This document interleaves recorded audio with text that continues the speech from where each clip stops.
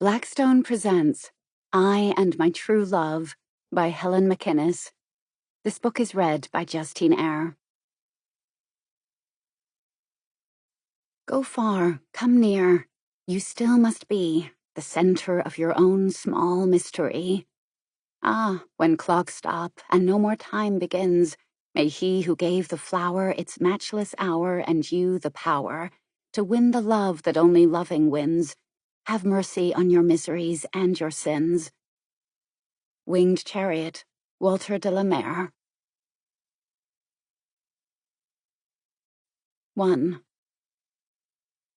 The sun, cold yellow, veiled by grey cloud, freed itself from the mist and reached down to the rain-washed platform.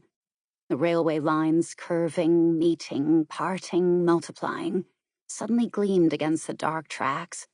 Sylvia Playdell shivered at the touch of the chill wind and turned away from the lonely platform with its neatly spaced little Doric columns supporting its shallow room, from the multitude of railway lines leading to everywhere, leading to nowhere. It's the spring, she thought, as she moved back into the crowded warmth of the station. It always depresses me now, or perhaps it is this waiting for a train that was late. That was always an anticlimax. You arrived at the station, congratulating yourself on your unexpected efficiency. You had accomplished everything on time, and neither the long, dreary luncheon for a good cause, nor Washington's jumbled afternoon traffic had delayed you. And then the train was late. 15 minutes to put in. 15 minutes to add to the lump sum of busy engagements that filled your hours and amounted to nothing. So why worry about another 15 wasted minutes? She walked slowly over to the bookstand, a massive island on the vast stretch of polished stone floor, making her way between the groups of people who waited with her. The strangers glanced at her, then glanced again, some covertly, some quite openly. She seemed unaware of their interest. The rows of magazines held her attention.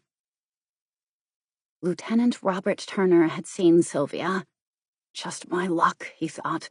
Here I am, stuck with Baker in front of an information board, waiting for a delayed train. No use trying to get rid of Baker either. Apart from the fact that Baker was a senior lieutenant, Baker's eyes were sharp, Baker's guesses were often shrewd, and Baker's amusement was generally hard to share. Robert Turner studied the information board once more. "There's a friend of yours, Turner," Baker said with sudden interest. Turner looked carefully in the wrong direction, anything to delay Baker from suggesting they go over and talk to Sylvia. "Over there, by the newsstand," Baker informed him helpfully. Turner turned and nodded. "I suppose she's waiting for this train, too," said Baker, the perpetually curious. "Seems like it." Turner became absorbed in the information board again. Today, as he knew very well, Sylvia's young cousin was arriving from California. Her name was Kate Gerald, and he was invited to meet her at dinner tonight. But none of this was any of Lieutenant Baker's damned business. "How did you ever get to meet Sylvia Playdell anyway?" Baker asked. "I knew one of her cousins, in Korea. The cousins of the men I knew in Korea always turn out to have double-lens glasses and nervous giggles." Baker shook his head over some memories. "Let's keep moving," he suggested suddenly. He began to walk along the row of gateways that led to the various platforms, and Turner fell into step with him. But Baker hadn't given up yet. "Yes," he remarked as he glanced over at Sylvia Playdell. "She's easy to look at, even at this distance, and I never seem to get anywhere closer." By the way he was edging towards the bookstand, he was obviously going to take care of that. "One of the Gerald sisters. Quite a bunch, weren't they? You couldn't open a magazine a few years ago without seeing their big, beautiful eyes gazing back at you. A few years? My God, it's almost 10. The summer before Pearl Harbor. But that was before your time, wasn't it?" Turner agreed coldly that it probably was. "I bet you weren't even in the 8th grade," Baker said with his usual tact. He looked at the junior officer's ribbons and shook his head with an amused grin. Suddenly, he halted his steps. "Why don't we go over and say hello to her?" he suggested, as if the idea had just struck him. Turner hesitated. Then, almost with relief and yet with a touch of harshness too, he said, "Someone has already done that." For a brief moment, he stared at the man. tall, walking with a slight limp, who had come up beside Sylvia. The man was speaking now, and Sylvia turned to him with wonder in her face. Turner looked sharply away. "We'd better see if the arrival platform is posted yet." "Suppose so." Baker gave one last curious glance over his shoulder. "Wonder who that fellow is. Haven't seen him around. One of those diplomatic types, I'd say. Strong competition, Bob." Turner's lips tightened. Baker's grin widened. Okay, he said soothingly. "But what keeps her so faithful to Playdell? I met him once. He must be about 50. Important, though, in his own quiet way. He's got money, too. I suppose most women would settle for that." Robert Turner glanced at his wristwatch. 7 minutes more, he announced. He kept his eyes away from Sylvia Playdell and the man who had spoken to her. "Sylvia?" From a world of odd little thoughts and random magazine titles, she heard his voice. She turned round slowly. "Sylvia," he said again. He stood there in front of her, the same look in his grey eyes, the same half-smile on his lips that she had seen there so often. He put out a hand to steady her arm, and the grip on her wrist was real. He drew her away from the crowded bookstand. But she still stared at him, her eyes wide with disbelief. "This was the only way I could see you," he said gently. "Jan!" "I'm sorry. I frightened you," she said. "Jan, where did you... when..." She couldn't finish. She bit her lip and shook her head. "I reached America 3 days ago," he said, speaking quickly now. "I've been trying to find a chance to meet you. Casually like this. Yes, I followed you here today."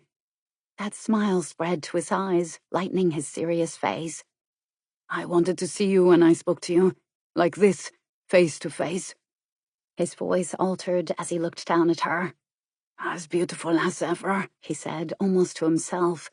This was how he remembered her, the pale, soft skin molded over the gently shaped bones, the smooth gold hair gleaming, the blue eyes and their long, dark lashes.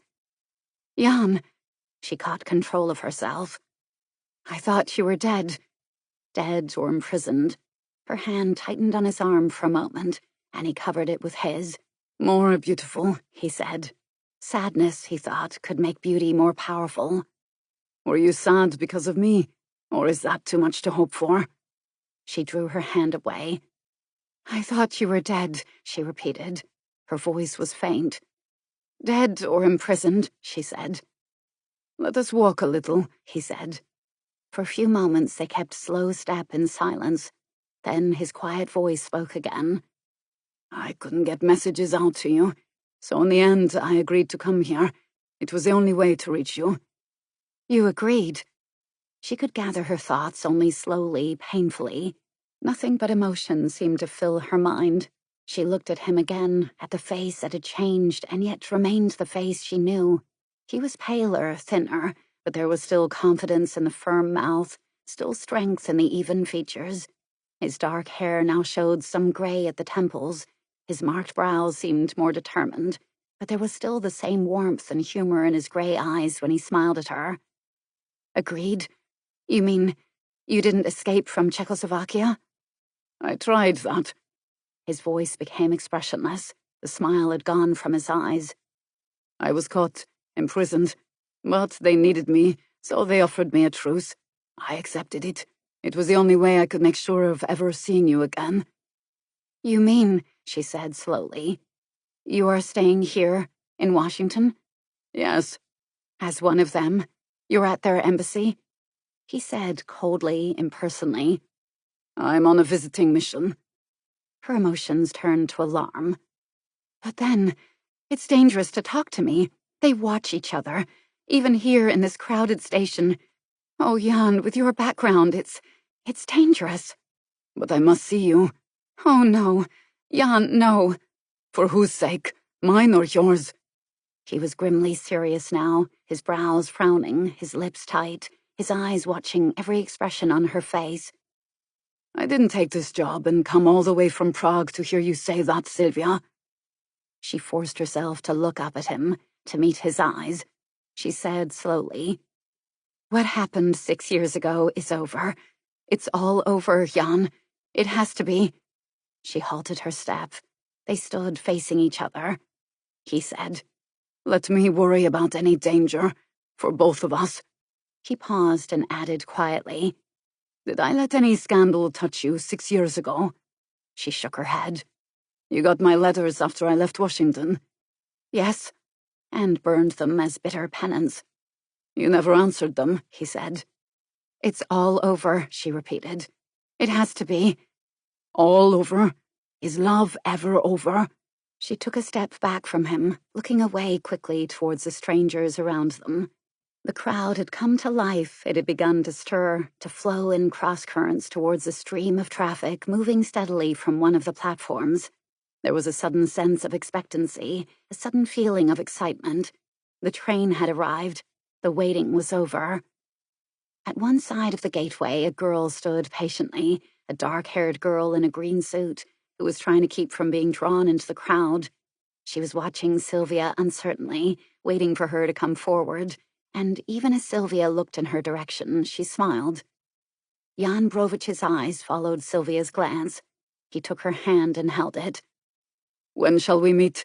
Tomorrow?" he asked quickly. She shook her head. "When?" he insisted. "Sylvia, look at me." But she couldn't. She drew her hand away, and she walked towards Kate Gerald. Brovich watched her go. Then he turned and moved slowly towards the station's side entrance. Yes, he was thinking. I had to see her like that. Suddenly, unexpectedly, cruelly. Now I know she hasn't forgotten me any more than I had forgotten her. His lips tightened, his eyes became guarded, as he caught sight of the grey man who was leading the way to the car parked outside. He followed. By the time he reached the car, he was under control. The man at the steering wheel said, "It would be a stupid blunder to fall in love with her again." Brovich was lighting a cigarette. "A stupid blunder," the man repeated. Then his attention was given over to the army car beside them. A corporal held its door open and gave him too little room to edge out of the parking space. He swore under his breath and eyed the two officers who were escorting a tired-looking civilian towards the waiting car. Brovich was watching them too. The young officer, a brisk lieutenant with a couple of ribbons on his tunic, glanced quickly at Brovich, returning his look blankly yet critically. Jan Brovich, staring back at the lieutenant for a brief minute, almost smiled. "You should have seen me 6 years ago," he was thinking. "Just when I was about your age and wore an Air Force uniform with ribbons across my chest. Then all I had to worry about, when I let myself get round to it, was whether a Nazi would shoot me down before I got him in my sights." How simple were the days of war. "Do you know him?" the man beside him asked sharply. Brovich shook his head. "All clear on this side," he said, watching the roadway. Then suddenly, "No, hold it." "Kate, Sylvia, how wonderful you look. And you recognized me after all these years. Haven't I changed?" Yes, it was the right answer, for Kate's face lightened. "But you wore green as you promised, and that suntan and smile could only come from California. I'm sorry I kept you waiting." "Oh, that didn't matter. Isn't it good to see you? You haven't changed at all." Sylvia's smile became real. Kate's enthusiasm was heartwarming. "And isn't it good to be here?" Kate went on. "Now, where's that redcap? Oh, there he is. Which way, Sylvia? Straight ahead?" "To the left. I've parked the car out there." They walked quickly, followed by the porter and Kate's suitcases. Her feet were moving lightly as if they wanted to dance over the station floor. She looked around her with her eyes sparkling. There was laughter in her voice. "Washington! Imagine I'm in Washington at last!" She's so young, Sylvia thought. She's 22, but she seems so young. "And what about California? How are Uncle George and Aunt Meg?" "Oh, fine, just fine. They sent their love, and I've got all kinds of messages to give you." Kate made a little face. "Mostly instructions about me, but you know what families are like." "Yes," Sylvia said, thinking of her own branch of the Gerald family, who wouldn't have raised an eyebrow if she had traveled to the moon. "Spring's nearly here. Isn't that perfect?" Kate said, as they left the station for the bleak, cold daylight of the March afternoon. Everything was perfect for Kate today. The damp streets, or the sharp wind, or the somber sky couldn't chill Kate's determined enthusiasm. Sylvia glanced at the girl's tanned face with its wide smile and white, even teeth. A pretty girl, healthy and vital, her dark hair shining and sleek, her chin rounded, her nose tip-tilted, her brown eyes laughing with the world. "Here we are," Sylvia said as they reached a gray Chrysler. She looked at the roadway in front of them, now a tangle of cars that were backing, turning, waiting, edging their way out of their parking spaces to form a slow-moving line. "We can take our time anyway. No point in—" She broke off, her eyes on one of the cars. "Gay, isn't it?" Kate remarked. "Quite like home, except—" And now she looked at the buildings, at the wide plaza stretching beyond a busy avenue towards distant domes and pillars. "Everything's so big and solid, and there's so much space." Then she noticed Sylvia's silence. She glanced quickly from Sylvia's tense face back to the blocked roadway again. She could see nothing but the line of nudging, slow-moving cars, easing their way one by one into the stream of traffic on Massachusetts Avenue. Sylvia Playdell watched the car now turning into Massachusetts Avenue with Jan Brovich sitting beside the driver. Then she bent her head to search for the key to her car. "This ridiculous bag. It holds nothing." She fumbled badly. "I've lost the key, I think." "Let me look," Kate said, and found it. "Now I'll see the luggage piled into the back, and we can get started." Sylvia nodded and slipped into the front seat. She gripped the steering wheel to try and control the sudden trembling of her hands. Kate joined her, giving her a worried glance, and then sat silently beside her. "I thought we'd go down to Pennsylvania Avenue, and then swing round the White House and get to Georgetown that way," Sylvia said. That second glimpse of Jan. "It's all over," she had told him, and believed it. "It is all over," she told herself now. "I could drive if you like." Sylvia shook her head. Traffic problems would keep her from thinking about herself. "I'll manage, and you do the talking, Kate," the girl said lightly. "That won't be hard." But she watched Sylvia carefully as the car was started and turned around. And then, as if reassured, she began to describe her long journey from the Pacific, halting every now and again to look at a building and ask a question. By the time they reached M Street, with its cheerful bustle and busy shops, she'd begun to talk about the job that had brought her to Washington. "I envy you," Sylvia said suddenly, grateful, too, that the drive to Georgetown had passed so easily after all. "What? Me?" Kate looked at her cousin in astonishment. Ever since she had met Sylvia, she'd been feeling gauche and awkward. "You're so full of confidence," Sylvia said. "Don't lose that, Kate." Kate's astonishment grew. I didn't know I had any," she admitted, and began worrying in case confidence prevented her from ever looking like Sylvia. Not that she'd ever be beautiful as Sylvia was, but she could be 30 and elegant and poised, and wear smart little black hats and suits, and a fur stole thrown round her shoulders with such proper carelessness. "What's that perfume you're wearing, Sylvia?" she asked with startling suddenness. "You smell so good." Sylvia laughed unexpectedly, but Kate could forgive her, for there was warmth and life in her face and voice at last. That's the way she should always look, Kate thought. "You can borrow some of that good smell tonight," Sylvia was saying, as they now climbed a narrow street, trees spaced along its brick sidewalks, variously colored houses mounting on either side. "We're having a small dinner party to welcome you to Washington." Then she swung the car into a street, still narrower, still shorter than those they'd traveled through in the last few minutes. "Here we are," Sylvia said. "Joppa Lane." She brought the car to rest before a 3-storied house of brick painted blackish-gray with white shutters and a white door. Kate looked at it, then at the row of houses stretching along the little street, elbowing each other for space. Sylvia was beginning to smile again. "You don't think much of it, do you?" "Well," Kate said slowly, searching for politeness, "it is all very interesting. Old, isn't it?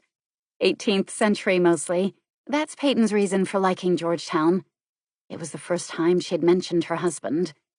Stuart Hollis says Joppa Lane is the most expensive fire trap in America, but he's just bought that narrow little house over there with the yellow door. You'll meet him at dinner tonight. Painters must thrive in this part of town, Kate said, looking at the variety of color schemes along the street. But she was wondering as she followed her cousin over the worn brick steps through the Georgian doorway into a soft-carpeted narrow hall, why Sylvia slipped into a way of talking which sounded amusing, only because it was spoken in an amused voice. It didn't fit Sylvia somehow, and Sylvia's smile at the moment was just as unreal too. I prefer the way she was at the station, Kate decided. Even the way she seemed upset, troubled, although I couldn't understand any of it. Waiting in the hall, listening to Sylvia's quiet voice giving directions about the luggage, watching the white-haired servant with his precise bow, looking through a glass-paneled doorway which led to a small walled garden at the back of the house, Kate suddenly had her first attack of homesickness. She thought of a rambling house built on a hillside, its wide windows giving light and air and a view of a valley in blossom, and behind the miles of orchards, there were the foothills of the Sierras stretching limitless and free. The vivid memory silenced her as Sylvia led her up the steep, narrow staircase. Peyton is particularly proud of the balustrade, Sylvia was saying, and one of his triumphs is this wallpaper, early 19th century. Mr. Jefferson had it sent over from France. She turned quickly to look down at Kate, and a glimmer of a smile came back to her lips. You'll delight Peyton if you ask him how he ever got it on these walls. I'll remember, Kate said. You must be tired. Why don't you rest before you unpack? Walter will give you a hand with that. He's awfully good about things like unpacking. Oh, no, Kate said in alarm. I'm not as tired as all that. She hesitated. Did Peyton choose Walter, too? Walter was here before I came. Kate calculated quickly. It's 10 years since you married Peyton, isn't it? Almost 10. There was a pause. Here's your room. It was square-shaped, dimly lit by 2 small windows. Surely Martha Washington slept here. Kate pointed to the ball-fringe-lined canopy over the rosewood 4-poster bed. It's all charming, she added quickly, but she wondered where she was going to put her suitcases. Peyton does collect beautiful things. She looked around at them. Sylvia nodded. What would you like, tea or a drink? I'd like some coffee if that wouldn't seem too rustic, Sylvia said. You're going to be very good for me, or very bad. She became serious again. I think I'll rest too. I had a grim luncheon to attend before I came to meet you. Creamed chicken and canned peas and speeches. She hesitated at the door. I'm afraid, at the station, I really wasn't feeling very well. Sorry if I worried you. I was only worried about all the trouble I'm giving you. I mean, waiting for that train and... Trouble? The blue eyes looked at Kate unhappily, then the lips smiled. No trouble at all. We're delighted to have you. I am going to look for a small place of my own, if you could put up with me for a few days. Much longer than that, I hope. She gave a last glance at the dressing table with its bowl of roses and violets. Do make yourself comfortable, darling. And she was gone. Kate looked round the perfect room. She memorized it quickly. She should pay it that compliment at least, for she could hear the perfect Walter coming up the perfect staircase with her perfectly ordinary suitcases. In 5 minutes, this period piece would be a crammed, jammed little place, with the delicately virgin mantelpiece helping out as extra storage space. She began to laugh, and then checked herself guiltily as Walter knocked on the door. Come in, she called nervously, giving the best imitation of Sylvia she could manage. 2. Peyton Maxwell Playdell called his wife at 4 o'clock, or rather he had Miss Black put in the call while he went on examining the latest report. Mrs. Playdell's on the wire now, Miss Black said in her precise way. She was a thin, hawk-nosed, sharp-eyed woman with gray hair severely shingled. She handed over the telephone to Playdell, smoothed away a wrinkle from her conservative skirt, and tactfully studied the sheaf of papers on her lap. Sitting so still, she became a part of the room's furnishings, as businesslike and serviceable and unobtrusive as a simple desk, The plain walls with faded maps, the shelves of heavy uniform books, the square uncurtained window with its half-drawn shade. "Sylvia," Playdell said. "an emergency meeting's been called for this afternoon." There was a slight pause, but Sylvia understood about such meetings. Emergency meant importance. "How late shall I hold dinner?" she asked at last. "Better not hold it. You never can tell when I'll get away. I'll have something to eat at the club."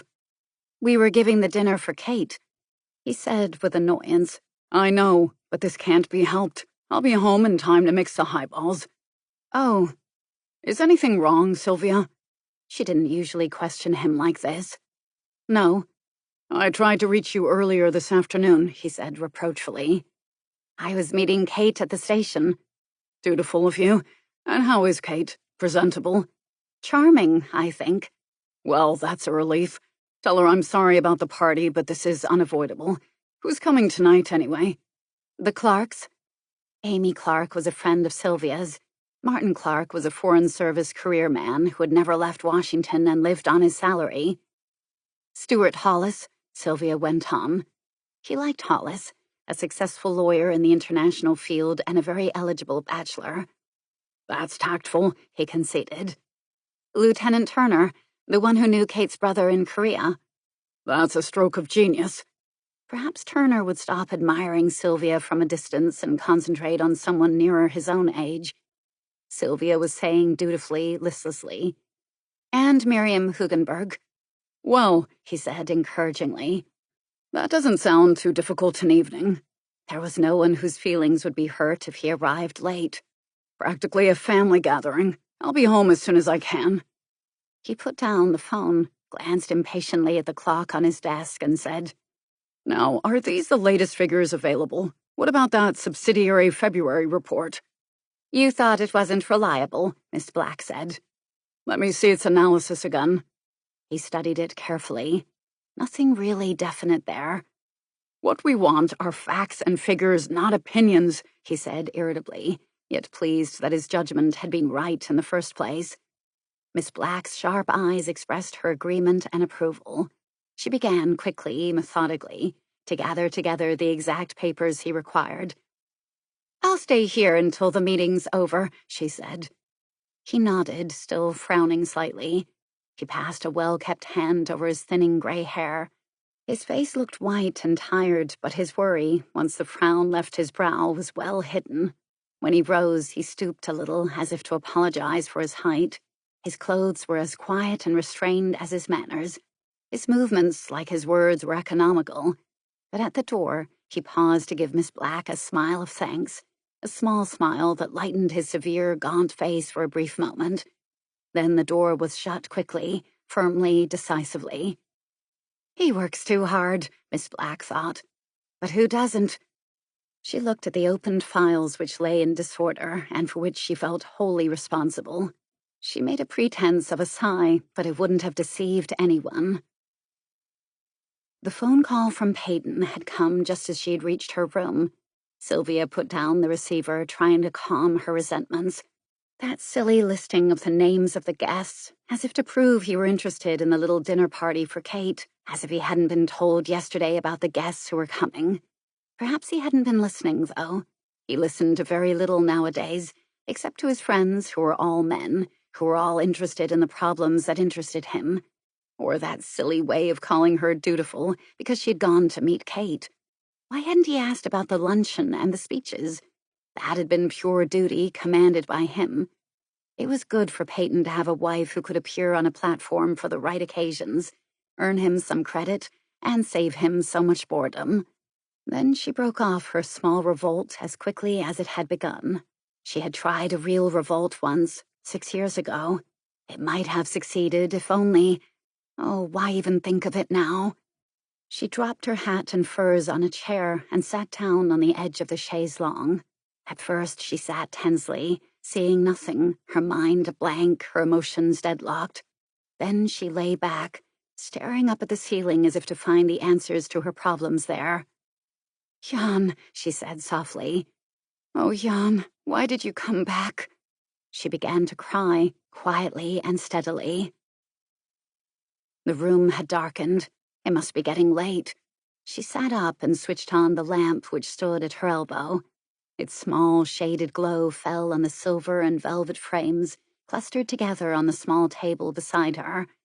Formal photographs, favorite snapshots enlarged, a little gallery of people who hedged her life and kept it in its own neat garden. There was her father, Thomas Gerald, sitting on the wide porch of White Craigs, looking proudly out over his Virginia meadows, as if his daughters hadn't ever caused him worry and heartbreak. And there was her mother, Millicent, who fluttered around doing good work for every cause except that of her own family. And here were Annabelle and Jennifer, her two older sisters, as they had been 10 years ago when she married Peyton.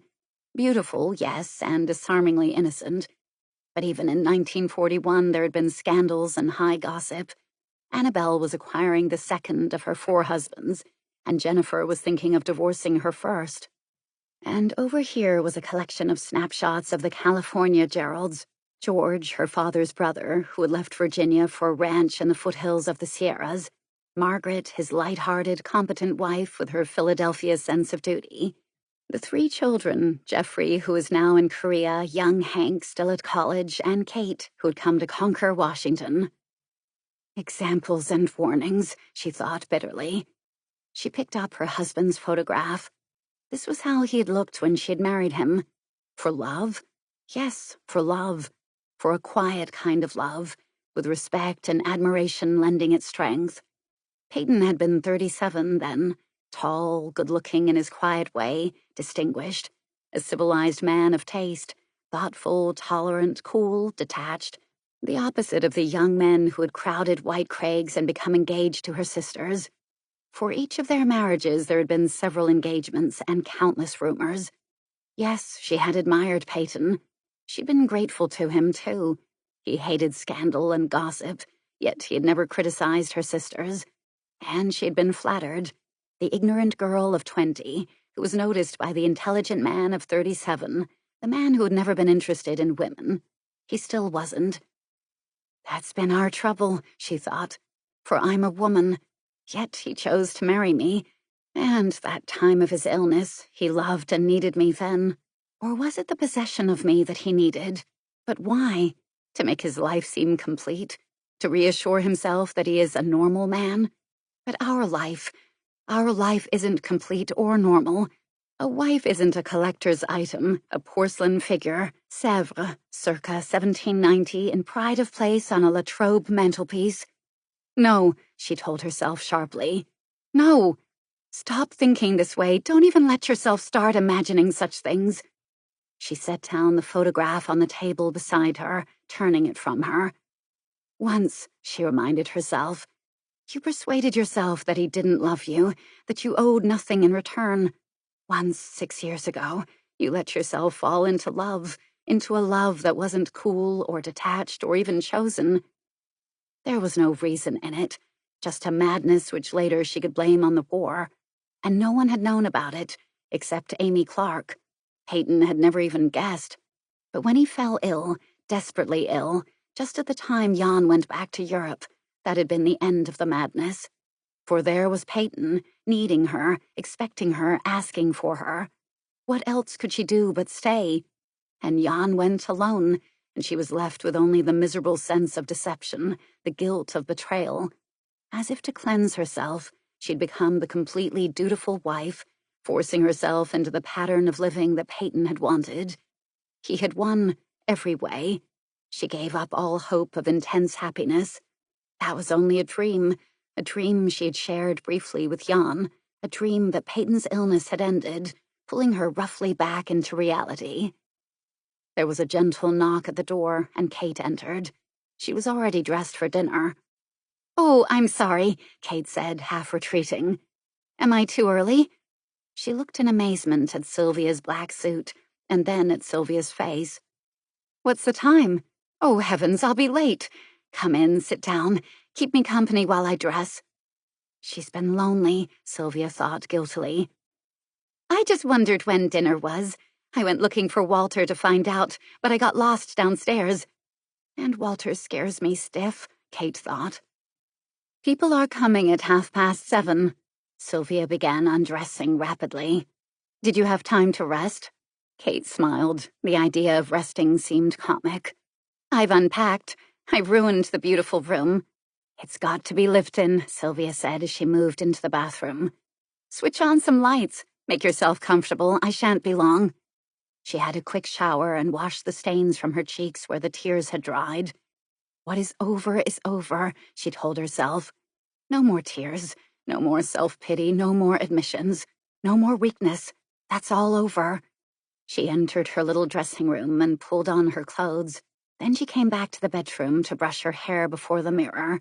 Kate was sitting on the edge of the bed watching her. "You dress very quickly," Kate said. "You learned that trick in Washington. Just look at my engagement pad beside the telephone if you don't believe me." "Do you really enjoy it, Sylvia?" "I've got accustomed to it, I suppose. Wouldn't you enjoy it?" "I don't know. It's all very different from being a student in Berkeley." Kate laughed.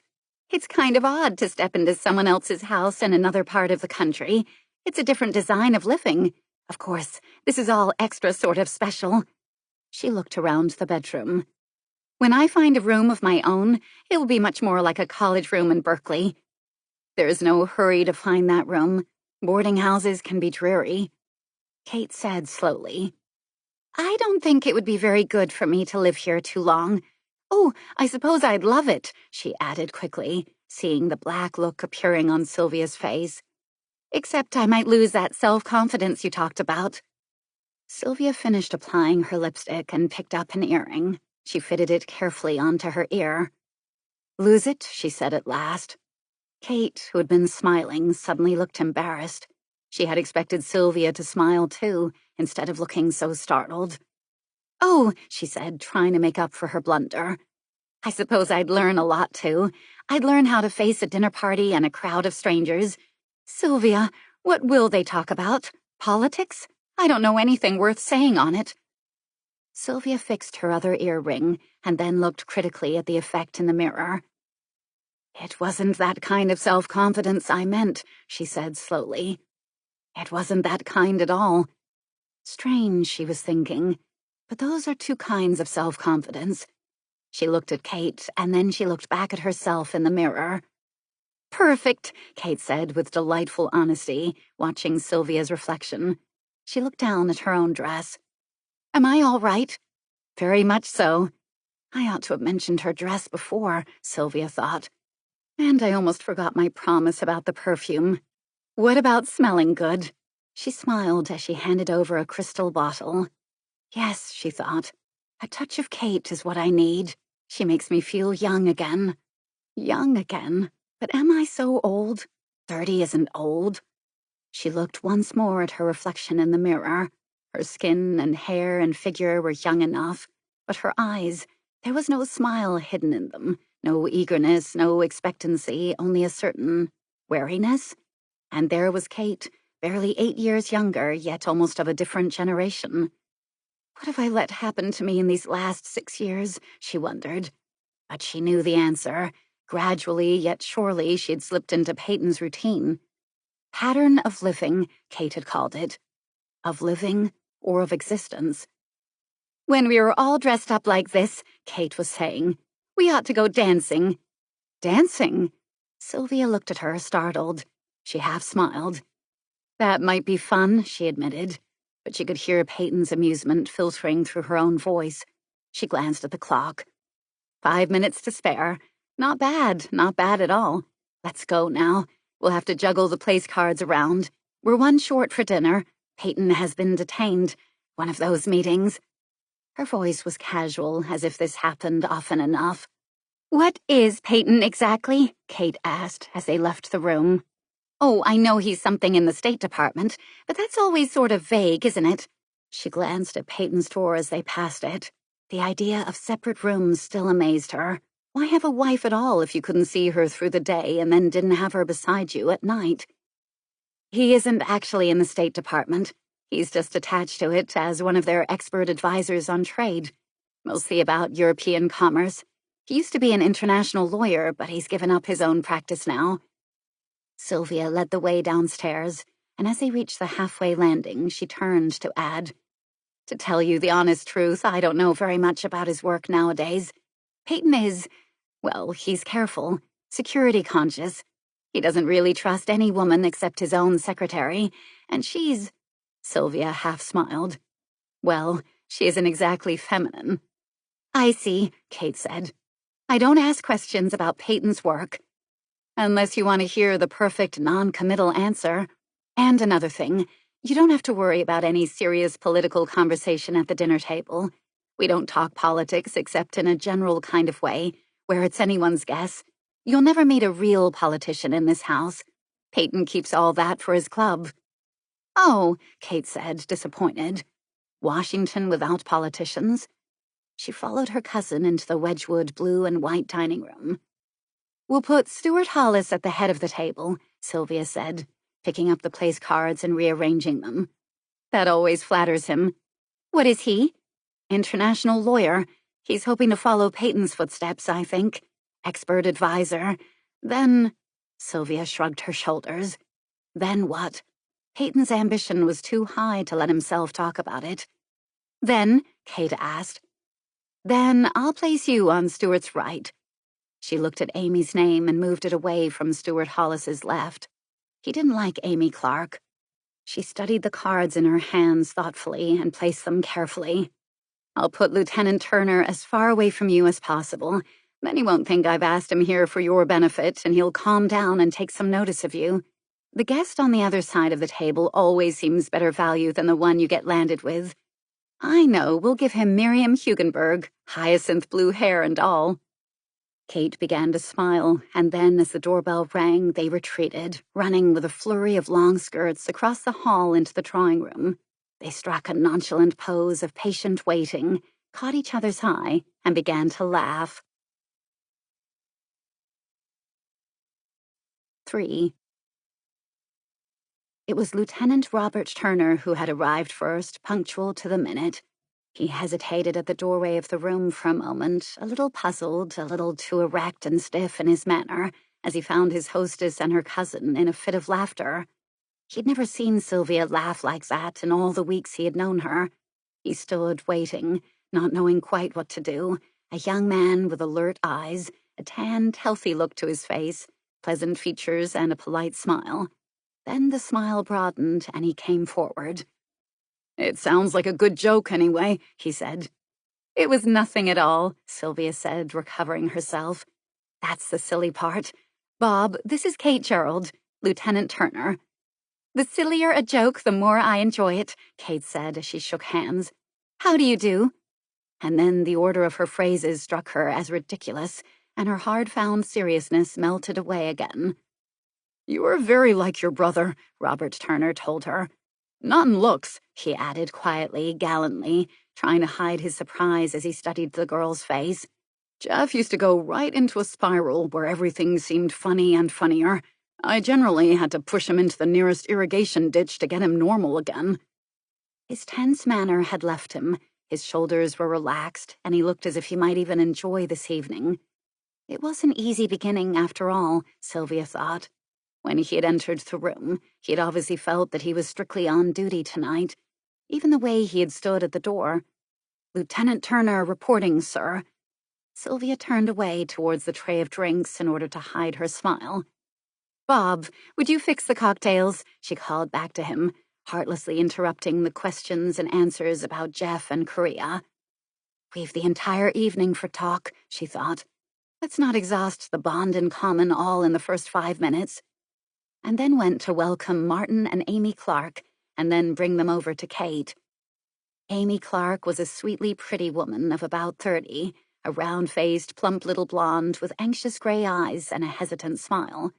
She wore a brocade jacket over her black dinner dress, partly to disguise what she had worn with so many variations for the last 4 years, partly to hide a waistline straining with her last month of pregnancy. Martin Clark was of middle height, broad-shouldered, square-faced, reddish-fair hair rapidly leaving a high forehead, blue-eyed, firm-mouthed. His smile was guarded, but his handshake was friendly enough, and then he went over to help Bob Turner with the drinks. Amy chose that moment to say, "Look, Sylvia, isn't it awful?" She lifted the brocaded jacket and then let it drop again. Sylvia caught a glimpse of an opened side seam, hastily stitched with black thread, that gaped and showed a good deal of Amy. "I only discovered I wouldn't get into it tonight, just as I was getting ready to come here," Amy said. "You should have seen me at 7 o'clock stitching frenziedly. So if I start coming apart, I'll give you a sign and you can take me upstairs and put me together again." She sighed, shaking her head. "That's the latest style, I'm told," Sylvia said. "In swimsuits. So you're only adapting a new fashion, Amy." "Or a very old one," Kate said, and wondered too late whether she had been included in this conversation. "You remember the picture of St. Anne? The one where the Virgin and she are comparing notes?" "What's this?" Martin Clark asked, bringing a glass of fruit juice for his wife. "Discussing Van Eyck School at this stage of the evening?" "Oh, Kate's the picture specialist in the Gerald family," Sylvia said. "She graduated in fine arts. Is that the right phrase, Kate, at Berkeley?" "Would you take it as a compliment if I said that was very hard to believe?" a strange voice asked. It belonged to a dark-haired man of medium height who had come quietly into the room. His face was broad, with a high aquiline nose and a jutting chin, and there seemed to be a perpetual touch of amusement hovering around his full red lips. His eyes were dark, observant. At this moment they were smiling too. "Not," Kate said. "If you mean that we don't study art in California." "Quick, she's quick," the stranger said approvingly. "I'm Stuart Hollis, by the way. I live just across the street, and this is one of the houses I can walk into unannounced. So I do, frequently. Sylvia doesn't even bother to say hello to me anymore." "Hello, Stuart," Sylvia said. "Hello, darling." He kissed her hand. "Hello, Amy. Clark." He turned back to Kate. "Hello, Kate." His smile became a very personal welcome. "And this is Lieutenant Turner," Sylvia said. "Ah, yes, the Army. I must salute the Army." It seemed to Kate that the Army didn't share his enthusiasm, nor did Martin Clark seem overcome by the charms of Mr. Hollis. It was natural somehow for Clark and Turner to drift away together as if by mutual consent, leaving Hollis to entertain the ladies. This he did by finding a comfortable chair, slightly removed, and then devoting himself entirely to Kate. Miriam Hugenberg, a very merry widow, arrived scarcely half an hour late in a flurry of excuses and explanations. Again, the only introductions necessary were to Kate and Bob Turner, and from across the room, Kate received a nod and a smile from the lieutenant, as if he felt the two strangers had better stick together.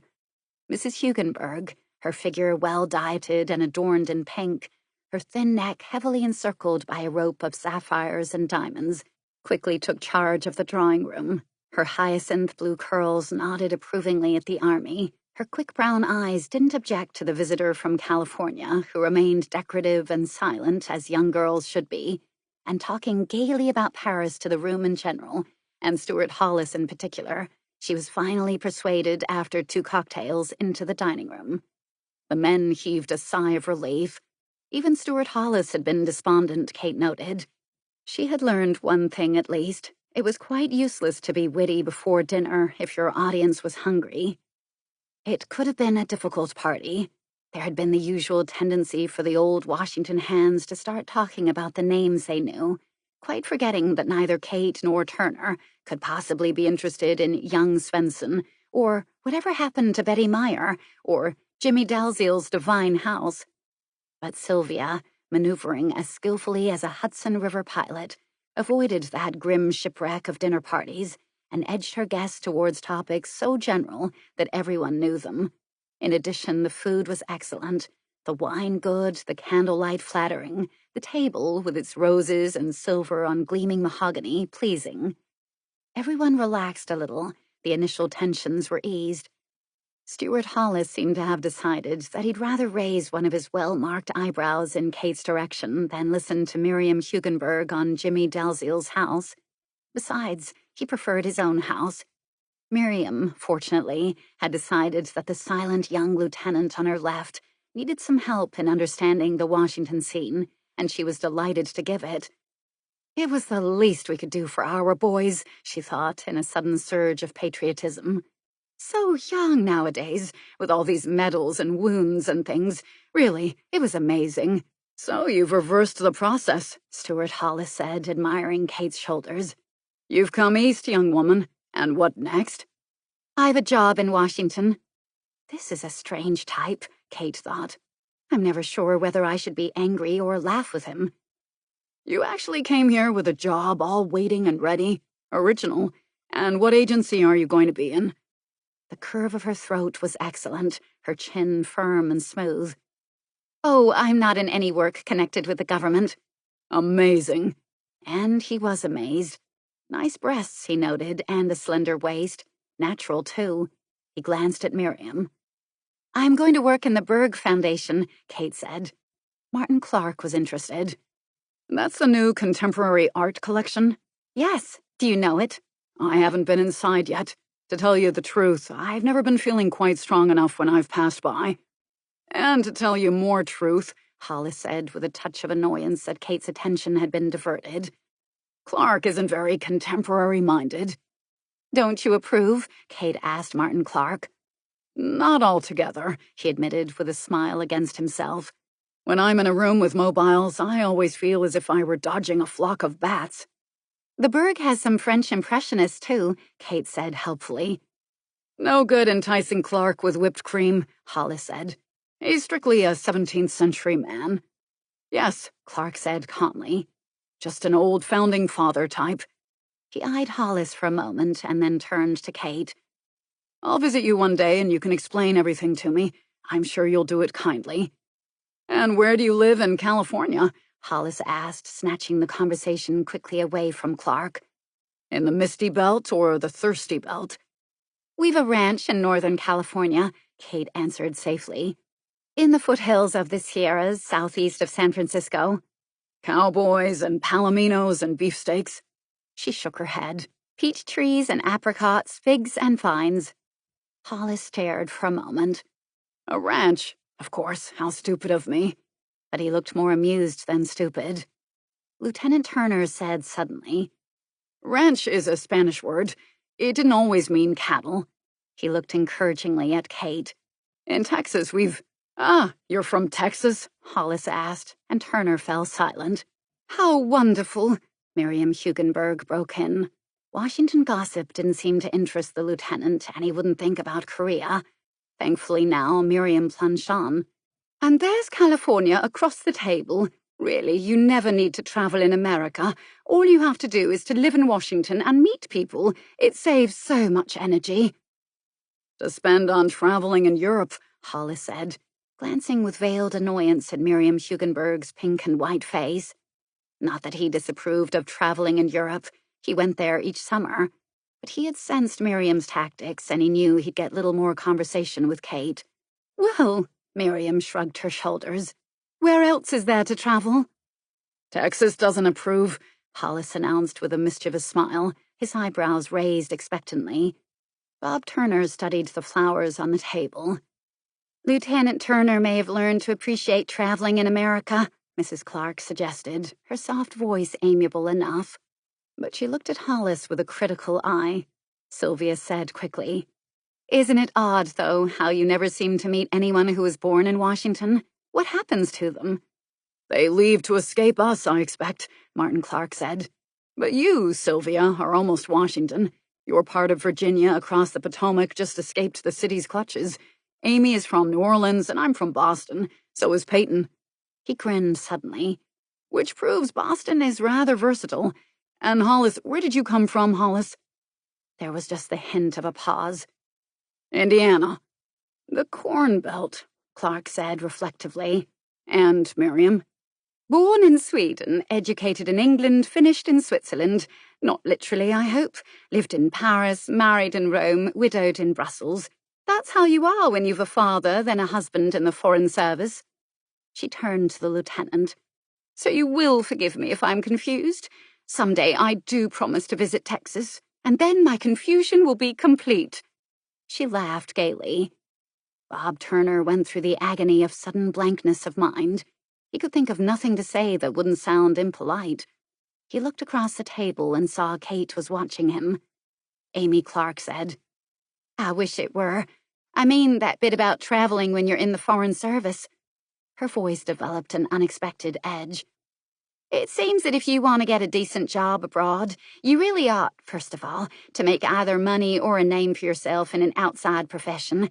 But if you take all the required examinations and training for the Foreign Service, why, you spend the first 10 years of your life filing papers in Washington.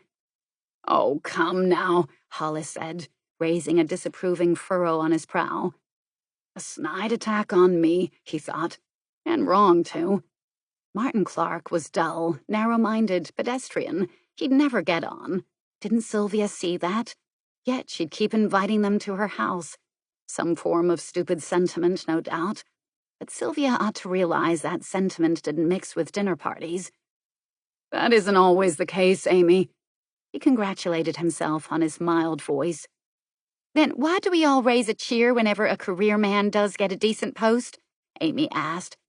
She looked anxiously across at her husband, who kept silent. Sylvia said, I'm on Amy's side, but there's one consolation in working here. Think of the places you could be sent to. Fever and insects and monsters. We've some peculiar monsters in Washington, too, Hollis said. Miriam Hugenberg sighed. The worst of it is that it's all so dull. Now, in Vienna, before the First World War, I was only a very small child, of course, she explained quickly. But I was taken there for a Christmas visit. It was absolutely wonderful. Balls, opera, ballet, music, and the clothes. My dears, Vienna really was a capital. They didn't let work interfere with their hangovers? Hollis asked. Fine fun if you can survive it. But it didn't survive, Clark pointed out quietly. There speaks the voice of New England, Hollis said gaily with a flourish of his hand. But who could have the money for all these things? Amy asked, calm now, able to ignore Hollis and laugh at riches. Or even the time to make enough money. Bob Turner stirred restlessly. He was thinking of another Christmas, one that Miriam Hugenberg had forgotten, although it was only 3 months away. He was thinking of the retreat from Chuncheon. People like that didn't make money, Kate said. They just had it. Well, provided they passed it around, Miriam Hugenberg said virtuously. What's against that? The trouble now is that everyone's too serious, too earnest. She smiled for the young lieutenant. He's a nice boy, she decided. Really most attentive in the way he looks at you. What we need are more parties given by Miriam, Hollis said. Exactly, she said, refusing to be routed. At least I'm not a hypocrite. I don't live richly and preach poverty like some of the gimlet-eyed liberals who crowd my parties. Ah. Stuart Hollis decided not to be offended. Miriam was definitely the type to treat with tolerant amusement. Do I preach, Miriam? How dull for you. But you bear it remarkably well. Why, Stuart, I wasn't talking about you, Miriam said with a velvet smile. Martin Clark repressed a grin, thinking that old Miriam had picked up a trick or two of diplomacy after all on her travels. Gimlet-eyed liberal, he must remember that phrase, Miriam was saying. And, of course, you're coming to my reception on the 23rd. How many people this time? Sylvia asked tactfully. Hundreds. I'm giving it for that UN delegation, so I've simply asked everyone. It will be a completely international affair. The Iron Curtain will simply dissolve away for 4 hours at least. But will they all come? Of course they will. Miriam's slight stare reminded the table that her name still carried weight. Besides, if they don't come, they'll be snubbing the UN rather pointedly. It wouldn't be the first time, Bob Turner thought bitterly. We'll all have a wonderful evening, Miriam went on enthusiastically. And stop worrying about that silly atomic bomb. I wish that was all we had to worry about, Martin Clark said quietly. Is it true that March 17th is the probable date? Amy asked, smiling. The young men round the embassies seem to be betting on it. I heard it was the 23rd, Miriam said. That's precisely why I chose that date for my party. Such nonsense. Hollis turned to Kate. I'm afraid you've come to Washington at rather a bad time. All kinds of hysteria. A spy beneath every bed, an atomic bomb at any hour. Hysteria? Bob Turner looked pointedly around at the circle of unperturbed faces. "And what does the Pentagon have to say?" Hollis asked, as if he had guessed that a counterattack was being mounted. His words were as bland as his smile, but there was a glint of mockery in his voice. Turner eyed him thoughtfully. The others, it seemed, hadn't noticed this neat little bit of sniping. Or, Turner wondered, am I imagining it? "That's not my line, sir," he said, and waited. "Doesn't the Army allow any opinions?" The words were still smooth, as simple as Hollis's pretense of innocent wonder, but the subtle sneer had deepened. "Facts are more reliable, I'd imagine." A heavy attempt at irony, Turner thought, but I can learn. It had some effect, though. Hollis stopped smiling. He even hesitated. And before he had decided which dart to throw, Miriam Hugenberg had leaned forward to say with a flutter of eyelashes, "But, Lieutenant Turnbull, what do you and your friends really feel? Are we all going to be atomized next week, or what?" Everyone looked at Turner politely. Whatever he said would be disbelieved by Hollis and twisted by Miriam for her own amusement. The Clarks and Sylvia were sympathetic, and yet out of touch somehow. Only Kate Gerald looked as if she wanted to hear him speak. He cleared his throat nervously, and as they still waited, he said, "For this summer, at least, we probably won't be attacked. Don't tell me, Korea set back the Soviet timetable." Hollis was laughing now. "Yes," he said genially. "I've heard that one." "But it could be true, couldn't it?" Kate was puzzled. "We have to justify Korea in some way," Hollis told her, cheerful and bland, sharing this secret with her by giving a warm smile. Bob Turner said nothing more. His lips closed tightly. He concentrated on selecting a cluster of grapes from a bowl of fruit that was now being passed round by the remarkably self-effacing Walter. What did Walter think of this way to spend an evening? Or didn't Walter ever let himself think? "If we'd been thrown out of Korea," Clark said sharply, "the picture would have been considerably altered. After all, that invasion of Tibet wasn't any mistake in direction. Its timing would have been good if we had folded up just then in Korea under the first Chinese attack." "Tibet," Miriam Hugenberg said. "Who wants Tibet, anyway? You can give it back to the llamas as far as I'm concerned." "I wish we could," Clark said morosely.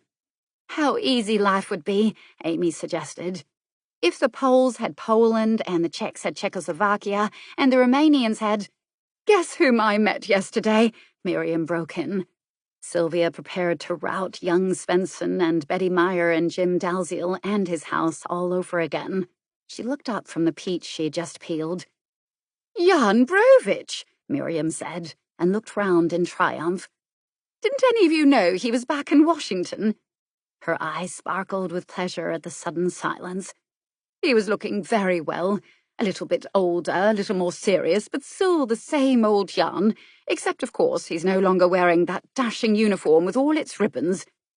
Stuart Hollis said, "But surely he would have let me know he was here." He began carving up the peach on his dessert plate. "Are you certain it was Brovich?"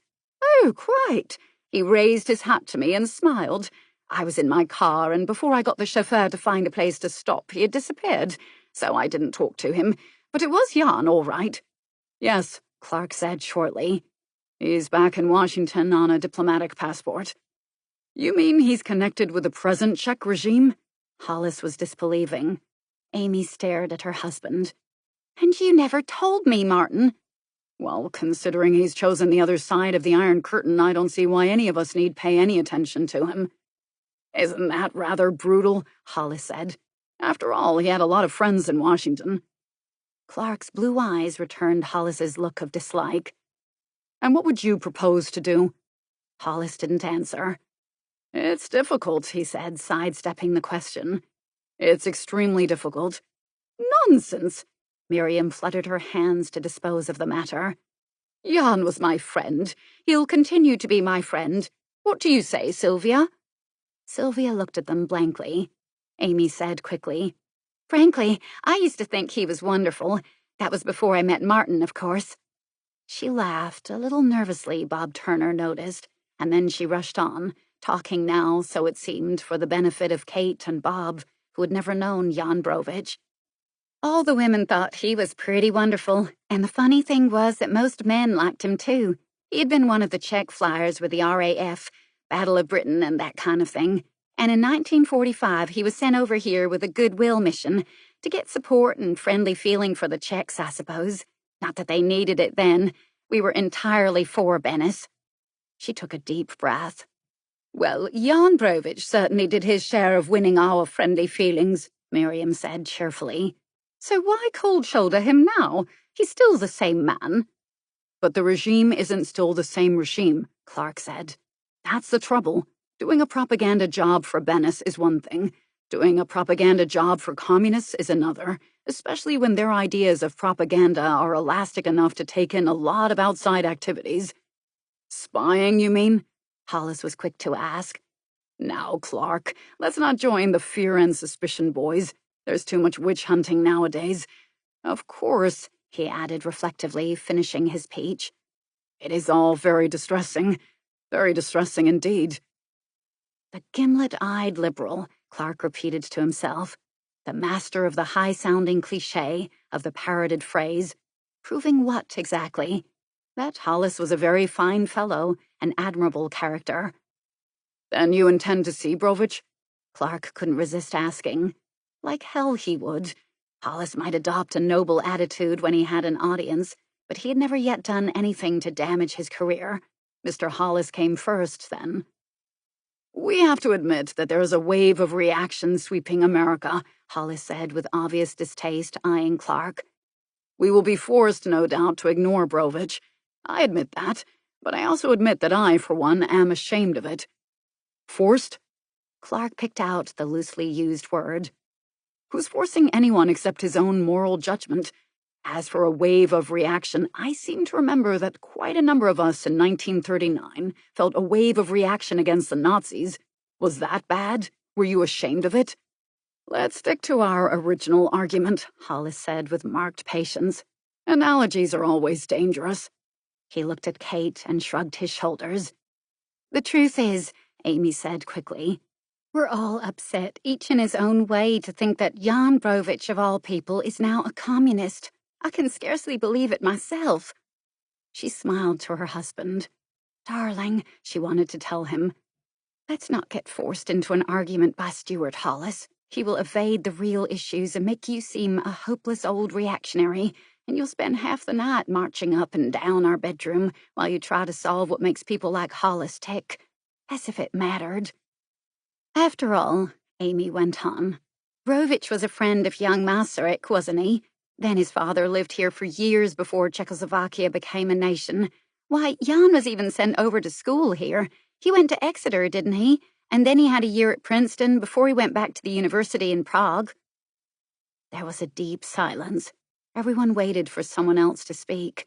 Kate looked at Sylvia, expecting her to take control of the conversation. But Sylvia was sitting quite still, scarcely listening. She'd pushed aside her dessert plate, the peach lying in golden quarters. Then she said slowly, I'm afraid we're boring Kate and Lieutenant Turner. She looked around the table as if she were ready to rise, but Hollis had helped himself to some grapes and was peeling them with cautious skill. Not at all, Kate said helpfully. What did this Jan Brovich look like to be so attractive to everyone? Or was he very ugly? Sometimes ugly men are very attractive. Miriam laughed. My dear, she said. He was tall and dark, about 25, I think, at that time. Grey eyes? Yes, grey eyes, even features, but strong, you know.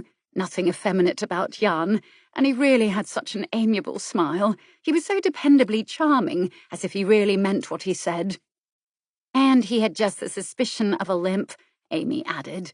He'd been badly wounded in the leg. That made him most romantic. Kate was looking at Sylvia again, at the station. Yes, said Clark. Heroes who get their jaws shot off never seem so romantic somehow. Bob Turner had been covertly watching Sylvia for most of the evening, but now he looked sharply at her as he remembered the station and the tall man, dark-haired, who had limped as he walked toward Sylvia. But why hadn't she said she had seen him? Miriam had given her the cue. Except, of course, She might have decided that Brovich had better be ignored and couldn't quite admit it. He sounds like a man who has put himself in a difficult situation. Why did he come back here anyway? Turner said quickly, trying to draw the other's attention in his direction, to turn the conversation eventually away from Brovich. I suppose the Czech government has its own reasons. Why else would he be allowed to come? Clark asked moodily. I'll give him the benefit of the doubt, Hollis said, and chose a grape with maddening deliberation. Then he looked back at Sylvia again. She hasn't said one word about Brovich, he thought, and yet she'd known him as much as Miriam or Amy Clark. How very interesting. I don't see what harm he could do anyway, Miriam said with a shrug of her thin shoulders. Perhaps his arrival is a sign that the Czechs really want to be friends again. It's a gesture of goodwill, that's what it is. Clark smothered a weary sigh. Bob Turner restrained himself. Hollis was looking up at the ceiling. Brovich, he remembered, had been a constant visitor to this house at first, and then, yes, there had been a sudden break in his visits. A few months later, he had left Washington, and Playdell had never mentioned his name since, nor Sylvia. How stupid of me, Hollis said. I never thought of that. It's an interesting possibility. He finished the last grape. Sylvia rose abruptly.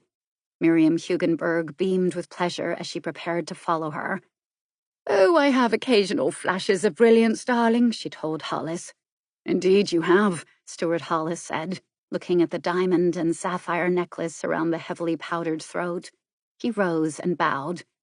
Well, he said to the other two men as they sat down again, I suppose we ought to talk about something we can agree on.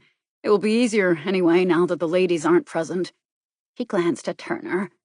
Surely there is something we could agree on, he added humorously. What about brandy and cigars? Clark asked, and won a small laugh all around. Tell me, Hollis said to Turner, his voice pleasant, his eyes serious. Did I hear Sylvia mention you were an engineer before you entered the army? Where were you? MIT?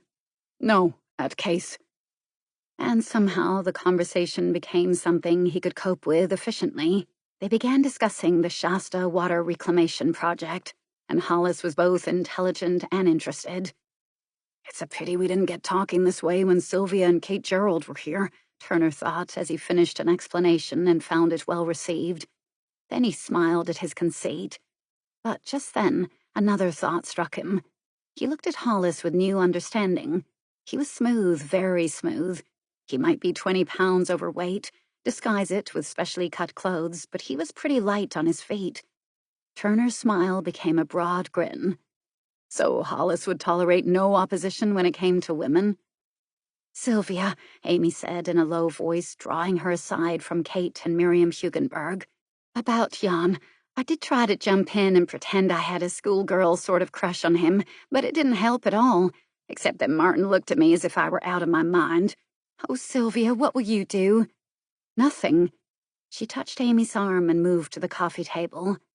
Amy's anxious face didn't look reassured. In a way, she was hurt, too.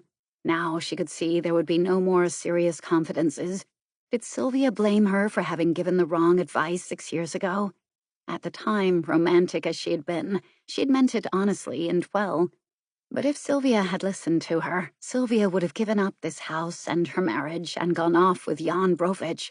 And what would Sylvia have had today, with Czechoslovakia as it was now?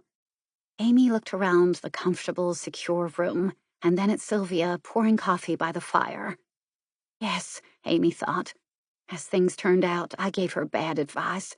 Yet Sylvia would never know how painfully honest I was with her. I was in love with Jan Brovich, too. I would have gone away with him if he had asked me. She went over to sit beside Kate, listening wide-eyed to Miriam Hugenberg's description of pre-war Budapest. She nibbled the thin chocolate mints, lying temptingly in a silver shell on the rosewood table at her elbow. She wished moodily that if she were seized with such violent likings nowadays, it might be for fruit or milk, rather than this impossible craze for candy. The twins will produce teeth full of cavities, she thought mournfully. Twins. She tried not to imagine their 3-room apartment. Poor Martin. Perhaps he'd better join a club after all. I think you must come to my party, Miriam Hugenberg was saying to Kate. "Sylvia, you will bring her, won't you?" Sylvia said she would be delighted. "And do bring that friend of your brother's," Miriam told Kate, following her first rule for any party she gave. Never invite a woman by herself. Balance her with a male, with two if possible. "He's a very silent young man. It's hard to believe he's from Texas, isn't it? But I suppose that's why he has done so well in the army. He enlisted as a private, did you know? Now, if Stuart Hollis ever enlisted as a private, he'd probably spend his war service in the guardhouse, or whatever they call it, for lashing his superior officer with his tongue." She laughed merrily. "Of course," Amy said rather bitterly. "That would save him from being shot over, wouldn't it?" "Now that's unfair," Kate thought. "I've shocked Kate," Amy remarked with a smile. "Here, darling, take this dish of mince away, will you? As far away as possible. Thank you." "Sometimes I wish I could be brave enough to drop Stuart Hollis from my list," Miriam said frankly. "Except, of course, I'd rather have him as my friend than as my enemy. But now I'm being naughty. Sylvia likes him, don't you, Sylvia?" "Peyton thinks quite a lot of him," Sylvia said. "Does he, my dear?" 4. By the time the dinner party had assembled again in the drawing room, it was almost 10:30, and Peyton Playdell had arrived. With him, he brought two young men who entered the room casually, apologized briefly for their intrusion, and were obviously quite at home in Playdell's house. It was difficult to distinguish them at first. They were about the same age, 30 or thereabouts. They both were thin, smooth-faced, with crew-cut hair. They wore dark flannel suits, narrow-shouldered, tight-legged. Their expensive brown shoes were well-polished. Their ankles were neat in tightly gartered black socks. They had the same way of talking, quiet voices, half-drawled, flatly even. Their one touch of bravado was in their finely checked waistcoats. Of course, they wore narrow bow ties. The only real difference seemed to be in their coloring. Whiteshaw was appropriately fair. Minlow was dark. They were such decorous and yet such wildly improbable young men that Kate was fascinated by them for almost 3 minutes. Why had Peyton brought them along here tonight? Were they friends of his? Or was this Peyton's idea of providing some entertainment for his visiting cousin? If Peyton had imagined he was producing some eligible young men... Kate checked her thoughts and felt suddenly embarrassed. Her embarrassment changed to amusement, however, once Peyton Playdell had talked to her. He spoke briefly, with charming good manners, but with an interest, if it did exist at all, kept under admirable control. It became obvious that he must have met Whiteshaw and Minlow at the club, where he'd been having a late supper after a lengthy meeting, and then he'd brought them along here as a matter of course. It became equally obvious that they were all very good friends. But why should I still feel puzzled? Kate wondered. Certainly, Peyton was definitely master of ceremonies in his own calm but extremely effective way. He relaxed in a wing chair dominating the hearth, and now it was very much his own particular corner. Kate was alarmed to think that only half an hour ago she had taken the liberty of sitting in that chair with her feet curled under her. His eyes watched each of his guests in proper turn, and his quiet additions to the conversation on the subject of recent Mayan discoveries in Yucatan were both well-informed and amusing. He neither monopolized the conversation nor let it flag. Kate's impression of him changed. Her initial disappointment turned to admiration. Of course, Peyton had only greeted her so briefly, because he had so many other guests to entertain. She looked over at Sylvia to smile her congratulations on having a husband who could make Stuart Hollis a friend, win Miriam Hugenberg's obvious respect, arouse the attention of Mr. Whiteshaw and Mr. Minlow, and even inspire Bob Turner to speak. But Sylvia was watching her husband as if she were studying him, as if she were the stranger from California. And I'm feeling as proud of Peyton's unobtrusive performance, Kate thought, as if I were the wife. She let a flush come to her cheeks for the stupidity of her words. And why did I call it performance, she wondered. I suppose I'm so tired with the journey and all the excitement and the food and the wine and the talk that my mind just isn't functioning. She let her spine relax in the pale gray velvet armchair, which held her so comfortably, looked at the Latrobe mantelpiece against the white-paneled wall, listened to the voices drifting across the warmth of the room. Bob Turner was talking. He hadn't let himself be silenced by Stuart Hollis once, since the men had returned to the drawing room. "It's possible," he was saying, "that a sizable exploring party did cross the Pacific and reach Central America. Judging by the skills and facial structures they left, the Mayan—" And at that moment, Kate yawned. It was only a small yawn, suppressed by a quick, horrified hand, but it was definitely a yawn. Bob Turner stopped short. He would, of course. Stuart Hollis was amused, and Hollis said, "The ladies, God bless them, are always our severest critics." Kate tried to smile an apology, and another yawn seized that chance to make its appearance. "It's just that I've spent the last 3 nights on a train," she explained. 3 nights? Miriam Hugenberg asked. "Darling, I quite forgot," Sylvia said. "This room's rather warm," Peyton remarked. "We'd better open more windows, don't you think?" 3 nights? Miriam Hugenberg repeated. "Well, it's all of 3,000 miles, Bob Turner said. He added, so that she could really grasp the length of the journey. "As if you traveled from Paris to Constantinople and then back again." Miriam looked on him blankly. "Why on earth didn't you fly?" Stuart Hollis asked. "Oh," said Kate, and looked uncertainly around. "Let anyone smile who wants to," she thought. "It was my first trip east, so I got instructions from Father to take a train and look at the differences in trees and mountains and towns and people." "My dear, you must be exhausted," Miriam said. "We really have to go." Amy Clark rose to her feet. She'd been searching for an excuse ever since Peyton Playdell had arrived on the scene. It was odd how over-polite you felt you had to be when you had a guilty conscience. Now, as she shook hands with Peyton, she wondered how he would look if he knew she had once advised his wife to run away with another man.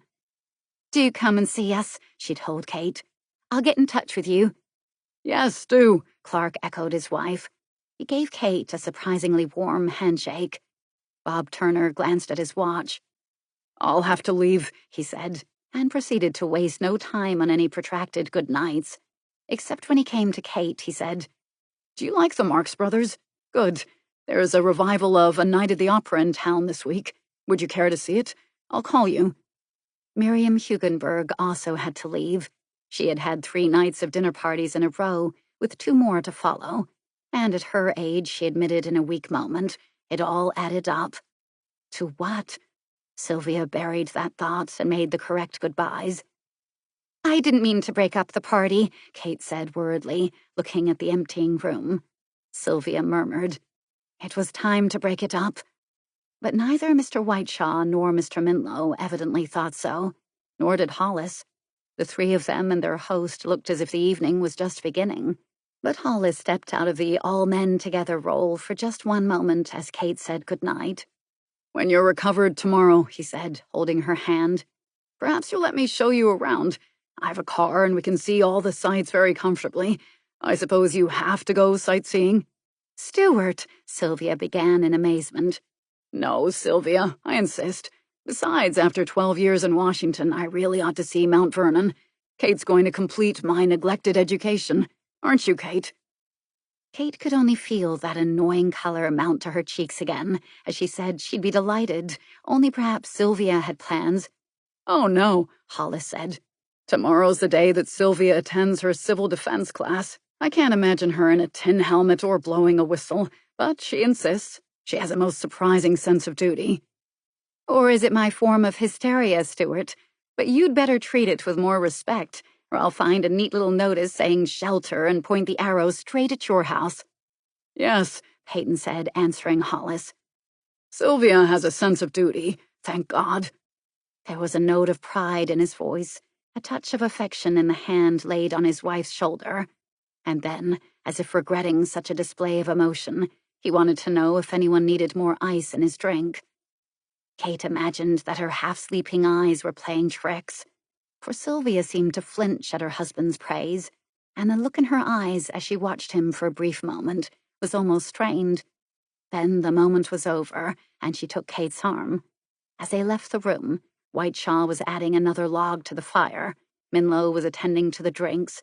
Hollis was pulling a chair to form a half-circle with the others around the hearth. Peyton was already seated, his long legs stretched comfortably towards the kindling flames. They climbed the narrow staircase slowly. "Who are the young men?" Kate asked suddenly. "Just friends of Peyton's. Whiteshaw is a career man in the State Department, like Martin Clark. He has a charming wife." "Doesn't she get lonely?" Kate asked. "All these evenings out at clubs and things?" "She has 2 children to keep her busy. They look like cherubs with blonde curls, and they behave like little devils." "What about Minlo?" Sylvia smiled. "Did they make such an impression?" she asked in surprise. "No. Or perhaps they had made an impression by impressing her so little." "No and yes," she added, smiling too. "Minlo used to work with Peyton, but he resigned last year as a protest. Oh, not against Peyton. He just didn't approve of investigations about government servants and their loyalty. I think he took it all as an insult." "And Peyton?" Peyton tonight had made a biting reference to inquisitors and their high-handed methods. "He thought Minlo was hasty, but he does respect Minlo's beliefs, and he didn't like the way some people criticized him. So Peyton goes on seeing him as if nothing had happened. It must have been hard on Minlo. Who would have guessed that a blank look could disguise so much determination? How surprising people could be. Oh, he gets a good deal of praise, too. That's all very well, but Minlo has to eat." They had reached the landing now. Kate leaned against the wall beside her bedroom door. The cool air on the staircase had revived her. She didn't feel like going to bed after all. "He doesn't starve. He has a little money of his own and no wife. And he's been doing some freelancing, too. He always wanted to write. I'd think he'd be a sensation in any press room. I never saw a reporter dressed like that. Or are they his off-duty clothes?" Sylvia opened the door of Kate's room. "Darling," she thought, "I'm very fond of you, but tonight has been grim. Will it never end?" "I've forgotten something I meant to tell you." She frowned, but she couldn't remember. She hadn't remembered very much tonight, she thought, except the talk about Jan. She would have to learn to guard herself better.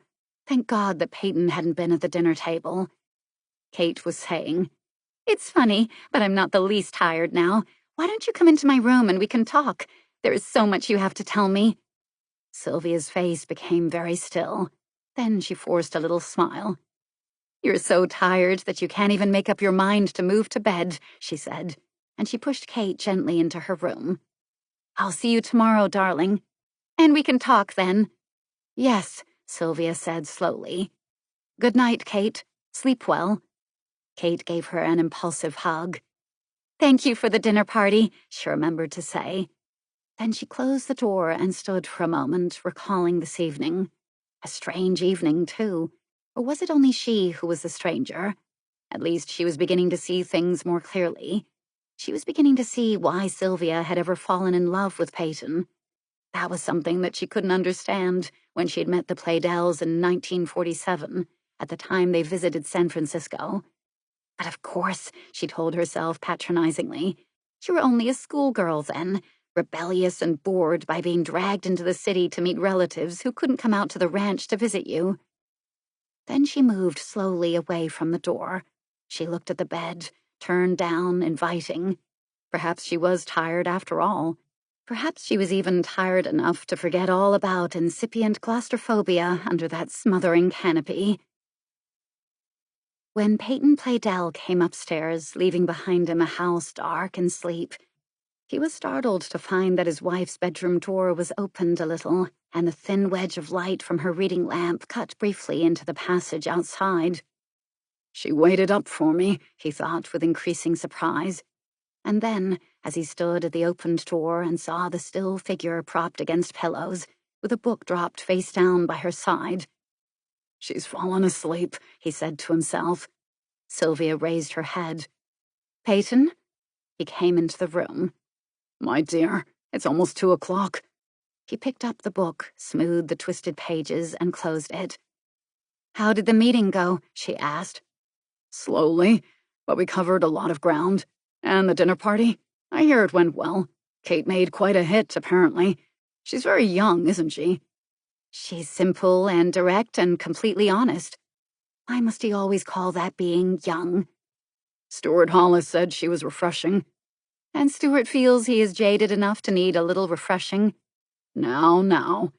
Peyton laid the book on a side table. It's late, Sylvia. I think you need some sleep. You looked a little tired tonight. It's the spring coming. It always makes me feel tired and old. Peyton looked at her affectionately. You'll never be that, he said. Now, what about some sleep? We've a heavy day tomorrow. But I wanted to talk to you. Couldn't it wait? He glanced at the clock, and then, as she didn't answer, he sat down on the edge of the bed. What's wrong, Sylvia? His face, tired and pale as it was, looked sympathetic. The deep worry lines on the broad brow were etched more deeply by the shadowed light of the bed lamp. But the clever, observant eyes had softened, and he watched her with an encouraging small smile deepening round the firmly cut mouth. She became nervous. Her words didn't come as she had planned them. She heard herself saying quickly, "Peyton, why don't you get some leave? Why don't we go away for a month? Drop everything here. Just go away and rest and get some health and stop being overworked, and we'd both feel better." He still smiled, but now his eyes showed surprise. Take some leave now? That's out of the question, Sylvia. But you are due a lot of sick leave, she insisted. You haven't been ill for years and years, and you've got all that sick leave allowance mounting up. And I'm to pretend I'm sick now so that I can claim it? Why, no. She looked at him in surprise. You don't have to pretend anything. I just thought you've been too much on the job. Surely they don't want to work you to the point of a breakdown. Like the one I had in 1945? He asked, no expression at all now on his face as he guessed her thoughts. You were overworked, she insisted. And I need a vacation, too. We've had a very hard winter, Peyton. But I'm feeling all right, he said. You can stop worrying about me. I take good care of myself. He smiled again, and now there was no encouragement. Besides, even if you were ill, I couldn't leave my work at the moment. Not possibly. It was as much as he ever told her about his job. From the firmness of his voice, she could only guess that his work was at some important, perhaps even critical stage. Her fingers creased the white silk blanket cover. Peyton, she said, I need a vacation. I want to go away. Go away? His voice was sharp. Yes, she said, her nervousness increasing. Just for a few weeks. Go away alone? Where? She couldn't think of any place. Then, suddenly, to Santa Rosita. To California? Isn't that rather far away? What is its sudden appeal? It just seems different. I need a change. Wouldn't it be better to visit White Craigs for a week and see your family? I'd get no rest there, she said. And White Craigs was too near Washington. She avoided his searching eyes. You know what I think? I think you're just depressed with this cold late spring. Why don't you see Formby next week and have a checkup? And then you can follow his advice and feel better. I don't want to seem heartless, Sylvia, but you don't look ill. Tired with a succession of busy days, perhaps, but not ill. And to be quite frank, we've a number of important engagements ahead of us. I sometimes think you imagine they are only social. Far from it. They're very important in their own way. He watched her, hesitating. Of course, if she were really ill. You used to like entertaining my friends. She said nothing. If Amy Clark were less tactless and more inclined to entertain correctly, her husband would be a more successful man. Sylvia said sharply. They haven't the money, Peyton. And why blame Amy? Peyton always ignored Martin Clark anyway, as if he were of no importance. Besides, entertaining doesn't matter so much nowadays. Perhaps not so much, but still enough. My dear girl, don't you think I appreciate all you do? He took her hand, holding it gently. This house would go to pieces if you weren't here. Walter ran it for years before I came on the scene. He's getting old. He's getting lazy. Or perhaps he considered himself a permanent fixture. He's dependable, and that's what I need, Peyton said, as much on the defensive as he would ever allow himself to be. He rose, adding, I'll remember to make an appointment for you with Dr. Formby. He hesitated for a moment. Any other news for me? He asked suddenly. She evaded his eyes. Nothing much. The luncheon was dull. I saw Mother there, by the way. Only for a moment, though. She had another meeting at 3 o'clock. She wants us all to go to White Craig's on Sunday. Sunday? He shook his head. That's impossible for me. It always was, she thought unhappily. Peyton said, But why don't you take Kate along? Say I'm sorry that I'm nursing a heavy cold. I've used that excuse before, she reminded him. Really, Peyton, for a man who is as healthy as you are, you do think of the strangest excuses. She was half laughing, but he wasn't amused. Sunday's quite impossible, he said stiffly. He bent over and kissed her cheek. It's 2 o'clock, and not a time to argue. Good night, dear. He paused at the door to say, I hear Jan Brovich is back in Washington. Yes, she said. We were discussing that at dinner. There was a silence. Sylvia said, What are you going to do, Peyton? He looked startled for a moment. About Brovich? Why, nothing at all. Is there any need to do anything? She said, wondering why she hadn't the sense to drop all further mention of Jan, except that to be too silent about him might seem odd. You used to see him a lot. Things have changed since then. He didn't leave, but stood watching her, as if he expected her to say something more. That's the first time I've ever heard you agree with Martin Clark, she said, trying to make her voice light. Stuart Hollis will be shocked. Good night, Sylvia, he said abruptly, and left. At least, she thought, Peyton will show no interest in Jan Brovich. We shan't see him. And after a week or two, Jan will stop trying to see me. It has to be that way. It has to be for Jan's own safety. What madness it had been to speak to her today. But then Jan had always taken chances. No, it's all over, she told herself angrily. All over. But why do you persuade yourself so much? She didn't answer that. She forced herself to think of Peyton's gentleness and trust. She became calm and practical again. She began to pull the pillows into place for sleeping, wondering a little that Peyton's political tolerance for once had found a limit.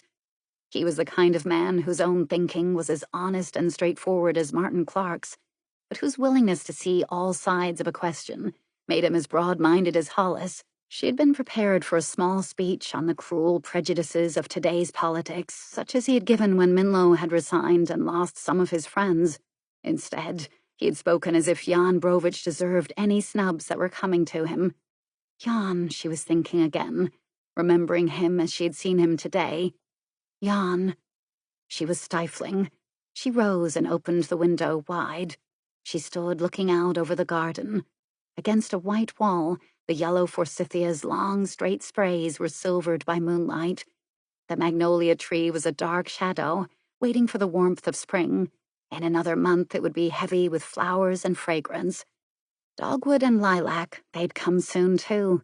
The garden was wakening from its cold sleep. Even the grass this week had grown to life, fresh and green again.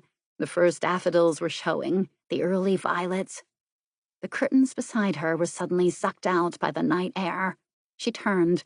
Peyton, his dressing gown wrapped tightly around him, stood at the opened door. Sylvia, you'll catch cold. Get to bed, he said, almost harshly.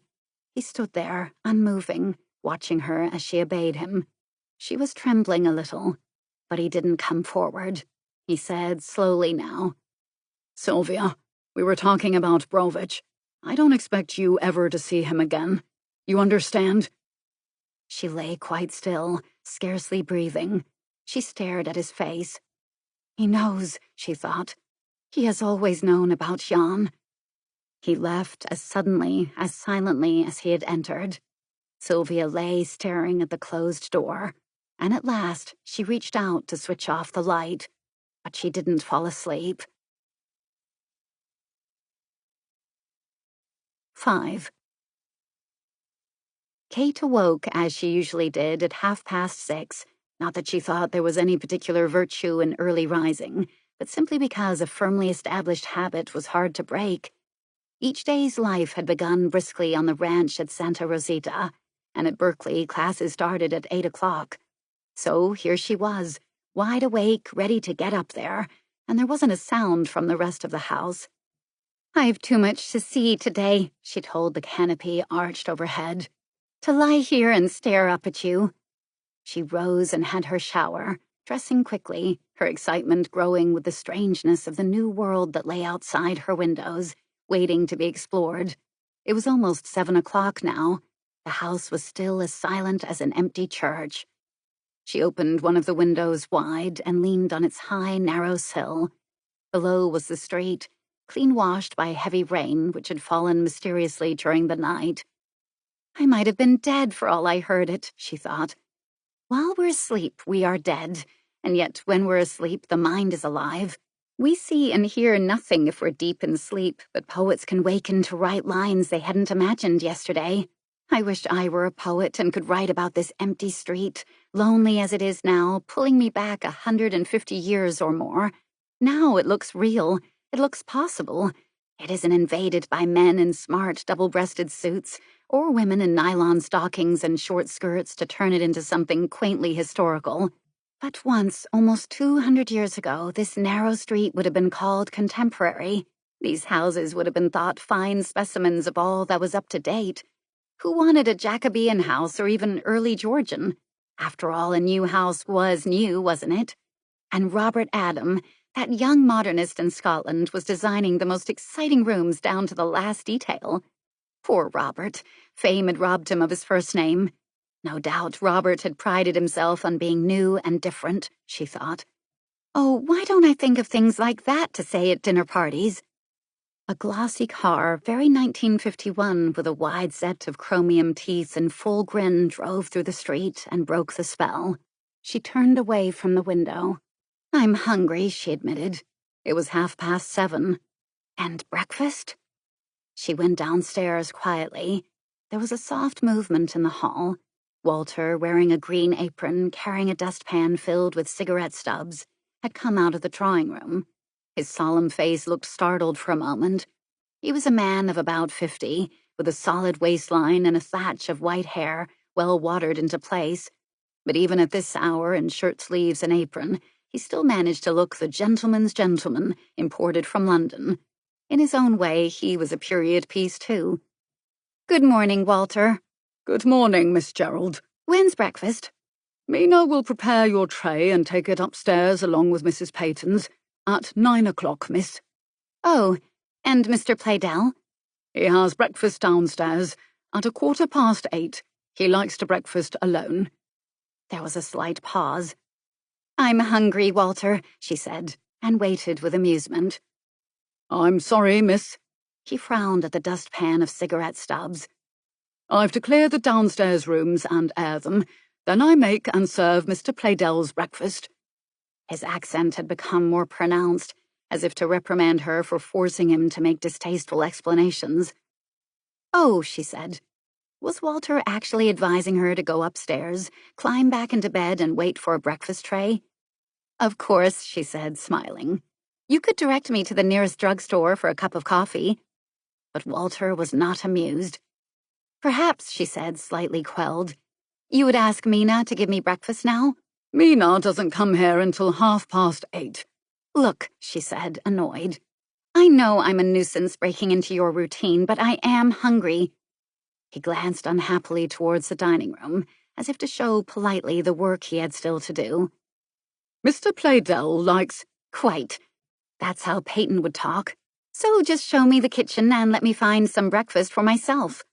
He was horrified. Where's the kitchen? Through this door? He looked so unhappy that she smiled to cheer him up. He has his routine, she thought, and he is stuck with it. It's all right, Walter. I can cook. His face was frozen, disapproving. She pushed open the door into the pantry. If that's a servant, she thought, then give me an automatic dishwasher. How stupid can people get? Not one suggestion to offer, except a scarcely hidden wish that I'd vanish, melt into the air. Perhaps that's what he really wants. All of us to melt into thin air and leave him in peace in this house with 3 good meals a day and only his own cigarette stubs to clear away. Quickly, she prepared breakfast and set it on a tray to carry upstairs. 7 minutes, she noticed. Walter had almost spent as much time in explaining. As she crossed the hall, she could hear him opening windows in the dining room to show how busy he was. As she settled down to breakfast in her room, with a guide to Washington opened beside her, she found she was thinking about Peyton Playdell. He might have excellent taste in Latrobe mantelpieces and an appreciative eye for beauty, but was he such a good judge of people after all? Was he too impressed by surface qualities, by appearance, by people who said yes to him? "Poor Sylvia," she exclaimed suddenly, and then was a little startled. Now, why had she said that, and said it so feelingly? Last night she'd been congratulating Sylvia. Perhaps, she thought as she began to laugh at herself, perhaps when I was dead asleep, my mind was alive with its own fancies. Perhaps it was deciding a lot of things for me. Nonsense, she told herself. You are still ruffled by Walter, that's all. Vanity, vanity. Mina, small and broad, with a gentle cow-like expression on her white peasant face, came into Sylvia's room with the breakfast tray. She was a silent woman who never expected any attention.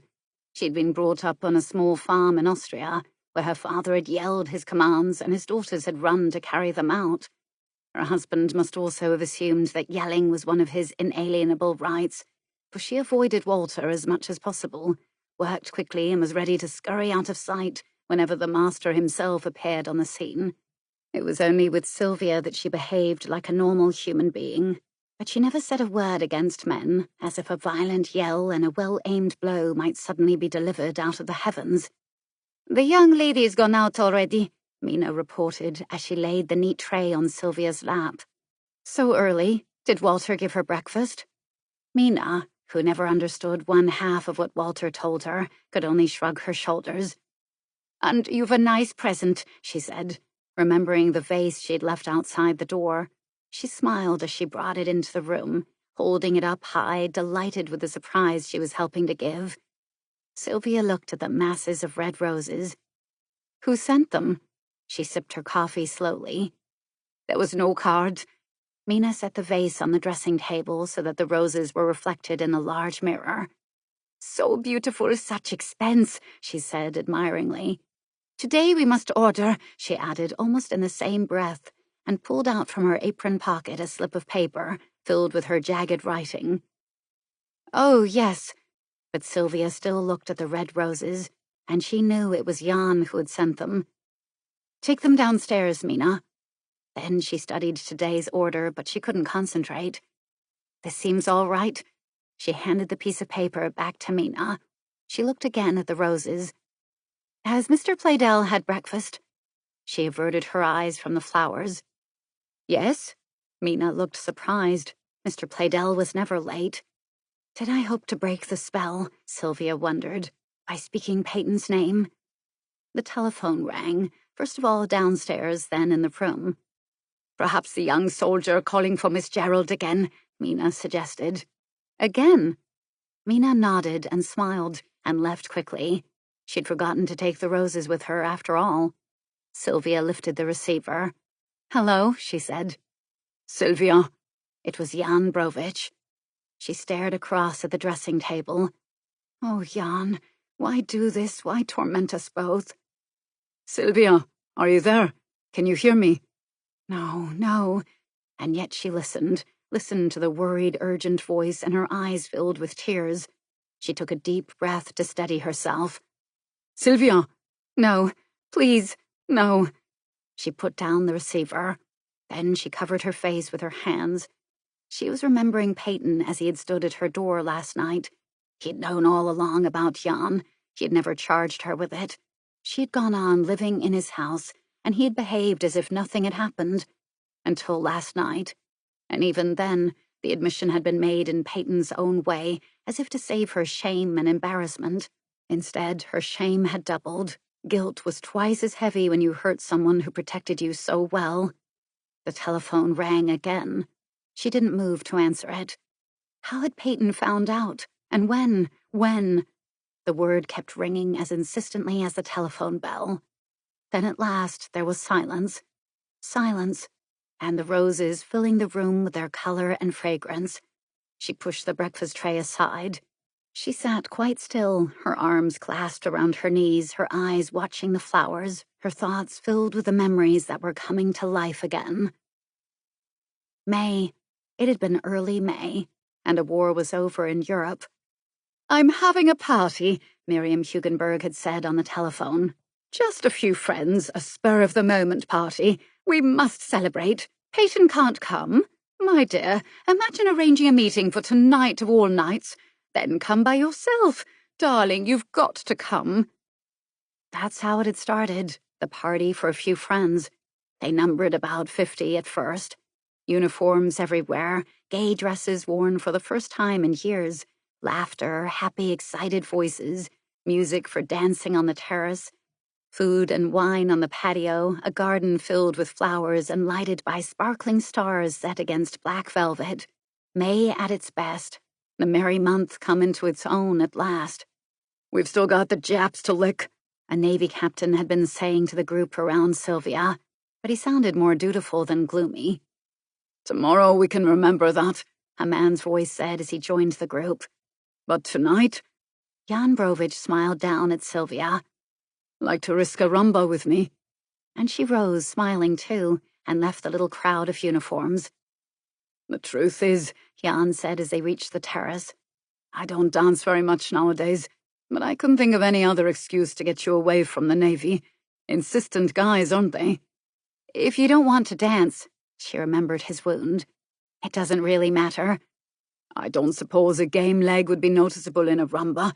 All you do anyway is stay on one spot and limp in rhythm." He slipped an arm round her waist and turned her to face him. "Easy, see?" It was. He must have been a good dancer once. They didn't speak now. He held her in his arms lightly, at a distance as the dance required. He looked down at her face, and her eyes were caught by his. And then suddenly, the grasp around her waist tightened, and he drew her nearer. He watched the color come to her cheeks, the nervous half-smile on her lips, and he felt the sudden tenseness of her hands. Just then, the music stopped. They stood together, his arm still round her waist. She turned her head away, but she didn't step away from his arm. The music began again. Now it was a waltz. "That defeats me entirely," he said. "If it had been a polka, I might have managed it. Dot and carry one is all right for a polka, but not for a waltz." She laughed with him, reaching back to safe ground again, moving away from the quicksand of emotions that had almost trapped her for a moment. She was in control once more. She said, "I haven't danced for months. I couldn't manage a waltz either." She took a step towards the wisteria-covered pergola that would lead them back to the patio. She made her way quickly, almost as if she were running away, but he followed her, and the patio was now crowded. As she hesitated, he took her arm. "No room here," he said. "Too bad." He grinned. She had looked up at him as he spoke, and she had to smile. "This way," he said, and he led her to the narrow flight of stairs that would take them down into the garden. She hesitated for a moment. "We've got to talk," he said. "Tonight's as good a time as any." She went with him. There were people, too, in the garden, but he found a path that circled round a rosebed and then skirted a silent row of trees, spreading their thick branches over a stretch of short, dry grass. They sat under a copper beech in a purpled mass of shadows. He didn't touch her. Yes, she thought. Let's talk this thing out. Let it be decided now. It's too dangerous to let it drift on like this. And it was she who spoke first. "You think I'm a coward, don't you?" she asked. He looked at her. Was it with the usual smile in his eyes? "No, you're afraid, that's all. And I'm afraid too." Afraid? She couldn't quite believe that. Jan afraid of a woman? She laughed. "Afraid of me?" she asked with amusement. "Since the first time we met," he admitted. "I looked at you for a whole evening and told myself, there's danger. Jan, old boy, keep out of it. There's a woman you could fall in love with. There's a woman who could tie you to her for the rest of your life. But I went on seeing you, meeting you, watching you, because I'd been wrong." She looked at him quickly. "Because," he went on in his quiet voice, "I had already fallen in love with you." She tried to rise. He put out his hand and grasped hers. "Don't," he said. "Don't keep running away from me." For a moment there was silence. She didn't rise after all. There was no strength in her body. She sat still, feeling the warmth of his hand encircling hers, the uneven beating of her heart. She tried to reach back to reality, back to Peyton Playdell and his wife and their ordered life. Reality? She looked down at her hand caught in Jan's, at the arm that had held her as they danced. "How many weeks since we first met?" he asked. 7. "How many times have we been invited to the same party?" She looked at him. 5 dinners, 3 luncheons, and 9 cocktail parties. He laughed, and she found she was laughing too.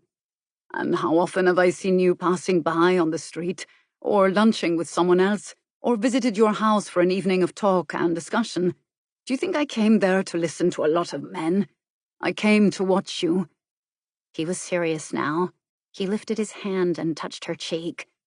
"And how often have I walked past your house late at night and looked at a lighted upstairs window and wondered if it were yours?" "Jan, this is madness. This is madness. It's more real than that solid mass of bricks."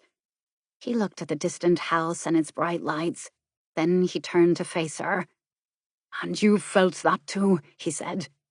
Yes, she had felt it. She met his eyes. She was no longer running away.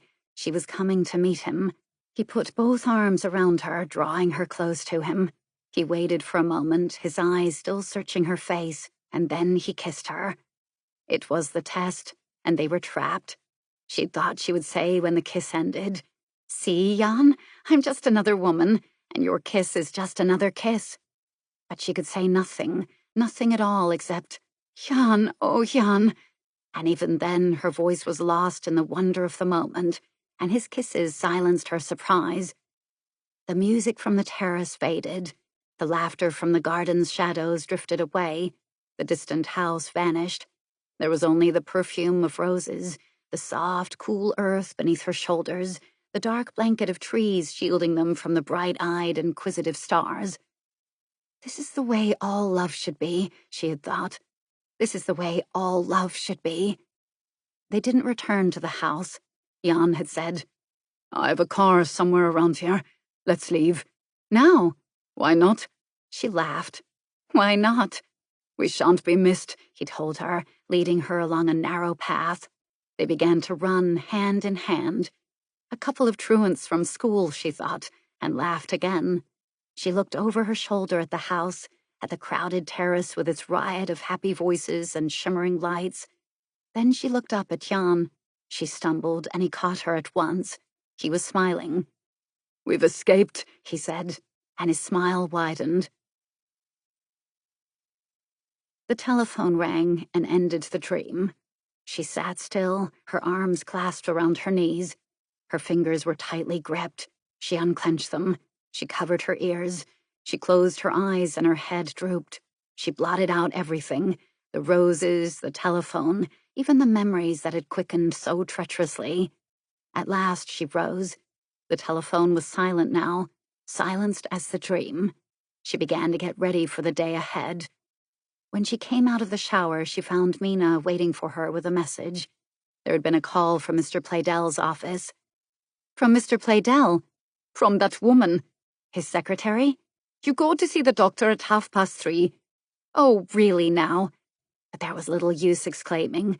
There would only have to be more explanations if she didn't go and see Dr. Formby after Peyton had arranged it. "All right," she said. "When Miss Black calls again, tell her I'm now going to my civil defense class. Then I'll be at the showroom for that Red Cross luncheon. Then I'll drop in to see Dr. Formby on my way home." Peyton, she thought, would understand that little recital. Miss Black might think she was an idiot, but Peyton would understand. The dutiful wife, or how can I say I'm sorry? A bitter little comedy in one act. "Has Miss Gerald returned?" "No," Mina said placidly. "Are you ill going to that doctor?" Her face slowly became anxious. Sylvia shook her head. "I'll make you an egg soup," Mina said. "For dinner I'll make that." And she nodded her head. She had eaten her own way out of her troubles so often that it seemed the only sensible advice to offer, much more sensible than medicine and pills. I wonder where Miss Gerald is. It is a nice morning to take a walk. She had a book with her, the book with a picture of the streets. If a girl could travel across a continent by herself, she certainly ought to be able to find her way around Georgetown. I hope she hasn't forgotten that Mr. Hollis is going to call for her this morning. Mina was impressed. Mr. Hollis comes here, she asked to make sure of the message. This morning? Seemingly. Stuart Hollis could arrange his working time to suit himself. His offer to escort Kate today had been a grand gesture of such independence. If I know Stuart, Sylvia thought. He was up at 6 o'clock this morning clearing off urgent matters from his desk. But that, of course, he would never admit. He was the young man at college who graduated summa cum laude without ever appearing to do a stroke of work. Just natural brilliance, the naive would say admiringly. And, Mina, if Lieutenant Turner phones again, get him to leave his number so that Miss Gerald can call him back. After all, she thought, Mr. Hollis mustn't have his own way too much. Yes, Mrs. Playdell. Mina picked up the tray. You eat like a sparrow. A sparrow would eat more than you. But Sylvia, remembering the outsized helpings that Mina thought barely normal unless repeated, wasn't going to be drawn into any discussion about the size of the human stomach. She smiled, glanced at the clock, and began to dress rapidly. She was still wondering where Kate had got to. Kate, the book now held quite openly at an intricate map, had reached a point of no return. I look like the complete tourist, she told herself angrily. The streets had enticed her. She had twisted and turned, following a pediment here, an oriel there, a medallioned wall, doorways with fanlights and sidelights, Georgians and Federal, and some odd afterthoughts. Now she'd come to a busy modern street with drugstores and food markets and neon lights. She remembered vaguely that Sylvia had driven along part of the street yesterday when they were coming from Washington, and then they had branched up to their right. But where? Oh, she thought despairingly, this book's no good at all. It's even lost 29th Street, completely. She began again. Now, here's M Street where I'm standing. Even that baffled her. How could you remember a street so anonymous as M? And there's 28th Street, but where's 29th Street? She decided to ask. It would be quicker than walking in the wrong direction. She stopped a woman who had just come out of a drugstore. Would you please tell me? I'm a stranger here myself. Difficult at first, isn't it? The woman shook her head. Better ask a policeman, she suggested brightly. I suppose there are lots of strangers here in Washington, Kate thought, but there don't seem to be any policemen. She looked at the map again. Someone else came out of the drugstore. Would you please? She stopped short. The man raised his hat politely. His gray eyes looked from the map back to her again. He was tall, dark, serious-faced. And then, as he saw a startled look of recognition come into Kate's eyes, he looked more closely and he smiled. Watching that smile, Kate began to understand what Miriam Hugenberg had been talking about last night. The girl in the green suit, he said. You were at the station yesterday. She nodded. She was trying to imagine him in uniform with a row of medals. You were Jan Brovich. Sylvia told you. He was surprised and yet relieved. No, people were talking about you last night. Were they? His smile disappeared. And what's the problem now? That book's not much help. I used to get lost with it regularly when I first came here. I'm trying to find Joppa Lane. That's where I'm staying. I'm Kate Gerald. He thought for a moment. One of the California cousins. She nodded. Had he known Sylvia so well as that? Well, you aren't very far lost, he told her. I'll show you the way. That's easier than giving you directions. He glanced over his shoulder as he spoke. She hesitated. It's all right. He was a little amused now. I shan't walk up to the door with you. Besides, I've got to talk to you. And now he was serious. I want you to tell Sylvia all I say. She won't listen to me. I've just been telephoning her. Then should I listen to you? She asked, equally serious. I'd rather not stand here, he said. He glanced along the street as if he were watching for something. Are you being followed? She asked incredulously. and somehow she fell into step beside him. A nervous habit. His voice was suddenly bitter. Actually, I think I'm alone this morning. I slipped out to call Sylvia from a drugstore. What had made him think that by coming over to the outskirts of Georgetown, he might even persuade Sylvia to meet him for a few minutes, as he used to persuade her? He remembered the way he would walk through this district, hoping for the odd chance of seeing her, even on nights when there was no hope of that, waiting in Joppa Lane and watching her lighted windows. Or sometimes he would call her, from that very drugstore, and if she could, she would slip out of the house to mail a letter, to buy cigarettes. Won't they allow you to phone her? She was already taking sides. I'm crazy, she told herself, and she nearly left him. They belonged to him. She'd better not forget that. Yes, but then I'd have to say what they want me to say. She looked at him quickly. He was studying her face. I can trust you, he said. Look, Mr. Brovich, she began angrily, and then hesitated. More quietly, she finished. I don't like your new friends. I'm not on your side, so you can't trust me one bit. Did I say they were my friends? She watched his face. You see how far I trust you, he said.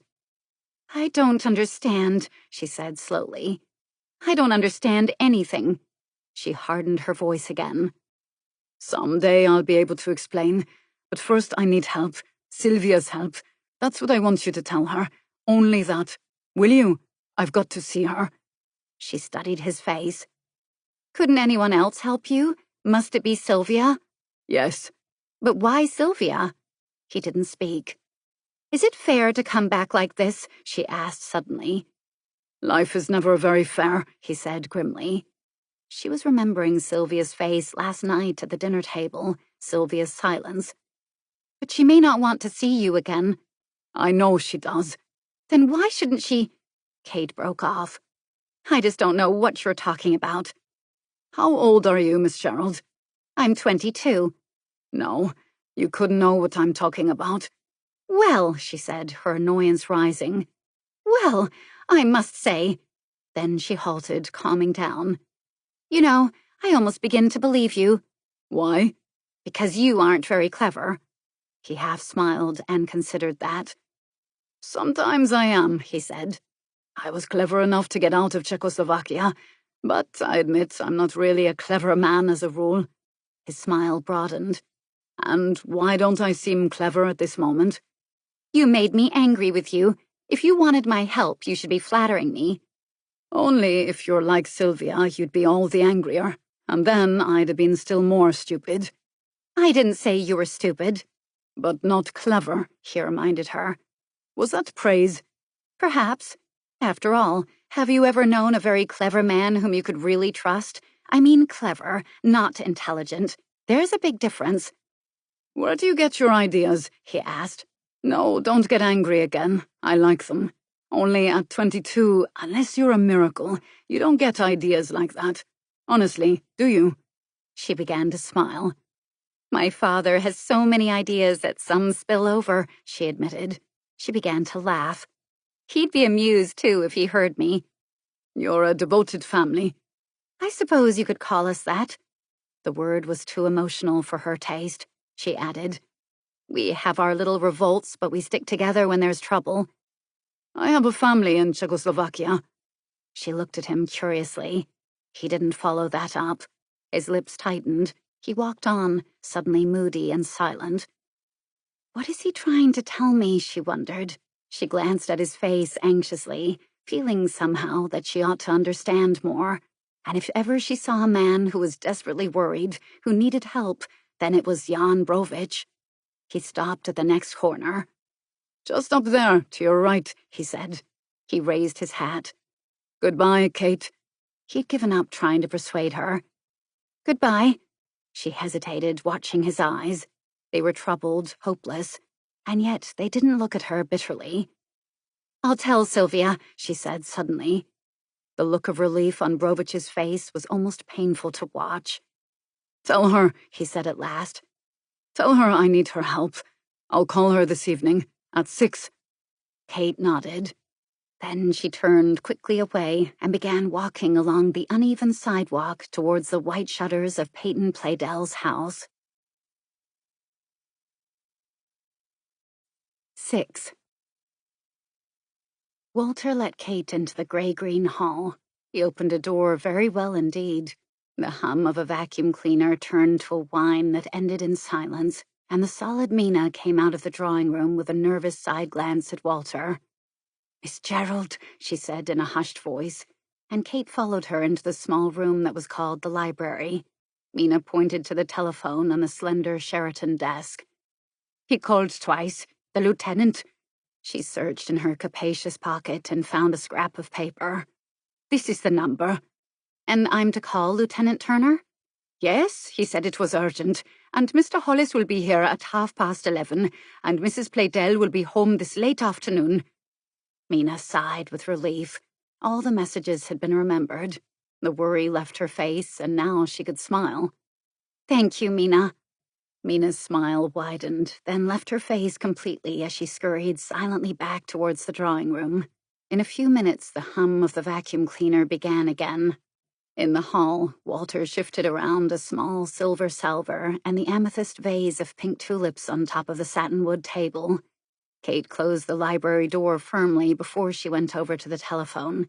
Walter could arrange a table very well indeed, too. She had to wait for a little before she could be connected with Robert Turner. He had a good telephone voice, she decided, clear and pleasant, with no affectations to be accentuated. He sounded delighted to hear from her, and yet he was a little formal. "Could I call you back at lunchtime?" he asked, which was an original way to start talking to a girl who just phoned him at his own request. "I'm going out to lunch," she said. "Then I'll have to be fairly brief. I'm sorry." She said she understood. "It's about this evening. The Marx Brothers are off." He spoke hurriedly, and his voice faded, as if he had looked round at someone else in the room beside him. "Too bad. What else is showing?" "I mean, everything's off. I've just had orders. I'm leaving Washington this afternoon." "Oh." She felt more disappointed than she could explain. "Only for a week. Could you give me a rain check?" "Of course." "I'm sorry," he said again. "It's perfectly all right." "When do you start work at the Berg Foundation?" "Next Monday." He certainly was a man who knew how to stretch a brief phone call, she thought with amusement. "What are you doing there, anyway?" His voice was more natural now, as if the other person had gone from the room. "I straighten the pictures on the wall." "And apart from that?" "I'm an assistant to an assistant's assistant." "And apart from that, too?" "If you don't hold it against me," she hesitated and then admitted, "I'm cataloging prints, and I give little lectures each week, strictly for beginners only." "That's just my level. I'll join one of your tours on my first day off," he promised. "Oh, no. By the way, I'm sorry about last night." "So am I. We didn't get much chance to talk." "I mean, I'm sorry about that yawn. I really was tired." "What I was saying didn't amount to much anyway, I guess." He laughed suddenly. "To tell the truth, I got it all out of a book." "Who doesn't?" she asked, and they both were laughing now. Then suddenly he was serious, back to the stiff, shy manner again. "I'll see you when I return to Washington, I hope." "I hope so," she said, sensing the time allowed was now over. "Goodbye. Good luck." "Goodbye." He's rather nice, she thought. Even over a telephone, there's a warmth that can't be hidden. Even when he's shy and stiff in his manner, there's a friendliness underneath ready to smile out at you. I don't suppose anyone would call him handsome, but he's pleasant to look at. And you remember his face, too. Even as he talks over a phone, you can see it, with its wide brow and grayish-blue eyes and well-shaped head and the ears that, well, they didn't actually stick out, but they were just a very little noticeable. But the door opened, and Walter came in, destroying her picture of Robert Turner. "Yes?" "Mr. Hollis is waiting in the drawing room." Drawing room? It still made her smile a little. It wasn't only a room where the ladies withdrew from the coarse males, but Walter said it so determinedly that one would have to be apologetic if one called it a living room. "Thank you," she said. "I shan't be a minute." Walter's bow was perfect, neither too much nor too little. She ran upstairs to find a hat and fix her hair. She scribbled a quick note for Sylvia. "Back at 4, she promised. Must see you. Love, Kate." And she remembered, too, to leave the guidebook in her room. Stuart Hollis, somehow, wouldn't really care to escort a guidebook around. Hollis was elegant, as usual, in a double-breasted flannel suit. He looked approvingly at Kate, dressed in green, a soft shade which emphasized the glow of her skin. And the dark brown cashmere sweater was excellent for her eyes, as well as for a successful color scheme. The simple string of mock pearls at her neck was good, and so were the beige chamois gloves and plain high-heeled shoes. "Do I have to take this?" She held up her felt hat. "You look very smooth as you are. Carry it as a gesture." He smiled broadly, delighted and relieved. You could never tell with young women. Ankle straps, veils, flowers, earrings, everything piled on at once. Older women were more dependable. By the time they were 30, they usually had worked all excess trimmings out of their system and avoided disaster. But with young women, you could never tell. At dinner, they might seem to be enchanting. By lunchtime next day, they could appear as the freshman's idea of a ballet dancer, or Lola Montez herself. "I've the car waiting outside. Where would you like to go?" "Where would you like to go?" "You're showing me around, remember?" He watched the smile on her face with real pleasure. At this moment, he was admiring all young women who were still unspoiled and sweet-tempered, willing to listen to a man's wishes. That was the trouble with older women. They might have picked up some ideas on clothes and conversation, but they'd also learned how to elbow and grab. "We are going to get awfully lost," she warned him. "That sounds fun, too." He hadn't felt so young in years.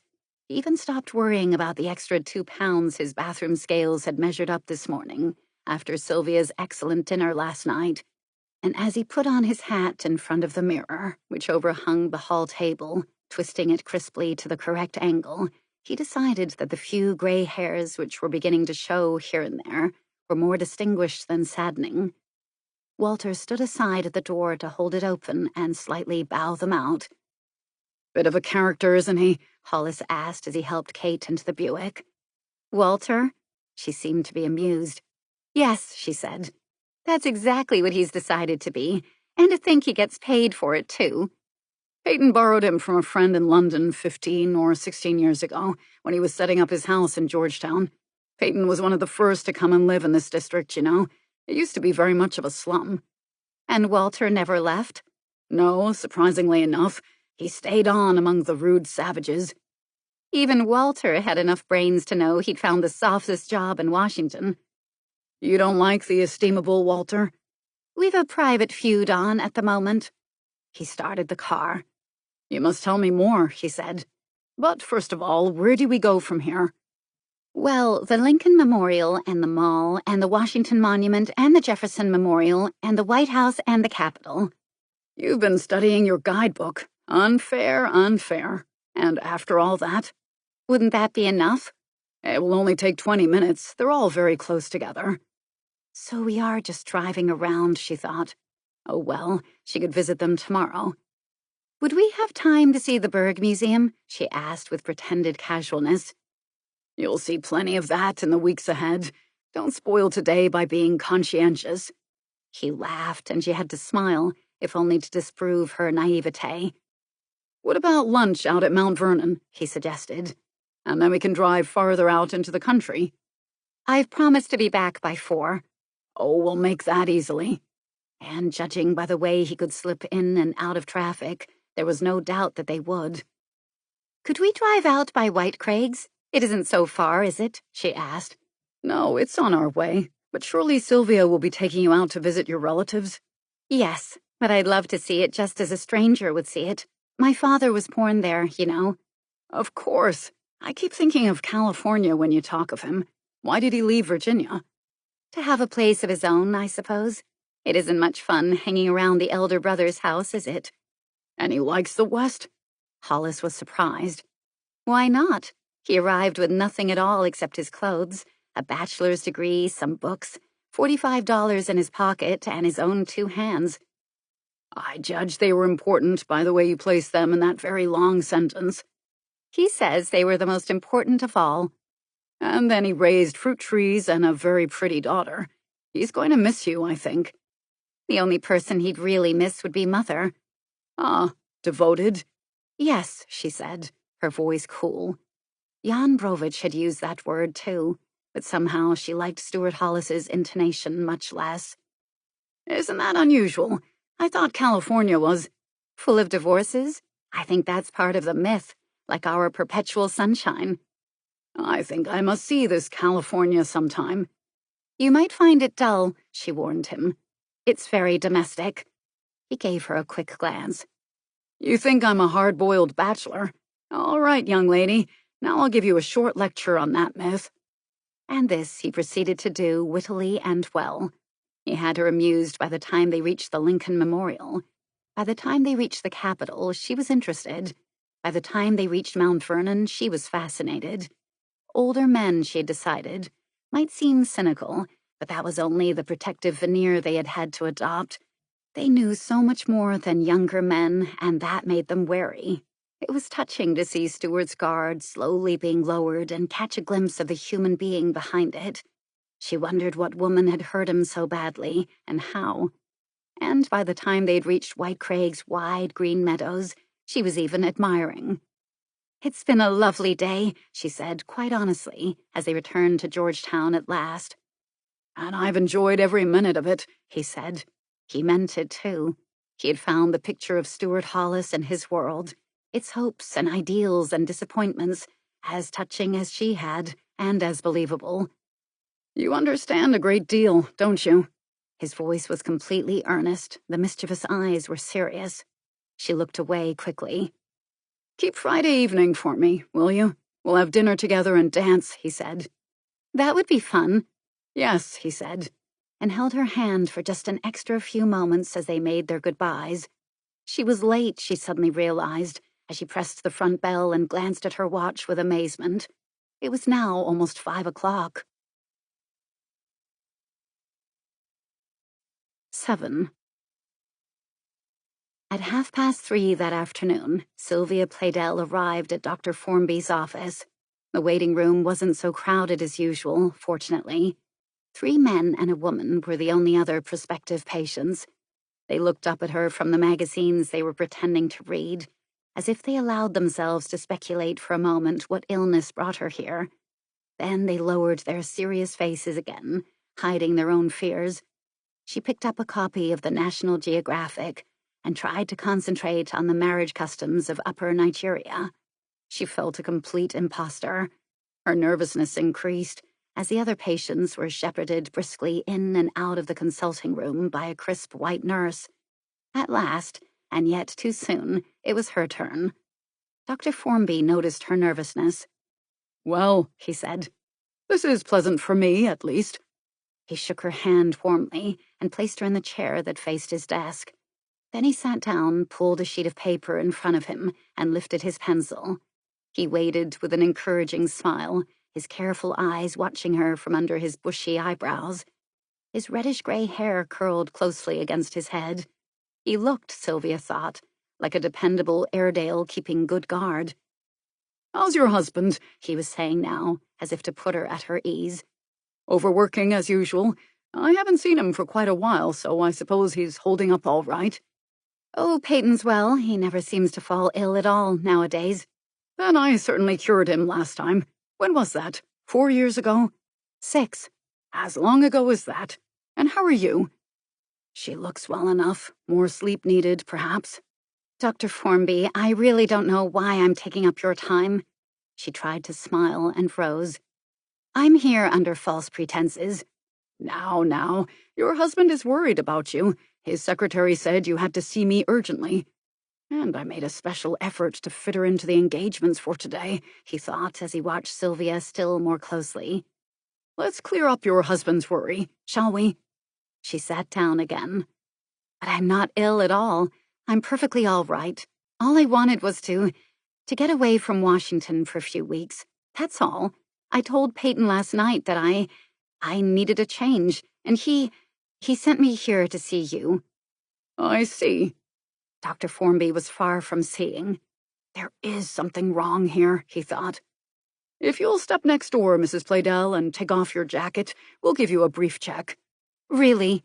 He smiled again. "I'm sure you're all right, but I ought to make certain."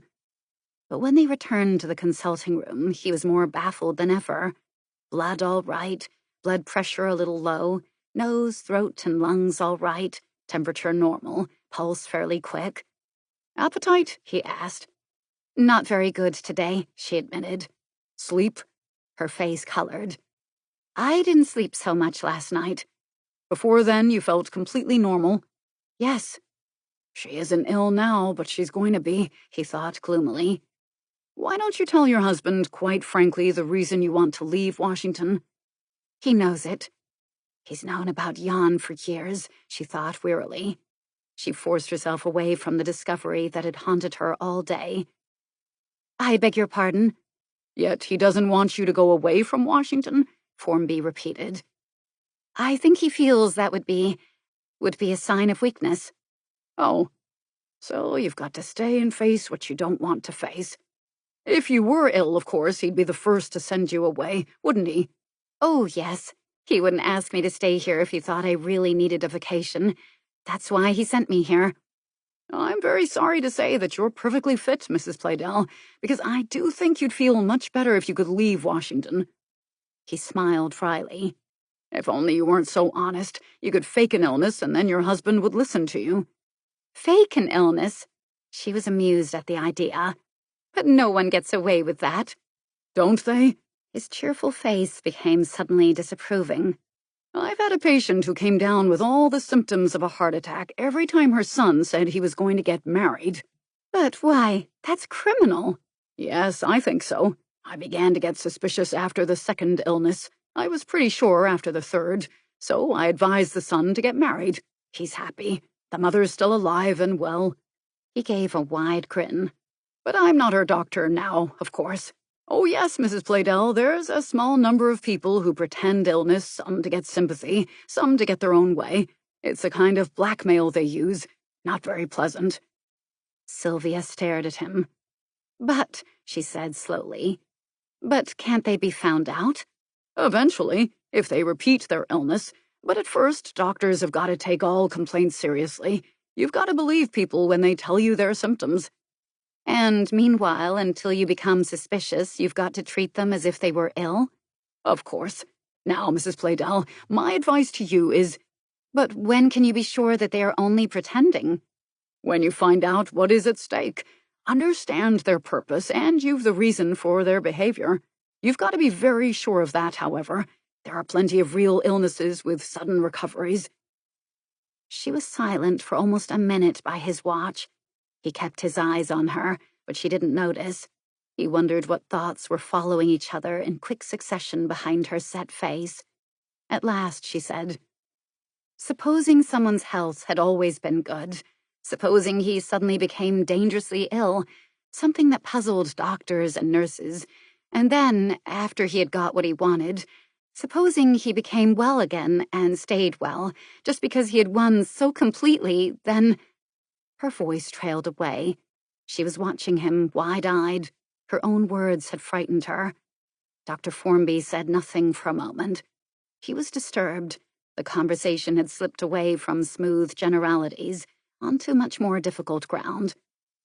"Mrs. Playdell, you're worrying now about something you didn't even imagine when you came to see me. Isn't that right? Well, I think we'd better set it all straight. There's no good carrying away any false ideas." She bent her head. Her hands twisted her gloves. "I'm your doctor, and a doctor cures more things than colds and fever. Why don't you tell me what's worrying you?" "No, not just now." She stood up. "I've got to think about it myself. Perhaps I am wrong. I could be wrong. Thank you, Dr. Formby." "Now I'm worried," he said, following her to the door. "You mustn't be. You've helped me so much. You see, it is important to me to know just exactly what happened in the case I told you about. Thank you," she said again. And she looked more calm, more confident than when she had just entered the consulting room. He let her go in silence. "Just a minute," he told the nurse. "Tell the next patient to wait." And with his quick, short step, He went to the filing cabinet and picked out a folder. Playdell, Peyton. Here were all the details. Dr. Formby's eye translated them briefly. First treated as a patient in 1935 for grippe. Previous medical records all excellent. After 1935, there had been yearly checkups, all normal. In 1936, vaccination. 1940, sprained wrist. 1942, head cold. 1943, vaccination. 1945, illness unknown, possible breakdown, serious. And since then, nothing but one attack of grippe. Dr. Formby studied the entry under 1945 more fully. 2 specialists had been called in. No positive diagnosis from them either. The patient had seemed seriously ill, though. Great care had been taken. And then suddenly he'd made a splendid recovery. No bad effects whatsoever. He was beginning to remember a detail. Mrs. Playdell had to stay beside the patient. Even with nurses there, she had to stay. And within 3 weeks, Playdell was better. The nurse came in again. "I'll see the next patient now," he said. "Mr. Playdell's secretary is calling to get your report on his wife. My, he must be a fond husband." Dr. Formby slipped the folder back into the file. "Say that Mrs. Playdell is in good health, but that I recommend a vacation for a few weeks." He frowned. "And you might try to get Mrs. Playdell on the phone as soon as she reaches home. I'd like to see her again. Do it kindly. I don't want to scare her away. Or perhaps it's Playdell I ought to see," he thought wearily, and then turned to the frightened small boy with the swollen neck who was being led into the room by his equally frightened mother. Sylvia came out into the late afternoon sunshine, stood on the broad sidewalk of 16th Street. She hesitated as if she were a stranger, and turned north. Then, suddenly aware of the long expanse of handsome houses and legations and churches that stretched endlessly in front of her, she halted and retraced her steps. She was grateful that she had relied on taxis today. She couldn't have managed to drive home. At the moment, too, this walking was necessary. Gradually, the numbness in her mind relaxed. Today, she didn't notice a difference in architecture, the shape of a window or a door. She didn't notice the play of light on the stone buildings from a sky that was blue, white-clouded, promising spring. She was scarcely conscious of the steady stream of cars, hearing its steady hiss as if she were listening to a distant torrent. She stared ahead of her, looking at no one, seeing the trees in Lafayette Square only as a blur of black branches that came nearer and nearer.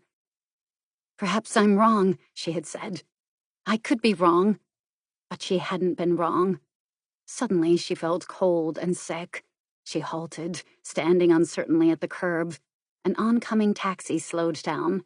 She nodded and it came to a stop beside her. "Where to, miss?" "Anywhere." He turned his head and gave her a shrewd glance. "Want to see some of the sights? You a stranger here?" She nodded. She was a stranger here, a stranger even to herself. "You're too early for the cherry trees," he said honestly. "They'll do as they are." "How long do you want to drive around? About an hour?" She nodded. "Okay, miss." He swung the nose of his cab out into the traffic. "That's Lafayette Square we're coming to," he said, "with old Stonewall himself, and that's the White House through the trees." He pointed between the elms in the square. "Being repaired. It will look better when they get that scaffolding down. They say the floors were sagging like a canvas tent." He talked happily all the way. "Pity the cherry trees aren't out," he said as they reached the tidal basin. 3,000 of them, they say. Never counted them myself. The cab had stopped, but she didn't move. She sat looking at the massed rows of trees with their twisting branches, delicate and fragile. She spoke almost to herself. And what if they never came into blossom? The driver looked at her in amazement. He was an elderly man, hawk-featured, bald, hard-eyed. "They are beautiful even now," she told him, thinking of Peyton, who preferred this intricate simplicity to clouds of white and pink. Temporary window dressing, he had said, blurring the essential lines. 4 weeks of pretty fluff, and then nothing but a mess of scattered petals. In a dead kind of way. He shook his head slowly, his lips pursed. That wouldn't be natural. That would be a waste. "Yes," she said at last, and she turned to look at the river. "Sylvia," Kate said, coming into the hall as soon as she heard her cousin's voice speaking to Walter. "Sylvia, oh, I was worried about you, and Dr. Formby has been phoning. He wants to see you again. Is there anything wrong?" "No, nothing at all." Her voice was calm, decided. "Everything's all right. And how did you get on today?" "I had a wonderful time. I didn't see anything, of course, at least only in a kind of sweeping way." Kate was smiling now. The car swept along and Stuart swept out his arm to point. She was watching Walter slowly drawing the long curtains in the library. "And I hope you weren't swept off your feet." "Of course not." Kate looked startled. "He's a most persuasive character, is Mr. Hollis," Sylvia reminded her. "Actually, I think he's rather sweet," Sylvia said. "I've heard Stuart labeled many things, but never sweet." She started upstairs. "Are you going out tonight to see the Marx Brothers with Bob Turner?" "He's left Washington." "No." "Well, that's the army, of course." "Only for a week," he said. Walter was now in the drawing room, attending to the fire. "Then we can spend this evening together. Peyton's dining out tonight." "May I come up to your room now?" Kate glanced at the clock. It was 5:45. "Now?" "Why, yes, if you want to," she said, trying to hide her reluctance. After all, she would see Kate all this evening. "Hadn't you better write home and let them know you arrived safely?" Kate laughed. "You sound like an aged aunt rather than a cousin. Don't worry, I've written a long letter and it's mailed too." At this moment, Sylvia thought, I feel like an aged aunt with all kinds of responsibilities. Stuart Hollis is rather sweet, is he? "I told them all about this house and everything," Kate was saying. Then she leaned over the banisters to make sure Walter had stopped hovering around the hall downstairs. She grasped Sylvia's arm. "Come along," she said in a very different voice. "We've little time." And she hurried her cousin along the corridor. "Now," she said, inside Sylvia's room, her back against the door as if she were holding it safely shut. "About Jan Brovich. He's going to call you at 6 o'clock. Please let him talk to you, Sylvia. He needs help. He really does." Sylvia could only turn to stare. "I met him this morning. I'll tell you all about it later. But now, oh, Sylvia, you could listen to him, couldn't you? Don't cut him off again. He needs your help. Let him tell you what's wrong, anyway. You could do that, couldn't you?" Sylvia said nothing at all. She took off her hat and began combing her hair. "Are you afraid Peyton would object?" Kate asked. "Peyton would most certainly object," Sylvia said. But she was afraid of that no longer. "Because of politics, you mean? You needn't worry about that. It's my own guess that Jan Brovich is trying to escape. And if he were, then Peyton could help him a lot. After all, Peyton knows a lot of important people, and that would make everything quicker, wouldn't it, if Jan Brovich needed—" "You think that if I were to ask Peyton to help Jan that he'd do it?" Sylvia asked slowly. Kate watched the expression on her cousin's face. "What have I stumbled into?" she wondered in dismay. She said, as if apologizing to Peyton, "I honestly didn't think that Jan Brovich meant to cause trouble. It was just that he needed help, and he seemed so alone." She hesitated, but Sylvia said nothing. "I'm sorry. I didn't know. But honestly, Sylvia, he didn't seem the kind of man who'd go around destroying other people's lives. He needed your help. That was all." Jan never destroyed anything, Sylvia thought. There never would have been any falling in love with Jan if I had been really happy when I first met him. He destroyed nothing then. He can destroy nothing now. Peyton has been the one to destroy all the ties that held me here. "But of course," Kate was saying, "you can't very well see him if Peyton's against it."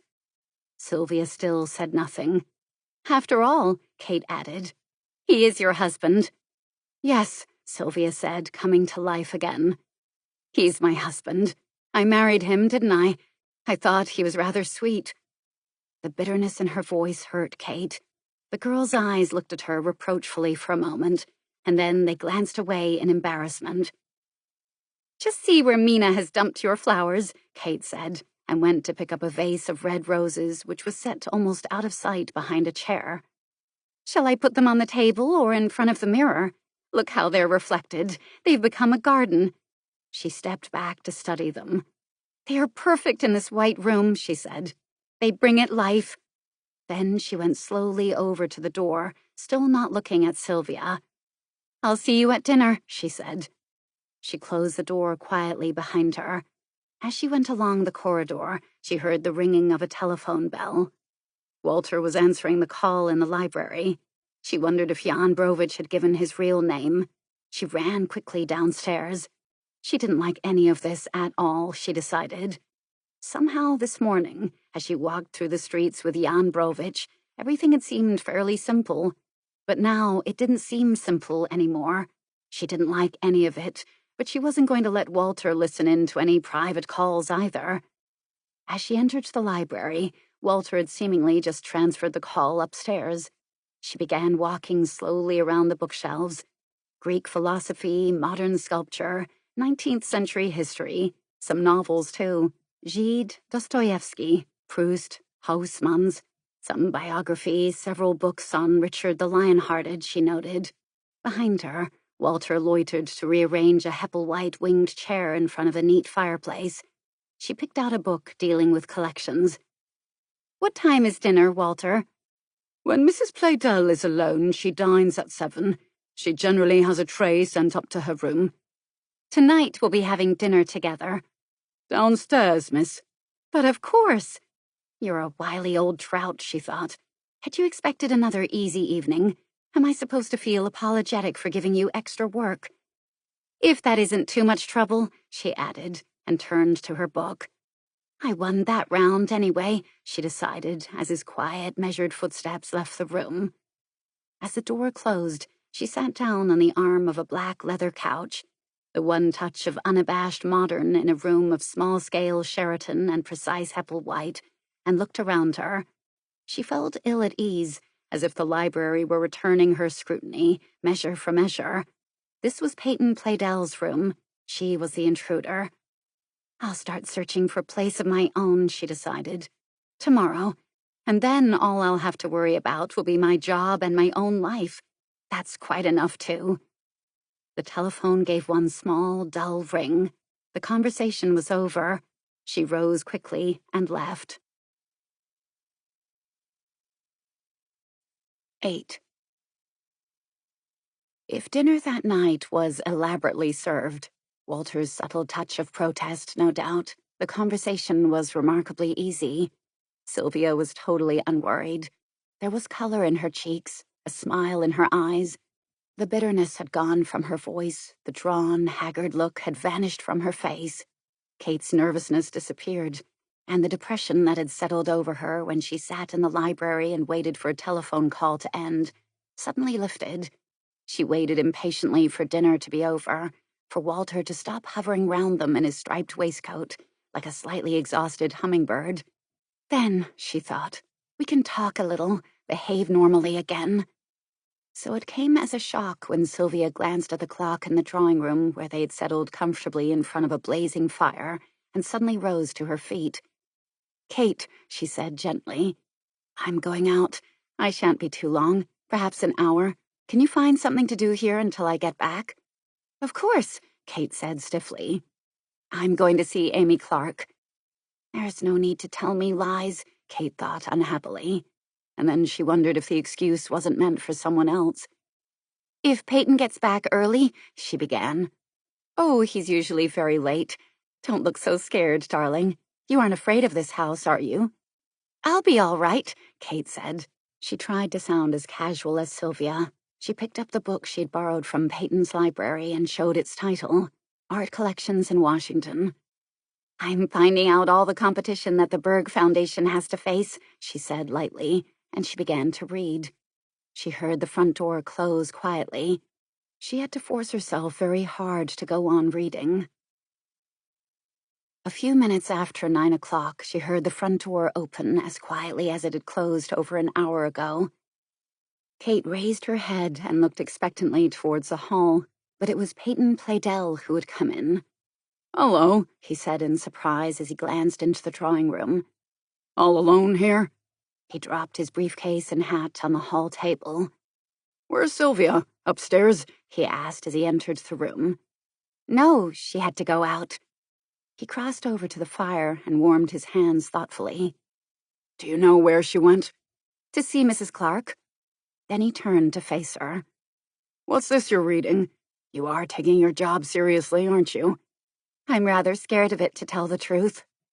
"I'm sure you needn't be. It probably sounds more imposing than it actually is, like most things in this peculiar city.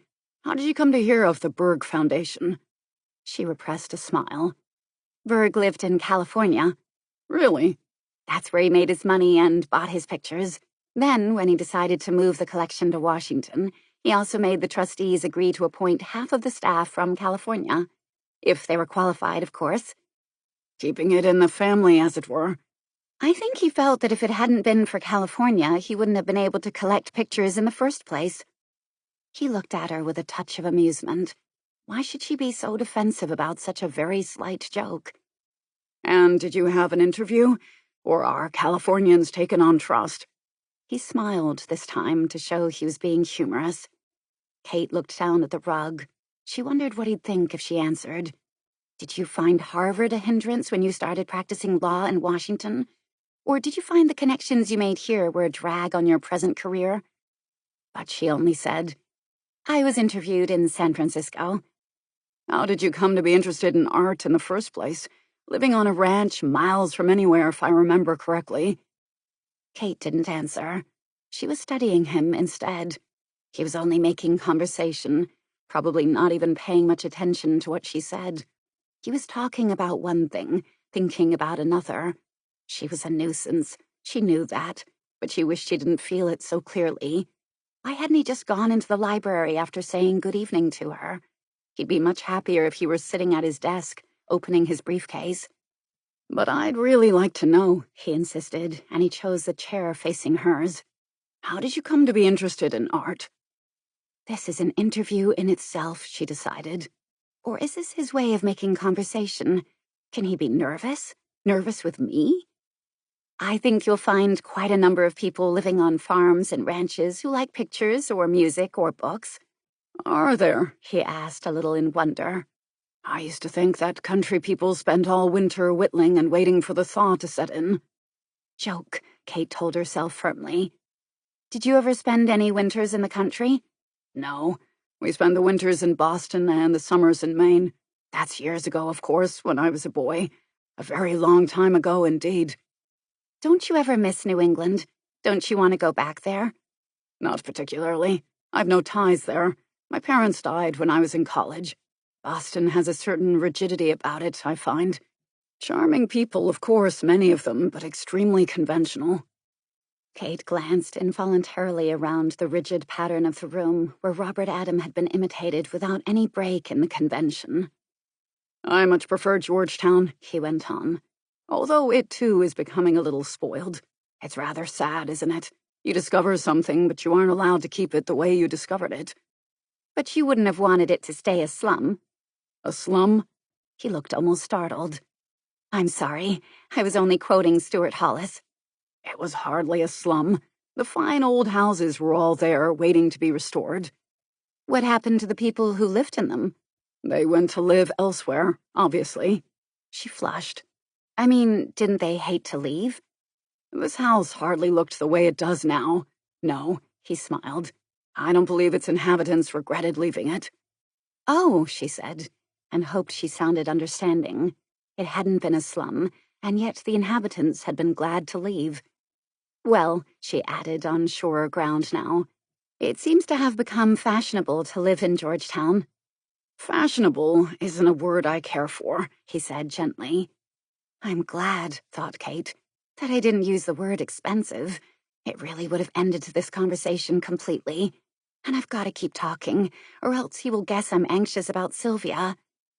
She glanced at him and saw him look at the clock. He's worried, too, she suddenly realized. He's been worrying about Sylvia ever since he came in. There was a pause. She looked at him again, and now he was watching her. She was blaming herself for having judged him too hastily. Who wouldn't appear rude if he were worried secretly? She had always been too rash in her judgments of people, too quick to like or dislike. Now, as their eyes met, she gave him an apologetic smile. "You're wondering why I came home early tonight?" he asked suddenly. "I thought the speeches might have been dull." "I didn't even wait to hear them. I came away as soon as I could." He paused and frowned. "I was troubled about Sylvia." Her face seemed to freeze. She wanted to swallow and couldn't. He said, "I'm afraid she will have to go away for a vacation." Carefully, he watched the new anxiety on the girl's face. "You are fond of Sylvia, aren't you? I can see she likes you even in the short time you've been together. You Geralds are all very impulsive, aren't you?" "Why must Sylvia go away?" "Dr. Formby's report isn't good. He insists on an immediate change, complete rest." "But Sylvia said he found nothing wrong." "Formby didn't want to worry her." Kate stared at him. He said quietly, sadly, "She's never been very strong. She's been doing too much, I'm afraid. She could have a very bad crack-up. She's living on her nerves." He put a hand over his eyes. There was a droop of despair on the usually tight, controlled mouth. His body seemed to sag.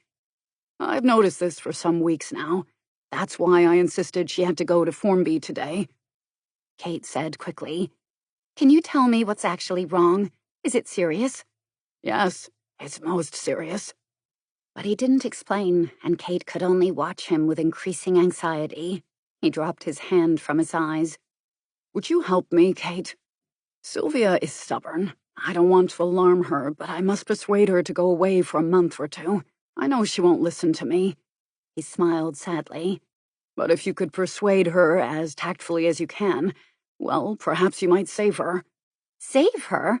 "Save her," he repeated. "Do you know what a bad breakdown can result in? It can be a permanent disaster for anyone who is so unbalanced emotionally as Sylvia."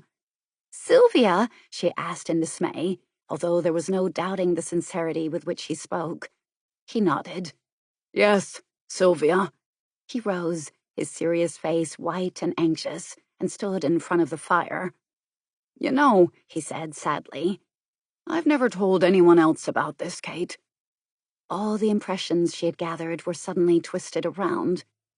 "But what do you want me to do?" Her voice was troubled, her eyes bewildered. "You could persuade her to go away for a month or two." "Where would she go?" "Would Santa Rosita be possible? Sylvia was always your father's favorite niece, wasn't she? At Santa Rosita, she would be among friends who could look after her." "But would Sylvia go there? She hates mountains, and there's an awful lot of mountains behind the ranch." "Hates mountains? Whoever told you that?" "You did. At least you didn't say hate. You were much more polite. In your letter, don't you remember?" His face was quite blank. "In 1947, she explained, and then saw she still had to explain further. When you were visiting San Francisco for the conference, you didn't come to see us because Sylvia—" "Oh," he said quickly. "I must have been stupid indeed to give you that impression. Sylvia wasn't feeling too well at the time, and she never did like country life, so I thought the long journey into the mountains would be too tiring. I'm terribly sorry if my letter gave your father and mother the wrong idea. How very rude they must have thought me." "Oh, no, they understood.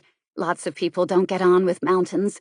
But if Sylvia doesn't really like country life, then Santa Rosita would be no use at all." "She must have a complete change. Santa Rosita is very quiet, isn't it? Good air, good sleep.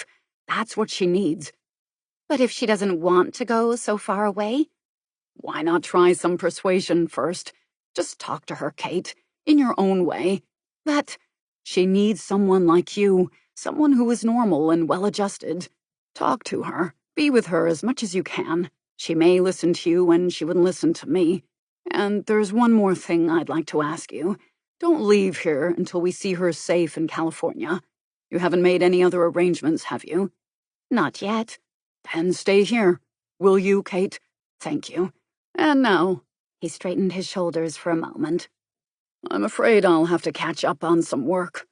She was startled for a moment, and then she reminded herself that this abruptness was only his manner. "I'm going to bed early anyway," she said, trying to help him. "I'd imagine you are still recovering from the journey," he agreed, and rose to his feet. "If Sylvia's behavior seems strange, If you feel that she's really more ill than we think, you'll let me know at once, won't you? Good night, Kate." "Good night." She could never call him Peyton to his face somehow. "Good night," she said again, as if to hide that. 9:30, the clock said. Kate heard the library door close firmly. She couldn't read anymore. She could do nothing except worry about Sylvia. All I wanted, she thought, was to find a room of my own and get on with my job and do it well. That didn't seem too much to ask, and yet... Peyton's careful words, his vagueness increased her worry.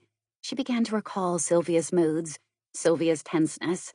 She felt so near tears that she rose and went upstairs to her bedroom. She stood at the window. Outside it was a cool night with a touch of gentle breeze. The treetops moved their naked branches restlessly, as if they felt the breath of spring. The sharply cut shadows of houses drew an uneven line against the sky, blue-black, pierced with 1,000 stars. There was still a little life left in the narrow street. Classical music, perhaps Mozart from one house, bright lights and An American in Paris from another, a car easing its way along, a patient man with his dog, a child's voice crying suddenly, then hushed. The car stopped in front of the Playdell house, and 3 men got out. One said as he rang the bell, and it could have been Whiteshaw, or was it Minlow? "I think he's working. The library is lit." She heard Peyton's voice welcoming them into the hall, and their friendly words promising not to keep him off his work, only half an hour or so. Then the front door closed, shutting in their good humor and laughter, shutting out Sylvia. 9. At 8 o'clock exactly, Sylvia reached the mailbox at the corner of the street. 2 women and a man passed by, but they were strangers. So was the man who stopped to light a cigarette on the other side of the road. Then a car, to which she had paid little attention, slowed up beside her. She'd been watching the man, wondering if he knew her by the way he looked across at her. The car stopped and its door opened. Jan's quiet voice said, "Sylvia," and his hand grasped hers tightly as he drew her into the car. "Sylvia," he said again, holding her arm. They sat looking at each other. Then he released his grip, and the car moved forward. "We can't park near here," he said. "We'll drive into the country and find some place where you won't be seen." She was amazed at the controlled voice, the matter-of-fact words. Then she noticed by the passing streetlight his grim face and the taut lips. "Then it will take a little time," she said, forcing herself to speak calmly as he did. "Washington has spread out a good deal since you were here." "In 6 years?" "Yes." 6 years can be a long time for some things. He put out a hand and grasped hers. "Yes," she said again, and let her hand lie within his. "We'll go up towards the cathedral," he said.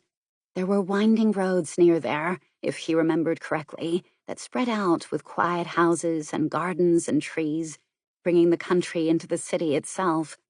This meeting would have to be brief for Sylvia's sake. "Whatever happens," he thought grimly, "I must keep Sylvia safe." She was sitting quite still, her eyes fixed on the busy road ahead. Even as he let go of her hand, so that he could deal more efficiently with a sudden storm of traffic, she made no movement. She'd thrown a silk scarf loosely around her head, perhaps to hide the light gold of her hair, and its soft folds emphasized the delicate line of her brow and cheek. Then suddenly she said, her eyes still watching Wisconsin Avenue, staring intently, seeing nothing, "Jan, this is dangerous for you. You should never have met me." "It would be more dangerous if I didn't see you." His voice was harsh with worry, although his mouth half smiled over her concern. "That man, lighting a cigarette, he was watching us, wasn't he? Has he followed us?" "No." Jan answered to that last question. He leaned over and switched on the radio and waited until the music began. "Can you hear me?" he asked, keeping his voice low. "I wish I knew more about dictaphones. Do you suppose a car can be wired for sound?" She stared at him. "Are you in earnest?" He glanced at her to reassure her, but he didn't answer. He slowed the car and drew it to the side of the quiet road they had entered, adding it as one more to a chain parked along a low garden wall. Above the road, a house sat on the top of a steep hill. Down across the terraced lawn, from the brightly lit windows, came the distant rise and fall of voices and laughter. "We ought to be left in peace here," he said, and switched off the headlights. A passing policeman wouldn't investigate a car parked outside a party-giving house. A prowler would be discouraged by the nearness of lights and voices. He twisted the dial of the radio to change it from a burst of advertising to the beat of a Viennese waltz. He smiled as he listened. "Fledermaus," he said. "A starlit sky, trees, quiet gardens." He broke off as his voice became suddenly bitter and violent. He gripped her hand again, but still he didn't kiss her. Then, almost as if he were answering her, he said, "First, I've got to tell you the danger, quickly and briefly." Yesterday, she thought. Yesterday at the station, he never even thought of danger. What had happened since yesterday? "Does that matter?" she asked, trying to keep her voice calm and her face emotionless. But the disappointment of this meeting twisted her heart. She sat watching the stranger beside her, waiting and apart. "Yes," he said slowly. "You've got to be sure in your mind about me, about what I am and why I'm here." "But I am sure, Jan, or I shouldn't have met you tonight." He looked at her then, and he smiled, and even half hidden by the shadows inside the car as he was no longer the stranger. "You've never left me," he said. "You've always been with me, Sylvia. I tried to forget you, but I couldn't. I'll always be in love with you. Remember that, Sylvia." He suddenly took her in his arms and held her with a violence that crushed and hurt. "Remember that, whatever happens." The vehemence died away and became strength. "You're afraid," he said, feeling the sharp shiver that tightened her shoulders.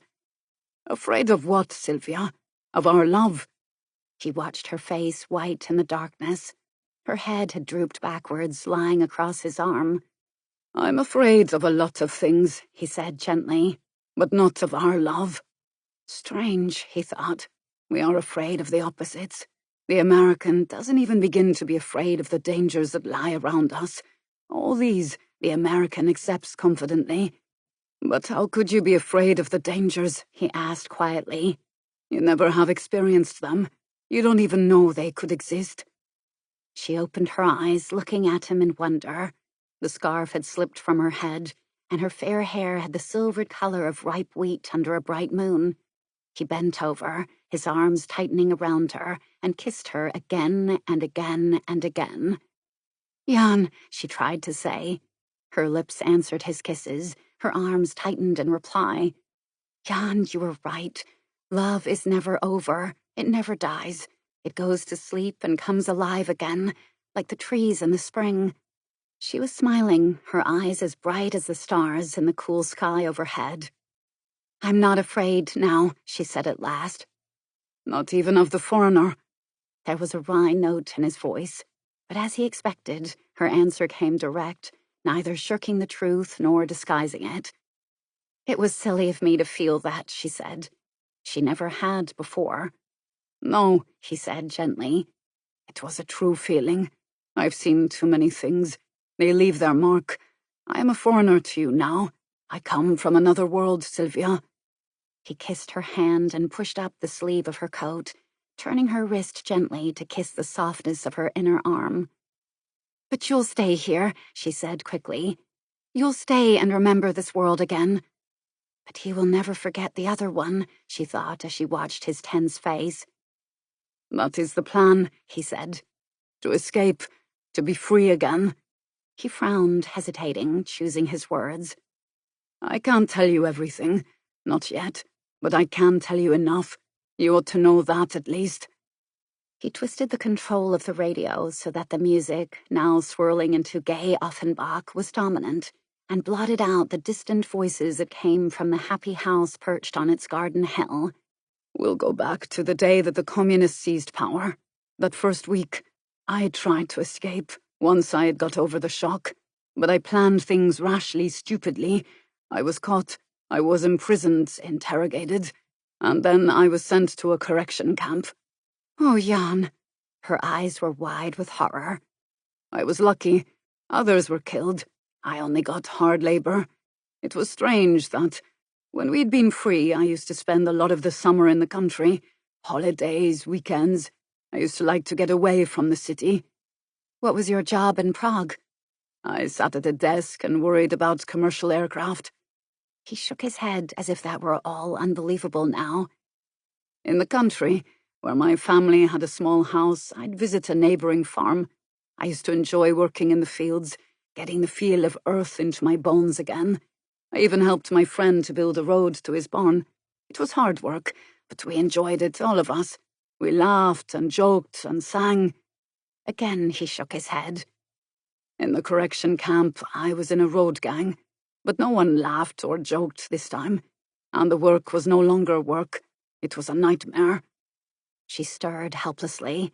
There was nothing to say. I was released after 2 years. That puzzled me a little. I was brought back to Prague and told to stay there. I had to report twice a week. I was watched. So were all the others in our family. Is your father still alive? And your brother and sister? Yes. My sister's husband died 3 years ago. She has 2 children. He paused, and then he went on. Yes, we were all watched. I found it difficult to get work. I'd become an untouchable.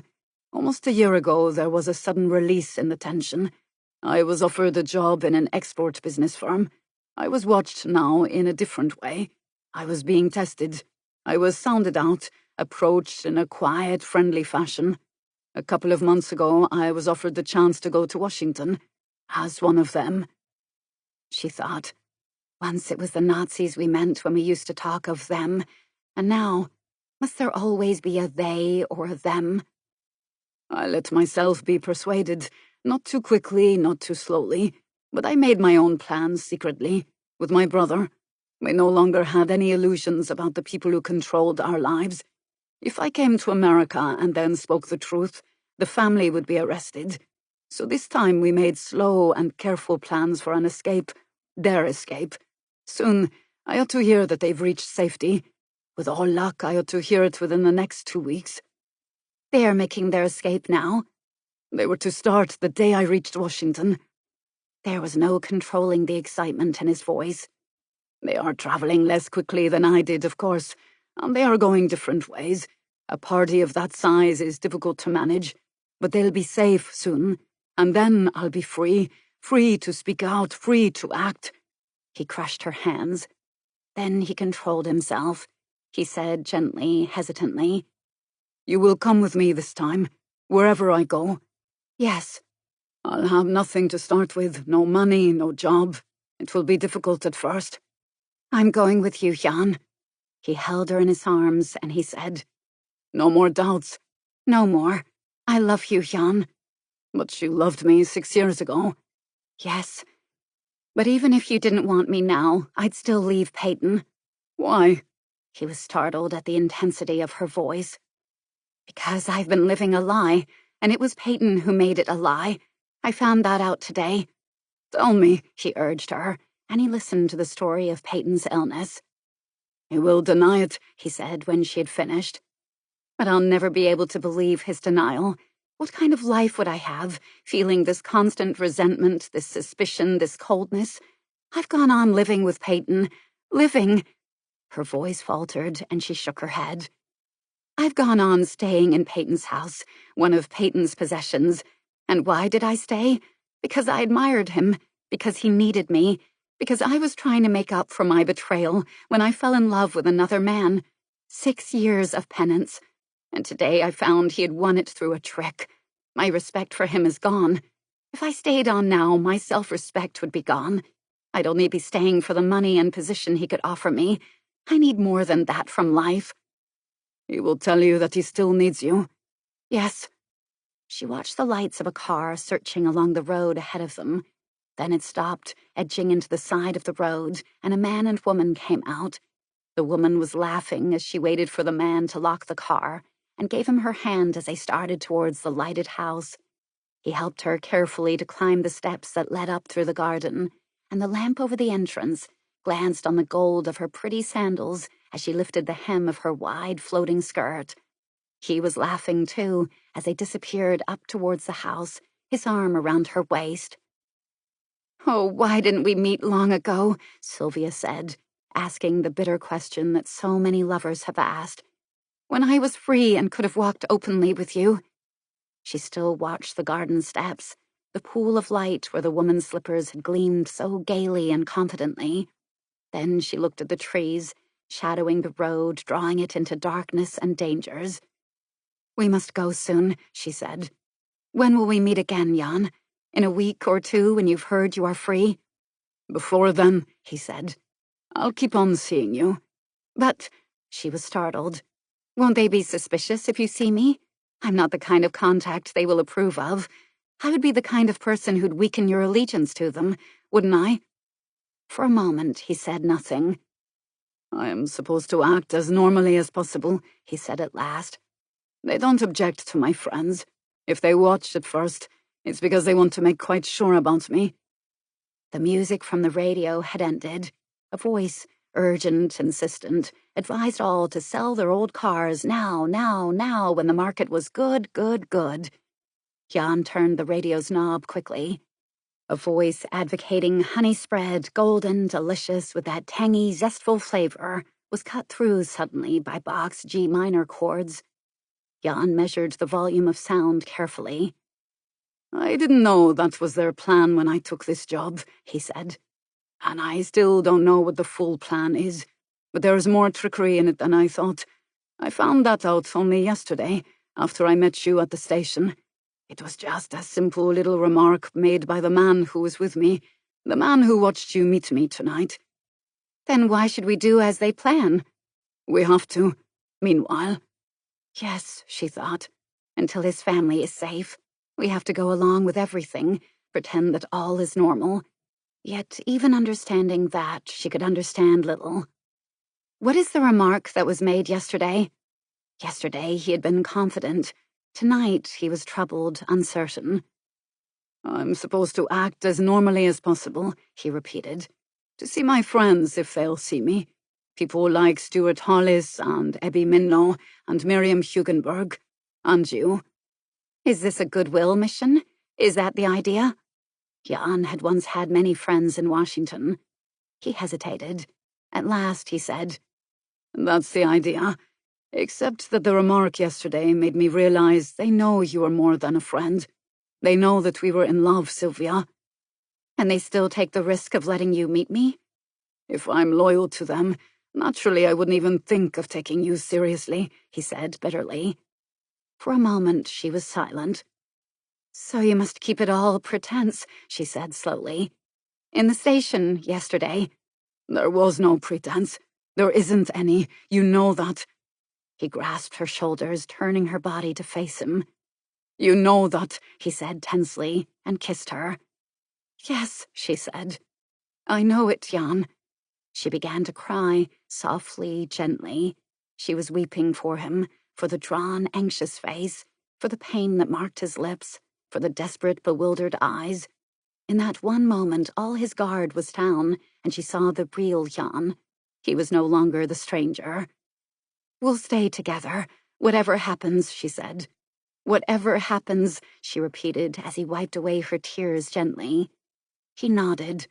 He said nothing at all. He started the car and edged it out carefully into the road. "I'll call you tomorrow," he said as they left the gardens and trees behind them and the house with its welcoming lights. They were moving now into the heavy stream of traffic which lay at the end of the country-like road, back towards Georgetown and its neat streets. "Because I want to," he added grimly.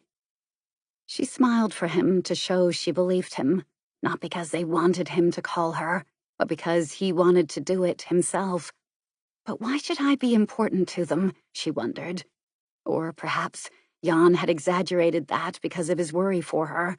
Perhaps the remark at the station, whatever it was, had meant nothing at all.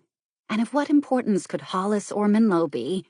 Miriam was another matter, the woman who knew everyone, whose social power was enormous, whose propaganda value was immense. But Hollis, Minlow, and herself? "The friends whom you are supposed to see, Are we all considered easily influenced? She asked. She almost laughed. How Stuart Hollis and Minlow would hate to have that phrase applied to them.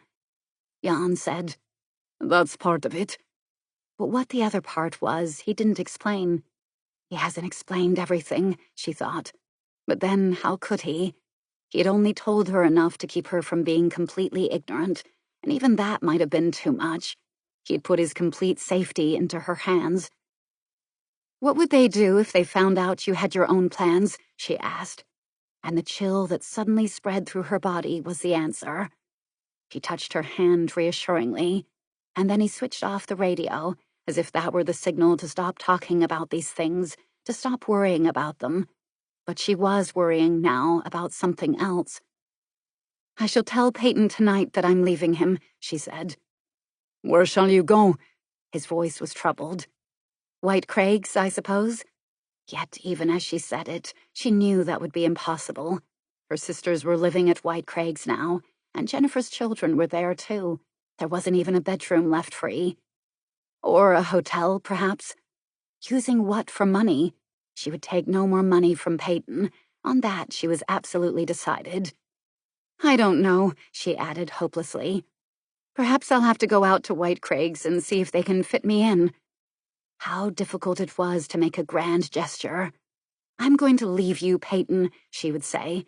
"You can divorce me for desertion, and that will save you any scandal. That's the chief worry for you now, isn't it?" And she would go upstairs and pack the minimum of clothes, and leave his jewelry and his money, and walk out of his house. The grand gesture. But where would she walk? It was as if Jan guessed her thoughts. "You ought to stay until everything's more or less cleared up," he said. "I know that sounds dishonest, but it would be easier for everyone if you stayed." She looked at him quickly. "Would it be safer for you?" "Yes." "But I must tell Peyton," she insisted. "About us?" She suddenly realized what worried him. "Might that be dangerous? At the moment?" "Yes, it could be." "I wouldn't stir up any publicity or scandal, Jan. Peyton would want that as little as you." "I could face anything if I were free to face it," he said. That was his last reminder. She said nothing. She felt suddenly as if she were a child with a child's idea of right and of wrong rigidly divided. But nothing was so clear and beautiful as that. Everything had its shadowed edges. Grand gestures turned to noble poses, destroying their own honesty.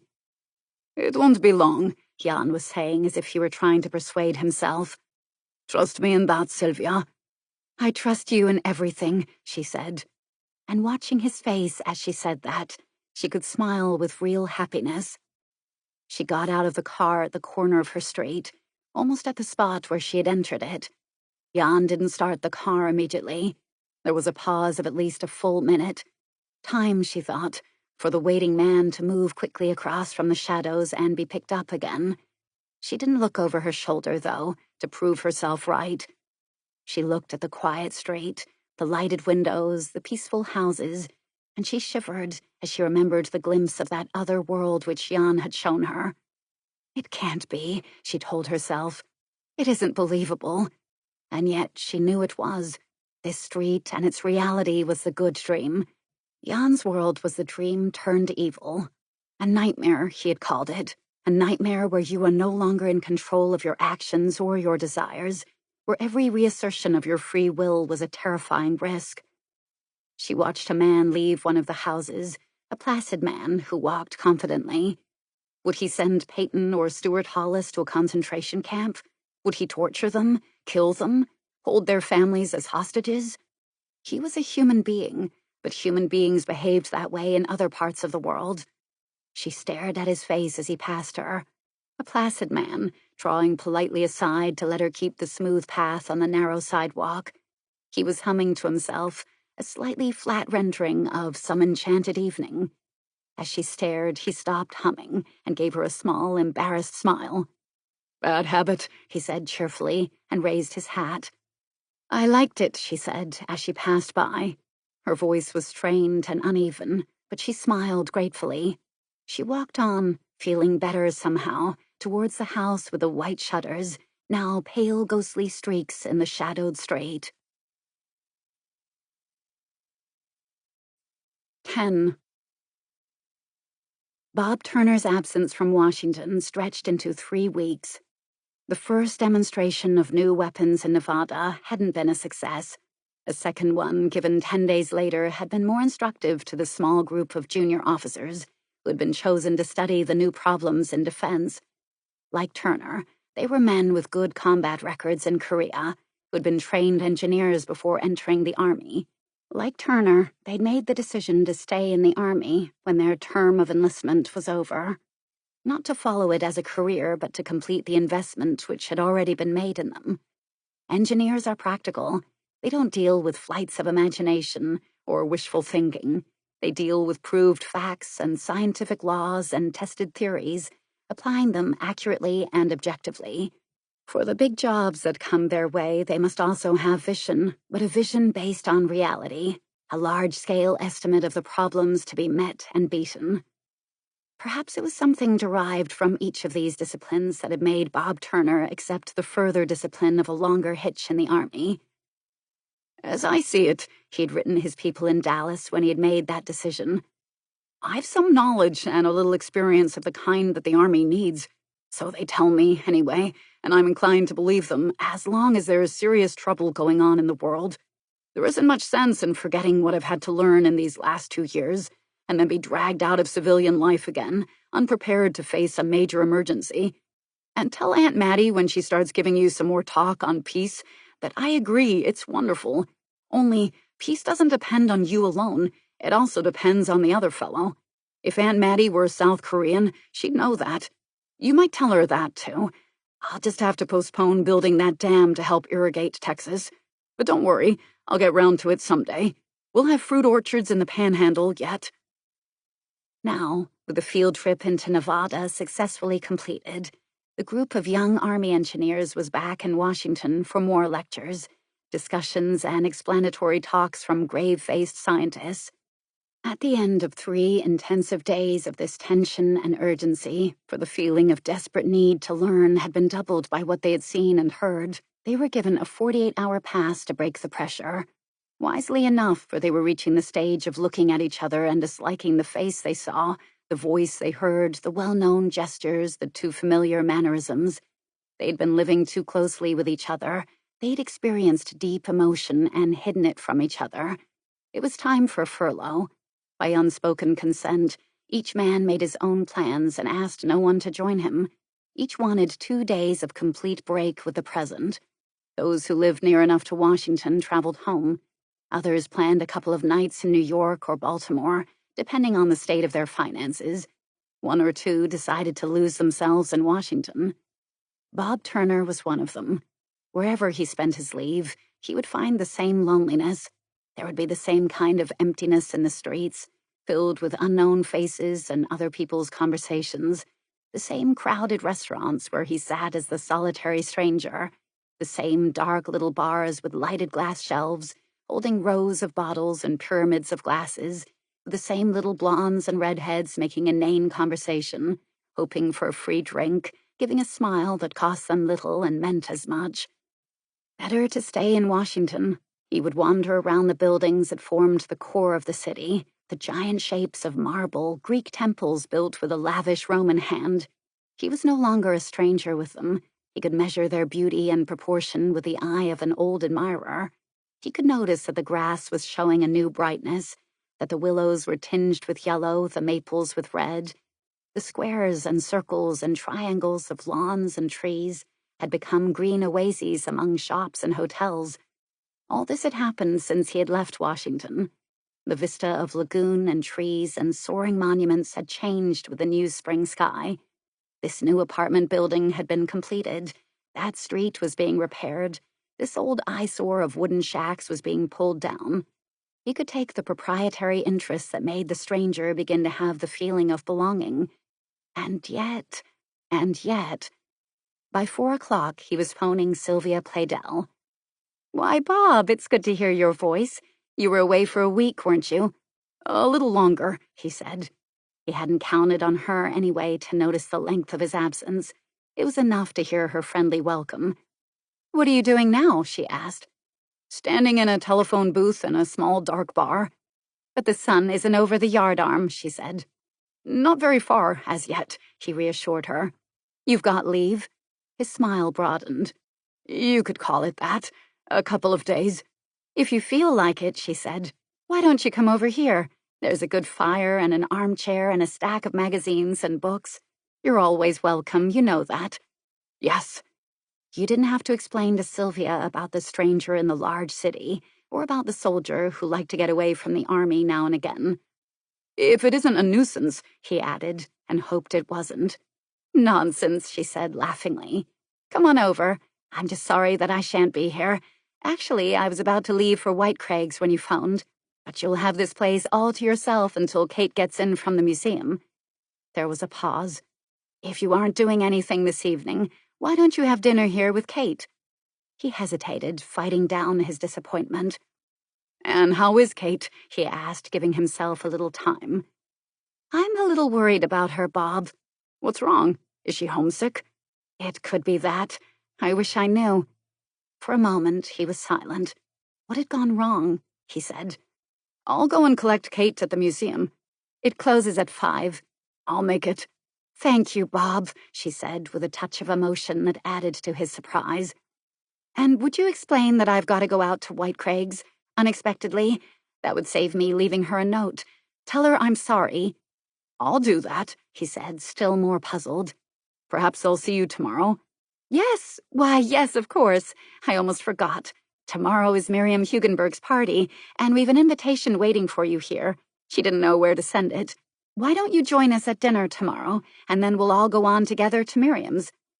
He promised to do that, too. And then he rang off. He wondered if he was so obvious that Sylvia hadn't bothered to send the invitation to his APO address. Had she guessed he would call her as soon as he had arrived back in Washington? Oh, hell and damnation, he thought. Am I as obvious as all that? Why had he called her anyway? The 2 girls sitting at the table next to his were watching him as he came away from the telephone booth. The blonde smile broadened into a welcome. The redhead with the clown's white face made up her scarlet lips. Smiling to him or laughing at him, he wondered. He'd been trying to laugh at himself for weeks now, ever since his first visit to the Playdells. He walked towards the door. You've forgotten something, the red-haired girl called to him, pointing her lipstick at the unfinished drink on his table. Thanks, he said, and turned back to the telephone booth to find the museum's address in the directory. You're welcome, the redhead said icily, and then relaxed into good humor again as 2 Air Force officers with flight pay to match the service ribbons on their chests entered the bar. The Berg Foundation for the Understanding of Contemporary Form in Painting and Sculpture had taken issue with contemporary social fashion. Instead of selecting a site as far northwest of the city as possible, it had chosen to buy a dilapidated mansion in a side street, which still survived the onslaught of commercial buildings now occupying the lower reaches of Connecticut Avenue. The house, built for a 19th century statesman, then used as a minor legation, then as a tired businesswomen's club, then as a recreation center for Allied servicemen, surrendered its last carved mantelpiece and ornamental door to the junk dealers, and settled into its rubble and dust with scarcely a sigh of protest. The work of clearance was quick, and soon, in the neatly tidied space, a 4-storied matchbox was raised end up on top of another matchbox which lay on its side. Bob Turner examined the building with a critical eye. Nice, bold simplicity, straight lines, a feeling of lightness and good humor. Were these the correct things to say? It certainly demanded attention in this quiet, tree-lined street, but how else could a new museum catch its customers? Those who came to scoff might stay to look, and even return to visit. But only in that could the building be called functional, for the wall of windows faced south, and the summers in Washington had bright, strong sun. But no doubt shades were specially designed to keep the heat out, and electric light could always be used to let people see, and the poor museum director could be left to reconcile the overhead with his budget. Inside the heavy glass door, a gray-haired, gray-uniformed attendant gave him a freezing welcome. It was 5:15. "I'm calling for Miss Gerald," Turner said quickly, before the time could be mentioned. the man thawed. You didn't seem the type who wanted to be locked in here overnight, he said, and glanced at a mobile, balancing like a praying mantis over his head. Miss Gerald's in there? He nodded towards an arch leading from the broad grey hall of mobiles and sculptures. He lowered his voice. She's having a bad time. The graveyard shift, we call it. Turner followed the man's nod and entered a large room. Here the walls were greenish-blue, the pictures well-spaced and carefully lighted. A small group of schoolchildren of various shapes and ages, partially subdued by an iron-gray teacher, was clustered in front of a series of abstract paintings. And Kate was there, explaining, trying to keep a smile on her lips and a soft edge to her voice. A determined individualist, masculine, 12 years old, faced her accusingly. But what does it mean? She was asking, obviously for the second or third time. Now, Billy, the gray-haired schoolteacher began. That's all right, Miss Greer, Kate remembered to say before the last piece of authority was snatched from her.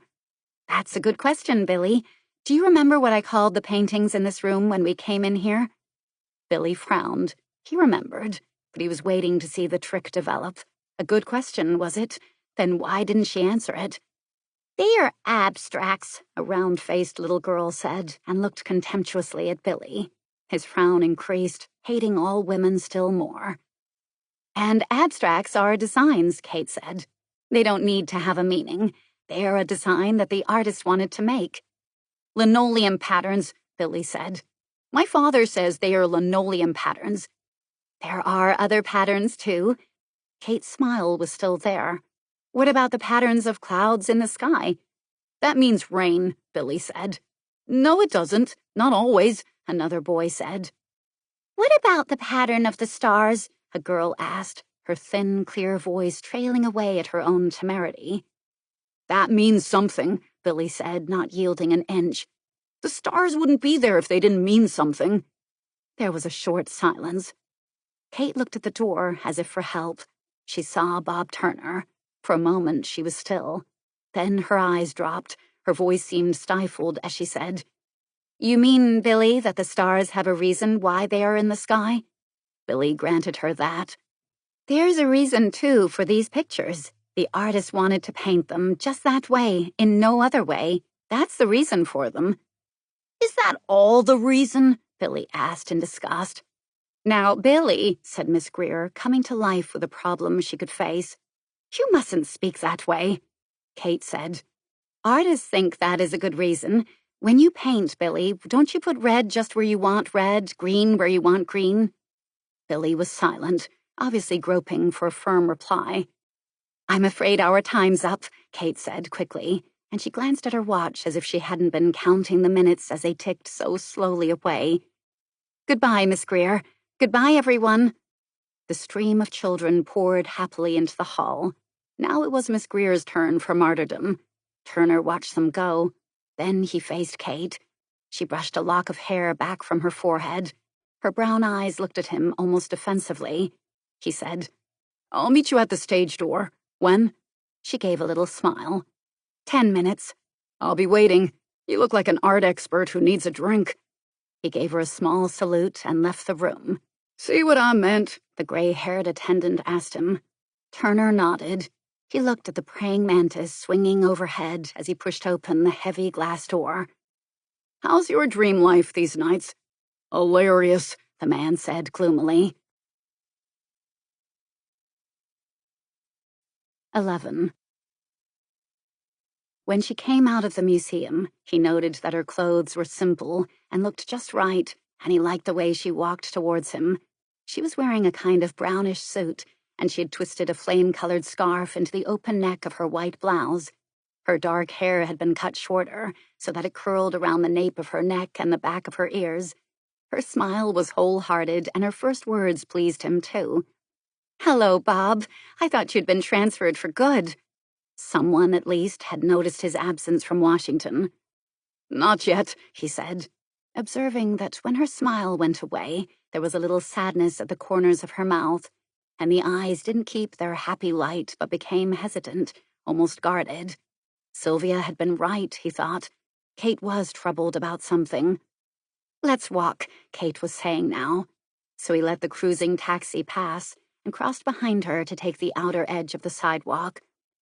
And where have you been? She asked. Oh, various places. She was looking at him, waiting for him to go on.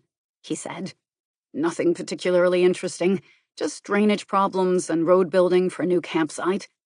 And not to be talked about. She paused. All right, I'll change the subject. But I thought you might have been out in Nevada seeing some of the atomic explosions. How did you get that idea? I read it in the newspapers. Something about engineers being particularly interested in the demonstrations. Are they? He hoped he hid his annoyance. So we're told to keep quiet, but everyone else can read all about it with his breakfast coffee. And how is Washington? We needn't be so polite. Washington is all right, but I'm all wrong. I don't get that. You saw me this afternoon. I thought you handled the situation well. She said nothing. You handled it very well, he repeated. And I'm not being tactful. What else could you do? Tell little Billy to go jump in the tidal basin? If I'd told him to have an open mind, he wouldn't have known what I meant. If I'd given him talk about organization of shapes, avoidance of representation, visual interest of arrangement, you'd have silenced him, but made him hate abstract art for life. At least he has gone away thinking about the subject. I hope. You'll see him back with some new objections. You depress me still more. He'll end up converting me to the linoleum pattern idea. And then where shall I be? Don't get depressed. Give him another 4 years. By the time he's 16, he'll think of nothing except significant form. She looked at him quickly. Yes, he went on. You'd be surprised how men have been thinking of that for years. She was laughing now. When I saw you facing that little mob, he went on, you reminded me of the first time I was pretending to be an officer, but I had a sergeant beside me, thank God. Why don't you have a sergeant along with you? I had, but she's ill this week with asthma. Allergic to little Billy? Kate laughed again. You know, I sort of liked him. That's why I said you handled the situation well. You can worry when you start hating your audience. Then you resign or get asthma. How did you become an officer? She asked suddenly. Someone filled up form BX24 instead of C39Z, I guess. Had enough fresh air yet? He eyed the Mayflower Hotel across the avenue. Now, there's an interesting-looking building. Shall we have a look at the interior? And after that, you can decide where we'll have dinner. Will you? I'd love that. And then a shadow of a frown passed over her eyes. Except, she added slowly, that Sylvia expects me for dinner. There were just to be the two of us tonight. That will be all right, he said. Sylvia won't be home for dinner. She's had an unexpected engagement. She wanted me to tell you she's sorry. He was totally unprepared for the effect of his words. Kate's face tightened. She halted. For a moment, she stood looking at him. Sylvia had to go to White Craig's, he explained. Did she? The voice was so unlike Kate's that he stared. Then she noticed his bewilderment. Perhaps the Mayflower is a good idea, she said. This is probably the wrong entrance, he said, leading her through the massive set of glass doors. Whatever way I take, I always get lost in this place. Eventually, they send out search parties and send up flares, and all is well. This way, she said helpfully, walking straight ahead. Well, you have been getting to know Washington. He wondered who had been helping her to know it. He caught her arm. Not so far, he said gently, and steered her towards the left. She looked at him, and then she began to smile. It was then that he decided she was not only good to look at, but good to be with. That's right, he said. You ought to be subsidized to keep that smile in place. It's remarkable how you, she began, and then she didn't finish the sentence, but pretended to look at the room they had entered. It was crowded at this hour, but they found a small table against a gray-green wall. Then she thought he had probably forgotten. He was busy trying to catch a waiter's eye, and she sat back in the gray-green leather chair and watched the sea of faces around her, listening to the rise and fall of voices equally anonymous. Sylvia, she was thinking. I'm no help to Sylvia at all. I'm quite useless. I can't even talk to her. Everything is strange and hidden, and she's never mentioned Jan Brovich. And yet she goes out. Unexpected invitations. And I never know where she goes. There's always this secrecy, this sense of evasion, nothing explained, constant tension. Is this the way Sylvia always behaved, even before Jan Brovich returned? But Bob hadn't forgotten. What's remarkable? He asked the minute he'd ordered their drinks. She hesitated. How you cheer me up, she said. I was just thinking I'm not so good at it. At least it didn't last very long. The smile's gone, and you've got that look of worry back on your face. What can we do about it? She didn't answer. I can stand on my head, he volunteered. I can. That won a reappearance of her smile. Look, he said. If that job is getting you down, then throw it up. Try something else. There's no need to be stuck with something you don't like. It isn't the job, she said quickly. And then she hesitated again. I like it, she added. You're an art expert who doesn't only need a drink. You need someone to listen to your troubles, he remarked. There's an old-fashioned, and here I am. Servus. He lifted his glass. She nodded. I guess you're right. But she didn't talk. I'm a stranger, he thought. We're all strangers in Washington to Kate. That's part of her trouble. He offered her a cigarette and studied the problem of breaking down the strangeness which still lay between them. Have you heard from Brother Jeff? He asked casually. I had a letter last week. Her face brightened. Good news, then. Yes, he might be coming home in June, if all goes well. She hesitated, remembering the full page of the letter which had been devoted to Bob Turner. Almost shyly, she added, You knew each other fairly well, didn't you? Fairly, he said with a grin, emphasizing her understatement. But he held out on me about one thing. I'll take that up with him when he gets home. If I'm still here and not in Europe. He used to talk about the ranch at Santa Rosita and all of you. He had a photograph he used to show me. My kid sister, Katie, you'll meet her when you come to see us, he used to say. Kate suddenly remembered Jeff's odd sense of humor. Which photograph was that? That's what I'm going to take up with him. It was a snapshot of a thin little beanpole in blue jeans and a checked shirt with its tail hanging out. There were a couple of pigtails over your shoulder and a wide smile braced with silver. That, she said indignantly, was years and years ago. Then she began to laugh. What did you expect to see when you came to dinner at the Playdells? Not you, he said frankly. Talking of dinner, should we call up the house and let the perfect gentleman's gentleman know that we won't be there this evening? Sylvia. Did Sylvia, she cut in quickly. Did Sylvia ask you to take me to dinner? No, he said, watching her face. No, she did invite me to dinner at the house, but... Now, don't look at me like that. Sylvia didn't send me to the museum. He was annoyed. It was my own idea. No one told me to do anything about you. If they had, I wouldn't have done it. And that isn't quite accurate, he told himself, and he became angrier still. Sylvia never needed to ask him directly. Like the damned idiot he was always ready to volunteer if it would please her. I'm sorry, Bob, but you're so polite that— Polite? He was a little startled. Well, you were, weren't you, when you came to the Playdell dinner party expecting to meet a thin little beanpole with braces on her teeth? He was silent. He hadn't come to that party hoping to meet anyone, except Sylvia. You like Sylvia a lot, don't you? Kate asked. He looked at her warily. Had she guessed? Yet her voice had been quiet, and she was watching him anxiously, as if she were about to ask him more questions. Yes, he said as casually as possible, and wondered how to alter course in this conversation without letting the sails flap. How well do you know her? Perhaps a little explanation might help him to escape, he thought.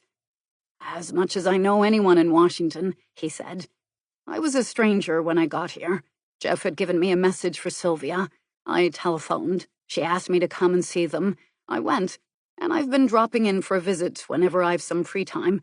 You'd be surprised how tired you can get of wandering round streets or visiting museums or seeing movies or pretending you're having a whale of a time around bars.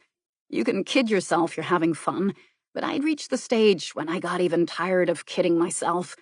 Sylvia seemed to understand all that. Without any explanations either. But then Sylvia had been lonely enough in her own life. But you like Sylvia for herself? Yes, he said. That too. And Peyton Playdell? Bob didn't answer right away. It's difficult to know him, he said guardedly. Yes, and yet he has some very good friends. Of a certain kind, Bob thought. He closed his lips tightly. Then he glanced quickly at Kate. She was just like Sylvia. How ignorant could women stay? Or was it their innocence? Some men seem to like him, he admitted safely enough. But you don't? I'm not his type, Bob said most decidedly. Better get off this subject too, he thought. So he began to speak of another aspect of Playdell's friends that he disliked. His friends don't approve much of me, he said, smiling now. Remember Whiteshaw, or is it Minlow? One of the crew-cut twins, anyway. I get all mixed up with them, too. Whiteshaw has the lighter hair, I think. Minlow is the one who resigned in protest.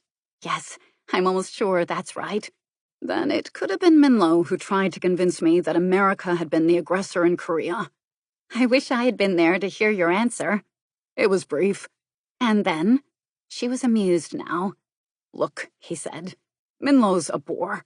Listen to one of his remarks and you can make an accurate guess of everything he will say and how he will say it in the next couple of hours. He's a Babbitt, new style. All his ideas are strictly off the peg. I can't see why Peyton nurses him along unless... He closed his lips tightly. What about another drink? She shook her head. Peyton is very tolerant, of course, she said slowly. Peyton prides himself on his tolerance. Is that different? Think it over, he said.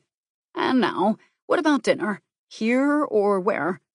She pretended to study an ornamental hat tilted over blonde curls at a nearby table. The bird garden hat, she said in a low voice. Just over your right shoulder.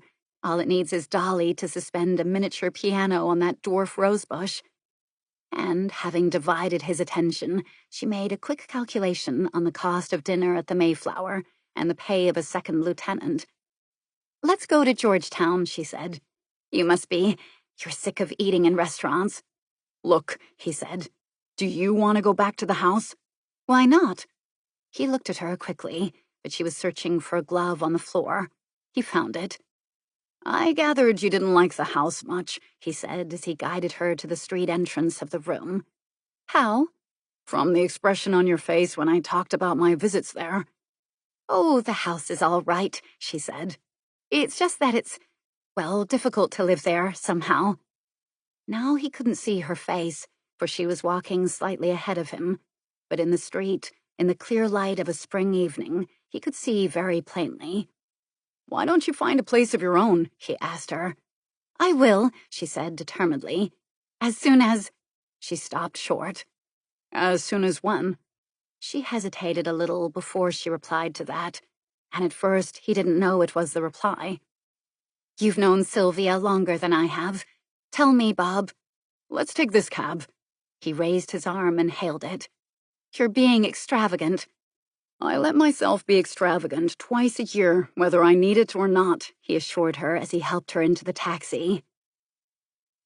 The journey to Georgetown was long enough to let Bob Turner find out several things. First of all, Kate was worried about Sylvia. About Sylvia's health, to be precise. He would have laughed openly if the girl beside him hadn't been so serious. There she was, looking out of the window at a procession of pillars, pediments, and elms, asking her thinly disguised questions about Sylvia, with a pretense of nonchalance while her face was tight with worry. This doesn't make sense, he said at last. You've only to watch Sylvia, and you'll see that she's as well-balanced as you or I. She's always in control of herself. But that didn't produce the right effect whatsoever. Kate only looked at him as if she were frightened now. Why should you believe the person who told you all this nonsense anyway? Whoever it was probably knew less about Sylvia than you do. Sure, you've only come here recently, but you were living in the same house as Sylvia, and you can see for yourself that she's sane and sensible. That produced no right effect either. What's been going on here since I left Washington? He asked. You're worried sick about Sylvia.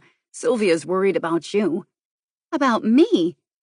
And her face suddenly showed that she knew the reason for that, at least. Stuart Hollis. Why was Sylvia so much opposed to Hollis recently? Even Stuart must have felt it. Sylvia never invited him to dinner now. She never invited him to anything. And when he called to take Kate out for an evening, Sylvia was decidedly cool. It was almost too obvious. And stupid. Sylvia was taking Hollis much too seriously. Last night, for instance. Last night, Sylvia had come to Kate's room. She had been moody, uneasy. Suddenly she had said, almost desperately, "Kate, please, don't ever let yourself be persuaded into marrying a man like Stuart Hollis." Kate could only stare at her.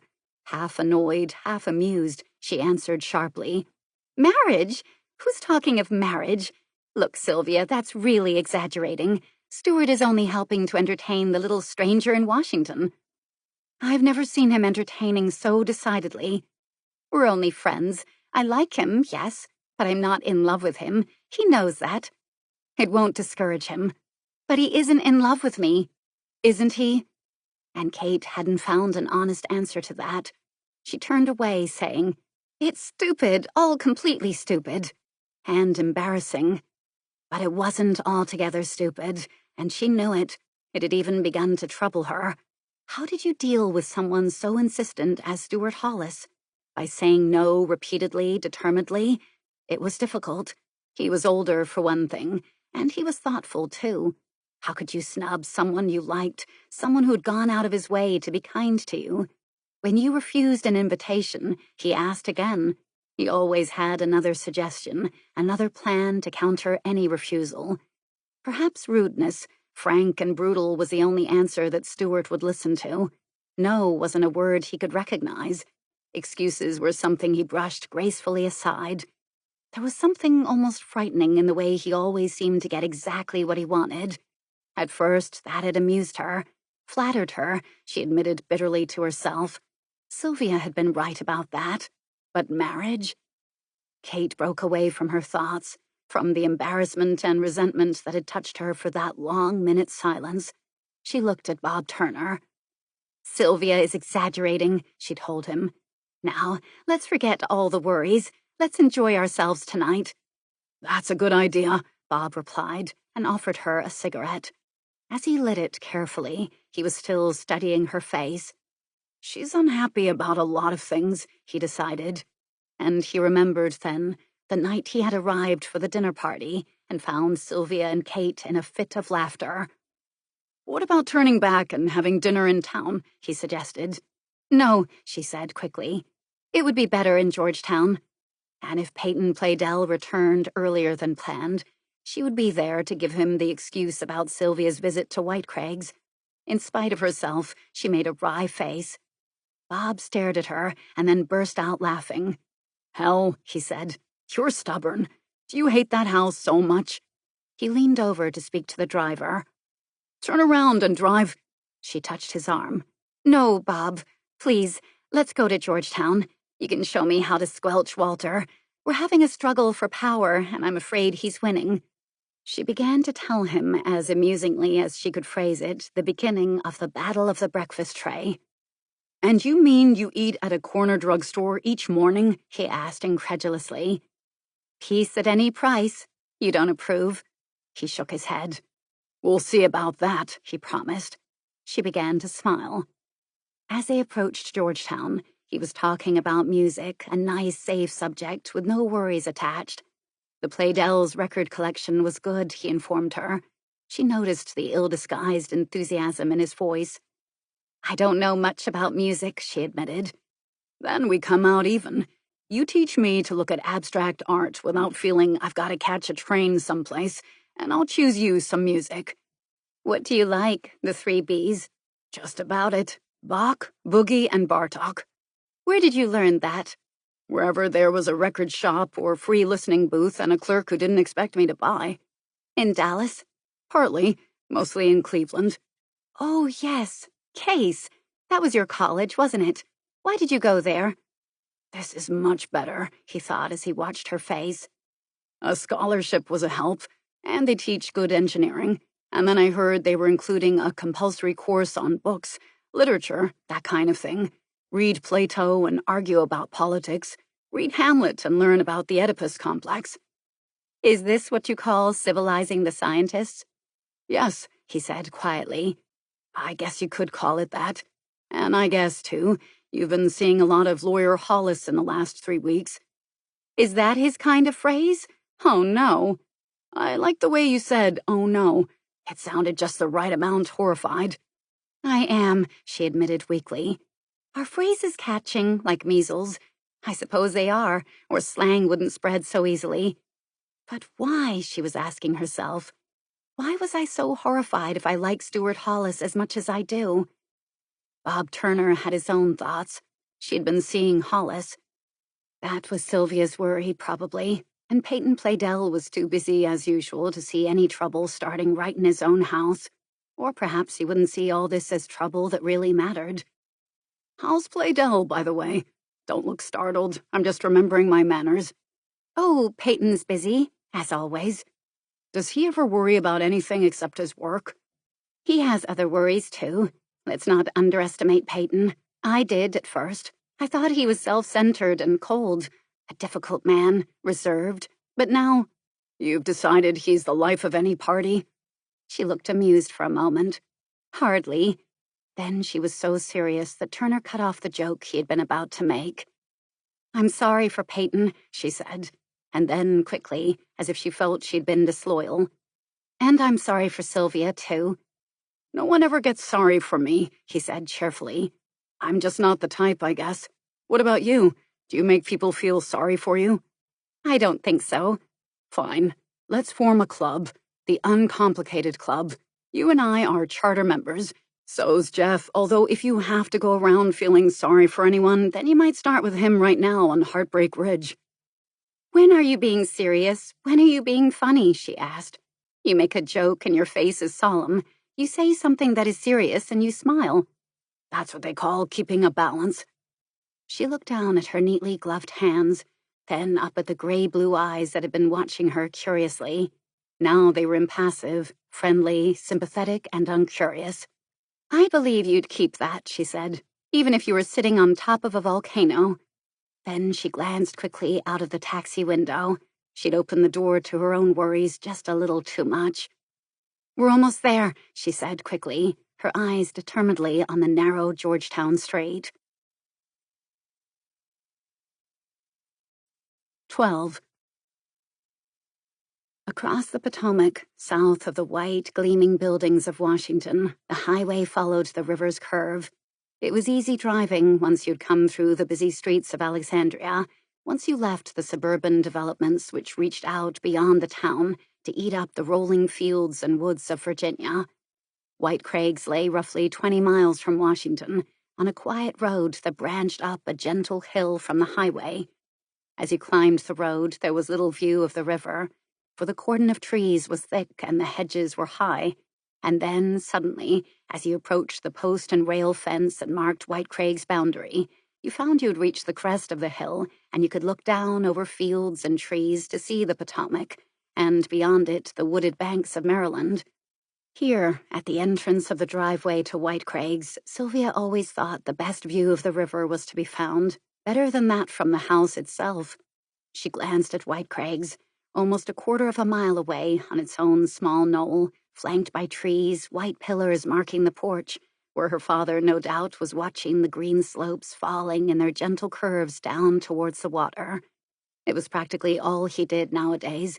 Even in winter, when the weather was mild enough, he was to be found bundled up in heavy coat and traveling rug, sitting in his high-backed chair on the broad porch of White Craig's, a sketching pad on his knees, although his cold fingers were only able to grasp the pencil clumsily. She halted the car and lit a cigarette and sat, her head turned away from White Craig's, looking down to the distant river. Through the skeleton trees, she could see the brick chimney of Straven, the nearest neighbor to White Craig's. Below Straven was Strathmore, which lay almost on the highway. White Craig, Straven, Strathmore, the 3 houses built by the Scotsmen who had settled here, bringing their Scots names with them, the 3 houses that were now fighting a losing battle to keep their lands. Strathmore had lost. Most of its fields had been sold to builders last year, And soon a new and more crowded colony would come to live there. Straven had won its battle so far. Its present owner was a practical farmer and a hard worker. She'd driven past its fields on the way to White Craigs, and they were black-furrowed and rich, waiting for the spring sowing. But White Craigs, she thought, looking round at the white house on its green hill, White Craigs refused to accept new ways, refused to admit its own defeat. She started the car, wondering why she had stopped for the view on a day when she was already half an hour late. Traffic through Washington had been heavy, and Bob Turner's telephone call, just as she'd been setting out, had been another delay. A welcome one, though. Kate needed someone like Bob, someone to make her stop being so solemn and serious. What on earth was making Kate talk so much about Santa Rosita and the Sierras? Twice recently, she had suggested Sylvia ought to visit the ranch in California.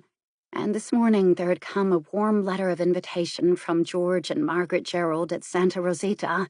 So Kate must have enlisted her parents' help in this mad plan of hers to see Sylvia safe in California.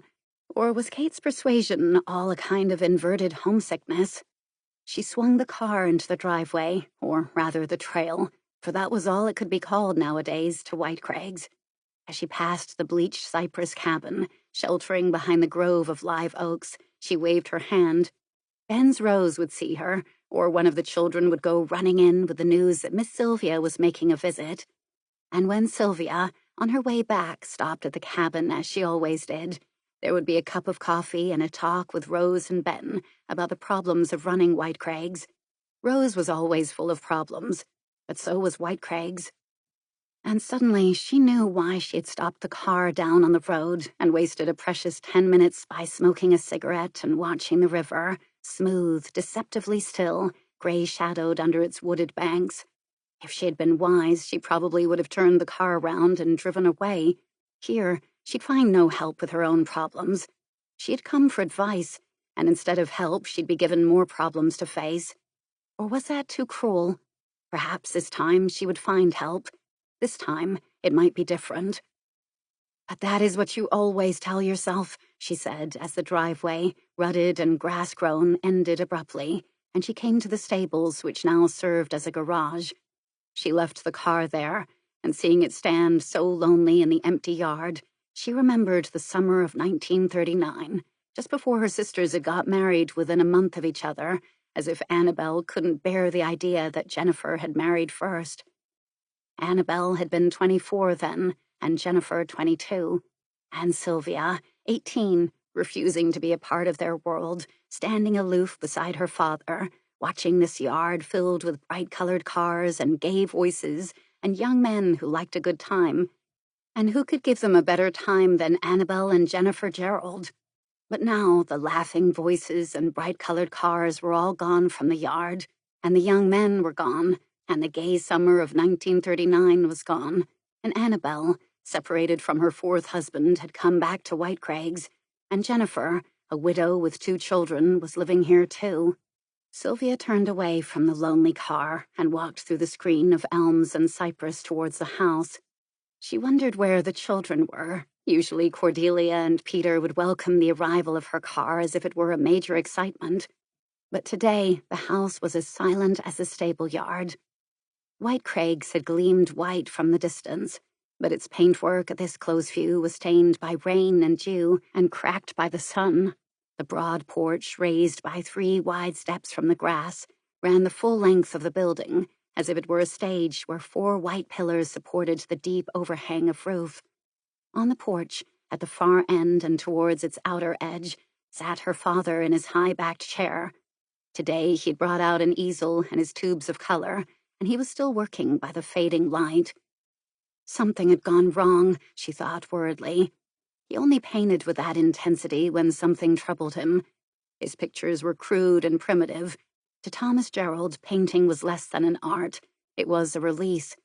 Now he heard the sharp sound of her high heels on the wooden porch. He stopped his work, half turning his head. He wore a tweed cap on his thick white hair. His cheeks were weathered pink, but his thin face was pinched, and his hands were cold to touch. "I knew it wasn't Jennifer or Annabelle," he said, unsmiling, calm-voiced as he always was, but there was welcome in his dark eyes. How? She bent and kissed his brow. Aren't you frozen out here?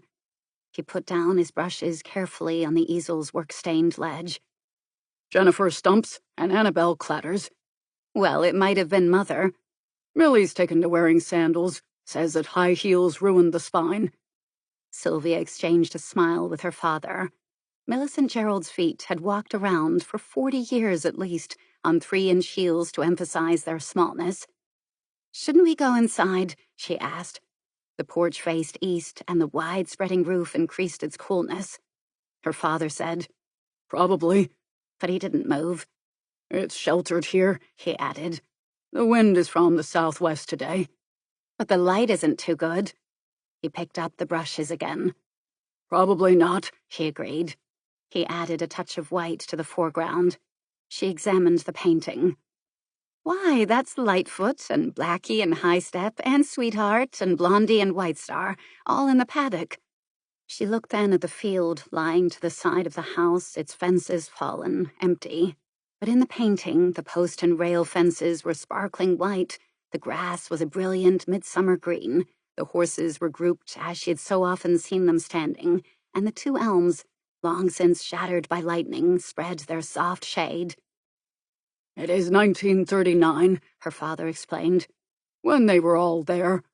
He pointed slowly to each horse in turn, as if he were counting them. Well, we still have White Star, Sylvia said. He didn't answer. Where's everyone? Millie's writing. Annabelle went out. He stopped, held his brush in the air. I think she went out. She always drives over to Blairton in the afternoons. Jennifer will be fussing in the kitchen. She fusses everywhere nowadays. Pity her husband got killed. Jennifer, after a short and disastrous first marriage, had made a second, and this time successful attempt. But it had ended on Omaha Beach, when Peter was only a month old and Cordelia barely 2 years. And the children? He paused and then said, They've gone to the funeral, with Ben and the boys.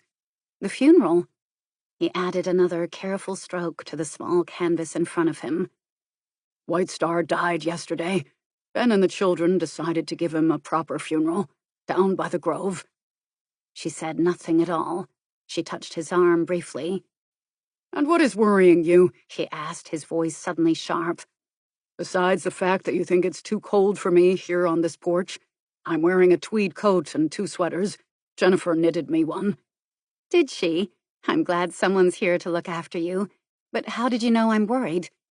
I never could tell your thoughts, but sometimes I could make a guess at your feelings. Again she was silent. I can't trouble him any more today, she thought. I was the daughter who was safely married. I was the only one who didn't have to come back to him and remind him of still more unhappiness to be shared. They are starting to clear the land for building down at Strathmore, he said suddenly. Did you notice? Yes, but that isn't what worries me today, she was thinking. But Strathmore won't be the pattern for Whitecraigs. Not as long as I'm still alive, Sylvia. There are other patterns, she said, leaving her own thoughts, choosing her words with care. Straven is managing to survive. I'm too old to learn practical farming, and so is Ben. Besides, you need money for equipment, money for extra help. Money, money, money. He spoke half humorously, but then he'd never taken money seriously. She didn't reply. He knew her answer anyway. Years ago, she'd tried to persuade him to follow Straven's example. 10 years ago, or more, he said slowly, was a time to change. But then... He shrugged his shoulders. It was the first time he had ever admitted he had been wrong about Whitecraigs. He stopped painting and looked out over the calm fields. But then you had 3 expensive daughters, she suggested. That was the odd thing about herself, she thought. Even if she criticized someone, the minute he admitted his mistake, she rushed in to give him excuses. And no son, he added quietly. That made a difference in all my plans, Sylvia. And even the plans he had made, she thought, have been altered. 2 of the daughters had come back to live with him. 2 grandchildren had been added to his family. I ought to have made the change, he said. I talked it over with Ben several times, but somehow nothing came of all our talk. Ben liked White Craigs as it was. He wouldn't give you good advice. It suited me, he admitted wryly. I liked the place as it was, too. I think you'd have liked the feeling of being a successful farmer. Uncle George has found it a good kind of life. Successful, he repeated slowly. Yes, that's something I would like to have been, just once in my life. Oh, what nonsense, she said, but it was only an equivocation. Look, you've dropped some paint. Where's that rag you have for the brushes? He looked down at the dried spatters of color on the porch around his feet. Another spot won't hurt, he said. It makes a prettier picture than I've ever painted. Then he glanced up at his daughter. I was wrong, he said. I've had one success. He reached out and touched her arm. Sometimes I wonder if Millie and I were to blame. Perhaps we didn't bring up the girls in the right way. And then, just as I'm getting depressed, I think about you. There's one, at least, I tell myself, who's happy and well-balanced. 1 out of 3. Not good, but not bad either, I suppose.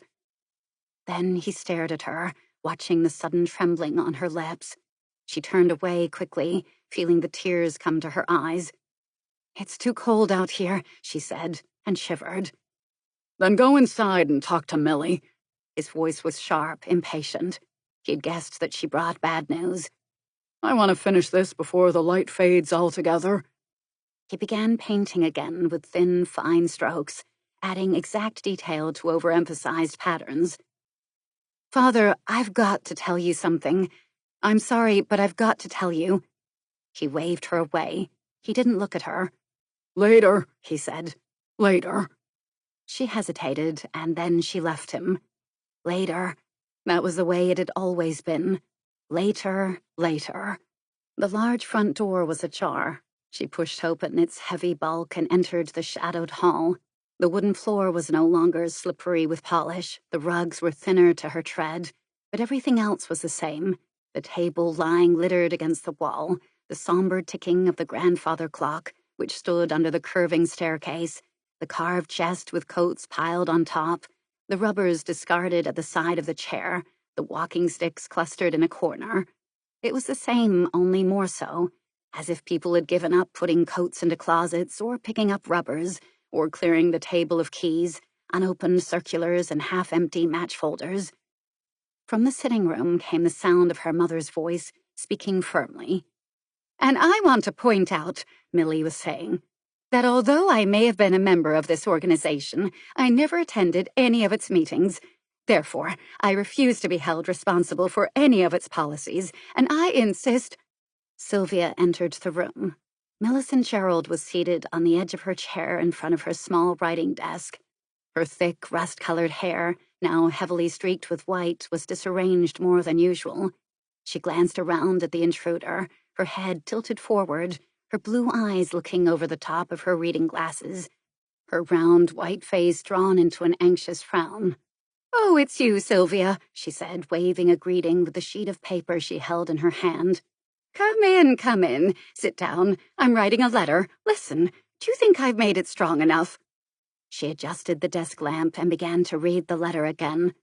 "Well," she asked as she ended, pushing the glasses back into position as they slipped down over the short bridge of her nose. "Is that clear enough?" "The letter is clear enough." Mrs. Gerald picked it up once more and again read aloud the last phrase. "And I insist that you stop perpetrating this most uncalled-for persecution." She nodded a decided agreement and then hastily pushed back a lock of heavy hair. "That ought to settle them," she said. "But I don't know if your position is as clear as the letter," Sylvia said. "Perhaps it would be easier to admit you belonged to the organization, but that you were completely unaware of its true aims, or words to that effect. I suppose it is one of those things you joined without checking up thoroughly. Is it in trouble?"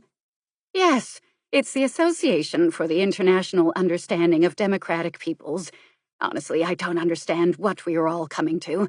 You can't even join a society in peace nowadays. No, you're wrong, Sylvia. I'm going to send the letter just as it is. I really must make a very firm protest." "To whom?" "To the editor who printed this article." She began searching through the wild confusion of papers on her desk. "I cut it out. It's someplace here. a most denunciatory article. But if you were a member, I never attended a meeting. Well, I think you ought to have, and then you would have known more about everything. Did you pay dues? I didn't pay dues, Mrs. Gerald said irritably, and pushed back her glasses into place. You most certainly did, a weary voice said at the door. Or else your bank is cheating you. It was Jennifer. She came slowly into the room. Hello, Sylvia. Are you staying for dinner? No, I have to leave at 6. Too bad, Jennifer said, but a look of relief passed over her worried face. In these last few years, her figure had grown thicker. Her blonde hair had faded and showed white at the temples. It was badly cut, as if she'd hacked it into a short bob with a pair of blunt scissors. Her cheeks were pale, her eyes had lost their brightness, her lips were now held tightly, and a permanent little furrow had formed between her eyebrows. She wore no makeup, and her gray flannel skirt needed pressing.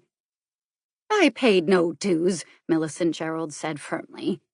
I only donated funds for certain charitable projects connected with the AIUDP, such as kid gloves for kangaroos. Well, it's my own money, Mrs. Gerald said placidly. What's left of it, Jennifer added. When I took you and Annabelle to Paris and Rome, you didn't object to spending it. I didn't know anything about spending capital then, Jennifer said sharply. I was 17.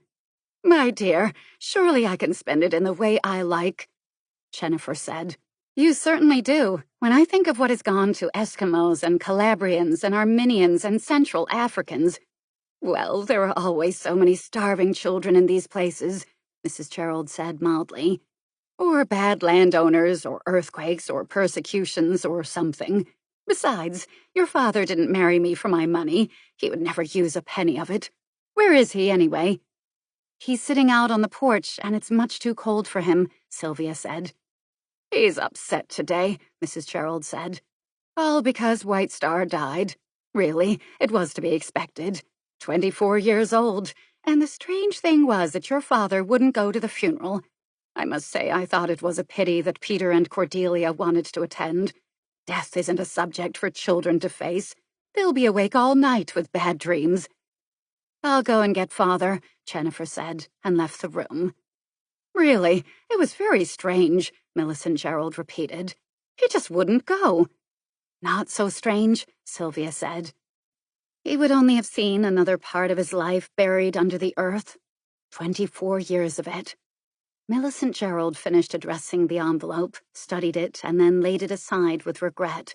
She picked up some other letters and glanced through them. Mother, Sylvia began, I need your help. Do you, dear? Millicent Gerald sighed and jammed the letters back into their pigeonhole. I suppose these can wait. She rose and came forward to the fireplace. A shapeless black spaniel rose from the shadow of the desk and followed her wearily. She took off her glasses and laid them on the mantelpiece and stood looking down at the unlighted fire. She was a small woman, smaller still in her curious flat-heeled sandals that seemed so incongruous with her tight tweed suit. How do you like my shoes? She asked, extending a neat little foot. The Indians make them in Arizona. Aren't they clever? Sylvia, I wanted to tell you that... Yes. One thing at a time, Sylvia. First of all, can you do something about Jennifer? She looked at the black spaniel. Hannibal, sit down. You know it's bad for you to stand. All right, then, I'll sit if that's what you want. She chose a chair at the corner of the hearth, and Hannibal flopped at her feet. Jennifer? Sylvia was startled. Yes, haven't you noticed? She's changed so much. Worrying, grudging, pinching every penny. What kind of life is that? Just look at the fire, or rather no fire. We light it later in the evening, Jennifer said, coming back into the room. Father's gone upstairs, she told Sylvia. He had some work he wanted to finish. Also, her voice became suddenly bitter. We heard Annabelle's car returning, and what's more, and now she looked at her mother. Since we are on the subject of your daughters, I've got to watch every penny and grudge and worry all the time. Someone has to do it. Yes, but you order us all around much too much. I never brought you up that way, Jennifer. It's a pity you hadn't. We might have made fewer mistakes. Millicent Gerald sighed. I gave you every freedom to develop your own personality. If you made mistakes, it was your own choice. I only wish you'd allow your children as much freedom as you got. Really, Jennifer, it's dangerous to repress them the way you do. It hurts me to watch you. She pressed her small, thin hand to her breast in a vague search for her heart. I don't repress. Jennifer broke off to listen to the sounds on the porch. There are the children, with Annabelle, she said, relief in her voice. She went into the hall to welcome them. Oh, Peter, Sylvia heard her say. You're filthy. You'd better go right upstairs and wash and get all that mud off you. And you too, Cordelia. Supper is almost ready. Then you'll see Aunt Sylvia. That's what I mean, Millicent Gerald said, shaking her head. The poor infants have to have supper at 6, whether they want it or not. Jennifer gives herself twice the work. They could easily eat with us at 7:30. Sylvia glanced at her watch. It was 6 o'clock. I'll have to leave soon. Why the hurry? Annabelle asked as she came into the room. Rushing home to give Peyton a nice, cheery welcome after a hard day at the office? Hello, Millie. How's the soapbox? Annabelle never expected an answer to her questions, Sylvia reflected, as she watched her oldest sister. Annabelle's conversation had always been a monologue delivered in a husky monotone. People once had thought it amusing. Perhaps some still did. Do I look as bad as all that? Annabelle wanted to know, returning Sylvia's stare. What's wrong now? My hair? Or is it the dress? You were always the critical one. She moved over to a small cupboard. What about a drink? No, thanks, Sylvia said. Of course, you always were careful about your driving, weren't you? Annabelle was amused. I'll have one if you don't object. Or rather, if Jennifer doesn't. Why should she? I buy my own liquor, don't I? Sylvia watched her eldest sister worriedly. Annabelle was thin now. Her slender figure had become brittle and sharp. The flesh was tightly drawn over her cheeks. Her brow was too prominent. Her hair was a brilliant gold, and she still wore it long and loose in the style of her successful years. Her dress was fortunately simple, yet the neckline was pointed too low and its color was red.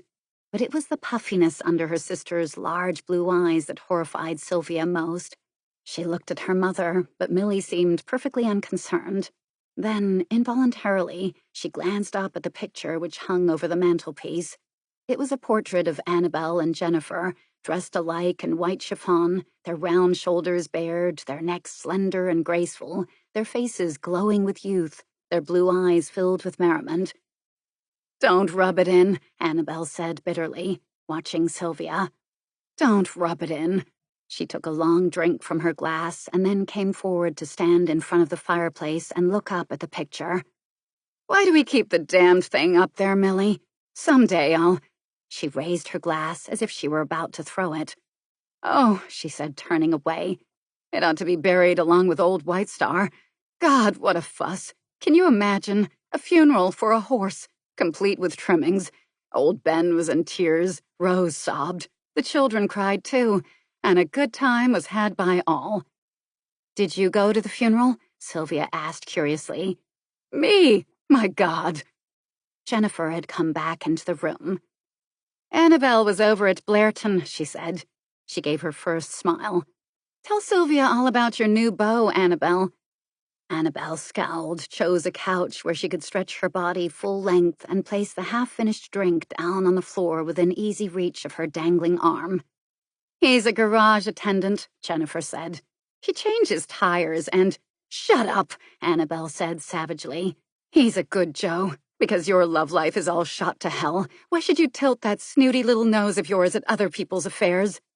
Really, Millicent Gerald said mildly. That's scarcely the language you learned either at your expensive schools or in this house. And where did that get me? 4 husbands, Jennifer said. And a 5th being chosen before you were even properly divorced from the 4th. Look, Annabelle said, sitting up on the couch. I'm not going to take that kind of talk from anyone, not even from the virtuous widow faithful to the memory of her 2nd husband, who forgets her own first marriage so easily. That was a bigger mess than I ever landed in. So, my little ray of sunshine, shut up. For good. Her voice calmed down. Don't we shock you, Sylvia? We always did, didn't we? Right into Peyton's respectable arms. Well, chacun a son goût. I'll stay this way, and you keep Peyton Playdell. She raised her drink ironically. To the Gerald sisters, gay or rueful. Sylvia gathered up her coat and bag. Her mother said, "Must you leave, darling? Oh, well, we can have our little chat next time you come. It wasn't anything important you had to tell me, was it?" She rubbed the toe of her sandal against Hannibal's tangled coat. "He likes that, don't you, Hannibal?" Sylvia hesitated. "You ought to know, all of you. You're the family, and you should know before anyone else." She took a deep breath. "I'm leaving Peyton," she said quietly. There was a long silence. "My God," Hannibal said. Then she stared at Jennifer. "Why?" asked Jennifer. "But why, Sylvia?" "Another man?" Hannibal asked. "Certainly it can't be that Peyton is interested in another woman." She began to laugh and then stopped. "I'm sorry, Sylvia," she said awkwardly. "But in some ways, I congratulate you." She rose to pour herself another drink. "I'm sorry, too," Jennifer said. Millicent Gerald stared at each of her daughters in turn. "But what is Sylvia going to do?" "Live here?" Jennifer asked slowly. "Why, we're crowded out. The children must have separate rooms and—" "I might say," Hannibal said, "that Millie asked the one practical question. You're a damned Yankee after all, Millie. I used to think that you were spinning fancy tales when you talked about your girlhood in New York and Grandpa, who was such an astute businessman, amassing hordes of money. But tonight, I know I was wrong. That's the complete platinum-lined question. What is Sylvia going to do?" "You shouldn't be too rash about this," Millicent Gerald said anxiously. "Please think, darling. Have you told your father?" Sylvia shook her head. "And here's another question," Hannibal said thoughtfully. "Will Peyton give you a divorce? What did he say?" I haven't told him yet." "He'll never let you go, baby. Not Peyton." "Then, perhaps," Jennifer said hopefully, exchanging glances with her mother, "perhaps it will all end well. When you've calmed down, Sylvia, you may decide to stay with him. After all, you've so much to lose." "I'm perfectly calm," Sylvia said. She added bitterly, "And I promise I shan't add to your troubles." "Let me give you one tip," Annabelle said. "Don't be noble about any settlement. Here's one girl who was, and now she's run out of alimony." "I hope you won't be too rash," Millicent Gerald repeated unhappily. "Please, Sylvia." She smiled wanly, her cheerful round face puckered with bewilderment. She sighed. "But I suppose it's really your problem. Oh, dear." She shook her head sadly and then gave Sylvia a cheek to kiss. Sylvia turned away. That had always been her mother's answer to all her questions. "Well, darling, I suppose that's really your problem, isn't it?"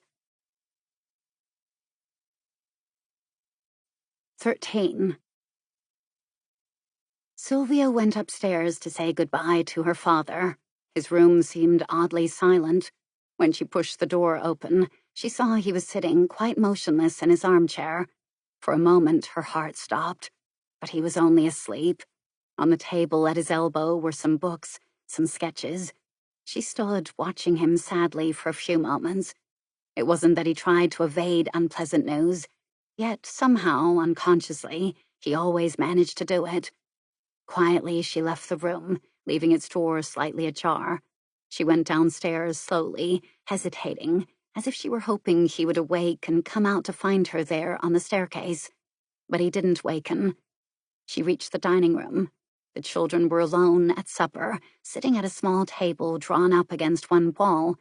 Peter, dark-haired, black hair falling over his thin little 7-year-old face, waved a fork in welcome.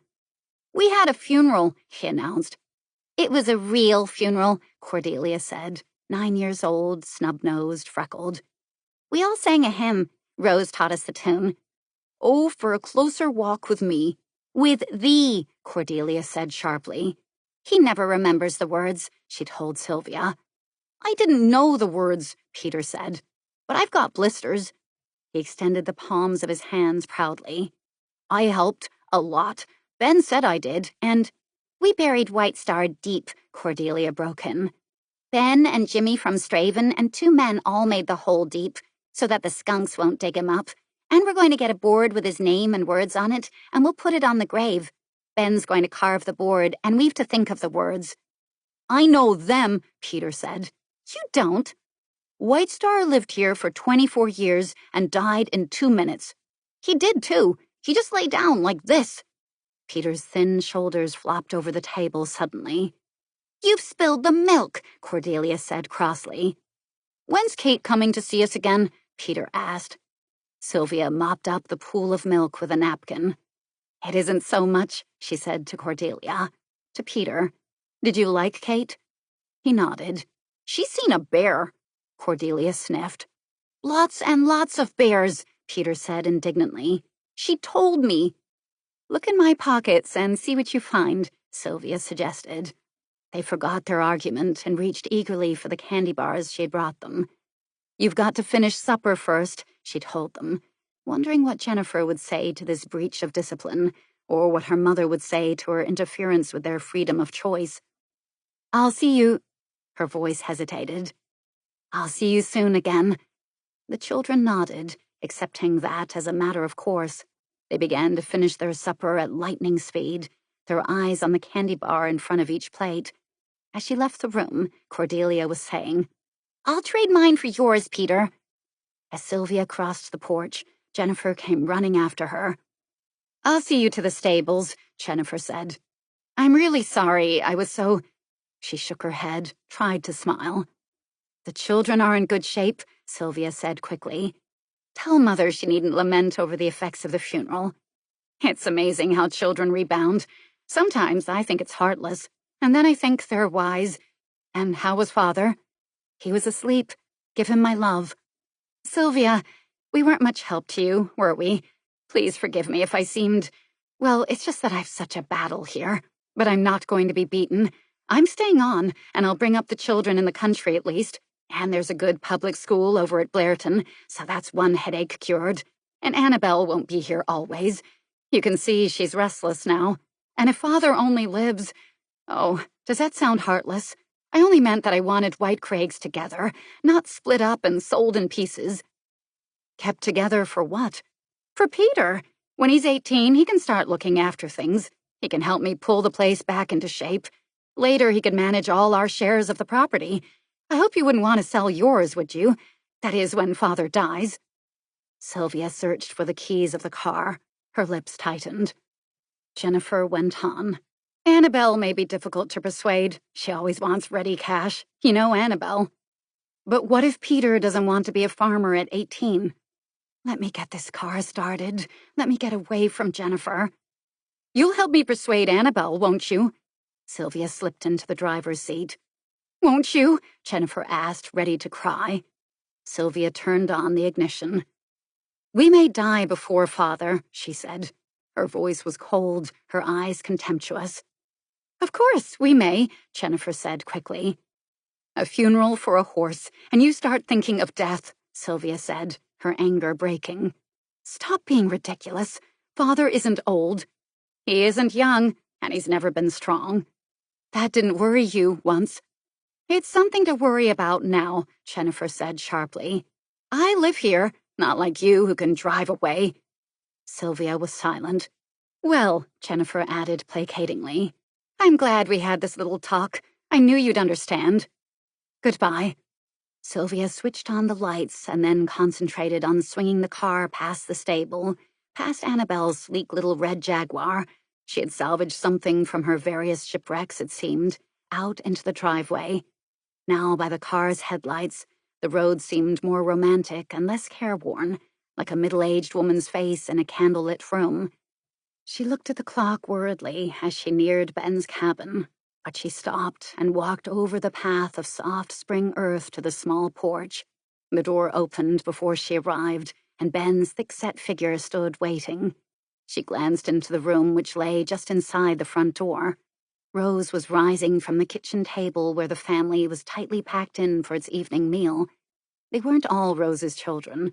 Ben's first wife had accounted for 5 before she died, and although most of them had left for Richmond or Detroit, There were 4 grandchildren to add to Rose's own count of 6. "I'm terribly late, Rose," she explained hurriedly after she had greeted Ben. "I really can't come in tonight." She looked around the circle of waiting faces, solemn, anxious. "And I doubt if there would be room for me," she added. But no one smiled. Rose squeezed her way between the stove and the chair, where one of her daughters sat, holding a 3-year-old child in her lap. "How is he, Miss Sylvia?" Rose's round, rich voice was hushed, as if Thomas Gerald might have heard the question all the way up at the big house and disapproved. "He's a little tired today," she said. Rose nodded sympathetically, her large, dark eyes worried. She had been crying, Sylvia noticed. And she noticed, too, the watching, serious faces at the table. Even the children were subdued, as if they had been listening to gloomy predictions as her car had driven up to their front path. Sylvia said quickly, "Father is all right, Rose. He's only tired because he is depressed." Rose and Jennifer, she thought, each with the same worry, each with the same feeling of insecurity. But it had been easier to deal with Jennifer. You could always allow yourself to speak sharply to Jennifer. "It was a cruel day," Ben said. He shifted uneasily, giving his wife what he called a hush-up look. But her concern had touched him too, and he couldn't shake himself free of it. A cruel day, Sylvia thought, threatening crueler ones to come. She smiled as brightly as she could to the circle of round eyes. Had her face seemed so sad when she had first appeared at the door, confirming all the fears that Rose had been talking about? "I must go. I have an appointment, so I'll say good night and let you get on with supper." She kept her voice light, a confident smile on her lips. And when she waved to them, the serious faces suddenly smiled and became young again. "Good night, Miss Sylvia," Rose said, but her large black eyes were grave. Sylvia turned and walked to the car. Ben came with her tonight, holding a flashlight as an excuse. "Rose is upset," Sylvia said. "But we're all upset today, for one reason or another." "She's the worrying kind," he said in his rich, slow voice. And when Sylvia spoke of the long winter and the spring that was late in coming, he only nodded. He wasn't thinking about her words. Then, as he stood by the car, he spoke almost hurriedly. Perhaps the walk along the path had given him time to collect his courage, and he couldn't let the moment slip away with his worries unanswered. "Someday, they will be building all up this road." He stared across the rutted driveway to the dark fields. And then, what happened to Ben and his family? "Mr. Gerald won't allow that," Sylvia said. "No, Mr. Gerald just naturally wouldn't like that." "Nor would anyone else." "Miss Jennifer," he said hesitatingly. "She'd like a farm. She's been telling me of all the beef that's being raised near Richmond now." And then where would Ben's job be? "They'll still need vegetables and eggs at White Craig's," Sylvia said. "Miss Jennifer was saying it would be cheaper to buy them." Sylvia was silent for a moment. White Craig's had always been run on sentiment, not on economics. "Ben, if anyone talks about changes at White Craig's, then remember you won't be part of the change." In the darkness, she couldn't see clearly the expression on Ben's face. She couldn't know whether her words had done any good.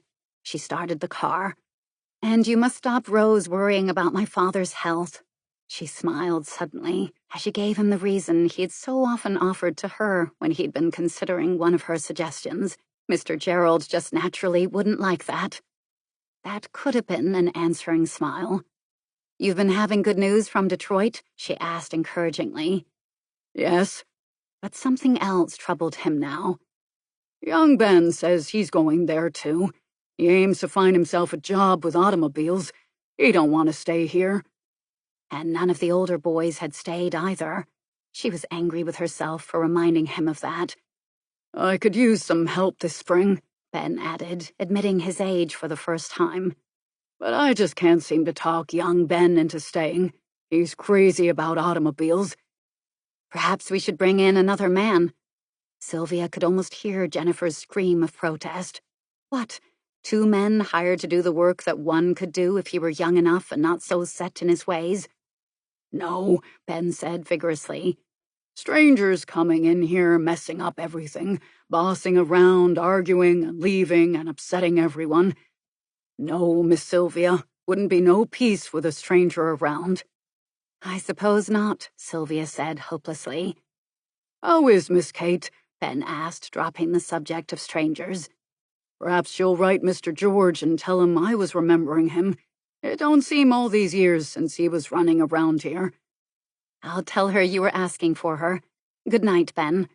"Good night, Miss Sylvia," he called after her as the car started forward, bumping its way over the uneven surface. She drove slowly at first, for spring had softened the ground, and twice she felt the car slide on the mud. And she was thinking about Ben. It was no good calling him illogical, any more than calling Mina, working in the Georgetown kitchen, illogical. Mina, who avoided the new electric dishwasher as if it carried the plague. Or myself, even, when I bought that pressure cooker to help with Sunday night supper. I've never used it. Or Peyton, too. He hates airplanes, uses them only in necessity, and sits in silent protest throughout any flight. We are all illogical in some way or other. We have our peculiar likes and dislikes, our refusals and our prejudices. If we hadn't, we'd all work predictably like well-ordered machines, and blueprints for human beings would look as admirable in practice as they do on paper. Or am I trying to find an excuse for my own behavior? She asked herself bitterly. It was a relief to come to the road, where the surface was smoother. Now she could increase speed and concentrate on the twists and turns of the little hill, and leave all thoughts behind her, hidden away in that green tunnel of arched oaks. You're as ready to evade the real issue as father, or as Ben, she told herself. And again came the excuse. Didn't we all try to postpone the real issue if it was going to destroy our happiness? She was driving recklessly now.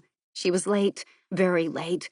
She passed the bright lights of Straven, shining through its well-kept trees. She passed the darkness that now was Strathmore, with a bulldozer and 2 trucks, waiting patiently at the edge of a field for daylight to come again. Soon she would reach the main highway. She slowed down, her eyes searching the last quiet stretch of road in front of her for Jan Brovich's car. Then she saw it, drawn well into the side, sheltered by the high hedge. And there was Jan, walking towards her. She edged the car as close to the hedge as possible. By the time she'd switched off the engine and the headlights, he had reached her. "Oh, Jan, I'm late. I'm sorry." "You're here," he said. "That's all I was worrying about." And his arms were round her, holding her fast. 14. Jan lighted a cigarette carefully, his eyes watching Sylvia. He held the match long enough to see her face turned towards him, her head leaning back now against the seat, her mouth curving into its soft, shy smile, her eyes relaxed and happy. The match flickered out, and the darkness surrounded them again. But he was still aware of the warmth of her body, of its softness and fragrance. He leaned over to kiss her lips once more, and then placed the cigarette between them. She laughed and moved it a little to one side. "Didn't I aim straight?" he asked, feeling her gesture. "Too straight. I almost swallowed half of it." He lit his own cigarette. "It's like trying to put another man's hat on his head for him. You can never get it quite right." He leaned back against the seat, slipping his arm around her, pulling her close again so that her cheek lay against his. Now was the time to relax, the time for small talk and a cigarette and a feeling of nearness. His arm tightened gently around her waist, reminding her of what they had shared. "You're smiling," she said. "I can feel your cheek smiling. Oh, how happy I am, Jan." "Because I smile? Is that all I have to do?" "Because you smile in that way. You're happy, too." "Who wouldn't be at this moment?" And there, just then, the smile went away. Why, so suddenly? For a moment, he didn't answer. "I was thinking that we snatch our happiness in moments, and hours and days have gone past when I can't even see you. We are grateful for moments, and we've wasted years." "With luck," she said. "We've still a lot of years to spend on each other. I'm 30, you're 31. We've still a lot of years ahead of us. You've no fears? His hand gently traced the pattern of her brow and cheek. Not with you, Jan. If only... He stopped abruptly. She waited, but he smoked his cigarette in silence. He would be frowning, his eyes blankly staring ahead of him. That was a new habit he had brought back to America with him. If only what? She asked at last. If only we were free, all of us, to live our personal lives. That's difficult enough. What is right? What is wrong? Only someone like her mother, who believed so comfortably that all goodness and all evil were relative, could rationalize guilt. But not as difficult, not as overwhelming as... Again, he left the sentence unfinished. Then, as if he were trying to make his words clear and yet guard them at the same time, he said, You and I could work out our lives by ourselves if getting married was the only problem we had to face. We'd choose the shape of our lives and make it good together. We will make it good together. Yes, if we're given the chance, we'll make it good. We're taking that chance, aren't we? We've taken it. Jan, she said in sudden alarm. If we don't believe we'll win, we'll be beaten. Don't you see? I know, he said, and his voice calmed her. She let that thought slip back into the darkness from which it had come. Then, Jan, she said slowly, what would happen if Peyton won't let me go free? That's one worry we can forget about. He had his chance and lost you. You're mine now, and I'm not going to lose you. But if Peyton refuses to divorce me, she bit her lip, it would add difficulties to your choice of career. Certain jobs might be closed to you. I'm used to that, he said quietly, and I wasn't given any happiness to balance it. Suddenly he reached out and switched on the dashboard light as if to see her more clearly. His face was tense. Never leave me, Sylvia. Never. No one will separate us, she said reassuringly. But there was still worry lying deep in the gray eyes that watched her so intently. You don't believe me? Jan, no one is going to bully me or frighten me or force me to change my mind. No human being is going to separate us. Not this time.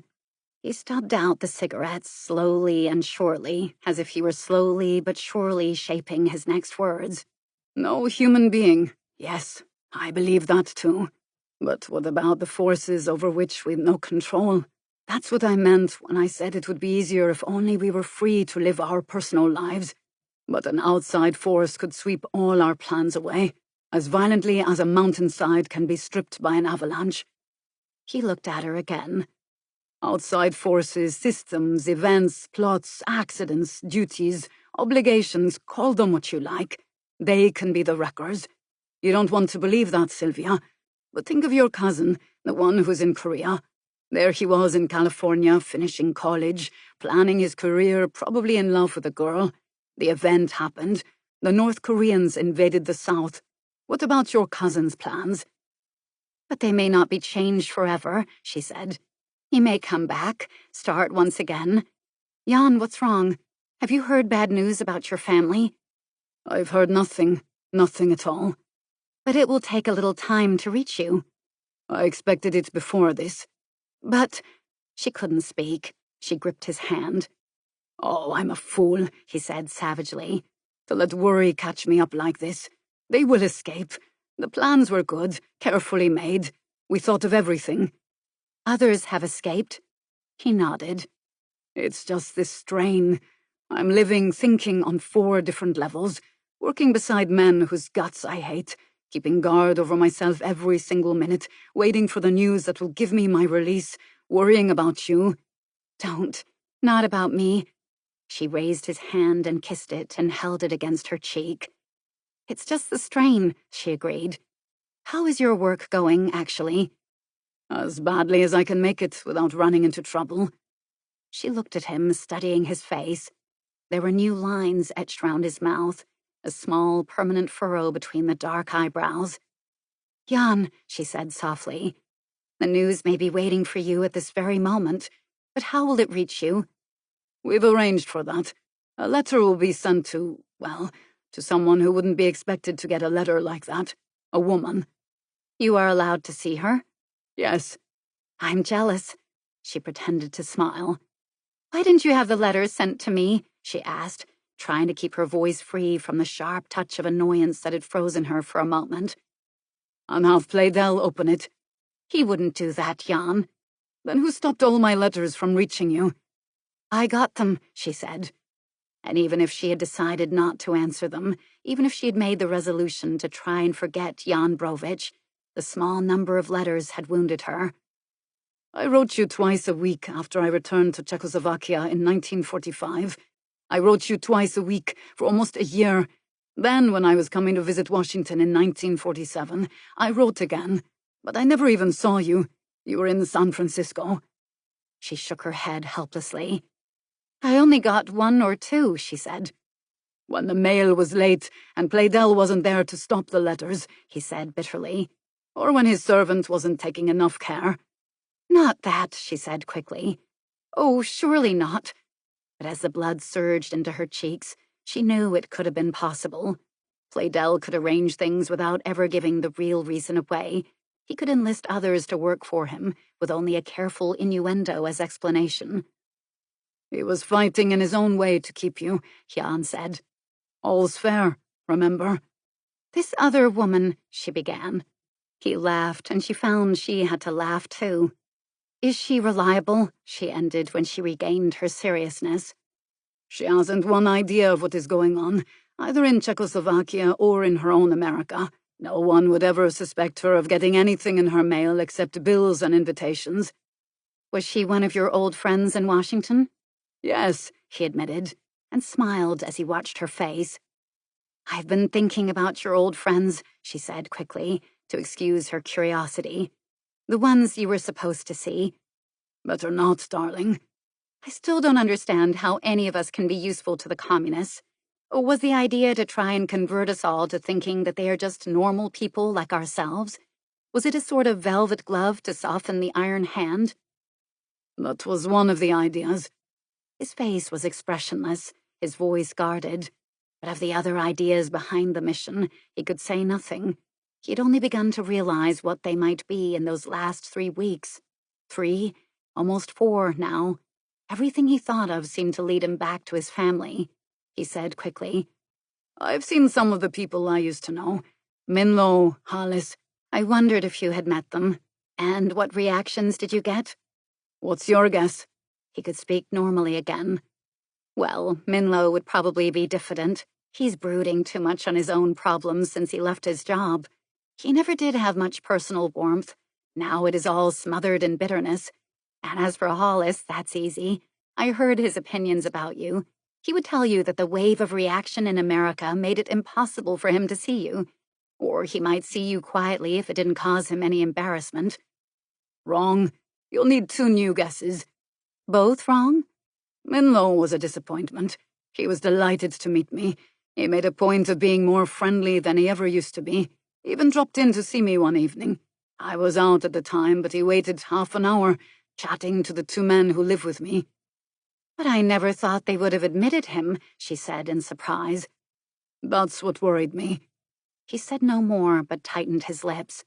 Minlo had been invited back, and he had come. Minlo? She was incredulous.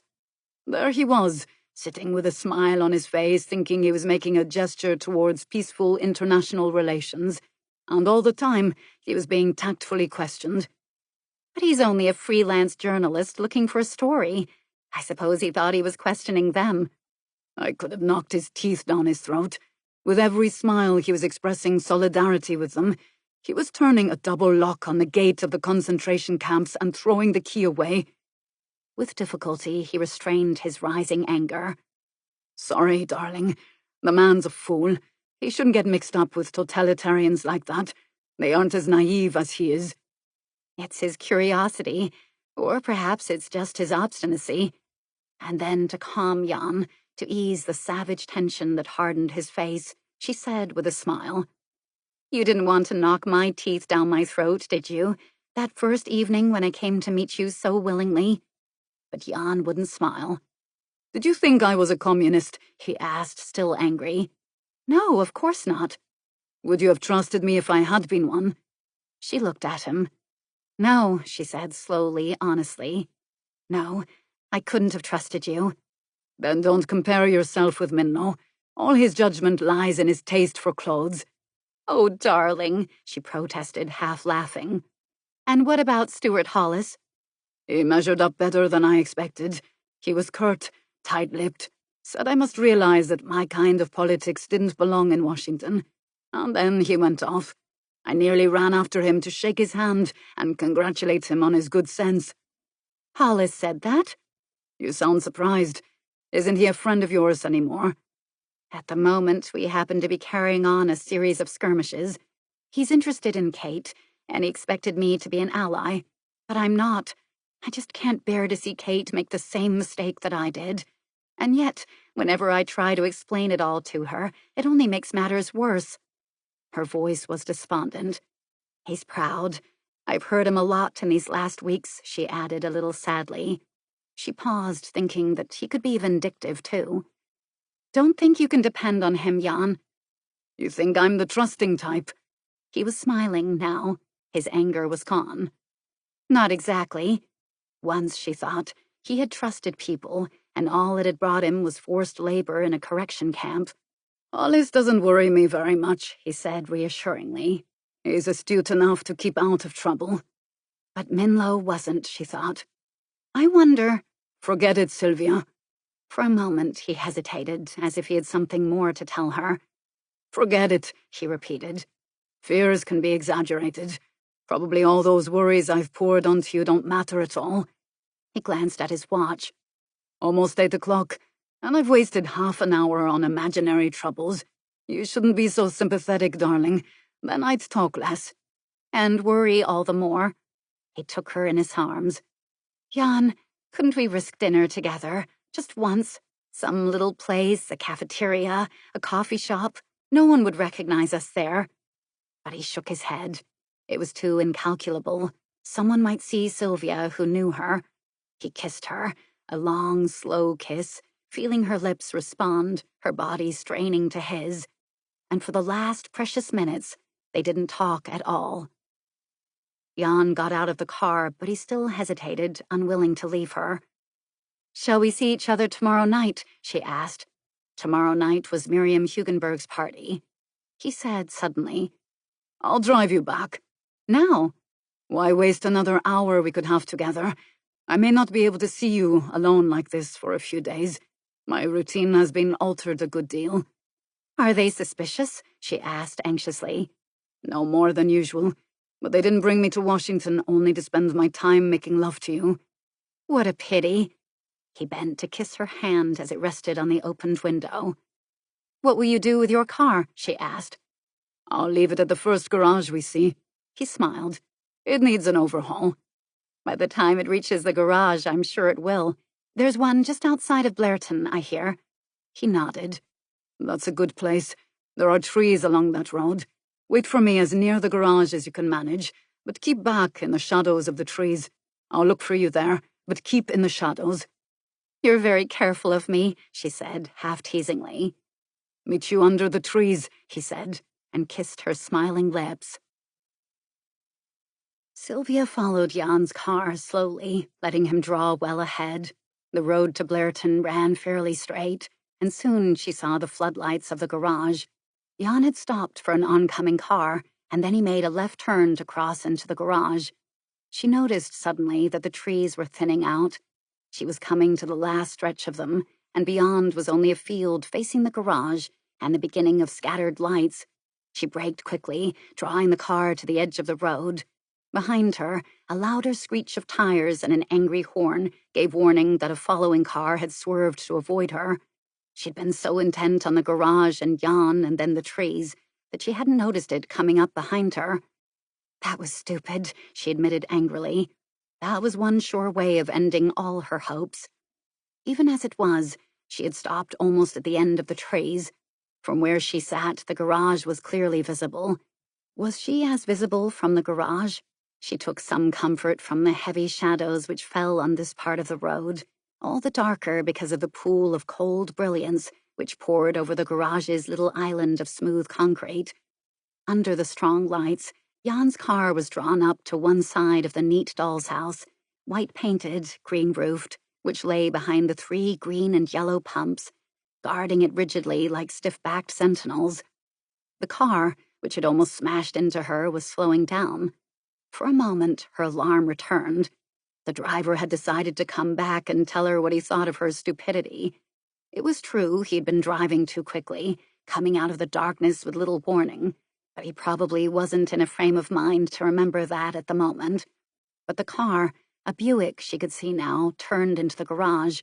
She relaxed. No unpleasantness, no unexpected trouble. The garage was a brightly lit stage, and there was Jan, playing his little comedy, talking about car trouble to the young man in white grease-stained overalls. Sylvia leaned over the wheel, trying to see the mechanic's face clearly, but the distance was too great. He was of medium height, fair-haired, neat and brisk in his movements. He had a sense of humor, too, for he and Jan were laughing together at some remark he had made. Was that Annabelle's friend? If he were, Annabelle was getting the better part of the bargain. Or could she change if she were controlled enough by the right man? Perhaps, Sylvia admitted, thinking of Jennifer when she was happily married. Then she settled back in the seat. Her curiosity, she told herself wryly, was satisfied. The Buick, waiting beside the row of gasoline pumps, sounded its horn briefly, impatiently. Its driver stepped out, took a few paces until he could see Jan and the mechanic, and then turned away quickly. That's strange, Sylvia thought. She watched the man walk round to the other side of the Buick, as if he were hiding behind the car, and then he stood, staring along the road towards the trees. Sylvia's body stiffened. The man looked like Stuart Hollis, he walked like Hollis, and now the car was not just another new Buick, but the car that stood each day before a yellow-painted door in a narrow Georgetown street. She had frozen with fear. Then her numbed mind thought, he can't see my car clearly from that distance. He can't see its license plate. A sigh of relief escaped her, only to be cut short by her hand tightly clenched at her mouth. Of course he had seen the license plate as he had driven behind her. Or had he been too intent on avoiding an accident? But he could have recognized her car, even as he followed her along that empty road, before she had braked and he had swerved. And now the shadows of the trees weren't deep enough. Now the parking lights were telltale signals. She switched them off in panic and put the car into reverse. The garage was still a brightly lit stage, but the comedy was over. Halfway back along the rows of trees, she halted. From here, the Buick and the watching man had disappeared from view. She saw Jan step out of the pool of lights and then enter the road's shadows. She remembered to switch on her lights to let him see where she was parked. Then she slid across the front seat to let him take over the wheel. "Parking without lights," he said, shaking his head in mock concern. "Your luck is in tonight, Sylvia. Turn quickly, quickly. Here, quickly." The tension in her voice made him act. The road was scarcely broad enough, but he managed a U-turn with only one reverse. "Taking chances, aren't we?" he asked as they drove back towards the highway. "Quicker, Jan," she urged him. "Quicker, quicker." "That's the 3rd traffic violation in 5 minutes," he said as he increased speed. "Any more we can think of?" "Take the most roundabout road back to Washington from the highway. There's a branch road 4 miles north. We can start there." "A left turn.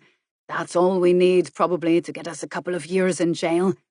Then, seriously now, "Tell me what's gone wrong, Sylvia. Come on, out with it." "Didn't you see him?" "Who?" "Stuart Hollis." "The Buick." She nodded. She was trembling badly. "Have a cigarette and light one for me, too," Jan's quiet voice said. "I didn't see anyone in the Buick except a blonde." He walked round to the side of the car where he couldn't be noticed by you. He stood staring across at the trees where I was. "But he couldn't have seen the car where you parked it. When I got down to the road, I could see nothing at all at first." She could only look at Jan unhappily, wondering how to tell him about her stupidity. "Darling," Jan said reassuringly, "he couldn't read your license plate from that distance. Impossible." "He passed me before he entered the garage. He had to swerve to pass me." "How many cars have we passed tonight? How many numbers have we noted? He was too busy making conversation to his blonde friend to notice any other car on the road. That could be true. That could be the reason for the near accident. I've stopped being so afraid, she said, trying to smile. And now she could light the cigarettes. You need some food, a cup of hot coffee. We'll stop at the next roadside place and I'll get you something to eat. No, better not. I'll get the food and you stay in the car. I'd rather not stop anywhere. She paused. You see, I'm not very good in a crisis. I need you to help me out, don't I? You need some food, he repeated. He cursed himself under his breath for being so thoughtless. Didn't you have tea or something to eat at White Craig's? He asked. Not today. They were having one problem after another, and I was trying to get away in time, though I didn't manage it. If I hadn't delayed there so long, she thought, Stuart Hollis would never have seen us. If I hadn't visited Ben, oh, what was the use? Ifs and ifs, the usual excuses. What's their latest problem? He asked to take her mind away from Hollis. He would admit to himself that he was worried, too, by that accidental meeting. And yet it was possible that Hollis had only hidden behind the Buick to spare himself the embarrassment of ignoring Jan. Hollis always evaded awkward situations. That was the reason he always seemed so much in control of himself. Jan, we've passed the cutoff to the left. I'm driving you straight back to Washington. No Buick has been following us, so stop worrying, Sylvia. Hollis, if it was Hollis, had his own plans for this evening. Now, what about White Craig's? And his voice was so calm and unworried that she began to talk about her family, about Ben and his family. And talking about them helped her to get all the emotions she had experienced that afternoon into a more understandable pattern. Her own fears receded. Hollis became an incident, annoying and unpleasant, for it was never very agreeable to find yourself the subject of hidden amusement, and Hollis, if he had recognized her, would certainly be amused. Jan said, as he brought the car to a halt in a quiet, safely anonymous street, a few blocks from Playdell's house. See you tomorrow, darling, in the distance. At Miriam's? You'll be there? Yes, we'll all turn out to show how amiable we really are. Couldn't we meet, for a moment? There will be such a crowd. She smiled at the madness of her idea. He shook his head, but he was smiling too. I'll watch you, he told her. I'll watch you all the time. Then he kissed her, and at last he let her go to step out of the car. He wasted no moments then, but walked away quickly without looking back. 15. The windows of the drawing room were lit, the library was in darkness, so Kate and Bob were there, playing Ravel, to judge by the faint strains of music, and Peyton must be still at the office. For a moment she wished that the house had been completely empty. She was too exhausted to put on any good performance tonight. Then she entered the green-shadowed hall, called cheerily, "Hello there," and pulled off her coat and hat to drop them on a chair. "Why, you're early," Kate said from her seat on the carpet in front of the cheerful fire, but whether the note of surprise in her voice was one that meant relief or disappointment, Sylvia couldn't tell. Bob Turner slid out of the chair, where he had been lounging with his legs over its arm. He crossed over to the phonograph and cut off the volume of music. "Don't," Sylvia said. "I like it. Daphnis and Chloe, isn't it?" She looked round the room, disordered with records, books, and some loosely scattered snapshots. "Sorry," Kate said, quickly rising to her feet. "I was showing Bob the ranch and the family." "Don't," Sylvia said, watching Kate gathering up the photographs. It looked friendly as it was.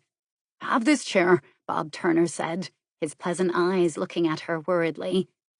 "I'll raid the icebox first," she said lightly. "I'm starving." "Didn't you have dinner?" Kate asked in surprise. "I canceled that engagement. I spent too long a time at White Craig's. It never was much of a place for routine or regular meals." Kate turned away quickly to tidy the books. "Sylvia doesn't have to lie to me," she thought angrily. "She doesn't have to make up such elaborate stories." "Which reminds me," Sylvia said wearily. "I must call Jennifer. She's needled Ben and Rose into such a state that they couldn't even enjoy a funeral. Then, as she saw their blank stares, she smiled and said, "I'll explain it all, but first I'll make that call to Jennifer before I forget it completely," Bob said. "And Kate and I will get you some food, a sandwich and hot soup.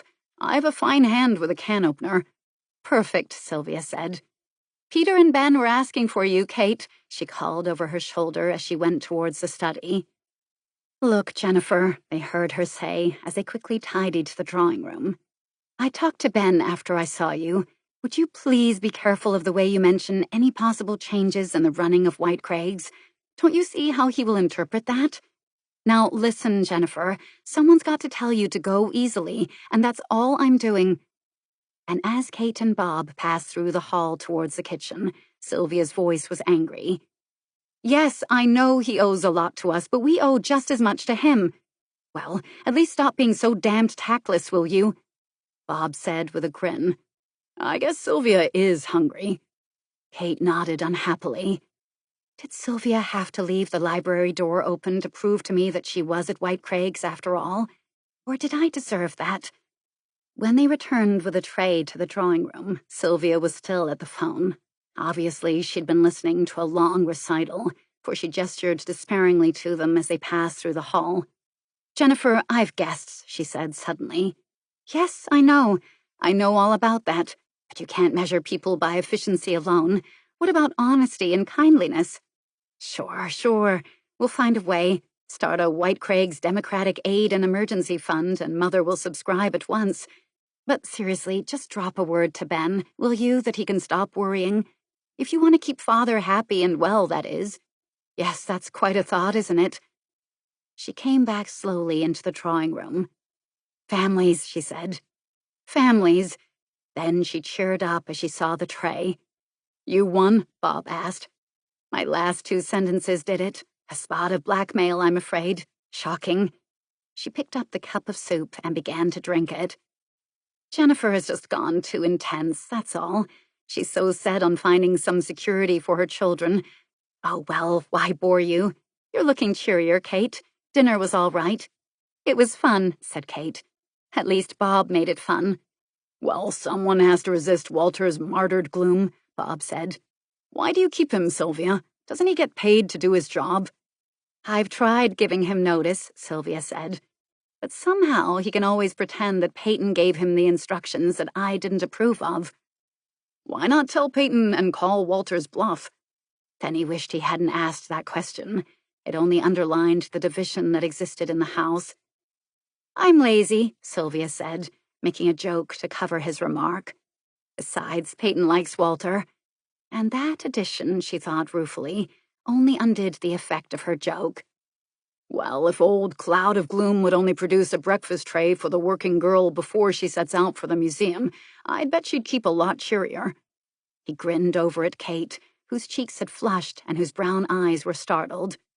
"Imagine walking 5 blocks for your first cup of coffee, then bus-standing to a building that looks as if the men from Mars had begun their invasion, then entering a hall where some Stone Age mice have nibbled holes in the statues, then facing little Billy, who wants every word spelled out twice before he'll accept it." "Why?" Sylvia said, looking at Kate. "Start again, Bob, and go slowly. What's this about walking 5 blocks for breakfast?" They were still talking about Walter, and for that both Kate and Sylvia were grateful when the doorbell rang. "I'll get it," Bob said. "The admirable Walter has retired to his room, judging by the slightly rebellious look of Mina in the kitchen." He went into the hall. "Hasn't Mina gone home yet?" Sylvia asked in dismay. Kate said, "She helped us fix your tray. She said if it weren't for you, she'd quit tomorrow. I think she means it, too." "Walter may even have to work again," Sylvia observed with a strange little smile, as if Mina were bound to leave. Then, suddenly, "Kate, you haven't been very happy here. Why do you stay? Why do you let us interfere with your own life? Darling, are you trying to be a restraining influence on me?" She bit her lip and then turned her head away. She became absorbed in the hall, where the unexpected visitor was taking off his coat and hat. Kate could only stare at her. Sylvia was now saying, "They're having quite a conversation out there. Who can it be?" She glanced back at Kate. Don't look like that. I didn't mean to hurt. She rose quickly and came towards Kate. Please, please think of me the way you did when you came here. I really haven't changed so much. Once more she looked towards the hall, but the visitor and Bob were still talking. She said in a voice filled with emotion, and yet so low that Kate could scarcely hear, "Oh, Kate, I hope you'll never be miserably married. Except that then you'll never understand me at all." She moved abruptly over to the fireplace and rearranged the perfectly placed logs. When she turned round to welcome the visitor, who now came into the room with Bob, the sadness had gone from her face, and her voice was under control. It was Martin Clark. His determined jaw seemed more set than usual, but his tight lips eased into a smile as his quick blue eyes glanced round the room. "Hello, Sylvia. Hello, Kate," he said, pleased and yet worried. He tried to smooth down the thin strands of his red hair which had been lifted out of place. Behind him was Turner, looking triumphant, but his wide grin for Kate only left her bewildered. "Let me guess," Sylvia said as Martin kissed her on the cheek. "You've been wearing the black Homburg that Amy gave you for your birthday, and at an angle." He laughed, smoothed his hair again, and then rubbed the red line which stretched across his brow. "It's a tight fit," he conceded, "but Amy's convinced it will make me a real diplomat." He shook hands briskly with Kate, that same strong, quick grip that reminded her of the last time she had met him, weeks ago, when Sylvia and she had laughed together as they waited for the dinner guests to arrive. But in spite of the smile and the controlled eyes, she felt he was worried. Sylvia must have felt it too, for she asked how Amy was. "Fine," Martin said. "She looks like a ship in full sail." "Is it really to be twins?" "The doctor thinks so, and Amy's not taking any chances. She's knitting like mad. Double order of everything. She sends her love. At least she will when she hears that I've been here. Actually," he took out his cigarette case, "I came to see Peyton." He shook his head as he found his case empty. "A sure sign of working late," he said. "Eat this first," Sylvia said, and offered him a sandwich. "And the coffee's fresh, too." "Thanks, Sylvia." He settled down in the nearest chair. He's like a doctor, Kate thought suddenly. And it wasn't only the scrubbed face and hands and neat dark clothes and white starched shirt that made her imagine that. It was more the alert way he sat, the guarded look on his friendly face, the thoughtful eyes, as if he had come to visit a patient who mustn't be alarmed. "Peyton's working late, too," Sylvia said. "I looked in at his office, but I found only the faithful Miss Black filing the last remnants of work." "Then he must have gone to eat at the club." "I called the club, but he wasn't there." "He may be on his way here now," Sylvia said helpfully, placing the remaining sandwiches on a table near Clark. "I missed dinner too," she explained, watching the quick way he ate. "They're keeping you busy on your new assignment, Martin." "How did you hear about it?" "Amy told me. Now, don't worry. She only said it was some kind of security job, but very important." "Totally routine," he contradicted, looking a little embarrassed and annoyed. Then he laughed. "I suppose Amy couldn't bear to admit that I'm superintendent of burning the trash dumped into wastebaskets." "Well, that could be important. The trash, I mean," Sylvia said tactfully. "Papers and all that." She looked around for help. "Sure," Bob Turner said, obliging her and Clark too. "The best spies always make straight for the wastebasket. Then they spend happy hours on the floor of their locked bedrooms solving jigsaw puzzles." He exchanged a smile with Clark. "It's funny," Sylvia said. "Whenever a man has an important job, he makes it sound unimportant, and vice versa." She glanced over at Kate, but the girl was sitting quite still, listening and yet not listening, a polite smile on her lips but her eyes unseeing, as if her own thoughts blotted out their light remarks. Yet I had to talk to her like that, Sylvia thought.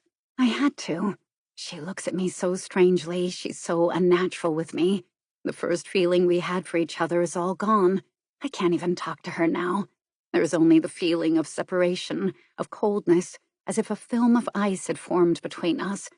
Doesn't she see I need her affection, her trust, her warmth? I can't bear this disapproval. Or is it fear? I'm too fond of her. Doesn't she see how lonely I am? Then I'd better start sounding as important as possible, Martin Clark was saying. Top secret stuff. In fact, the papers I deal with are so important that they're marked burn before reading. All right, Sylvia said. I'll never mention your job again. The army over here is so security-minded that he has already forgotten it. And Kate? Oh, Kate said, startled into life. I really wasn't listening, I'm afraid. I'm awfully sorry, she added haltingly.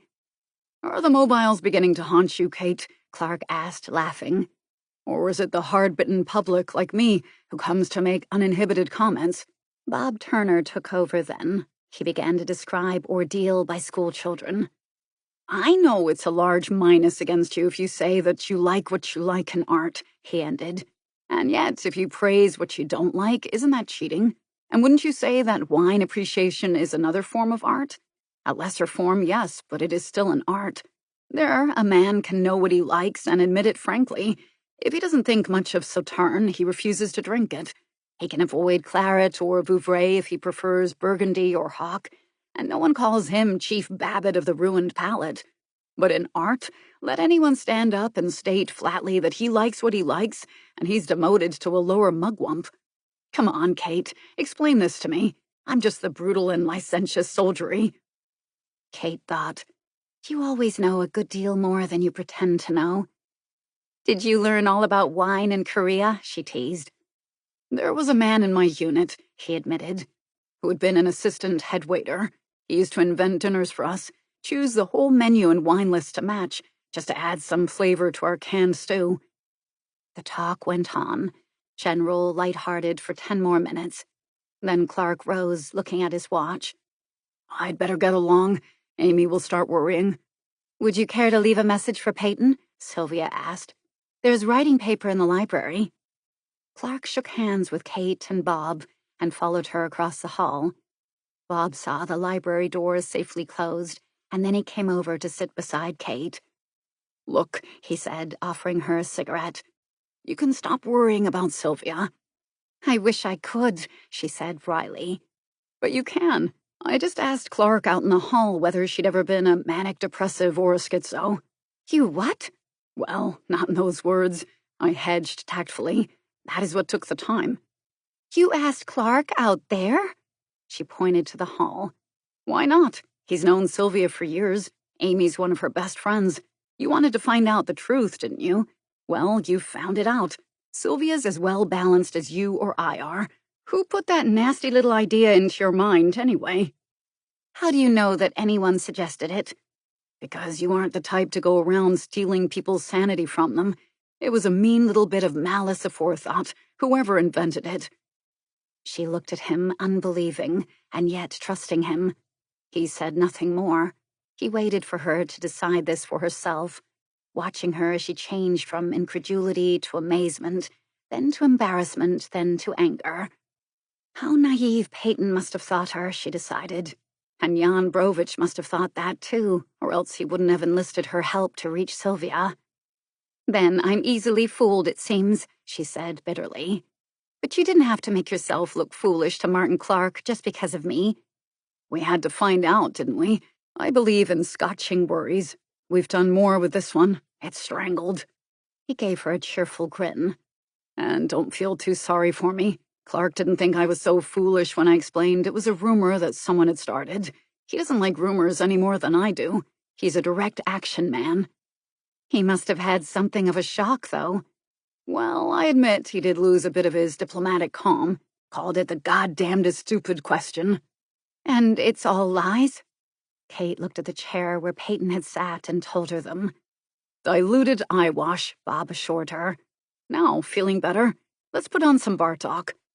He looked at the library door, wondering what bad news Clark had brought with him. When Sylvia entered the library with Clark following her, she said, "And here's the phone, too, Martin. Would you like to call Amy and tell her you're here?" But Martin Clark didn't answer. He closed the library door thoughtfully. "Sylvia," he said, "would you give Peyton a message?" "I'll leave it in the hall for him. I'm just about to go to bed. I've had a grim day." "I'd rather not write him anything." "What about telephoning him?" I'd rather not say what I have to say over the phone. Sit down, Sylvia, just for a moment. This is really a nasty little problem. I want to warn Peyton. About what? He sat on the edge of the desk. I suppose Peyton discusses some of his work with you now and again, so I won't need to give you any rough idea of what it is. Peyton doesn't discuss his work with me. No? He half smiled, as if he couldn't quite believe that a wife never was curious or a husband off guard. Well, anyway, it's important enough at the moment for a special measure of security. I'm sure Peyton's security-minded enough. Yes, he's very good indeed. Except he can't quite guarantee his friends, can he? No one really can. Peyton wouldn't believe that. What I'm trying to say is this, and God knows I'm doing it badly because it all may be unnecessary, but you know how sticky things are at the moment. It's better to be sure than sorry, frankly. He paused. Now, where had I got to? Not very far. Peyton's friends, I think. Just one of them, Clark said quickly. The man's behaving stupidly. I thought Peyton might be the one person who'd have some influence over him. He's a great admirer of your husband. Who? Minlo. Oh. She couldn't quite hide her dismay. He's been seeing Jan Brovich. Has he? She relaxed then. You don't seem worried about that, Clark said, watching her still face. Don't you see, Sylvia? Minlo is a man who worked at one time with Peyton, so he does know something about Peyton's job. He paused. Minlo comes round here quite a lot, doesn't he? Sylvia looked sharply at Clark. She was hearing Jan's voice, worried, troubled, talking about Minlo. But then Jan was living with tenseness and suspicion. Minlo was only the man who took a delight in swimming against the tide. Curiosity, obstinacy, she had told Jan. Yes, that was Minlo, but he wasn't a communist. A dissenter, certainly, but not a communist. He always attacked anyone bitterly who confused the two. And he was loyal to Peyton. Remembering all that, she lost the momentary fear that had gripped her so suddenly. He sees Peyton constantly, doesn't he? Clark was repeating. Yes, but why not? Peyton never dropped him from his circle of friends, Sylvia said. I suppose that makes him all the more devoted to Peyton. Martin, aren't you just a little bit over-worried? Over-officious, she thought. The new broom raising clouds of dust. Peyton isn't the man to talk indiscreetly to anyone. I'm not thinking in terms of indiscreet talk. I'm thinking of a small sentence, a brief or even an evaded answer to a friendly question. That is sometimes enough. Odd, she thought. I hardly ever pay any attention to Minlo, even when he keeps dropping in to see Peyton. And now, in one evening, I've heard him twice discussed, and twice I've been drawn into defending him. Or am I really, subconsciously, defending myself? Clark was saying, could you somehow drop a small hint to Peyton? Get him to advise Minlo to keep away from the checks. Would you, Sylvia? Sylvia stared at him, her face now frozen with amazement. Yes, she thought. What would Martin think of my meetings with Jan? Yet they have nothing to do with politics, so Martin would be wrong. I don't think Peyton would even listen, she said. He wouldn't dream of questioning a friend's actions. If he likes a man, then the man is bound to be all right. Otherwise, Peyton's estimate is proved false. And that would never do, she added bitterly to herself. But I'm not questioning Minlo's intention. It's just that he has... Martin Clark hesitated. So little judgment, Sylvia suggested, and smiled as she heard herself echoing Jan. Exactly. What would Martin say if he heard that Jan Brovich agreed with him completely? I'm afraid Peyton won't listen to you, she said. I'm sorry, Martin. But surely his loyalty to his country is far above loyalty to individuals. His attitude is all very noble, but it can't pretend to ignore the facts. I don't see why a man's private life can't be his own business, she said, almost sharply. We've no right to... She broke off, listening now to the sound of the front door opening, closing. That's Peyton now, she said with relief. You can tell him yourself, and I promise to forget everything about it. I'm well trained, you see. The library door opened and Peyton Playdell entered. "Hello there," he said to both of them. He nodded pleasantly enough to Clark. His manners were always equal to any surprise. Then he looked again at his wife. "Sylvia, you're looking a little tired. Are you all right?" He dropped his briefcase quickly on a chair and came forward to put his arm affectionately around her shoulder. "Really, I wish you'd take things more easily. You'll have a breakdown if we aren't careful." He smiled sadly, shaking his head over her disobedience. "Don't you think Sylvia needs a vacation?" he asked a startled Clark. "I wish you and Amy would persuade her to take my advice." Sylvia looked up at the thin, handsome face, intelligent and calm, with its shy, gentle smile. But the grip on her shoulder was heavy, tight, forcing her to respond to the smile even as she braced her spine. It was the angry grasp of a determined schoolteacher, forcing the recalcitrant child to behave before the visitor. It was the despairing hold of a man who clutched at what was lost to him. "I'm all right," she said too quickly. Martin Clark's eyes were missing nothing. "Martin was just about to give me a message for you. Now, I'll leave." She broke off her words as she pulled herself suddenly away from Peyton's arm. She was trembling, and she tried to control it. She looked at Martin Clark. His face was troubled as if he had noticed it. She turned quickly and walked to the door, closing it abruptly behind her. And now, standing in the hall, she began to cry, quiet tears that wouldn't be willed away but fell slowly, scaldingly over her cheeks. Why doesn't Peyton hate me? She wondered. It would be easier for me if he did. She moved over to the hall table to search in her handbag, lying there for a handkerchief and some powder. Slowly, she regained control of herself and removed the last trace of tears. Then she could enter the drawing room. Her absence hadn't been noticed, seemingly. Kate and Bob were standing together as if he were about to leave. He was saying, as he held her hand in a long handshake, "Think nothing of it. Anytime you need some crude tactics, just call on me. I can solve problems, if they aren't my own." Then he looked round at Sylvia. "You are just about to get rid of me," he told her, watching her face. "God," he thought, "she's the most beautiful woman I'll ever see." "It's still early," Sylvia said. "You don't have to go." He glanced over her shoulder towards the library door. "I might as well. You'll be pretty sick of looking at this uniform by the time I leave Washington." "When will that be?" "I've no idea." "Where will you be sent?" Kate asked.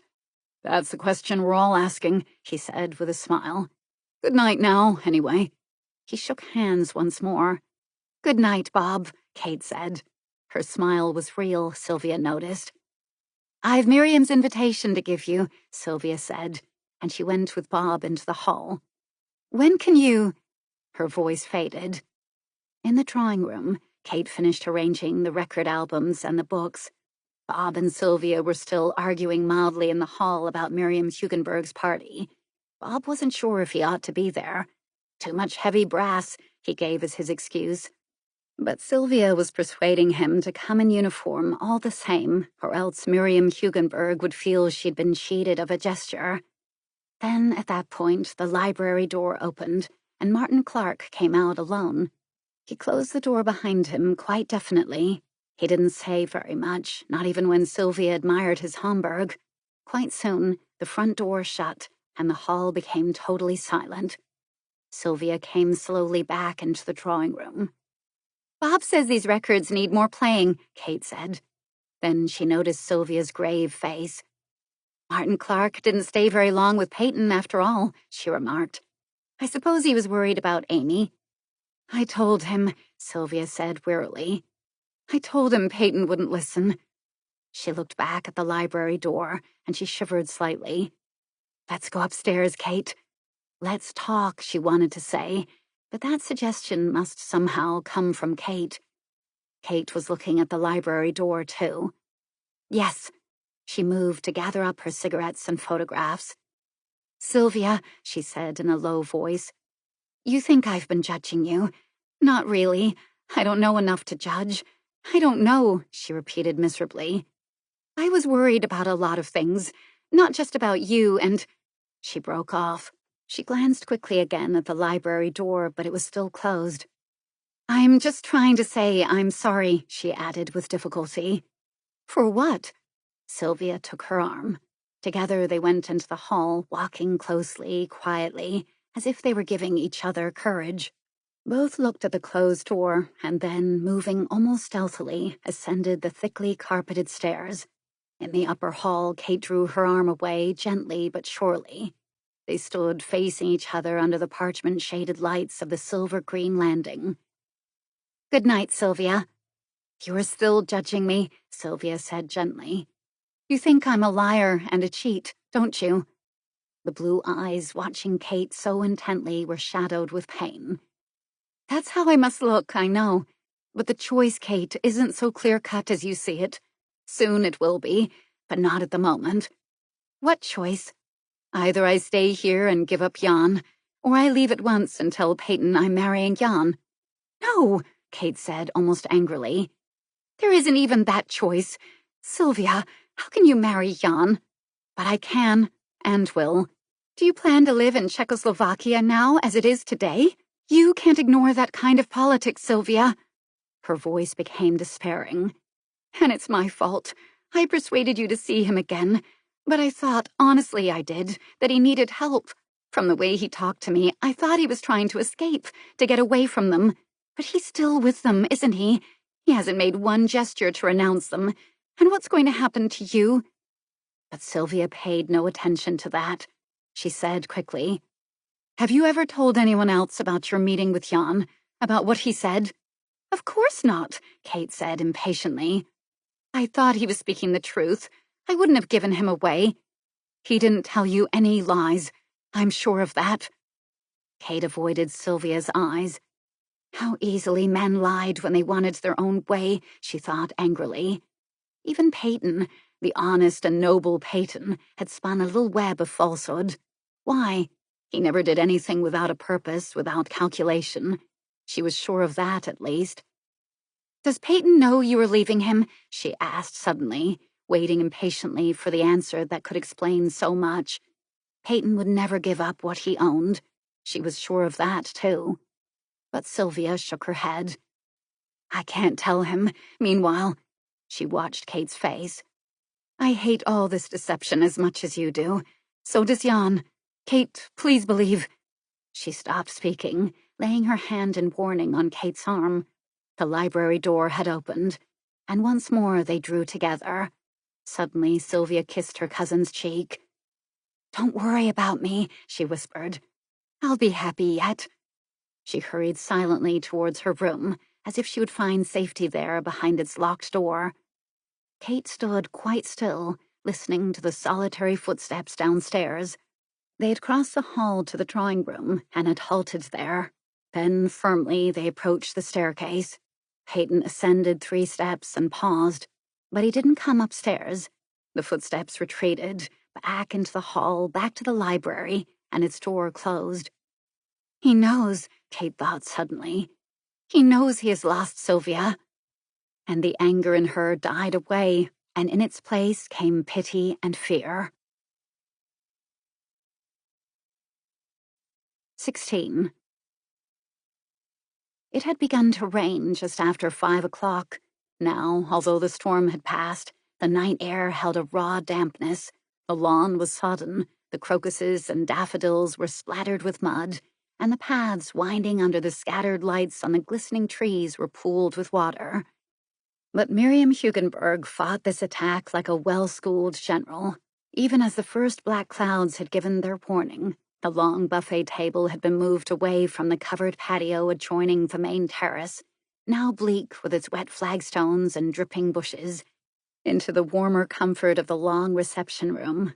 Furniture had been altered in its arrangement, or ruthlessly carted off to the basement to make space for the guests who would now stay indoors. The string quartet had been installed in a corner of the gallery surrounded by hydrangeas, where they wouldn't interfere with the flow of either guests or conversation. And Miriam herself, in full regalia, sapphires and tiers of tulle to match her blue hair, put on a brave smile that ignored all changes, and stood at the entrance of the gray and gold room to note all those who came and those who had been so careless as to forget. The more ingenuous of the guests, who still believed that the engraved invitation meant what it said, arrived promptly at 9 o'clock. By 9:30, they'd been joined by those who came to do their duty and get the damned thing over with as soon as possible. By 10 o'clock, the crowd was beginning to thicken like clots in Devonshire cream, and the first arrivals no longer made desperate conversation to cover their solitary eminence, but could head straight for the supper table before the caviar all disappeared. Champagne frothed briskly into shallow, wide-mouthed glasses, held by deep, narrow-mouthed people. There were those who hadn't come to eat or drink, but merely to talk, in humorous groups or serious corners, with quiet head-together murmurs or the rich, full periods of aspiring orators. Certainly everyone was talking, and in 20 different languages. "It's going well," Miriam Hugenberg welcomed Sylvia Playdell. "I always know a party is going well when I can't hear the music. Only one incident so far. Yugoslavia resented something Romania said, but Sweden intervened. What a divine dress, darling. You always wear that dull shade of blue so well. Do see me later when I've got rid of this awful receiving line. Dear Peyton, how are you? I needn't ask, you look so handsome. Quite the most distinguished man I've shaken hands with tonight." Peyton Playdell bowed, but for once he looked embarrassed. Then it was Kate's turn. "My dear Carrie, how sweet you look." Miriam's quick eye approved of the flame-colored chiffon, with a black velvet stole carried for safety. "And don't hide your pretty shoulders, even if most of us have to come disguised." She smiled, conscious of her own exposable arms. "Now do go over and try to make the Arabs look happy, will you? And here is Lieutenant Turnbull. But where's your uniform?" "Turner, ma'am," Bob said firmly, and squared his shoulders in the dinner jacket he'd hired for the evening. "The army is a complete disappointment tonight," his hostess told him. "Only one colonel has turned up, and he really isn't army. At least he never wears a uniform. Oh well, if you can fight your way through the Central European bloc, you may find some caviar still left. Thank heaven I ordered enough champagne to float the Queen Mary." The small, white-gloved hand pulled him delicately over to her right, deposited him there beside Kate. Then, with no break in its sweep, it returned to welcome the next guest. "The conveyor belt system," Bob said. "Come on, Kate and Carrie. What's it to be? Shakes, caviar, or champagne?" But Kate was looking around her anxiously. "Where's Sylvia?" "Encircled over there by a crowd of friends. Peyton's found a couple of diplomats for a high-level talk. We're on our own, I think." Kate looked round the crowded room again. "Let's explore," she suggested. "How many rooms are there full of people? And where was Jan Brovich?" "We can find out. I'll go first and clear a path." "Well, have you explored enough?" he asked her 15 minutes later, after they'd struggled through 5 crowded rooms. "What about staking out a claim over there? It looks like a quiet corner. We may even be able to hear ourselves think." He lifted 2 glasses from a passing tray. "Come on, Kate, quick!" He reached the small love seat, pushed back against the wall behind an opened French window, and had Kate sitting there just before 2 men earnestly arguing in French could occupy it. "Sorry," he said to them firmly, raised his glass to Kate and gave a small bow, which imitated Peyton Playdell so neatly that she choked. "Damn," she said. "Now everyone will think I've never had champagne before in my life." "Have you?" "We grow it," she said indignantly. "California, my apologies." "And don't laugh. If you chill California champagne just twice as long as the French stuff, it tastes the same, practically." "Who knows after the 3rd bottle, anyway?" He raised his glass and bowed again. "Don't," she pleaded. "Everyone else is bowing around here, and no one is going to outbow Texas." He performed again. "Stop it," she said. "Please, Bob, or I'll get a fit of giggles, and this isn't a laughing kind of place, is it?" "All right," he said, and looked around the room. "But why should you worry about a lot of ruptured diplomats and their spavined wives? My God, the more brains some people have, the worse they look. Do you see what I'm seeing?" "The frightening thought is that ugliness may not even be an excuse for brains. If Lincoln was right, then it wasn't." "I've lost the trail there." Well, Mr. Lincoln wouldn't appoint a man to an important job because he didn't like the man's face. Someone said, "But Mr. Lincoln, a man isn't responsible for his face." And Mr. Lincoln said, "After 40, we're all responsible for our faces." Don't concentrate on that group over there, Bob. No wonder you're depressed. Look, there's a more cheering batch near the door, isn't it? Yes, Bob agreed, but unwillingly. They look human, at least. I'm a simple man. I don't ask everyone to be raging beauties. I just ask them to be human. Minlo is handsome, isn't he? Minlo, is he here? He would be, Bob said gloomily. No, I haven't seen him. I was just arguing with you.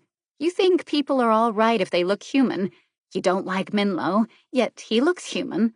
With that blank facade, either he has nothing at all behind it, or he has a hell of a lot to conceal. Both ways, I'd rate him 0 as a human being. He frowned at his empty glass.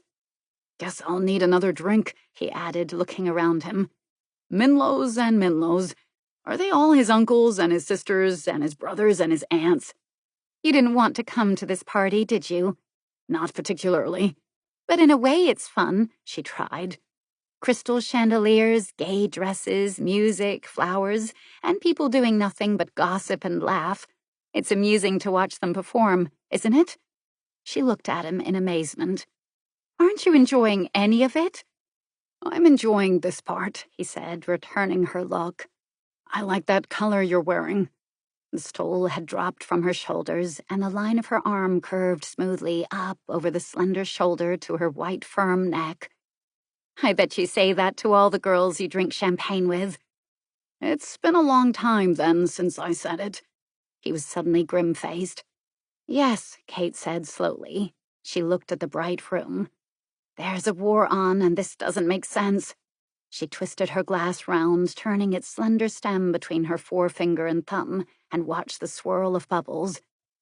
That's why you wouldn't wear your uniform tonight, isn't it? I'm now looking straight across at the men whose government supplied the bullets to shoot at me and the propaganda to label me a bloody fascist imperialist warmonger. What does Hugenberg expect me to do? Go over and kiss them? Yet Miriam's convinced this is the way to have peace. People all being friendly together. And if she converts some of these people to friendship, you know what will happen to them? They'll be recalled to correction camps. Is that friendly of her, I ask you? She's putting out her efforts at the wrong level. Sure, I used to think that if the people could get together, then we'd be all right. But I forgot some people don't have any say in their government at all. They'll deny that, of course. Then they are admitting that they are responsible for hidden arrests, secret trials, and forced confessions. You've got them coming and going, Kate said with a smile. Bob grinned suddenly. I'm not that clever. They caught themselves in their own cleft argument. There's Miriam now, Kate said, and then regretted it. For there was Jan Brovich, too, flanked by 2 quiet, watchful men who listened politely to Miriam. One of them smiled and nodded, and then pointed to the Renoir that hung behind them. Miriam clasped her hands together as her mouth said, "Oh!" delightedly. Well, I'm certainly glad they've got that point cleared up about the use of pink in a portrait, Bob said bitterly. If you can discuss painting and music and literature, if you dress correctly and eat politely and don't belch, if you can fake tears in your voice when you talk about the minority problems of America, why, you could get away with murder. Look at Miriam going into her sweetness and light act. My God, it sickens me. Can't she even imagine what lies underneath the surface? Then he added more quietly, Seems to me I've met that fellow. He was watching Jan Brovich carefully, searching his memory. Union Station, the day the train was late. Let's go out onto the terrace, Kate suggested. We can be sick together there in peace. I'll hold your head if you hold mine. He rose quickly, with relief, laying aside their glasses, taking her arm as they stepped through the French windows. He looked at the quiet, dark garden. Thanks for this, he said. But won't you catch cold? It was still damp underfoot. When I start sneezing, you can take me indoors again. Only this time, let's choose a better scenic point. After all, there are other members of the United Nations to look at. Why concentrate on the cynics? True enough, he admitted. His voice was natural again. He could even smile. He drew the velvet stole closely around her shoulders, and now that his eyes were accustomed to the long, dark terrace, the scattered lamps from the desolate garden seemed lightless after the blazing shimmer of the room. He found a corner sheltered by a massive pillar. The breeze that fanned the terrace, as if hurrying to dry it for the guests, didn't reach them here. He lit a cigarette for her. "Thanks," he said again. "And don't worry, my blood pressure is under control now." I wasn't worrying. I was just trying to make up my mind. How quick he was to notice, she thought. Just those few seconds by the light of a match, and he had noticed the frown on her face. "About what?" It may have been the anonymous feeling that the darkness gave. It could have been the steady touch of his arm against hers, but she had the impulse to tell him all she knew about Jan Brovich and Sylvia. Then she fought the impulse down. It wasn't any business of Bob's. It wasn't her business either. People were supposed to be free to choose. Free even to choose disaster. And yet... "About a story I heard," she said at last, so absorbed in her own thoughts that she didn't notice he had been measuring the pause. "It must have been a long one," he said jokingly. "No, but I don't know how it is to be solved." "Stories don't always have solutions. Often they just drift away, like some people's lives." "This one won't drift away." He tried to see her face clearly, but he could only sense its worry. She said, "I don't know all the story. That's the trouble, so I can't see the solution. If I did, then I'd know what was right to do, what was wrong." "Has someone got to do something? Why not let it develop naturally?" "And then feel guilty for the rest of my life because I didn't act in time?" "Well, if it's as serious as that." Again, he tried to make out the expression on her face. His eyes, now accustomed to the shadows, could only see that she was watching him intently. "More problems?" he asked gently. "More problems," she admitted. A small smile showed her pretty teeth for a moment. "How old are you, Bob?" Startled, keeping his face serious with an effort, he said, 23, practically decrepit." "I'm 22, she said despondently. "Sometimes I feel as if I were 50. "Is that what Washington has done to you?" he asked with a laugh, but she didn't respond. "I've never been in love. Not really in love," she said slowly. "That's my trouble. If I knew what it was like to be willing even to die for someone, then I could know what to do now, or what not to do." "And my trouble is," he thought, "that I haven't one idea what she's talking about. If this isn't the damnedest conversation on a dark terrace with my arm holding a pretty girl." "Bob," she said suddenly, "have you ever been in love?" For a moment he was silent. 4 times, he said, trying to keep his voice amused. 4.5 times, to be accurate. "A half? What happened? Did you change your mind?" "No, it's just that she was a married woman who didn't even know I was standing around gaping at her. Most unsatisfactory. It didn't rate anything except a half mark." "That's the cruelest, because most of the time you don't only feel you are a fool, you know you're one. I remember," she laughed softly. "Once I fell in love with a teacher, of all things." "In Berkeley?" "Yes. Every time he praised my work in class, I felt as if I were soaring right up into a Tiepolo sky. Rosy clouds, golden trumpets, you know the sort of thing. Then one day I met him with his wife, shopping together in Shattuck Avenue, and suddenly I saw what an idiot I was, and I cut his classes out of embarrassment, and then the whole thing faded away gradually. Why, I haven't thought of him for months until this minute." "I gather he was in love with his wife." "Quite obviously." "What if he hadn't been? Or if she hadn't been in love with him?" "Then I'd have taken longer to snap out of my daydream. It was probably only a father fixation anyway." "Oh, now," he said a little angrily. "You can fall in love with someone older without tagging Freud onto it." "It was only a joke," she began in surprise. And not a very good one, she decided. Difference in ages didn't matter if you were in love anyway, but why bring ages into this? That wasn't the point she had been making. "I just meant," she said, and stopped. She could feel Bob's tenseness. Warned, alert now, she kept silent. Was his story in all the past as he had pretended? Then the small things she had noticed about Bob, the small things that didn't mean much taken by themselves, the small things that always happened when Sylvia was near or was discussed, all began to take shape and form a pattern.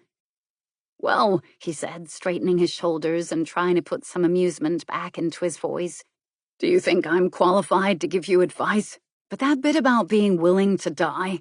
He was really amused now. "Well, I guess that rules me out. Dying was the last thing I thought of doing then." "I only meant it metaphorically," she said, ashamed of her emotionalism. Yet wasn't Sylvia's willingness to give up everything she believed in for Jan Brovich? Wasn't that a form of dying? "You know," he said, "wouldn't you be better, instead of all this tactful sidestepping, just to tell me what has been worrying you so badly? What's the story? What problem is it raising?" She watched the group of men, who had come to smoke a cigarette on the terrace, turn and walk back into the garden room. A woman came out, complained that it was dismal here with the moon hidden by cloud, and hurried her escort back inside the room. Kate said, "Let's go in, too." She touched his hand. Inside, there would be so many other people that he might even forget about the story she couldn't tell after all. It isn't strange that he fell in love with Sylvia, she thought. If I were a man, I probably would. And yet she couldn't altogether account for the depression that had settled over her as deeply as the mist that still hung over the trees and refused to be blown away. "Sure," he agreed readily, as if he too suddenly regretted the way he had talked so freely about himself. "Sorry if I've ruined the party for you, Kate. I'll do better this time, I hope." He smiled down at her and took a step towards the path of light that streamed over the terrace from the French windows, but Kate didn't move. Her arm, linked in his, had tightened. Warned, he looked away from her face, towards the windows, and saw the flutter of a wide, filmy skirt as a woman stepped out of the light into shadows. The skirt had been deep blue. It had reminded him of dark delphiniums when he had seen it earlier this evening, with a scattered sprinkling of flat little glistening things that made him think of raindrops strewn over petals of a flower. "There's Sylvia," he said. But why didn't Kate call out to her? "Let's go over," he was about to say. But at that moment, a man came out on the terrace. It was Jan Brovich, and by the way Kate's arm suddenly slackened, almost hopelessly on his, Bob Turner knew that this was what she had been expecting since the moment Sylvia had appeared. 17. All evening in the crowded, bustling rooms with their constant movement and chatter, Sylvia had listened and smiled and talked, seemingly absorbed in the faces and conversation around her. All evening, she'd been only conscious that Jan was watching her from a distance, just as she would snatch brief glances of him. Their eyes would meet occasionally, and then slip away as if they were strangers. But she was left with a quickening pulse, a tingling excitement, and the impulse to laugh out of sheer, unexplained happiness, if only to relieve the mounting tension. For in some ways the presence of Jan here, so near and yet out of contact, out of touch, was almost unbearable. The fact that other people were so intent on conversation, the difficulties of foreign languages made them listen more carefully, made her secret seem all the safer, and this strange emotional suspense all the tighter. She was standing near the supper table at the time. She was one of a small group, mostly strangers to each other, making conversation about the new Fledermaus they'd seen in New York that winter. And then, quite suddenly, she saw Jan walk towards the supper table, walk towards her. She forced all her attention back to the group around her, smiling at their remarks, feeling each step of Jan's that brought him nearer. He had passed her, and now stood at the table. "My cigarette," she said, and looked round vaguely for an ashtray. The man beside her said, "Just a moment, let me," and looked round for an ashtray too. "Oh, there's one," she exclaimed, and moved quickly to the table. "Excuse me," she said to Jan, reaching to stub out the cigarette, her eyes teasing him as she smiled a polite apology. But she hadn't startled him, or even amused him. He said, "Pardon," and pushed the ashtray over towards her. "The terrace," his quiet voice added. As she turned back to the group she had left, letting them draw her into the flow of their remarks once more, she heard him asking for a scotch and soda. A few moments, she thought. A few moments and I'll drift away with the excuse of looking for Kate. Where was Kate, anyway? And Bob? Peyton wasn't in sight. He was probably still sitting in the library, talking to a group of men who disliked standing around making light conversation. She glanced across the room at the two men who had stayed so close to Jan all this evening. But they had been neatly trapped by Miriam Hugenberg's performance as the perfect hostess. She was introducing them in a burst of atrocious French to a pretty, dark-haired girl. And now Miriam, her duty done in that direction, was coming forward to the group around Sylvia, no doubt deciding that it too needed a little dislocation. Miriam had a quick eye for interrupting, separating, joining together, and parting asunder. Sylvia didn't have to invent any excuse about looking for Kate. Miriam, triumphant in her successes, led her away and even started convoying her towards the terrace windows. "Darling," Miriam said, her eyes flitting around the groups of guests like two bright butterflies, testing each promising color in a rich flower garden. "Darling, I've been trying to see you all night. What's this I hear?" Sylvia's step faltered for a moment. "What have you heard?" She forced herself to look normal. "About you, darling." Miriam's quick eyes were now studying her face. "Is it serious?" Sylvia's face tightened.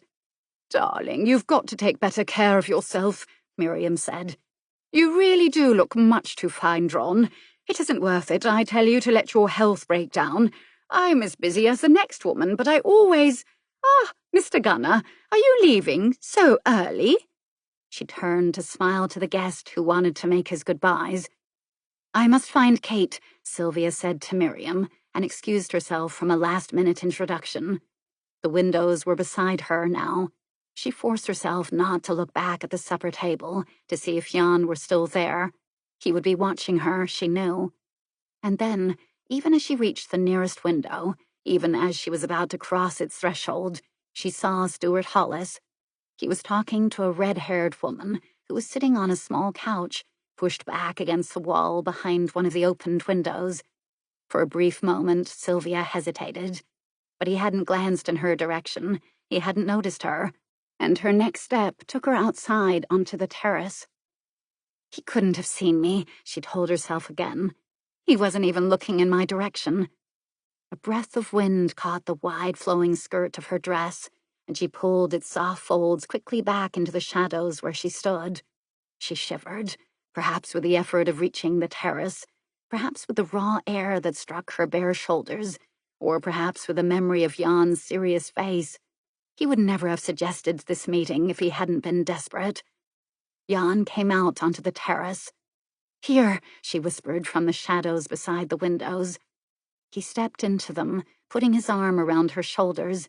He looked around for some place more sheltered, less exposed to wandering guests. It was a long terrace, one end marked by white pillars which formed a decoration for a jutting wing of the house. At the other end there was a screen of wisteria, disguising a pergola which led from the terrace to the covered porch. Miriam liked to call it a patio.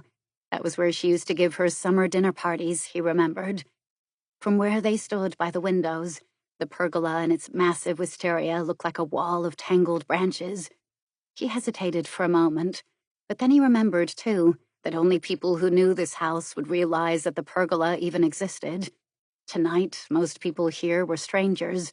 With his arm still round her shoulders, drawing her close to him, he hurried her over the bands of light and shadows to the sheltering wall. A small arched entrance led to a stretch of complete blackness. Beyond that, there was the covered patio with its dimmed lights and its subdued voices. But here, in the wisteria-covered passage, it was dark and silent. He took off his jacket and slipped it over her shoulders. Then he took her in his arms, holding her against the warmth of his body, calming her trembling, finding peace even for himself in their long kiss. Outside of their tree-bound world, the wind stirred gently, and a raindrop, shaken free from a bough overhead, fell on his cheek. The quiet voices from the dining terrace had ceased. Darkness and silence were around them. His heart twisted. Darkness and silence. "We can't stay long," he said, speaking quickly, quietly. He felt the soft curve of her cheek with his. His hand touched her throat. "Stuart Hollis," she said quickly. "He was talking to a red-haired woman." Jan's voice was unworried. "Did he see you?" "He didn't look my way." "I don't think he noticed me either, and I never saw him until it was too late."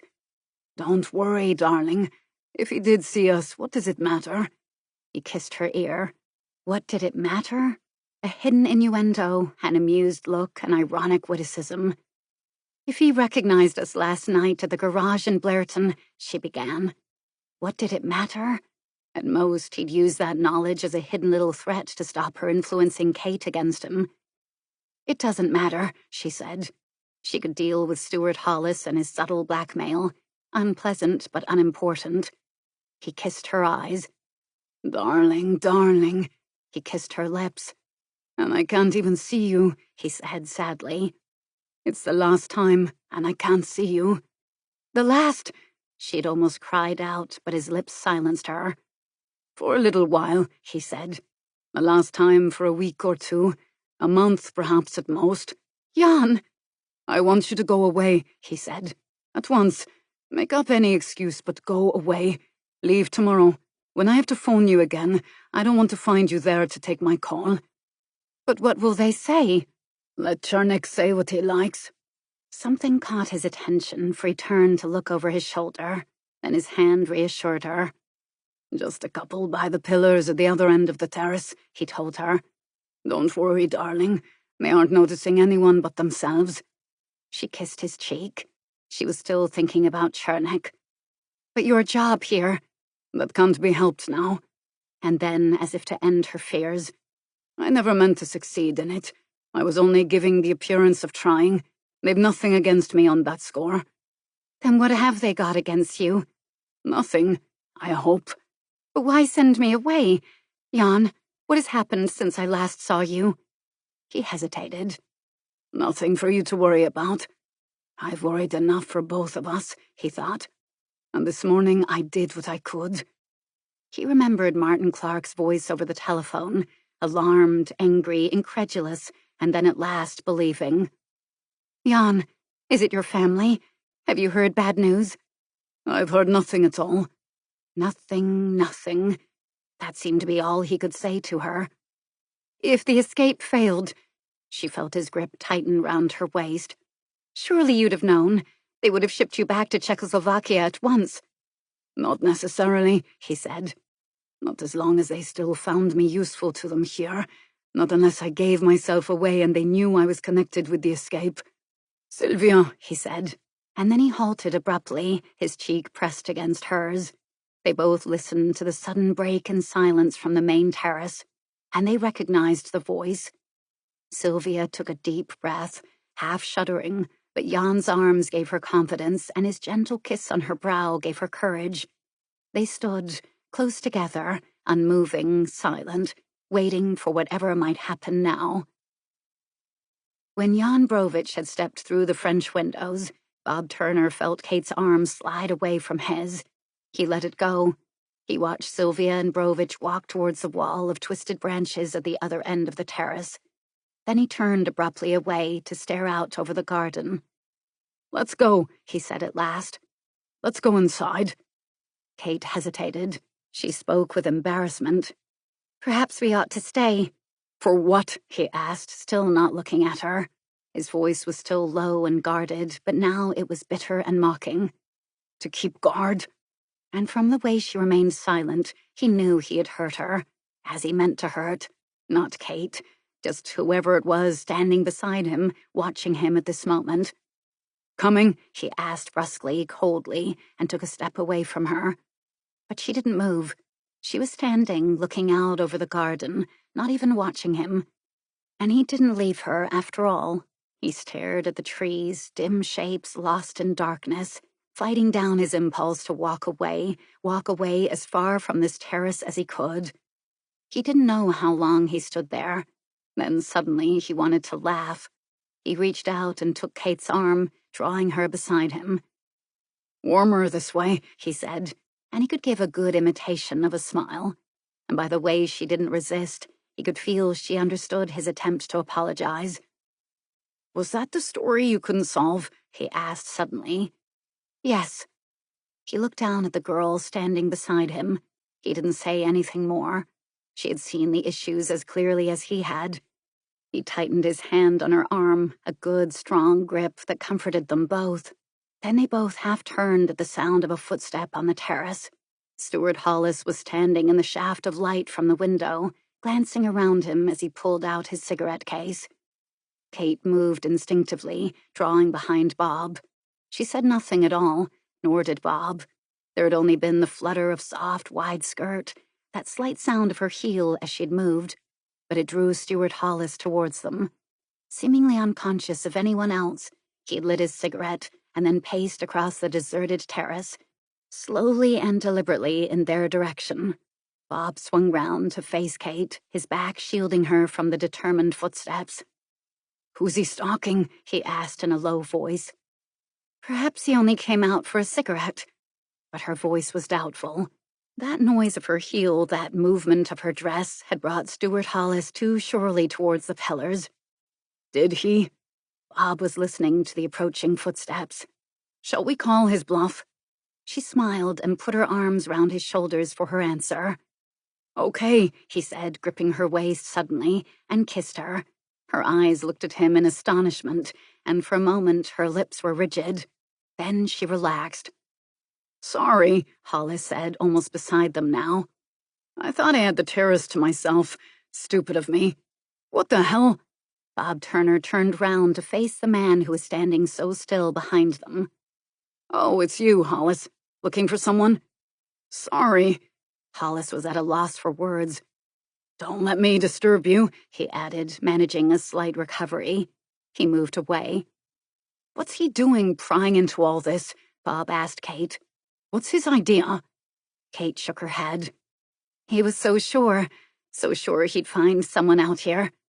Sylvia and Jan, he must have noticed them as they came onto the terrace, but how had he learned about them?" Suddenly she felt cold and sick. "Don't worry, he can't prowl around now. He knows we're watching him. I'm pretty sure he didn't see you, though." Kate could believe that, remembering the determined way Bob had kept her out of Hollis's sight. And yet Hollis had stood there longer than necessary. She looked down at her red dress and hoped that the shadows had been strong enough to blot out its color. "There is someone else coming onto the terrace." "Peyton?" she asked. This had been her fear, but it was a square-shouldered, compact figure who walked over to the carved balustrade and looked out over the garden. "One of Brovich's crowd," Bob said. It was the man who had fancied himself as an art critic. "He has discouraged Hollis completely." It was true. Hollis was leaving the terrace. "I must get Sylvia," Kate said. "We can go in together." Again, she wished that Hollis wasn't the kind of man who had a quick eye for color. "Do you think he could see my dress?" she asked as they began to walk along the terrace.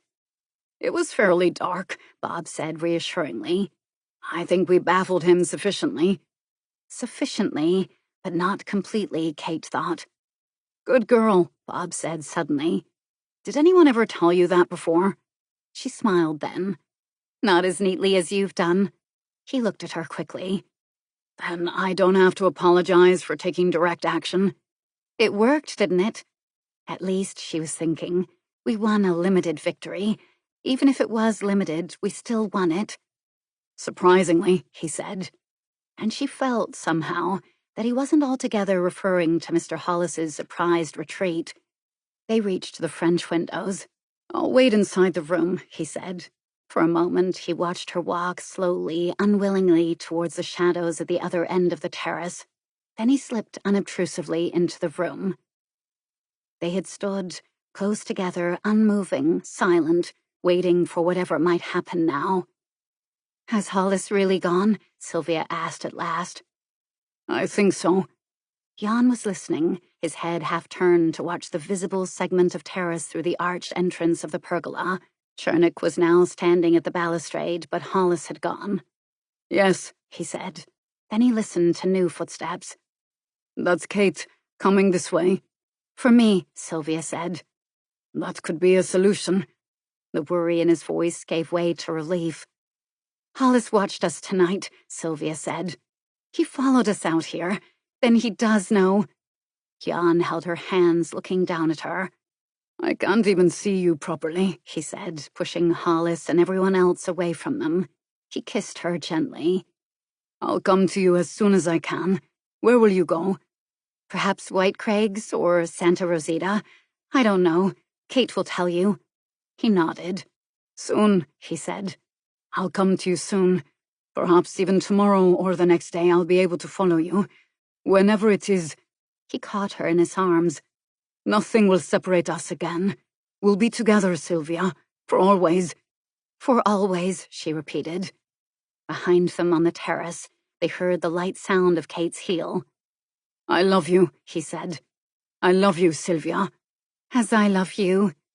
They kissed again, quickly, awkwardly in their haste, and the last touch of their bodies was only a light fingertip as Sylvia stepped away from him, her arm and his outstretched, her hand slipping through his until he was left with nothing but the night wind touching his cheek.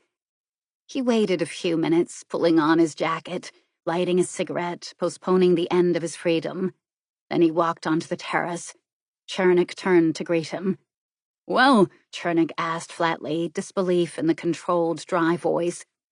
"Has she agreed?" "Yes." "And how does she propose to do it?" "I followed your suggestions." "But will she follow them in turn?" Chernick asked, not yet believing but relaxing his aggressive sarcasm. "You don't seem too confident." "She'll follow them. But what's the use of all this now? You've got what you want, haven't you?" "Not altogether. When will you see her again?" "Whenever we arrange it." There was a confidence in Brovich's voice that impressed Chernick. This could be the end of the siege, he thought. Perhaps Brovich had been right in his leisurely approach. Some women had to be handled delicately, slowly, persuaded out of their doubts and misgivings. Certainly the Playdell woman was in love. He'd seen the proof of that tonight. And Brovich? He looked briefly at Brovich, standing so still beside him. He said, "She's very beautiful." "Yes." Brovich's voice was calm, matter-of-fact, as if it were discussing the weather. Chernick said gently, almost sympathetically, "Sometimes you must feel as if you were being pulled back into the past. The past is dead." Chernick glanced again at the man beside him, but he'd heard nothing he could criticize. Brovich's voice, his words, had been correct enough. Chernick said abruptly, moving towards the lighted doorway, "Time to leave." It's as well, he thought, that we have other sources of information. Women are unpredictable, sometimes too easy to persuade, sometimes too difficult. But in spite of the Playdell woman's delay, we have the information we want. And Brovich, even if he has been too slow, is using the right tactics for a contact firmly established with Playdell. That's a long-term job of careful planning. Brovich may be even more useful than he ever realized. They stepped into the stream of light. "By the way," Chernick asked, "how's your family? I hope they keep well." "I hope so," Brovich said evenly. He looked towards the room. "There's Vlatov still talking to the pretty brunette. Egyptian, isn't she?" He half smiled. "Does she happen to have a husband of some importance?" Chernick's sense of humor didn't stretch as far as that. "Vlatov," he said stiffly, "has a weakness for women, but he knows how to ask questions. He knows how to get answers. There we must give him full credit." He looked at Brovich. "There he could teach you, my friend." "It was a matter of luck," Brovich said, and shrugged his shoulders. He stepped into the room. "There is no good luck, no bad luck, only success or failure," Chernick said, following quickly. 18. The Hugenberg house was a massive box of pale red brick, with a white pseudo-Georgian doorway set square in its middle. "The house that dear old Jack built," Miriam liked to say with a smile for the late John Hugenberg, his solid taste and his equally solid bankbook. "Reminds me of him every time I look at it. Was that his idea, do you think?" Now, as Bob Turner brought the Playdells' car round to the front of the house by its half-circle of driveway, the door was open to show a cluster of people inside the hall. More goodbyes, Turner thought, and switched off the engine. He looked at the picture framed inside the doorway. A charming picture, he told himself wryly, and once he'd thought he envied it. There was Playdell, holding his wife by her arms, surrounded by friends. There was Playdell, handsome in his dried-out fashion, correctly polite in his determined way, congratulating himself on having spent a most successful evening. A strange character. All powerful men have secrets to keep, but Playdell seemed to have more secrets than most. His assured eyes either flitted warily round the faces of those who were not watching him, or looked off into the distance, but blankly, like shuttered windows. Occasionally they would rest for a moment, usually on the head and shoulders of one of the young men. Then, just as briefly, there was a spark of something like affection, succeeded in an instant by a guarded coolness. For Sylvia, his wife, there was nothing but politeness, charming and graceful, yet watchful, possessive. How many lives is that fellow leading? Bob Turner wondered. 2, at least, and I don't like any of them. Kate left the group suddenly. She'd become impatient with waiting, or perhaps she too felt the charming picture was one she could take no longer. She slipped away unnoticed and came out onto the stone balcony in front of the driveway and hesitated there above the shallow flight of broad brick steps that fanned out to the driveway. Bob watched her for a moment, a dark-haired girl in a flame-colored dress, standing before the white pillars of the door, her black velvet scarf loosely around her shoulders. He waved and called, "Over here, Kate!" She waved back, and then, as footsteps came out of the house, she turned expectantly. But it was Stuart Hollis. He paused, glanced away. He passed Kate, his face averted as he hurried down the steps into the driveway and walked quickly towards the parking ground. Bob Turner watched Hollis disappear into the shadows. Then he got out of the car and went to meet Kate. She was looking after Hollis, too. "He's got toothache," Bob said. "Or a bad attack of injured pride." "Yes," Kate said unhappily. "I'm sorry." He helped her into the car. "I guess it's my fault, but I didn't know that Hollis thought you were his special property. Are you?" "No." He thought about that as he walked round to his own side of the car. "Then why the deep freeze?" he asked as he stepped in beside her. "He's angry." "With you? Why not with me?" She shook her head slowly. Bob Turner said nothing for a moment. "Why did Sylvia ask me to dinner tonight instead of Hollis? I thought she liked him." "Up to a point." But that point stopped short of Kate. He was beginning to see the pattern now. Hollis uninvited to join the Playdell group tonight. Hollis arriving alone at the party, and then finding Kate monopolized. Hollis wandering out on the terrace thinking he was going to put Sylvia in her place. "Well, anyway," Bob said, "he didn't see you on the terrace." "You came in alone. Then I came in with Sylvia. He was watching." "I'm sorry," Bob said, and there was an awkward silence. What the hell could a girl like Kate see in that little bastard? Watching, was he? Watching and counting? "Cheer up, Kate," he added gloomily. "He'll blame me once he calms down." "No," Kate said. "I'm the one who really hurt his pride. And there's nothing I can do about it," she thought. "There isn't anything I really want to do about it anyway." "Was that his idea of humor?" she asked suddenly. "Wandering out on the terrace?" "We don't even know what he expected to find," Bob said, wondering why he should be trying to excuse Hollis. "Perhaps he just likes to prowl around dark terraces." "Perhaps," Kate said, but her lips tightened. At least, Bob thought, we didn't have to talk about Sylvia and Playdell as we waited for them. Stuart Hollis has his uses after all. He tapped a sharp, brief note on the car's horn and caught the Playdells' attention as they at last came out of the house. Now Peyton Playdell had his arm through Sylvia's. He guided her carefully down the steps to the driveway. The devoted husband, Bob Turner thought with one last touch of bitterness. "Does he know what's going on?" he asked suddenly. "I think he does," Kate said. Bob looked at her in amazement. "Then why?" he began. He stopped as the Playdells reached the car. Why, he asked himself. Doesn't Peyton Playdell do something about it? All he does is to go around looking devoted. Is that a way to fight? Or perhaps Playdell knew in his heart that he had earned his defeat. A man never won, knowing that. "Sorry," Playdell was saying. "It seems that at Miriam's parties we spend half the evening being introduced to people and the other half saying goodbye. Are you all right, Sylvia?" He tucked the rug over her knees. "Warmer now?" "I'm all right," she said. She leaned well back into the corner of the car, her eyes closed, her face white and set. Peyton closed the car's door, and the light switched off. "I think," Playdell's quiet voice went on as the car left the driveway, "you'll really have to take my advice. You'll have to go away for a rest, Sylvia. People are beginning to notice." The car swerved. "Sorry," Bob said. "Dog avoiding. Always a mistake."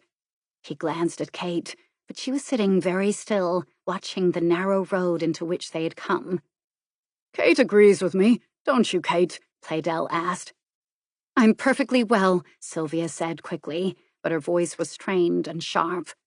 "Now, that's all right, dear," Playdell said soothingly, and he laid his hand comfortingly on her knee. "That's all right."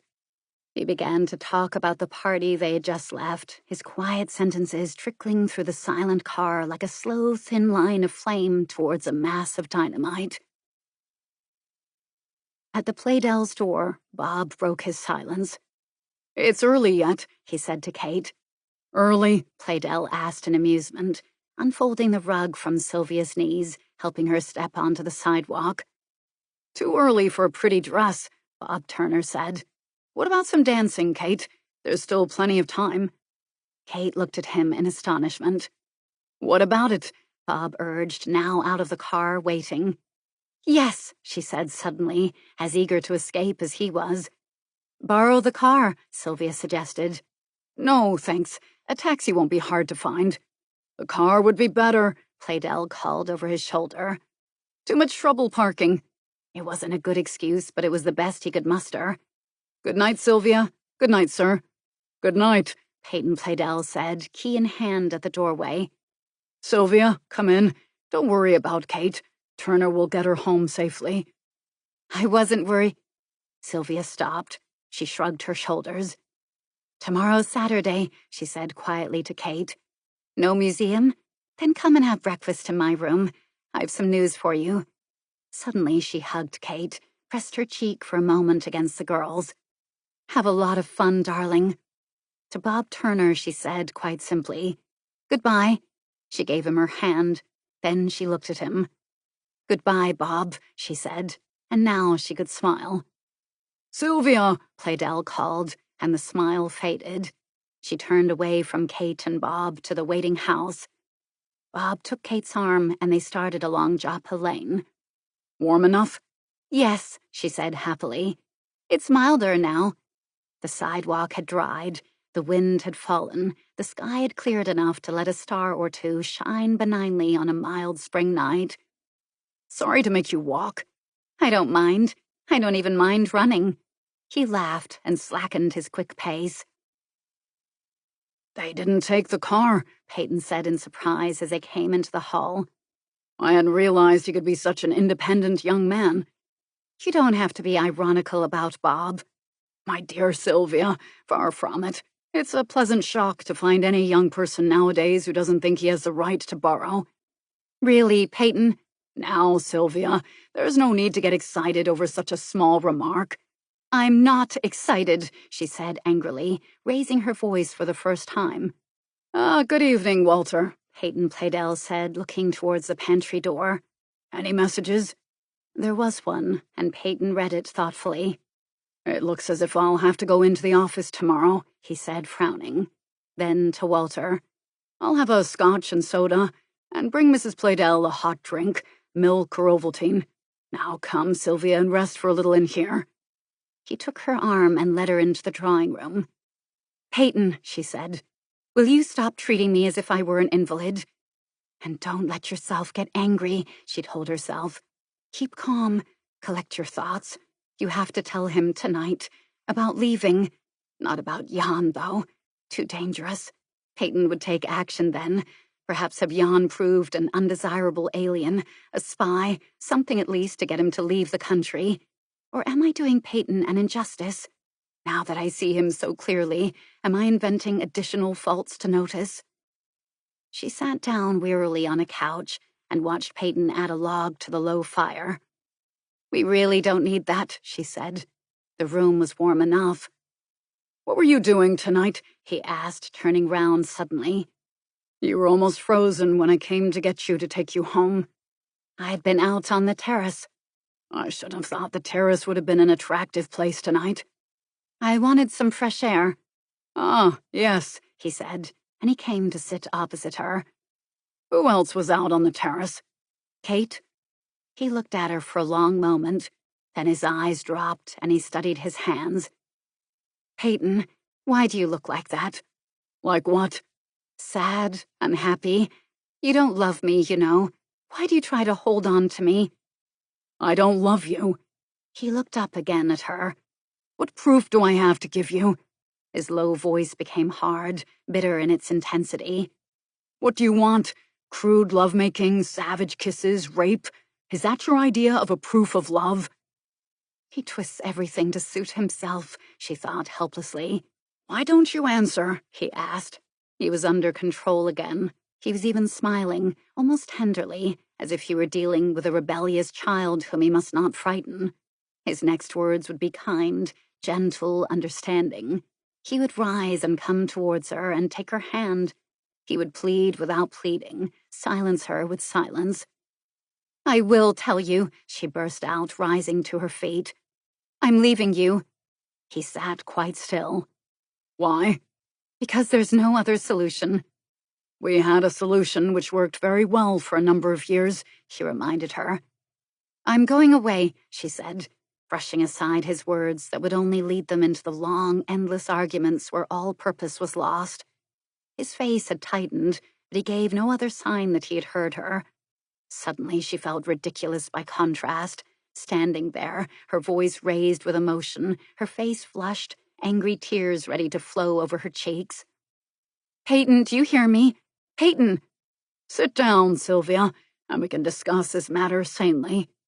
Then he raised a warning hand. "Come in, Walter. Yes, put the tray there. Thank you, that will be all tonight. Leave the front door unchained, Miss Gerald will be late." "Very good, sir." Walter gave a short glance, barely perceptible in Sylvia's direction. "Why did he look like that at me?" Sylvia asked when the man had left the room. "Now you're imagining things." "He seemed almost afraid of me." Walter had never been afraid of her. It had always been the other way round. "He's a quiet man and dislikes loud noises." The hidden reprimand goaded her into a sudden burst of contempt. "Do you want me to hate you? Isn't it enough that I've lost all other feeling for you?" "Sit down and let us talk without dramatics." "I finished all I needed to say." "But I've some things to say to you." She hesitated, and then she sat down. She refused the cup of Ovaltine which he handed to her.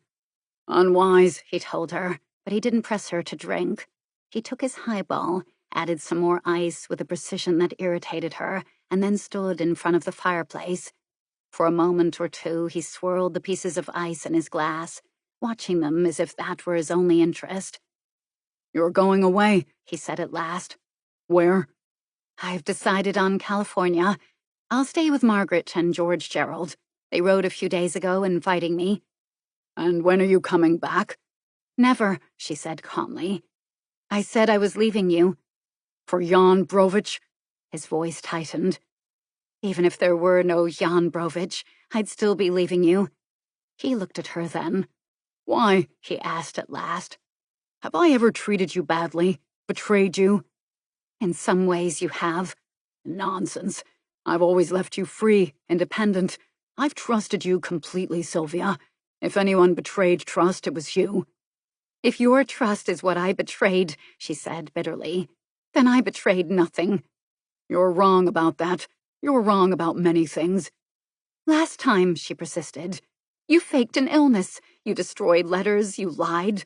And it's all the worse because you pretend so much scorn for those who fake and lie. He said, still calm, still reasonable. I have fought for you in my own way. You intercepted the letters. You took me with you suddenly to San Francisco when you learned that Jan Brovich was coming back here for a short visit. And the stupid thing was, you didn't have to lower yourself to that level. I had made up my own mind as you wanted it made up. You had won completely. You had more control over me than you realized. He was tense now, unmoving, watching, disbelieving, or only still disbelieving that his control over her was now ended. With a flash of anger, she said, Now, this time, how will you fight to keep me here? Fake another illness? She laughed contemptuously. And then, watching the taut, white face that stared down at her, she knew she had hurt him. Her words had driven below the cold, guarded surface. Her laughter was silenced. Oh, she exclaimed in sudden distaste for this moment of triumph. Why do we argue and hurt each other more than necessary? She shook her head. She said slowly, I've told you at last what I've been trying to tell you for some time. She half rose from her chair. Since Brovich appeared on the scene? She sank back in her chair. Leave his name out of this. Can we? Yes. She faced him then. I've told you. I'm leaving you. Tomorrow. This time he believed her. You must have felt this was coming, she said quickly. She paused and then she added, You can divorce me for desertion. That will save any scandal. People won't blame you at all. Your career won't be harmed. That is what you want, isn't it? His face flushed, but that was the only sign of his anger. His cold gray eyes studied her for a moment. I don't intend my career to be harmed, he said slowly. Nor do I intend our lives to be ruined. His hand had trembled, and he set down his glass on the mantelpiece. He noticed that his knuckles, as he gripped the edge of the shelf of wood, were white. He forced himself to speak quietly. Sylvia, you've been restless and unhappy for months. I'm sorry if that has been my fault. And in these last few weeks, you've reached near breaking point. I've noticed it. I tried to help you, but I'm afraid I wasn't of much use. He paused, still controlling himself. Go away for a month or two, he said. Yes, I agree to that, but not to California. It's too late for California, Sylvia. That's too far, too big a journey, too much of a strain. It would be easier for you to be among strangers. You don't have to face their questions, their conversation. She looked at him, not quite understanding. He went on. I've the address of a quiet place where you can go, in Pennsylvania. It's a pleasant house, doctors and nurses, all well qualified. The rooms are charming and private. You can rest there for some weeks. Let all this trouble blow over, Sylvia. And then, once you are feeling better, we can talk again. She stared at him, understanding now, yet disbelieving. No, she said. Oh, no. What else is there to do? There will be no divorce from me, Sylvia. And if you were to try to get one, well, before then Brovich will be back in Czechoslovakia. Do you intend to follow him there? He smiled and shook his head, answering for her. No, she sprang to her feet. I'm not going there, or to any quiet place in Pennsylvania. What kind of quiet place, Peyton? Sylvia, please, don't get excited, for your own sake. She was remembering now all the puzzling irritations that had plagued her recently. So this time you faked another illness, my illness. She stared at him, her voice quickened. Did you try to enlist Kate on your side? Was that why she's been so unhappy? You had no scruples, had you, about taking a young girl's mind and loading it with worries? And what did you tell Miriam, knowing she's a village gossip? Yes, she spoke to me tonight, and I thought she had gone crazy. And last night there was Martin Clark. She looked at him with horror, remembering the way he'd planted the idea of sickness in Martin's mind. In front of me, she said, incredulous. Then the contempt in her voice lashed out at him. "Who else has heard the news? Bob Turner, even Walter, looking at me as if he thought I was headed for a straitjacket." "Sylvia," Peyton said, coming towards her. "You are ill. Listen to yourself." He held out his arms. "But it isn't serious, darling. We'll cure all this." She backed away, white-faced, her blue eyes widening in horror, her bare shoulders above the folds of chiffon out of his reach. Forever, he thought. Forever. "No, Sylvia," he cried. But she had slipped away from him, the soft, wide skirt floating like a dancer's as her body twisted and escaped. She ran from the room towards the staircase as far away as she could get from him. "Sylvia!" he cried again, his anger breaking loose, and he moved swiftly into the hall. She was already halfway up the staircase. She stumbled on the long, floating skirt as he sprang after her. He heard a sharp tearing as she wrenched her dress free and raced on. And there was a sob as he reached her, a cry of fear as he put out his hand and caught her shoulder. 19. Kate awoke with the second ringing of the alarm clock. Last night she'd placed it on the mantelpiece to make sure she would get up. But now, after all, she didn't rise. She listened to it drowsily, stretched her body under the warm sheets, yawned, and curled up once more. The alarm stopped, and she closed her eyes again. The pleasant breeze from the wide-opened window fanned her cheek. Again the bell rang. Who could believe that anything so small could make so much noise and keep on making it? She stumbled out of bed and switched off the alarm. 10 minutes to 9. She looked at the bed and then at the clock. She went into the bathroom and turned on the shower. As she dressed, she began to sing. A serenade for the flame dance dress collapsed over the armchair like a very deflated lady, armless, headless, with invisible feet stuck into the thin, strapped sandals, posing so neatly under the ripple of the wide hem. She opened the door, still brushing her hair, as she heard Mina's solid weight plod upstairs. "Morning, Mina." "Singing so early?" Mina's white face, intent on the breakfast tray she carried, softened into a slow smile. "You had a good time," she said. "Wonderful. We went dancing. Tell Mrs. Playdell that I'll be along in 1 minute." Then Kate looked at the breakfast tray with its single cup and saucer. "Oh, didn't Mrs. Playdell leave a note for you, Mina? We were going to have breakfast together." Mina shook her head. "I'll bring up a tray for you, Miss Kate," she said quickly. "There's no hurry," Kate said, trying to hide her disappointment. Perhaps, she was thinking, Sylvia had forgotten all about her invitation. "I'll tell Mrs. Playdell you're coming along," Mina said, walking on, her bent arms as stiff as her broad white apron, her hands holding the tray as securely as her flat heels gripped the carpet. Kate went back to the mirror, finished brushing her hair. "It's surprising how tired you don't look," she told her reflection. 4 hours of sleep. Bob probably had only had the time to change his clothes and get transportation back to camp for reveille. Her idea about a soldier's life was hazy, picked up from stories written by some returning heroes of the last war.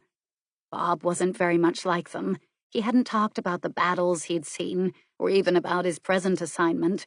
He hadn't cursed the sergeants or thought that colonel was another word for fascist. He didn't blame the Air Force or Navy. He hadn't criticized the Marines. He hadn't claimed that if only the generals would take his advice, all losses could have been avoided. He hadn't even lamented about the military mind, or set himself up as its conscience. What did we talk about, she wondered.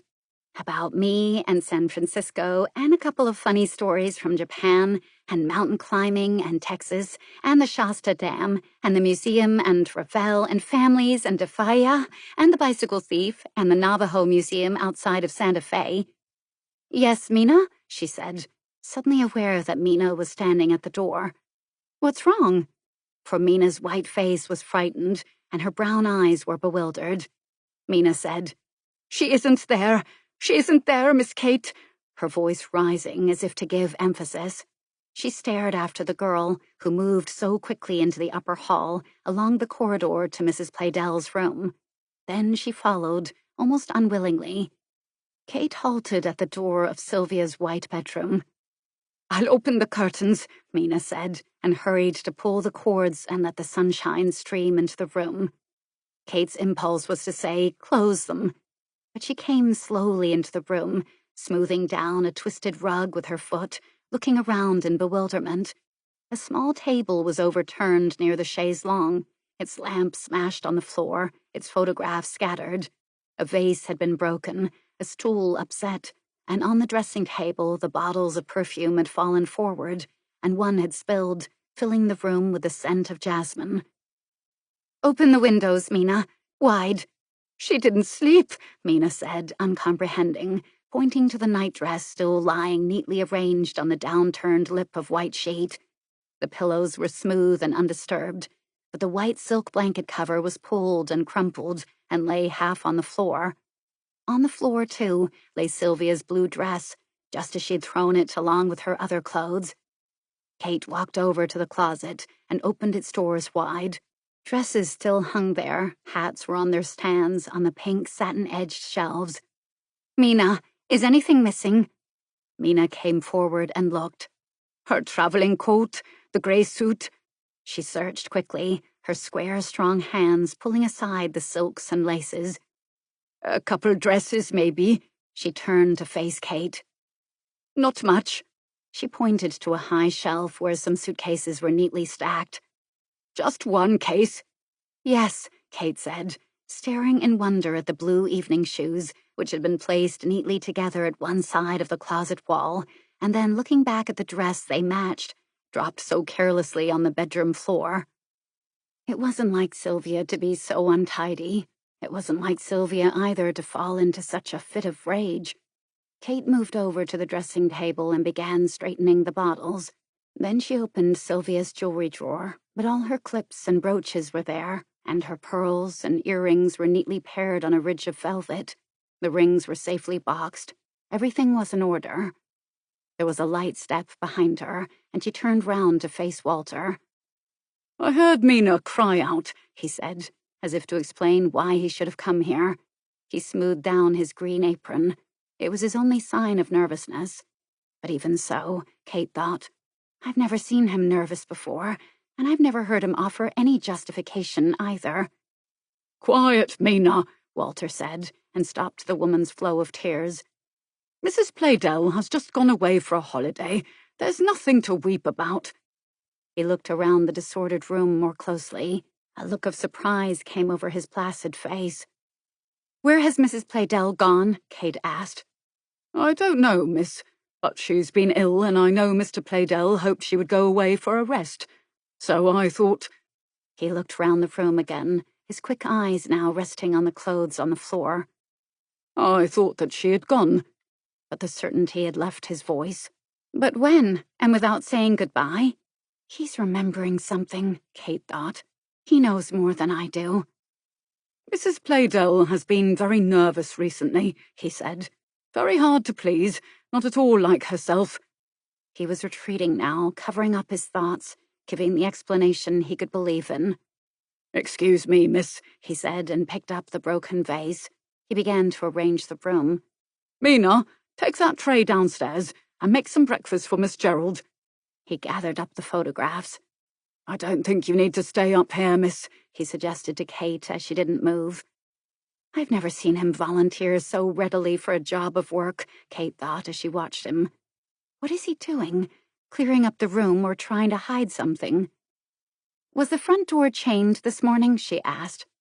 "No, miss." "But I chained it when I came in," she remembered. "Does Mr. Playdell know that Mrs. Playdell is gone?" "I don't think so. He came down for breakfast at the usual time.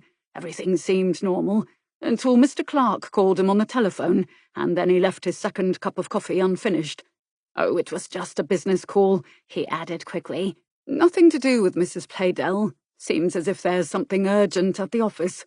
I gave that message last night to Mr. Playdell when he came in, and Mr. Clark was making sure he had got it." There was a slightly tolerant smile over any doubt about an important message going astray if Walter had charge of it. "And Mr. Playdell said nothing to you about Mrs. Playdell going away for a vacation?" "Not this morning." There was a pause. Mr. Peyton only said that it looked as if he might have a very busy weekend at the office, so he probably would stay at the club, which is nearby. He thought over that. Mr. Playdell has done that before whenever there have been important conferences, he explained carefully, emphasizing how normal everything was. He wasn't worried or upset. Only after Mr. Clark's call. Walter had himself in control of the situation now, Kate thought, and he could go on covering up indefinitely. Whatever he might have heard last night, he wouldn't say. "Well, what shall we do, Walter?" she asked in desperation. She turned away to pick up Sylvia's clothes. "I suppose we'd better call the office," she added slowly, "and let Mr. Playdell know." She lifted the dark blue dress and shook it out.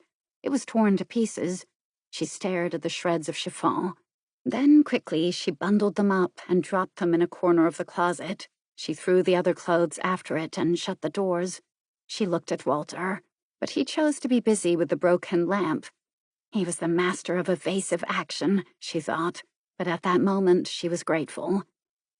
"I would be inclined," he said, "not to disturb Mr. Playdell meanwhile." His voice was quiet, unalarmed, normal. She was grateful for that, too. "What explanation can we give for the delay?" "That we phoned White Craig's and several of Mrs. Playdell's friends before we alarmed Mr. Playdell." "And when shall we let him know?" "About lunchtime." "Yes," she said, eagerly grasping at this suggestion. "That would give Mrs. Playdell time." He frowned at her rash frankness. "Yes, miss. Time to return, perhaps." They stood looking at each other. "Thank you, Walter," she said. "I'll attend to the telephoning if you like, Miss Gerald. I shan't alarm anyone." "I'm sure you won't." She hesitated. "And deal with any other calls, too, will you?" He nodded. "I think you'll find Mina has some fresh coffee waiting for you downstairs. And there's also a message from Mrs. Clark. She phoned around 9 o'clock. She wanted you to call her before breakfast." He hesitated. "I'm sorry I was late in giving you the message." "That's all right," she said. "You've been a miracle of efficiency. You've even calmed me down." For a moment, he became human. He half smiled and shook his head. Then he collected the last fragments of pottery and placed them carefully in the wastebasket. In the dining room, Mina was waiting with a carefully prepared breakfast. "I must phone first, Mina," and listen to Amy and pretend all was normal. "Eat now, please," Mina said worriedly. "That was Mrs. Playdell's trouble. She never would eat enough. Please, Miss Gerald, the coffee's hot, the toast is fresh." She held out a glass of orange juice invitingly. Kate took it, glad of the excuse to delay her talk with Amy. What if Amy wanted to speak to Sylvia? "Has Mrs. Playdell left?" Mina whispered. "For a vacation." That's what Walter would say. Strange, she thought, that we've become allies ready to throttle all scandal before it can start murmuring. "If she goes, then I go," Mina said. "And you, Miss Kate?" "It is time I looked for a place of my own. I won't stay here," she thought. "Once I've an idea where Sylvia is, I'll leave. But where do I start finding Sylvia?" "Then I go too," Mina said firmly. "Today." When you get old, Kate wondered, as she looked at Mina's placid face and remembered Walter's calm fatalism. Do you accept the fantastic as real, the incredible as possible? When you've seen as much of strangers, living in their houses as Walter and Mina had done, then did you find very little to surprise you in human beings?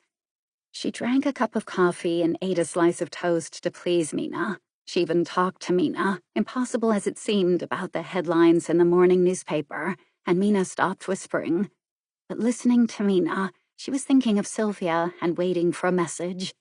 At last she rose. She couldn't postpone talking with Amy any longer. She went into the library slowly, still giving Sylvia every possible second, but the telephone didn't ring. She had to pick up the receiver and dial the Clark's number. Amy was breathless, as if she'd run all the way to answer the call. "Are you alone?" she began. "Is anyone listening on one of the other phones?" "Not this morning," Kate said, sure of the truth of that. "Come round here for lunch, Kate." "I can't. At the moment, I can't leave here. I'm sorry, but please, Kate. I'm waiting for a telephone call. From Sylvia? Yes, Kate said, and in spite of her new trust, she looked quickly over her shoulder into the hall. This is it, darling. I'll come now, right away. My dear, I've my weekend marketing to do. Come at 12:30. That's time enough. Oh, by the way, have you any cash? Cash? Yes, money. You know, that nice expendable stuff. I don't carry much money around with me. I can get... It's Saturday, Amy reminded her. The banks are closed. Oh well, I'll cash a check at the drugstore to help out. See you at 12:30. Kate went upstairs to her room, marveling over Amy's businesslike voice. Southern women could be amazing. There was Amy harboring Sylvia as well as possible twins, taking efficient charge, remembering details such as bank closing days. It was just as well that Amy had even thought of the drugstore, for Kate had exactly $19.37. Not much of a contribution towards a fare to California. She tried to copy Amy.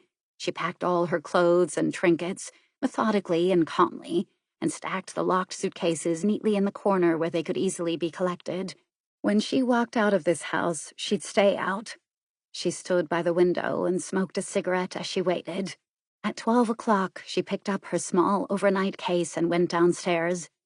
Mina was opening a florist box in the pantry.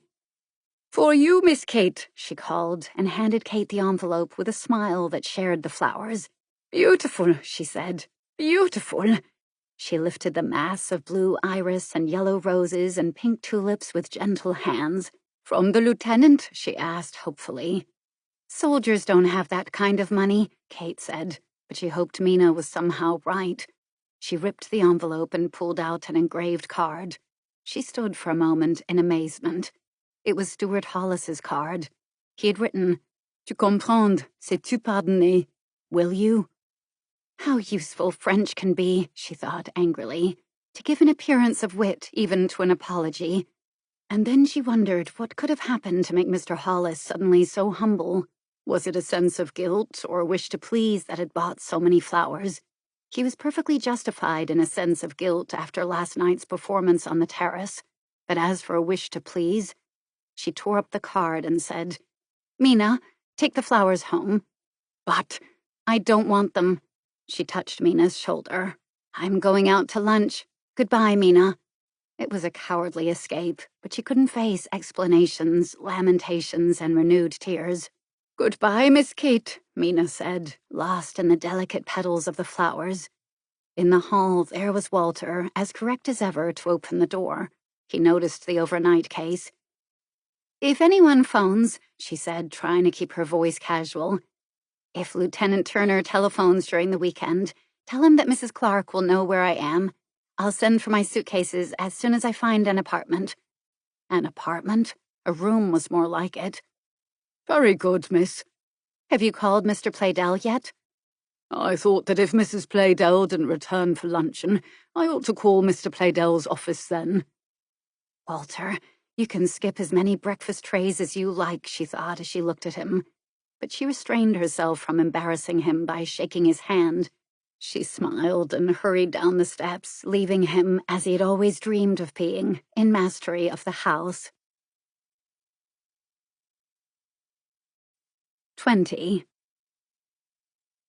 The Clarks lived on the top floor of a quiet building, one of the many mansions now converted into small apartments or residential hotels which stood along this pleasant stretch of street, tree-shaded, withdrawn, a tidal basin of its own between the streams of traffic on Connecticut Avenue and Scott Circle. The house itself was hideously imaginative in a Victorian way, built in the era of well-corseted ladies and stiffly mustached gentlemen. With sideboards groaning under polished silver, rooms darkened by velvet curtains, windows blocked by tables and lace mats and rubber plants and Dresden flower pots. It must have been a formidable monster to have as a pet, gobbling up money and attention as easily as it wore out servants and quelled children. But now, a contractor had ruthlessly gutted it out, leaving the strong shell in the high ceilings, and he had shaped apartments and kept them simple enough for maidless households. The staircase had been given linoleum to replace its Turkish carpet, and it hugged the safe cream-colored wall as it passed 2 brown doors on each landing. It was a steep climb, but that lowered the rent. Kate, as she reached the last flight of stairs, was thinking that the interior of the house was neat and certainly far from gaudy. Its bare hospital air was almost as depressing as the florid gingerbread decoration it had displaced. And then she came to the Clark's door. It had been painted a violent red. Kate stood looking at it. "Like it?" Amy asked cheerfully, suddenly opening the door. "Most people usually stand and stare." She laughed at the expression on Kate's face. "All my own work," she added proudly. "So don't criticize the brushstrokes. Come in, Kate. Careful now." She stepped back cautiously as she offered Kate her hand. "I do block up the doorway, don't I? But in a week or so, people can stop calculating how much space to give me." She walked slowly into the sitting room, yet her movements gave the appearance of being more deliberate than tired. She seemed inexhaustible in the way she talked, and she certainly looked better than Kate had ever seen her. All the anxiety that Kate remembered had gone from her face. There was color in her cheeks, and her gray eyes were clear and sparkling. "Sit down, Kate," she said. "Drop your case anywhere you like. Are you leaving Peyton's house, too?"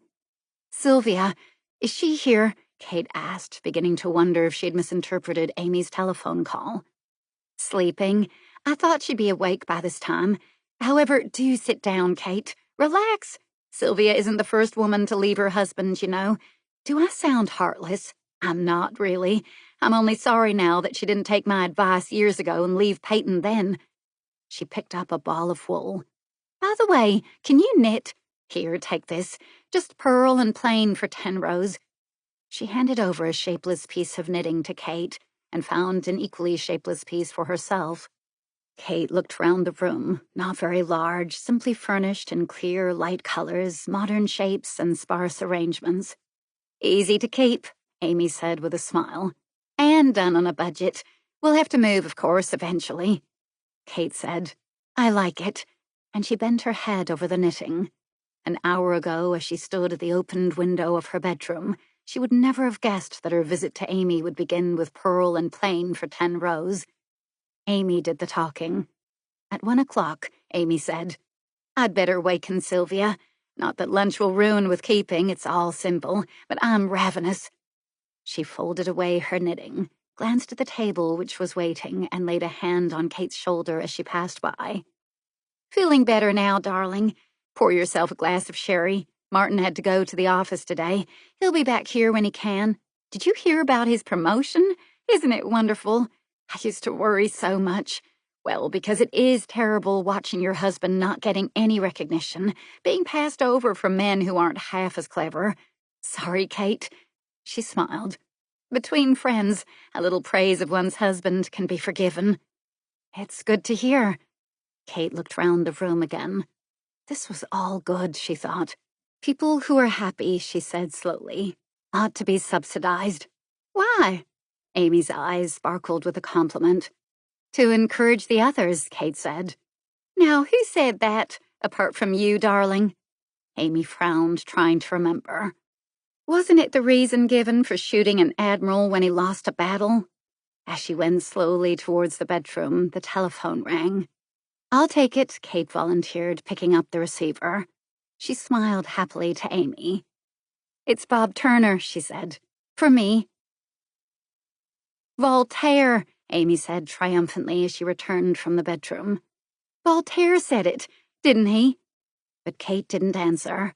The call was over, but she still stood by the telephone, her hand on the replaced receiver. Amy thought, "And what's happened now? Now, just after I thought I had done such a good job," she said. "Sylvia's getting dressed. She's much better. She's quite calm. Please, Kate, don't worry." She felt suddenly defeated and tired. She said, "You'll find the salad bowl in the kitchen, and the cold chicken is in the refrigerator, and—" Kate came to life and noticed Amy. "Sit down, Amy. I'll get everything. It's your turn to take charge," she told herself. She would wait until lunch was finished before she broke Bob's news. Or should she tell it at all? Better think that over, she decided. "Hello, Sylvia," she said as her cousin came into the room. Her smile was as normal as her voice, and there was no emotionalism to emphasize the strained look on Sylvia's face. "Come and help me with lunch," she said. Amy, watching them both, took a deep breath of relief. Thank God when Martin got back from that meeting at his office, he'd find 3 sane women planning Sylvia's journey to California, instead of 3 wailing females fluttering around with tear-stained faces and embarrassing confidences. Dramatics were all very well, but life had a practical way of refusing to stop to admire them. And confidences were truths told in a moment but regretted for years. When Martin Clark returned, he found Sylvia and Kate still sitting over their last cup of coffee at the table, Amy resting comfortably on the couch, and all of them talking. At least Kate and his wife were making the conversation, but Sylvia was sharing it as she listened. He hung up his hat in the small hall, surprised and relieved. For a moment, as he straightened his tie in the mirror, he remembered this morning at 6:30, when he had stood in this hall, drawing a dressing gown over his pajamas, his hair still ruffled from the warm pillow, grumbling to himself, "My God, can't a man get an hour's more sleep?" And then he had opened the door angrily and found Sylvia, cold, shivering, almost hysterical, shrinking from his touch. He hesitated for another moment, looking at the neatly folded newspaper which he had brought in with him. He laid it on the hall table. Better postpone breaking its news. Perhaps he'd better conceal it entirely. And yet Sylvia would have to know. She'd learned the gossip soon enough, and it might be better told when her emotions were numb, as they were now. Better, too, to learn it among friends. Still undecided, he picked the newspaper up and carried it into the living room. As a compromise, he threw it down casually on the coffee table. Sylvia rose. "Would you like a cup of coffee, Martin?" Amy, noticing the expression on his face as he threw down the paper, said, "Was it a bad day, darling?" He bent over the couch to kiss her. "Just about what you'd expect," he said. "Yes, I'd love a cup of coffee. Hello, Kate." "Is that the afternoon edition of the Echo?" Kate asked. "Yes." He looked at her, wondering if she knew, but she lifted a cigarette and looked round for a match. "I wouldn't take its advice on apartments," Amy said. "It's only reliable on gossip." She laughed and explained. "We've been discussing Kate's prospects in room hunting, Martin. I've told her to stay here for tonight, anyway, and she can walk around tomorrow and see the field." Martin nodded. "What's the situation about air travel?" Amy asked. "Sylvia wants to leave Washington today." "Yes," Sylvia said. "I may as well." "No space on any planes today," Martin said. "There is a good train, though, leaving in a couple of hours." "My efficient husband," Amy said proudly. "Your husband's efficient secretary," Martin said with a smile. "And I got some money, too." Enough for the journey, his eyes told his wife. "So did I, at the drugstore, bless Mr. Leibovitz," Amy said. "Sylvia, if you'd rather travel by air, you can sleep here tonight and catch the plane tomorrow. You and Kate will have to share the couch, though." Sylvia looked uncertain for a moment. "Thank you," she said in a low voice. "All of you." Then she added something about fresh coffee and went into the kitchen. Martin looked after her. "She's all right," his wife reassured him. "It's quite natural for a woman to feel like crying when she's shown a little kindness."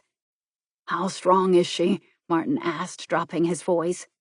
"She's all right," Amy repeated, almost sharply. "Yes," Kate said quietly. "I think she ought to be told, Martin." She looked over towards the folded newspaper. "Who told you?" he asked quickly. "Bob Turner warned me. Baker, that's one of the men working with him, began talking about it over the lunch table." "What is it? What is it?" Amy asked and reached for the newspaper. "Gossip column, I suppose. Which one? Which one, Martin?" Martin looked at her unhappily. "Keep quiet, Amy. Don't get into an uproar. It's only gossip, anyway." But he knew that the small paragraph couldn't be as easily dismissed as that. Too many people, like the talkative Baker, read the Echo early afternoon edition. Too many people, who pretended to dislike sensational chit-chat, found they secretly enjoyed a little inside information. "I've found it," Amy said. "It's in Bill Weisler's column." "I'd like to see it too," Kate said. Perhaps it wasn't as obvious as she had feared. Perhaps she had magnified it, simply because Bob had tried to pretend it was nothing. But if he thought it nothing, why had he telephoned her? "I don't believe it," Amy said. And yet she looked anxiously at Martin. Bill Weisler usually wrote a fairly accurate column. He had the reputation of not printing rumors unless they came from reliable sources. Kate was studying the paragraph too, her face worried and tense. "It's worse than I feared," she admitted. "Well?" Martin asked her. He nodded towards the kitchen. "I still think Sylvia ought to know. It's better to know everything. Then you see just what you have to face." "Everything?" Martin wondered. No, he couldn't tell Sylvia everything, nor Kate nor Amy either. He hoped to God that the newspapers didn't get hold of everything. "All right," he said. "I'll show her this." He picked up the newspaper, folding it back gloomily, looking once more at the pitiless words.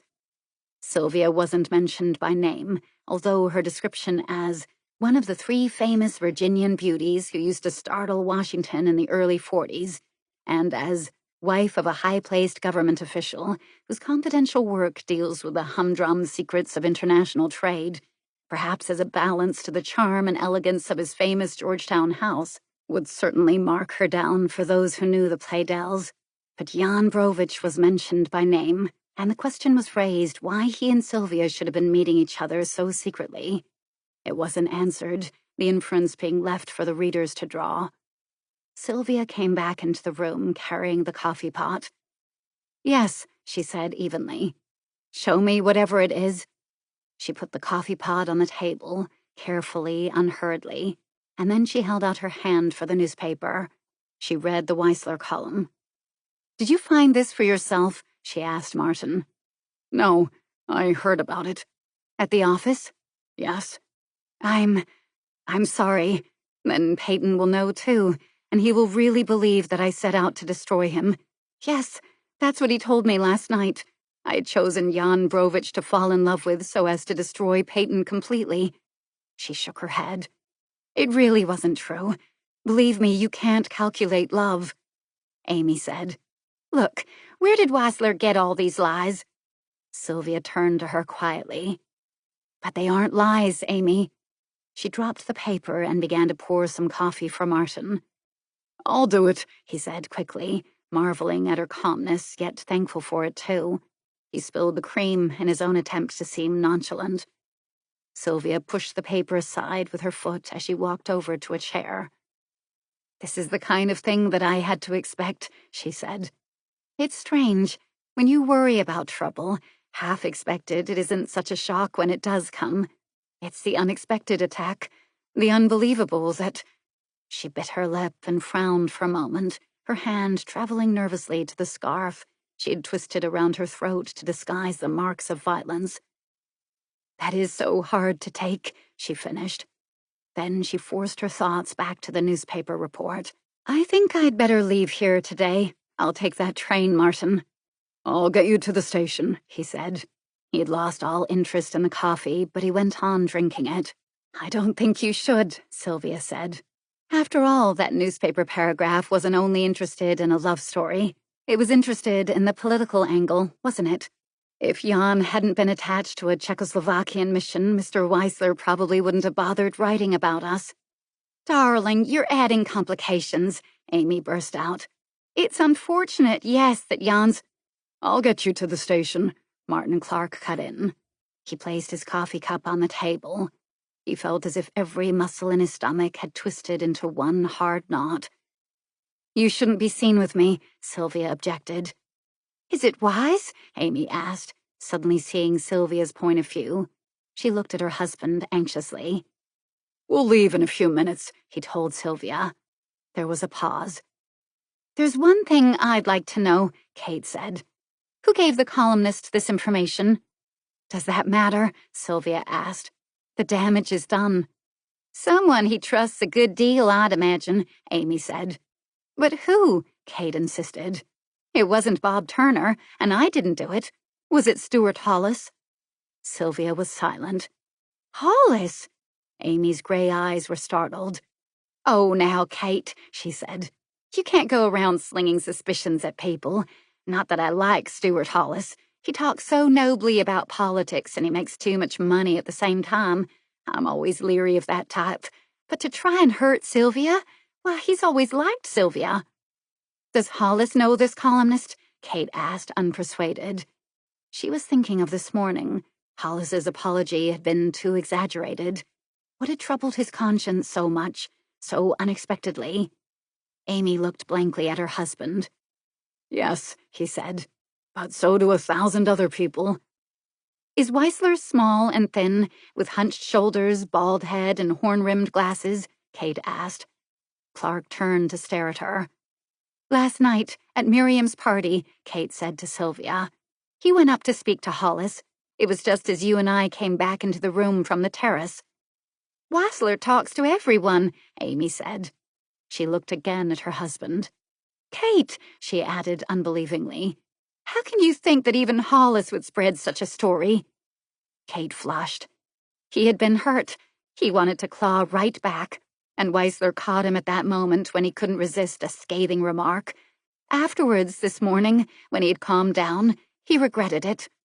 With masses of flowers and a glib excuse, she thought angrily. Well, the damage is done, Clark said quietly. Whoever caused it. If Kate really started probing into Mr. Hollis's subconscious, she'd be still more horrified.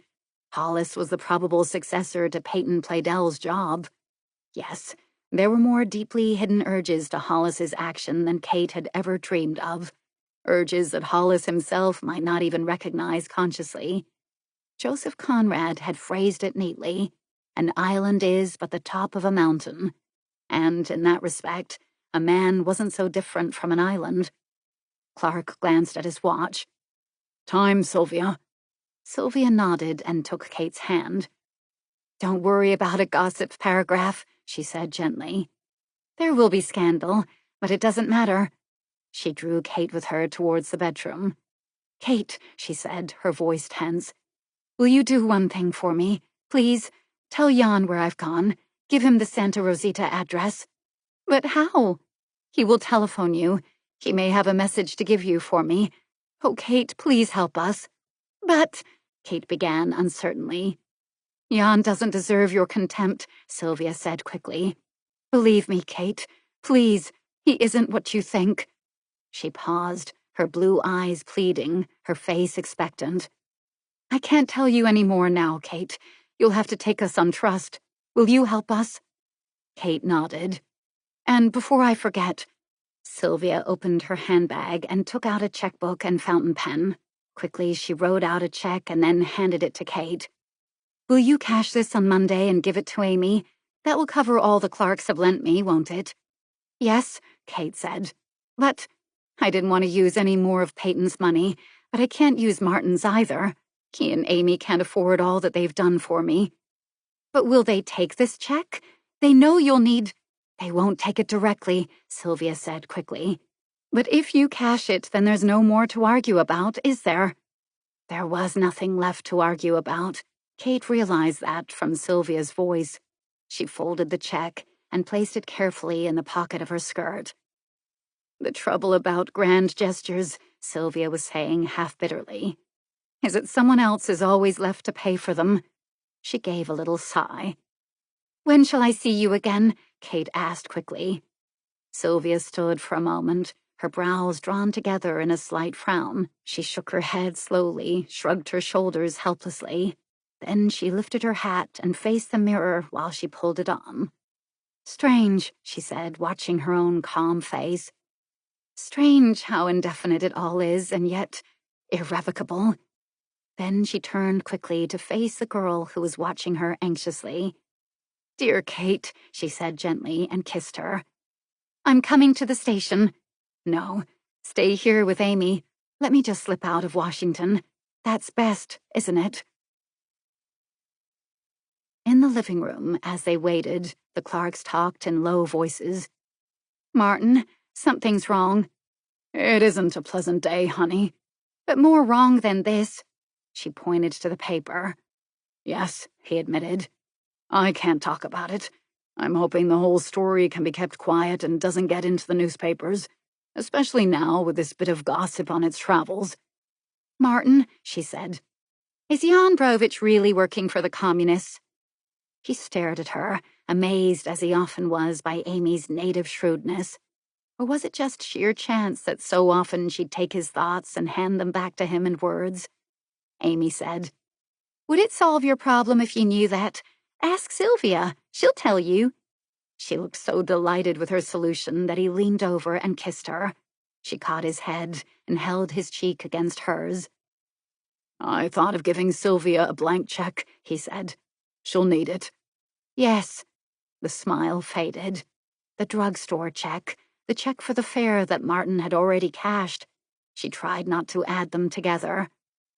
Don't worry, darling. I'll see the bank manager on Monday and get a loan if necessary. And on Monday, I'll go round to Joppa Lane and make Walter count out all that jewelry and wrap it in front of my eyes, and I'll give him a receipt and I'll register it to Sylvia. Imagine leaving everything behind her. It's hers, isn't it? Well, don't make yourself breathless over it. What will Playdell say to all that, anyway? He will never even look at her jewelry. He's quite above that. Her mouth twisted with distaste. Martin kissed her again to watch the smile come back. How are you feeling, old girl? He asked quietly. Storm-tossed. They are practically upsetting the boat. See for yourself. She pressed his hand to her waist. Lusty types, I'm afraid. Like their father. She was laughing now, and even Sylvia, coming into the room with Kate, was almost smiling. We'll be late, he said, not quite truthfully, waiting with Sylvia's suitcase at the open doorway. A quick goodbye could be kept a quiet one. Good luck, darling, Amy called after them. Martin Clark glanced at Sylvia as he took her arm. She'll need it, he thought grimly. She'll need all the luck she can get. 21. It was 11 o'clock that evening. Amy had been persuaded to go to sleep. Martin Clark was struggling with the problem of a couch that refused to be converted into a bed, or indeed into anything recognizable. Kate was watching the battle, tactfully silent, and then the doorbell rang. Who the hell's that? Clark asked. He looked startled when he opened the door and found Whiteshaw outside. But, come in, he said, and tried to smooth his ruffled hair and temper. He pointed to the half-yawning couch. Do you happen to know how this damned thing works? Whiteshaw seemed equally relieved that the recalcitrant couch made such an easy opening for conversation. Isn't there a button you push or a lever you pull, or have you tried electronics? I was thinking of a well-placed kick, persuasion failing. It's being temperamental, Kate said. Let's put it back the way it was and ignore it meanwhile. Kate's staying here overnight, Clark explained. Oh, Whiteshaw said. He seemed hesitant, as if he'd come to the end of his conversation. He glanced warily at Kate. Now, which one of Playdell's friends was this? Kate wondered. Fair hair, Whiteshaw probably. But was Whiteshaw the one in the Foreign Service, the one with a wife and 2 children? Or was he the one who'd resigned from the State Department as a high-minded protest? He was certainly older than she had imagined. Tonight, he had lost the youthfulness that had accompanied him on his visits to Playdell's house. Tonight, his face looked thin, austere, worried. He was restless, perhaps nervous, for he pulled at his waistcoat, fingered the knot of his tie, and then passed his hand over the short, bristling cut of his light, fair hair. I shan't stay long, Whiteshaw was saying, almost apologetically. He glanced again at Kate. That's all right, Clark said. Delighted to have you drop in. How's the family? Just fine, thanks. He looked around him. This is a pleasant room you have here. Livable, Clark admitted. At present, he added, thinking of the twins to come. Of course, this is the first time you've been here, isn't it? I'll make some coffee, Kate suggested. She picked up a novel from the nearest bookshelf and went into the kitchen. If 11 o'clock was the hour chosen for a first visit, then Whiteshaw must have something to say. That was Clark's thought, too. Sit down, he said to Whiteshaw. Had he come here to find out where Sylvia had gone? Was he one of the search party that Playdell might have sent out? Whiteshaw sat on the edge of the couch. Have you seen the echo? Clark asked, following up his guesses. Yes, Whiteshaw said gloomily. It's a bad deal. Not that I believe it. The implication, I mean. I don't suppose any readers will notice the implication except those who know Playdell's job, Clark said. Odd, he thought, that he should be talking so encouragingly when he knew, more than Whiteshaw could know, just how bad the deal actually was. I suppose so, but Whiteshaw was still discouraged. Pretty rough on Playdell. It isn't exactly pleasant, is it, to have your career blow up in your face through a small thing like this? You mean a small thing like a paragraph in a gossip column? Clark was watching the younger man carefully. No. Whiteshaw raised his eyes and looked frankly at Clark. I mean the leak of information to the Czechs. There was a slight pause. Where did you hear about that? Clark asked. At the office. There was some talk flying around yesterday. Was there indeed? Clark's lips tightened. Thanks for the warning. We'd better stop the inside gossip before it seeps outside. And then he noticed that Whiteshaw's worry seemed to deepen. You called it a small thing. What makes you think it is so small? And just how much had Whiteshaw heard? It seemed small to me in comparison with other information the Czechs could get. But then, Whiteshaw admitted frankly, I'm not qualified to judge its significance, I suppose. Just how serious is it? What did you hear? The rumor was vague. Something about a trade treaty renewal which the Czechs weren't yet supposed to know about. He shook his head. That doesn't seem too serious. After all, the treaty is with Czechoslovakia, isn't it? The Czechs are bound to be told about it someday. Which isn't now. But they'd know eventually, Whiteshaw insisted. So that excuses everything? No, Whiteshaw added after an awkward pause. There shouldn't have been any break in security. I grant you that. I'm hearing two men talking, Clark thought. The one who persuaded Whiteshaw that a trade treaty renewal isn't too big a secret anyway. The other who is Whiteshaw himself with his own honest misgivings. He said, I know as little as you do about the actual terms of this trade treaty. That isn't our job. But a trade expert could be worried about several things. For instance, why were we willing to renew a treaty at this moment when our relations with the Czechs have deteriorated? Possibly there are certain materials that we need, and the Russians will now know just how badly we need them. Whiteshaw looked up at Clark quickly. Clark repeated, Yes, the Russians. You weren't leaving them out, were you? Well, of course, Whiteshaw said uncomfortably. We're only making a rough guess. We aren't trade experts. All right. Let's look at this treaty from a diplomatic point of view. What's the effect on us? We lose some weeks, which could have helped our position by the time the treaty was to be officially announced. If the Russians, I beg your pardon, if the Czechs know we're still willing to trade in spite of recent troubles with them, they'll get too damned sure about us. And that's when they begin to think they can get away with anything. And so, eventually, Clark half smiled as he stressed Whiteshaw's word. The tension in international affairs may be increased at a time when the maintenance of peace depends on lessening the areas of tension. Whiteshaw stirred restlessly.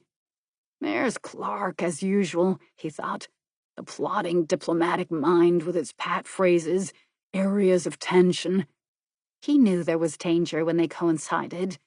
Then, at such a moment, even a pistol shot in Sarajevo had been enough to start a world war. He knew all that. He hadn't come here to have a Washington Post editorial read at him. That's fairly obvious, he said. But eventually... He repeated the word determinedly, and he didn't smile. Eventually, it would be all the same anyway. Would it? It's the same regime we're dealing with now or later. I'm willing to bet on one thing, Clark said slowly. In the next few months, you'll see a wave of arrests and trials in Czechoslovakia. Whiteshaw looked up at him, startled. They'll weed out the Czechs who would have welcomed a trade treaty with the West as a chance to limit Russian domination. Titoists? Whiteshaw asked quickly. You could call them that. Or Czech communists who'd like to run their own country. And the fact that we were willing to renew a trade treaty will convince the Russians that we were trying to influence the nationalist communists. As we were, no doubt. No doubt. But what's more important, would we have made a gesture towards the nationalists if there weren't nationalists in places of power? Whiteshaw said nothing for a moment. I see, he said at last. So our friends will be purged. I didn't call them our friends. They don't give a damn for us, but they've lost the rose-tinted glasses they used to wear when they looked east. Whiteshaw shrugged that aside. They'll be purged from the government, he said quickly, and we turned the spotlight on them. We didn't, Clark said sharply. Blame that on the man who informed about the trade treaty. Whiteshaw sat very still, his eyes fixed on the table in front of him. There's no need to discuss this with anyone, Clark said, bringing the interview to a close. But Whiteshaw made no move to leave. I shan't talk about it, he said quietly. His impatience with Clark had gone. He was frowning as he searched for his next words. Then suddenly he faced Clark. Where did the leak come from? That's what has been worrying Minlow and me. Clark stared at him. How did Minlow hear about all this? From 2 reporters tonight. What? Clark sprang to his feet. Then, restraining himself, he said, You mean the newspapers know that there has been a leak of information to the Czechs? Whiteshaw nodded. After the reporters left Minlow, they met at a bar by accident, and I suppose they remembered he used to know something about international trade. Whiteshaw paused, as if his thoughts had made him forget what he was about to say. Go on, go on. After the reporters left Minlow, then what? He came to see me, and I talked him into coming to see you. Then where the hell is he? In his car. You mean he's waiting downstairs? Clark halted his question and stared at Whiteshaw in amazement. When we got here, well, Minlow decided there wasn't much point in coming up here after all. He thinks you don't like him, you know, that you're prejudiced against him. He looked at Clark anxiously. Well, Clark said frankly, he's always been prejudiced against me. I give as good as I get. What's Minlow got to do with all this anyway? He watched Whiteshaw carefully as he waited for the reply. Oh, he's just a little worried, as we all are, naturally. You wouldn't even have got him as far as my front door if he weren't worried stiff about something. That's rather harsh, Whiteshaw said, but he didn't deny it. How often did he see Brovich? Clark asked suddenly. Whiteshaw looked at him in surprise. There have been vague rumors, Clark said dryly, and didn't enlarge on the extent of his information. Did he tell you nothing? Tonight, Whiteshaw began uncomfortably. Look, he's been a fool. He hesitated. I'm not saying anything now that I didn't say to his face tonight, he added quickly, emphatically. But he's completely innocent, though. I'm sure of that.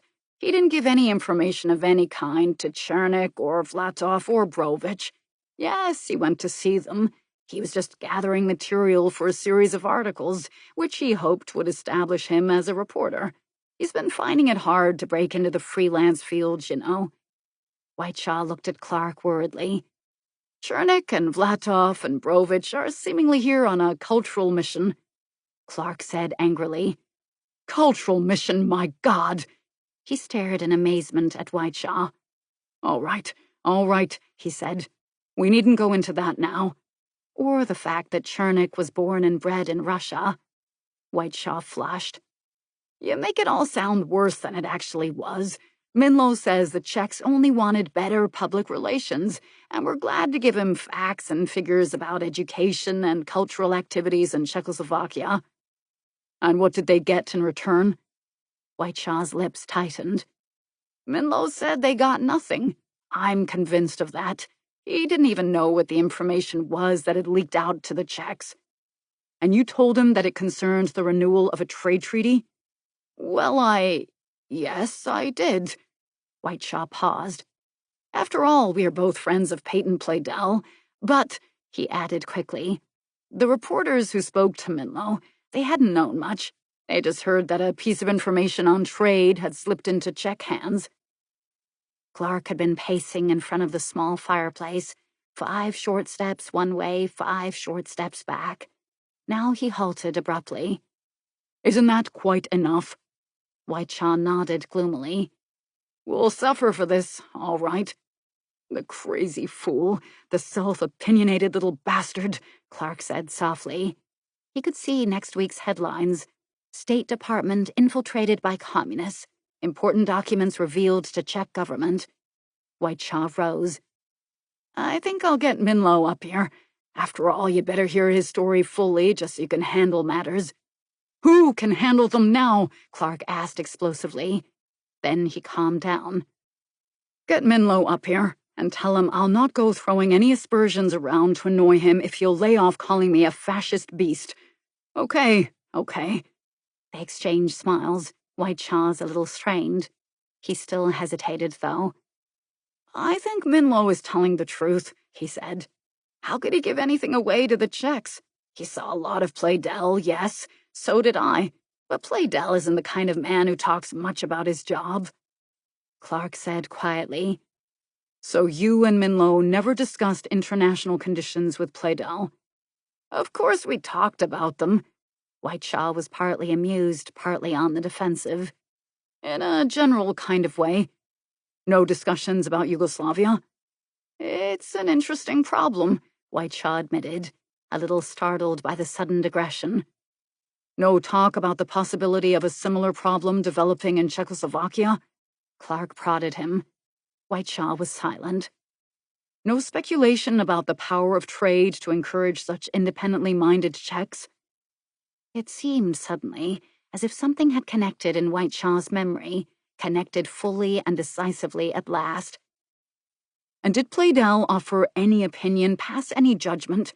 You and Minlow listened to him and dropped any arguments you were making, didn't you? Naturally enough, he's one of the experts. Whiteshaw said at last. Yes, that's how it was. But I put it out of mind purposely. It's a habit I have. Sure, Clark said understandingly. It was a habit he had developed too. Security taught your mind strange tricks. So I didn't even remember it until this minute. Not fully, that is. Whiteshaw paused. I suppose I half remembered it earlier this evening. Yes, I wondered why you said Titoist so quickly. Clark paused. Now, what about getting Minlow up here? Whiteshaw nodded. He walked slowly to the door.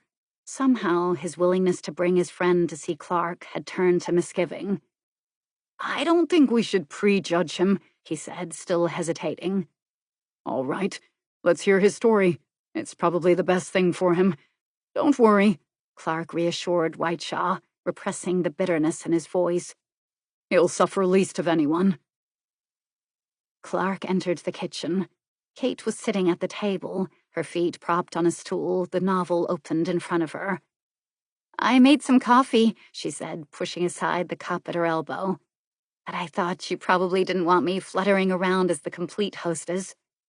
That's all right, he said, opening the refrigerator to get some ice. You'll hear more in the next few days than you ever could hear tonight.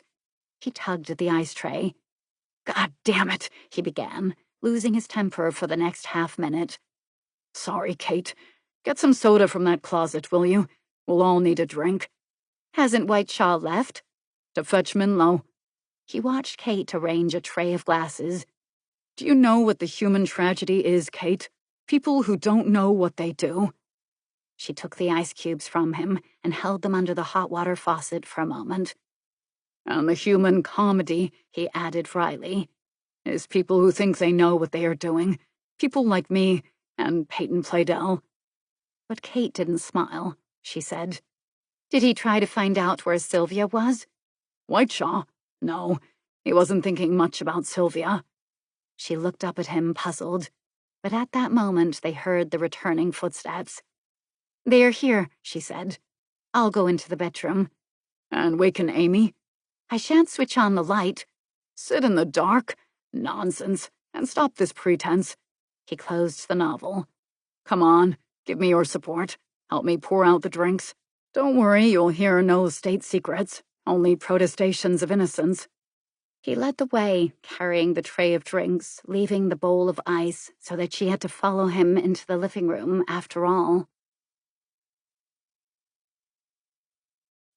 22. Martin Clark had been right. Minlo was worried and nervous, but completely sure that the checks had not cross-examined him about anything important. "I was asking the questions," he repeated. "I'll send you a copy of my articles, by the way. You'll see the kinds of things we talked about."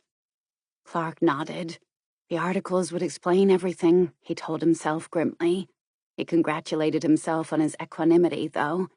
Whiteshaw was watching him, grateful that he had kept both his promise and his temper.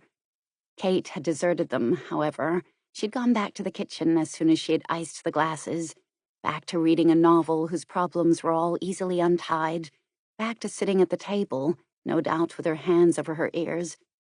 Kate's simplicity, he thought as he looked at Minlo, was something to be prized. "The unfortunate thing is," Minlo went on, "that this leak of information, real or imagined, came just around the time I'd been seeing Brovich and his friends."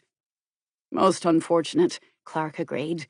"But still, it was a coincidence. You can't condemn a man for a coincidence." "Has anyone been condemning you?" asked Clark mildly. Minlo shrugged his shoulders. "That will come, no doubt." He glanced at his watch. "Well, that's all there is to say." Clark stopped him as he rose. "Perhaps you could help us, though," he said casually. "Whiteshaw and I are worried, not about you, but about the effect the news will have on the department." He looked at Whiteshaw. "That's why you came here, wasn't it?" "Yes," Whiteshaw said frankly. "That was the main reason." Clark's attention returned to Minlo. "Have you any ideas who might have been responsible for this break in security?" "I honestly don't know." "And the reporters who talked to you tonight, how much did they know?" "Oh, just that a trade treaty was to be renewed with Czechoslovakia, and the Czechs had learned about it." Whiteshaw was startled. "I didn't know they knew that much," he began, and then fell silent as he glanced at Clark. "It's very little," Minlo said. "Much ado about nothing. As I pointed out to them, the Czechs would have known about the treaty eventually. It was all just a matter of timing, more or less." "Slightly more than less," Clark suggested quietly enough. He was conscious of Whiteshaw's embarrassed eyes. He resisted the impulse to repeat the word eventually. "Did they listen to you?" he asked. "Or are they more interested in finding the informer whose idea of timing didn't coincide with ours?" "No doubt they are," Minlo agreed. "There's another witch hunt starting. That's definite, certainly." Clark waited. Then suddenly, "How did the reporters get hold of Pleydell's name?" he asked. Minlo's face became utterly blank. At last, "Perhaps the gossip about Sylvia and Brovich," he countered. That, Clark thought, was an agile recovery. He couldn't risk a straight answer. The reporters could give it the lie, so what he offered us was a very plausible explanation. He said very evenly, "Perhaps." "No one is going to blame Pleydell," Minlo said quickly. "All his friends know he never would give anything away." He's now quoting himself, thought Clark. Did he use that honest indignation to the reporters, too? "Yes, that's true enough," he said equably. "But what about strangers? What will they think of Pleydell?" "If he's blamed, then it's just another damned injustice," Minlo said angrily. "Did you never hear Pleydell talk about his work?" "He didn't discuss it. Not even sideways. He never discussed his work." Whiteshaw stirred restlessly, and then sat very still. He said nothing. He studied the row of titles in the bookcase beside him. "Not consciously, perhaps," Clark suggested. "But you know how it is. Even an intelligent man can talk too much if he thinks he is among friends. After all, if we trust them, our guard is lowered." Minlo's lean face flashed. "If that's a snide hint that he told me something that I passed on to Brovich, then it's a damned lie." "Did I mention you at all?" Clark looked amazed. Minlo's anger grew. "What about his secretary? Didn't Miss Black deal with all Playdell's private papers? And what about the other men who are working on this treaty? Playdell wasn't the only advisory expert in his department. Why pick on him? We're checking on all angles, Clark said, his own anger rising. With an effort, he controlled it. Miss Black has worked for the department for almost 30 years.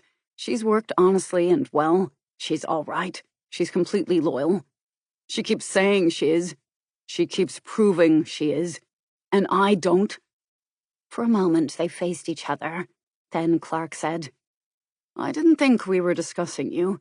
I only asked for your ideas on the way this classified information could have leaked out. And I've given you them. As usual, you don't pay much attention. I'm paying much more than you realize, Clark thought. But now he was well under control again. He could smile and shake his head. Whiteshaw said quickly, Look, the damage has been done. We're only trying to find out how it was done so we can all be on guard the next time. He looked at Clark as if he were appealing to him. Whatever we say here isn't going to be publicized. The less publicity, the better, Clark acknowledged. My own point of view is this. Someone made an error in judgment. If that's admitted, then we know what happened, and a lot of innocent people will be cleared without any further trouble. Sylvia Playdell, in particular. As things stand now, she will get all the blame. It was his last appeal, but he took care not to look at Minlow. That's possible, Minlow agreed. His anger had left him. He looked thoughtful. Of course, it's also possible that Brovich was sent over here to contact her. You know the information that a handsome military attaché can get out of an ambassador's wife? It isn't the first time that old trick has been used. Whiteshaw said. Sylvia knew nothing to give away. Minlow shrugged his shoulders. She knew nothing, Whiteshaw insisted.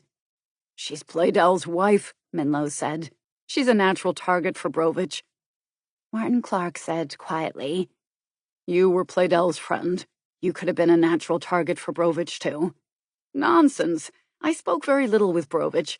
Vlatoff was much better informed. I concentrated on him and got the essential facts about Czechoslovakia.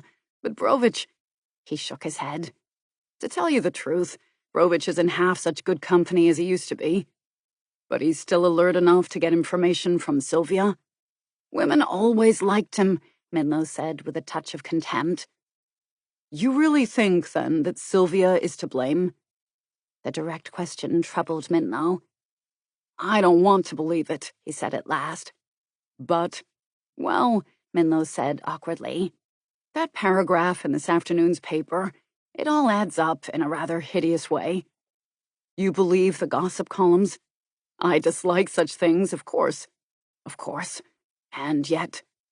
Minlow didn't answer and admitted his belief. Whiteshaw said angrily, It was a coincidence. You just said you can't condemn anyone for a coincidence. It's odd, Clark said, his voice still quiet, expressionless. It's odd that you should believe the worst about Sylvia so readily. Aren't you the man who's always been the first to denounce rumors? Aren't you the man who's always talking about smear? Minlow rose to his feet. Now we're back to insults, he said coldly. He looked at Whiteshaw. Time to leave. But Whiteshaw didn't move. Or, Clark persisted, is Sylvia not worth defending because she doesn't share your political opinions? You're really out to pin the blame on me, aren't you? No, but I'd like some frankness. We all make mistakes, God knows. And if we've been wrong and won't admit it, what chance have we of ever being right? Minlow's eyes didn't waver. His lips were tight. What I did was my own personal business. I can see anyone I want to see. I can talk to anyone I want to talk to. It might have been wiser to limit your own freedom, Clark said quietly. What we want as individuals doesn't always coincide with what is best for 150 million other people who have got to endure living with us. I gave away no information whatsoever. Minlow was equally quiet, grave-faced. His eyes were as frank as his voice. I knew nothing to give away, he added. And now Whiteshaw, who had been lighting a cigarette, looked up at him sharply. Minlow went on. Will you accept my word for that? Or, as usual, will you doubt me? He looked at Clark with a mixture of dislike and contempt. The match held in Whiteshaw's hand burned to his fingertips. He exclaimed and dropped it. I don't doubt your loyalty, but I doubt your intelligence, Clark said sharply. You've displayed very little of that. Have you a cigarette? Minlow asked Whiteshaw. Clark said, Was it good judgment to let Vlatov use you? Minlow lit the cigarette carefully. When he spoke, he looked only at Whiteshaw as if Clark had been whisked from the room. Vlatov didn't use me, and I got results, didn't I? If you would stop building the communists into a bogey, you might get on with them better. They're human beings like the rest of us. What are you afraid of? There's nothing to fear except fear itself. This is a bad night to misquote that again, Clark said, his anger beginning to break. I've seen too many kinds of fear today, and none of them laughable. I've seen the fear that comes when we watch a friend being caught in a trap. I've seen the fear that comes from guilt lying within us, from the mistakes we've made and can't unmake. And I've seen the cheapest fear of all, that of a man who has smothered his conscience and is only afraid of one thing, discovery. Come on, Minlow said to Whiteshaw. I'll drive you home. This time, he didn't wait but walked over to the door. Whiteshaw didn't rise. It isn't far, he said. A block or two at most. I think I'll walk. Minlow halted and stared back at him. I've still some questions to ask, Whiteshaw said lamely, retreating now. And a set of damned foolish answers you'll get. Suit yourself. Minlow opened the door. I'll see you tomorrow. Whiteshaw looked embarrassed. He hesitated. Then he nodded. Minlow closed the front door, and they could hear him whistling as he went downstairs. It was a good act, Clark thought, listening to the jaunty tune as it diminished until the house was left in silence. Or wasn't it an act? Was Minlow convinced he was right? I'd better see him tomorrow, Whiteshaw said. After all, he looked at Clark. He's your friend, Clark said wearily. Down in the street, a car started abruptly. I'll talk to him, Whiteshaw said. Not that I can undo any of the damage, but... He hesitated again. Perhaps he will be more careful in the future.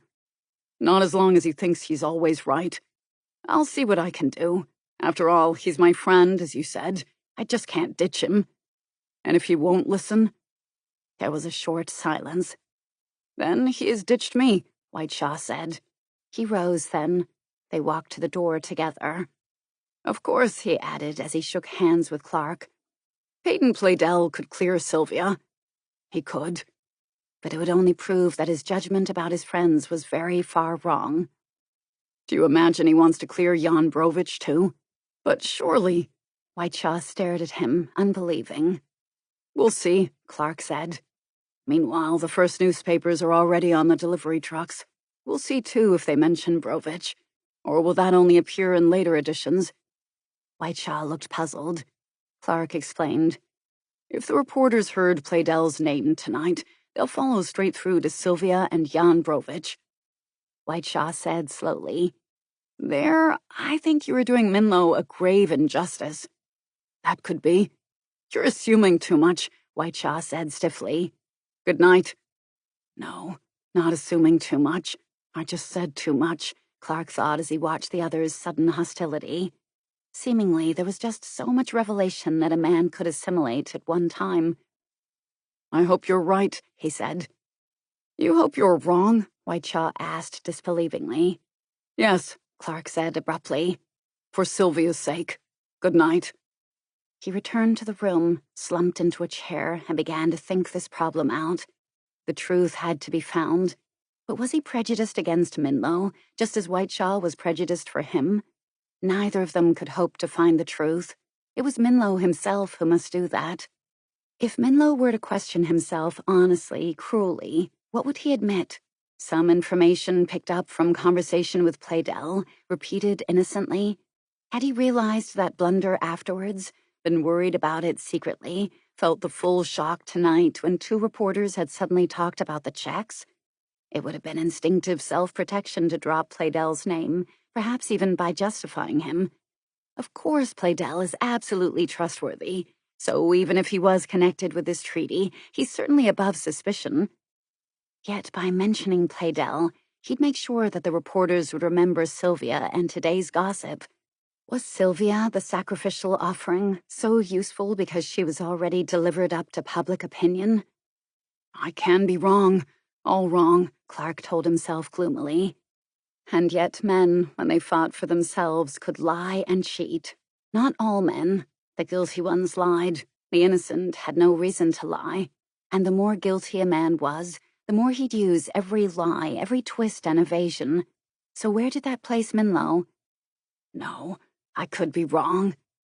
And yet, how did the reporters know that Playdell had been working on that particular trade treaty? Very few people, even in the department, were aware of that fact. That was the trouble about suspicion, a mean, ugly word. You hated it so much that even when you did hit the truth, you'd recoil from it. You'd persuade yourself truth could be a lie just because it was founded on suspicion. He rose, telling himself that he had some telephoning to do. He reached the hall. Then he remembered Kate. She was half asleep over the half-read book, in spite of the coffee she had drunk and the hardness of the kitchen chair. She got up as he opened the door. She moved stiffly, stretching her back, repressing a yawn. All clear, he announced, and wished it were so. Now let's quell that revolting couch. I'm just in the mood to do it a serious injury. Kate's eyes, shadowed with exhaustion, drawn with worry, tried to read his impassive face as she came into the living room. He seemed to guess her thoughts. You're right, he said. There isn't much use asking me questions. I haven't got the answers. Not now. Let's wait until tomorrow, until we see the newspapers. Then we'll know what we have to worry about. Is it something to do with Sylvia? She had to ask. It could be. Something new? Not just that gossip paragraph? Something new, he said gloomily. Thank God Sylvia is on a train right now and knows nothing about it. The whole story may be straightened out before she can even hear of it. But what if the papers print this news story? Sylvia could buy papers at Chicago, Denver, Salt Lake City, Oakland, or would she? The newspapers may have very little to report, Martin said reassuringly. Sylvia need never know that there is new trouble to worry about. Kate became less anxious. Everything could be straightened out. She watched him carefully, but he didn't seem to be worrying very much. As far as Sylvia is concerned, yes. Cheer up, Kate. We'll take care of it. He smiled and was relieved to see that she became still more reassured. Now, he said, turning to the recalcitrant couch, what about taking care of this? He aimed a well-placed kick, and this time the couch startled him by obeying. He looked up at Kate to see her smiling. Well, that's better, he said approvingly, rubbing his foot. He limped towards the door, and behind him he heard Kate laugh. Good night, Kate. I'm sorry, she called after him. I've a rude sense of humor. Good night, Martin, and thank you. You're welcome, he said with a grin. It isn't often I can play the funny man. I didn't mean... She broke off, and her smile was still there. But thank you for that, too. As she unfolded the bed linen, she heard the murmur of a voice from the hall. At first, she thought Amy had awakened and that Martin was answering questions. And then she realized that it was Martin, telephoning quietly. 23. Kate had gone to sleep with the curtains undrawn to help her wake early, but it wasn't early enough. She opened her eyes that Sunday morning to see Martin Clark, already dressed, bringing in the Sunday newspaper from the front door. There was pale sunlight filtering through the windows. The streets were oddly silent outside, as though the country had invaded the city, and the room lay heavily inanimate, as if the chairs and tables only came to life when people sat and talked there. Clark unfolded the paper quietly, and, still standing in the little hall, held it to catch the light from the living room. What does it say? Kate asked. She sat up, pulling the blankets around her shoulders. Martin Clark came into the living room and spread the paper out on the coffee table. It isn't on the front page, anyway, he said with some relief. Kate watched him as he bent over to scan each page carefully. He looked white and tired, but he had shaved and dressed carefully to disguise the fact that he had slept little. Now he had found something, for he was studying it carefully, the square line of his jaw set rigid, his quick blue eyes expressionless. Then he drew himself up, his hands on his hips, his lips tightening. "They've dealt with it cautiously," he said. To begin with, at least. "You'd better read it yourself. I'll start the coffee." He went towards the kitchen and paused at its door. "Kate," he added, dropping his voice, "don't talk about this to Amy, or about last night. I'm a little worried about her. Minimize the whole thing, will you?" Then he closed the kitchen door behind him. His brusqueness made Kate equally businesslike. She found the paragraph. It is reported that confidential information dealing with important decisions on certain aspects of U.S. export and import trade has reached the Czechoslovakian representatives here through channels which are still undisclosed. Then she washed and dressed quickly, thinking over what she had read. By the time she appeared in the kitchen where Martin had got a tray ready for Amy, she was feeling less worried and more confident, but increasingly puzzled and curious. What had that paragraph to do with Sylvia?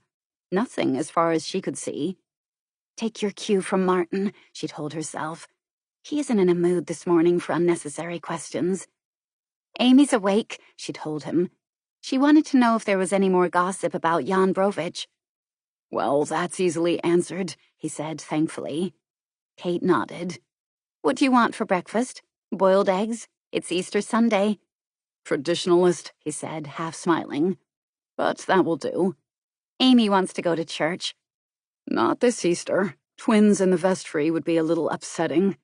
He selected the front page of the paper and added the social section to take it with the tray. "Damn that phone," he said, as he heard its insistent ring from the hall. When he came back, Kate had breakfast ready, and the remains of the newspaper divided between them at their plates, as much as to say, "No conversation, I agree." "Thanks," Martin said, noticing, and they fell into a perfect breakfast silence. But as he lit a cigarette for his final cup of coffee, he pushed the newspaper aside and began talking. "First, I've got to go down to the office. With luck, I'll be back this afternoon. Keep Amy cheerful, will you, Kate? What plans had you, anyway?" "I have to find a room." "You could stay here meanwhile." "I can't live out of a small overnight case. Besides, you and Amy have done enough for all of us. It's time we were all standing on our own feet again." She looked down at the gaily checkered tablecloth, at the flower-painted plates. They reminded her somehow of Santa Rosita. "At this moment," she admitted, "I feel like taking the first train to California. Only I can't run after Sylvia. She wants to cut herself free of everything in the past, doesn't she? That's why she was so calm yesterday, when we were all so upset. She felt she was ending one life and beginning another. But could we end and begin so neatly, so simply? Ragged edges overlapped. "Is that why she didn't go to White Craig's?" Martin asked, as if he were answering a problem that had puzzled him. "Have you ever been to White Craig's?" "No." "I have, once." She looked up at him then. "It's strange, isn't it? There are some families and some friends. Well, you can't turn to them when you're in trouble, even if you're fond of them. They're too self-occupied." She paused. "Don't blame Sylvia too much, Martin. I did, to begin with. I'm sorry now. She's alone. She's always been alone." "Why do you think I blame her?" "Well, you and Amy are happy," she said slowly. "And when you're happy, the rules are easier to follow." She seemed to look at what she had said, studying it from all angles. "Yes, that's about right, I think. You don't approve of what Sylvia has done, do you?" He had been watching her with a smile in his eyes, but now the smile faded. "Did I show that yesterday?" he asked quickly. No, not at all. That's why I liked the way you helped her." "The trouble is that I'm not looking at the problem from only one angle. It isn't just a matter of Sylvia's freedom to choose the man she's in love with. There's another question, too. How free can any of us be, as long as our actions affect other people, affect 150 million other people? Sometimes, voluntarily, we have to put a limit to our own free will." Kate stared at him. "You don't get it?" he asked. Then he pulled the newspaper in front of her. Emphasize the word trade in that paragraph, and then remember Playdell's job. All Kate's confidence ebbed away. Her eyes answered him. Then she grasped at one small hope. But the word trade is so general. Think of all the departments and offices and bureau and people dealing with it. I'm thinking of them, Martin said quietly. They'll have to be cleared of suspicion. I was only hoping it could be done without publicity. You mean this paragraph is only the beginning? It could be. But there's no mention of Playdell's name. Not yet. She was aghast. Sylvia, she said at last. It will all point straight to Sylvia. And Brovich, he added. I'd be really worried, she said, if Jan Brovich were a communist. But he isn't. I'm not supposed to tell you that, but he isn't. He didn't seem surprised. He'd picked up a spoon and was examining it carefully. Did you know? She asked in amazement. No one can know, he said, until Brovich comes right out into the open. But you believe he isn't a communist? Belief won't help him. Sylvia believes him. You believe Sylvia. He thought of himself a couple of days ago, when he'd picked up the telephone and heard Brovich's voice warning him about the trade treaty. The irony hit him now. He'd persuaded his superiors to take the warning as a serious possibility, and someone had started talking. Thank God he hadn't identified Brovich, except as a reliable source. Would Brovich have risked the warning if it hadn't been reliable? And someone else had repeated the talk until it had reached outside, and now the talk had reached the newspapers, and Brovich, Sylvia and Brovich would suffer. He flung the spoon down on the table and froze. He walked to the window. Belief won't help him. We have to deal with facts. Jan Brovich is here on a mission from a country run by communists. He's made no statement that he is out of sympathy with it. Just go around saying you believe he isn't a communist and see what will happen to him. She nodded. Then she looked up at Martin. And Sylvia? She asked. What would happen to Sylvia? He turned away sharply.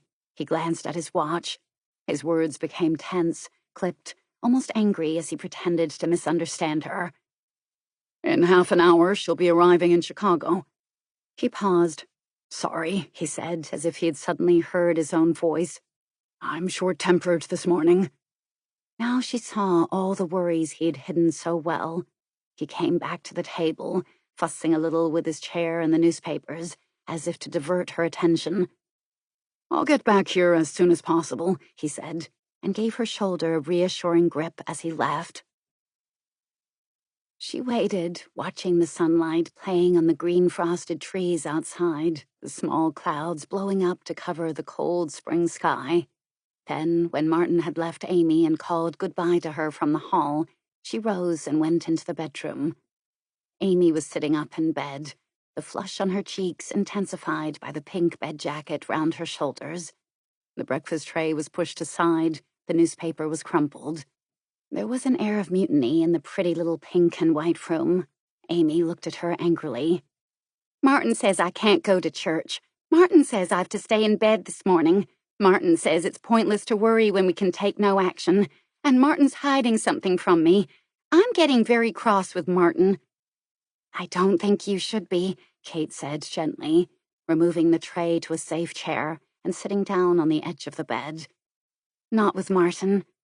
Amy looked at her hands, fine, small-boned, a little roughened by work in spite of the cream she spent on them. No, not with Martin, she said at last, her voice softening. But I've got to be cross with someone, because I'm so damned useless. Why have I got to be so useless at this moment? Slow-moving, heavy-witted. You were useful to me yesterday, Kate reminded her. You calmed me down when I arrived here. I was just about to go to pieces, but you pulled me together again. Will you stop trying to cheer me up? I'm tired of all this sweetness and light. Well, what do you want in its place? Sourness and gloom? Amy looked up at her ruefully. I've had a bad night, because Martin had a bad night. Every time I woke up, he was awake, lying awake, pretending to be asleep so as not to worry me. But people, when they aren't sleeping, lie too still. They breathe too quietly. So I knew all the time. But I had to pretend, too, that I thought he was asleep so as not to worry him. Sometimes, really, love is hell." She stared down at her hands again. "Why does everyone worry, bother, pester him? When they're in trouble, of course," she added bitterly. "Otherwise, if things are going well, then men like Martin don't get much attention. They aren't witty enough and amusing like Stuart Hollis. They haven't money and charm like Peyton Playdell. They aren't interesting young idealists like Minlow and Whiteshaw. They are just ordinary, dependable men who do an honest job well and don't cause people worry and tears." She looked up, almost accusingly. "Time and time again, I've sat at a dinner party and watched Hollis ignore Martin as if his opinions were valueless. Peyton Playdell would brush his judgment aside, and Minlow, he would sneer openly. He's an expert sneerer, is Mr. Minlow, at everything except his own ideas." "Amy," Kate said appeasingly, "you mustn't. You really mustn't. Don't stop me. Let me get all this out. It's been boiling up for the last 4 years, and I need an audience. I tried a monologue this morning, but it only ruined my breakfast. Now, where are we?" She looked angrily at Kate. "Let's concentrate on Martin instead," Kate said gently. Amy's taut face relaxed. "All right," she said at last, her voice quiet too.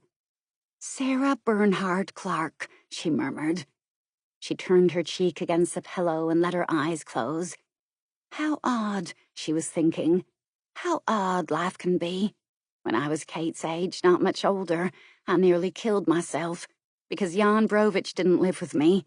How ridiculous it seems now. "How odd life can be, Kate," she said.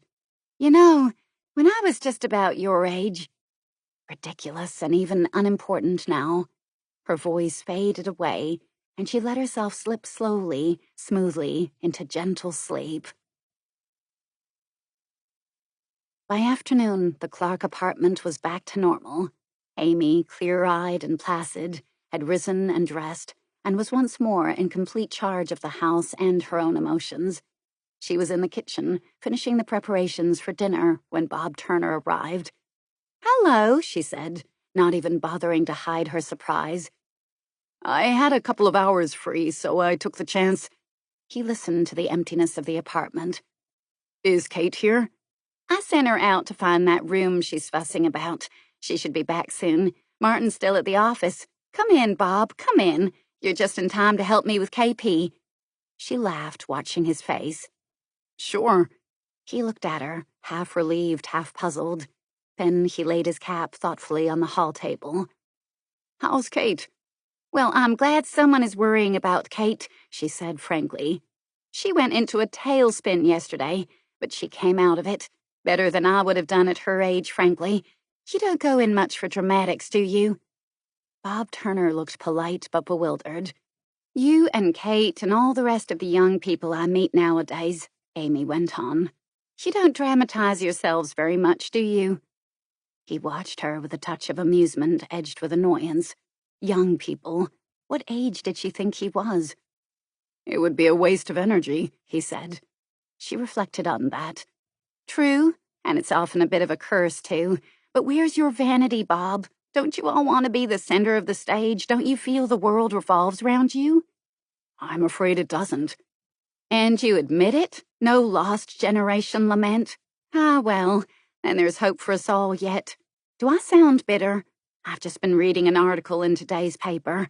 The writer is plunged in gloom. He looks at the young men and women in our colleges and the services. Do you know what?" "No." He imitated her mock seriousness. "All of you are fear-ridden. You've no minds, no independence left. You've been dominated by hysteria." Bob's grin widened. "Sure, that's our trouble." "You don't seem to realize the seriousness of all this, Bob. The writer's a full-fledged 50 if he's a day, an expert on everyone aged 20 or thereabouts." "What does he want us to do?" He suddenly became serious. "Produce the same crop of grafters and traitors as his own generation?" "You aren't showing the proper respect. Oh, I'm sure the expert wouldn't like that.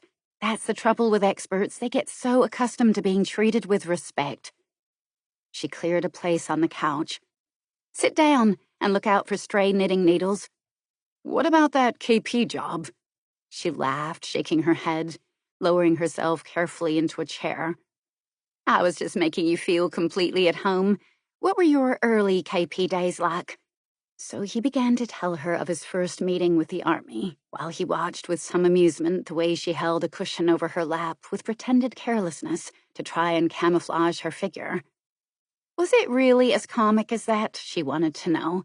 Or have you forgotten the grim bits? Some things stay grim. But why pick at a wound until it starts bleeding again? It's strange, though, what you can laugh at afterwards. Distance lends enchantment to the view? Not exactly. There were some views he could do without. It lends a touch of comedy, perhaps. I wonder if, in a week or two, I'll laugh at the way I move around now. I take about half an hour to climb our stairs. And yesterday, I went down to the drugstore at the corner. 3 people, including an elderly gentleman, passed me on the street just at our front door. By the time I'd got to the drugstore, they were halfway down Connecticut Avenue. She looked at him severely. That isn't funny, she told him. Not one bit. The telephone rang. Probably Martin, she said quickly. Give me a hand, will you, Bob? And this isn't funny either at the moment. Later, do you suppose I'll talk gaily about the time when I needed a bulldozer to haul me out of a chair? I'll answer the phone, Bob said as he helped her carefully to her feet. I'll tell him you're coming. I don't walk as slowly as all that, she said a little sharply. And Martin will wait for me, she added with a smile as she left the room. She was right, for the telephone kept on ringing until she reached it. Bob Turner paced around the small room. No mention of Sylvia, he thought. Heartless? No, not Amy. She'd probably done what she could, and now she was instinctively concentrating on what was to be the future. She needed all her courage for that. Later, she had said, and he remembered the way she'd glanced round the room. In a week or two, she had said, and again she'd looked round, as if to reassure herself that she would be coming back here. Or did she feel a doubt when she said the word later, and then force the growing fear away from her with a joke? Amy would make a good soldier, he thought. The telephone call was subdued and brief, but Amy didn't come back into the living room. She'd gone into the bedroom. Then he heard Kate's footsteps at the door. He opened it, even as she was ringing the bell. She stood quite still for a moment, her eyes widening with surprise. The frown on her brow cleared away. The slight, sad droop of her lips vanished. He took her hand and drew her into the apartment. Well, did you have any luck? He asked. Yes. She didn't sound too excited about it. I found a room. It will do, meanwhile. At least it's my own. Brave new world. She smiled then. Oh, Bob, it's good to see you. They stood looking at each other. He let go of her hand as Amy returned. I found a room, Amy, Kate said quickly. It's furnished, partly at least. I've taken it for a month. That will give me time to look around for something that's better value. What you want and what you get don't always match, do they? Here's a chair, Bob suggested, noticing Amy's white face. I gave Martin's name as a reference. Was that all right? Amy nodded. She was scarcely listening. She hadn't even seen the chair Bob had offered. I've just had a phone call, she said, from Jan Brovich. Kate looked at her and then at Bob. Amy said, Kate, he wants you to meet him. She held out a slip of paper. Here's the address I noted down. Bob Turner, his face set, his mouth tight, said, Don't go, Kate. Kate studied the slip of paper. What did he say, Amy? He wants to talk to you. A message for Sylvia? I don't know, Bob said. How do we know it was Brovich who telephoned? How do we know even that? It was Jan's voice. Are you sure? Amy looked at him with a little smile curving her lips.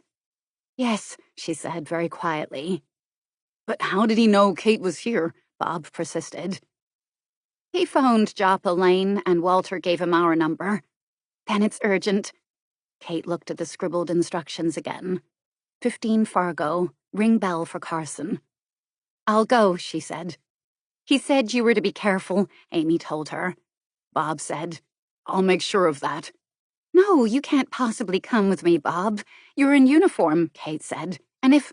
I'm coming with you. Are you ready? Kate looked at Amy. Yes, Amy said. Go at once. He said his time was short. She picked up a ball of pale blue wool and hunted for her knitting needles. Then she settled herself in the chair by the radio. As they left her, her head was bent over her work. The radio was playing a Beethoven quartet. The little room, green-lit with the last rays of the afternoon sun, was warm-shadowed, comforting. The C-sharp minor, Bob said, listening to the music fading as they went downstairs. Where's that coming from, I wonder? The Mellon Gallery?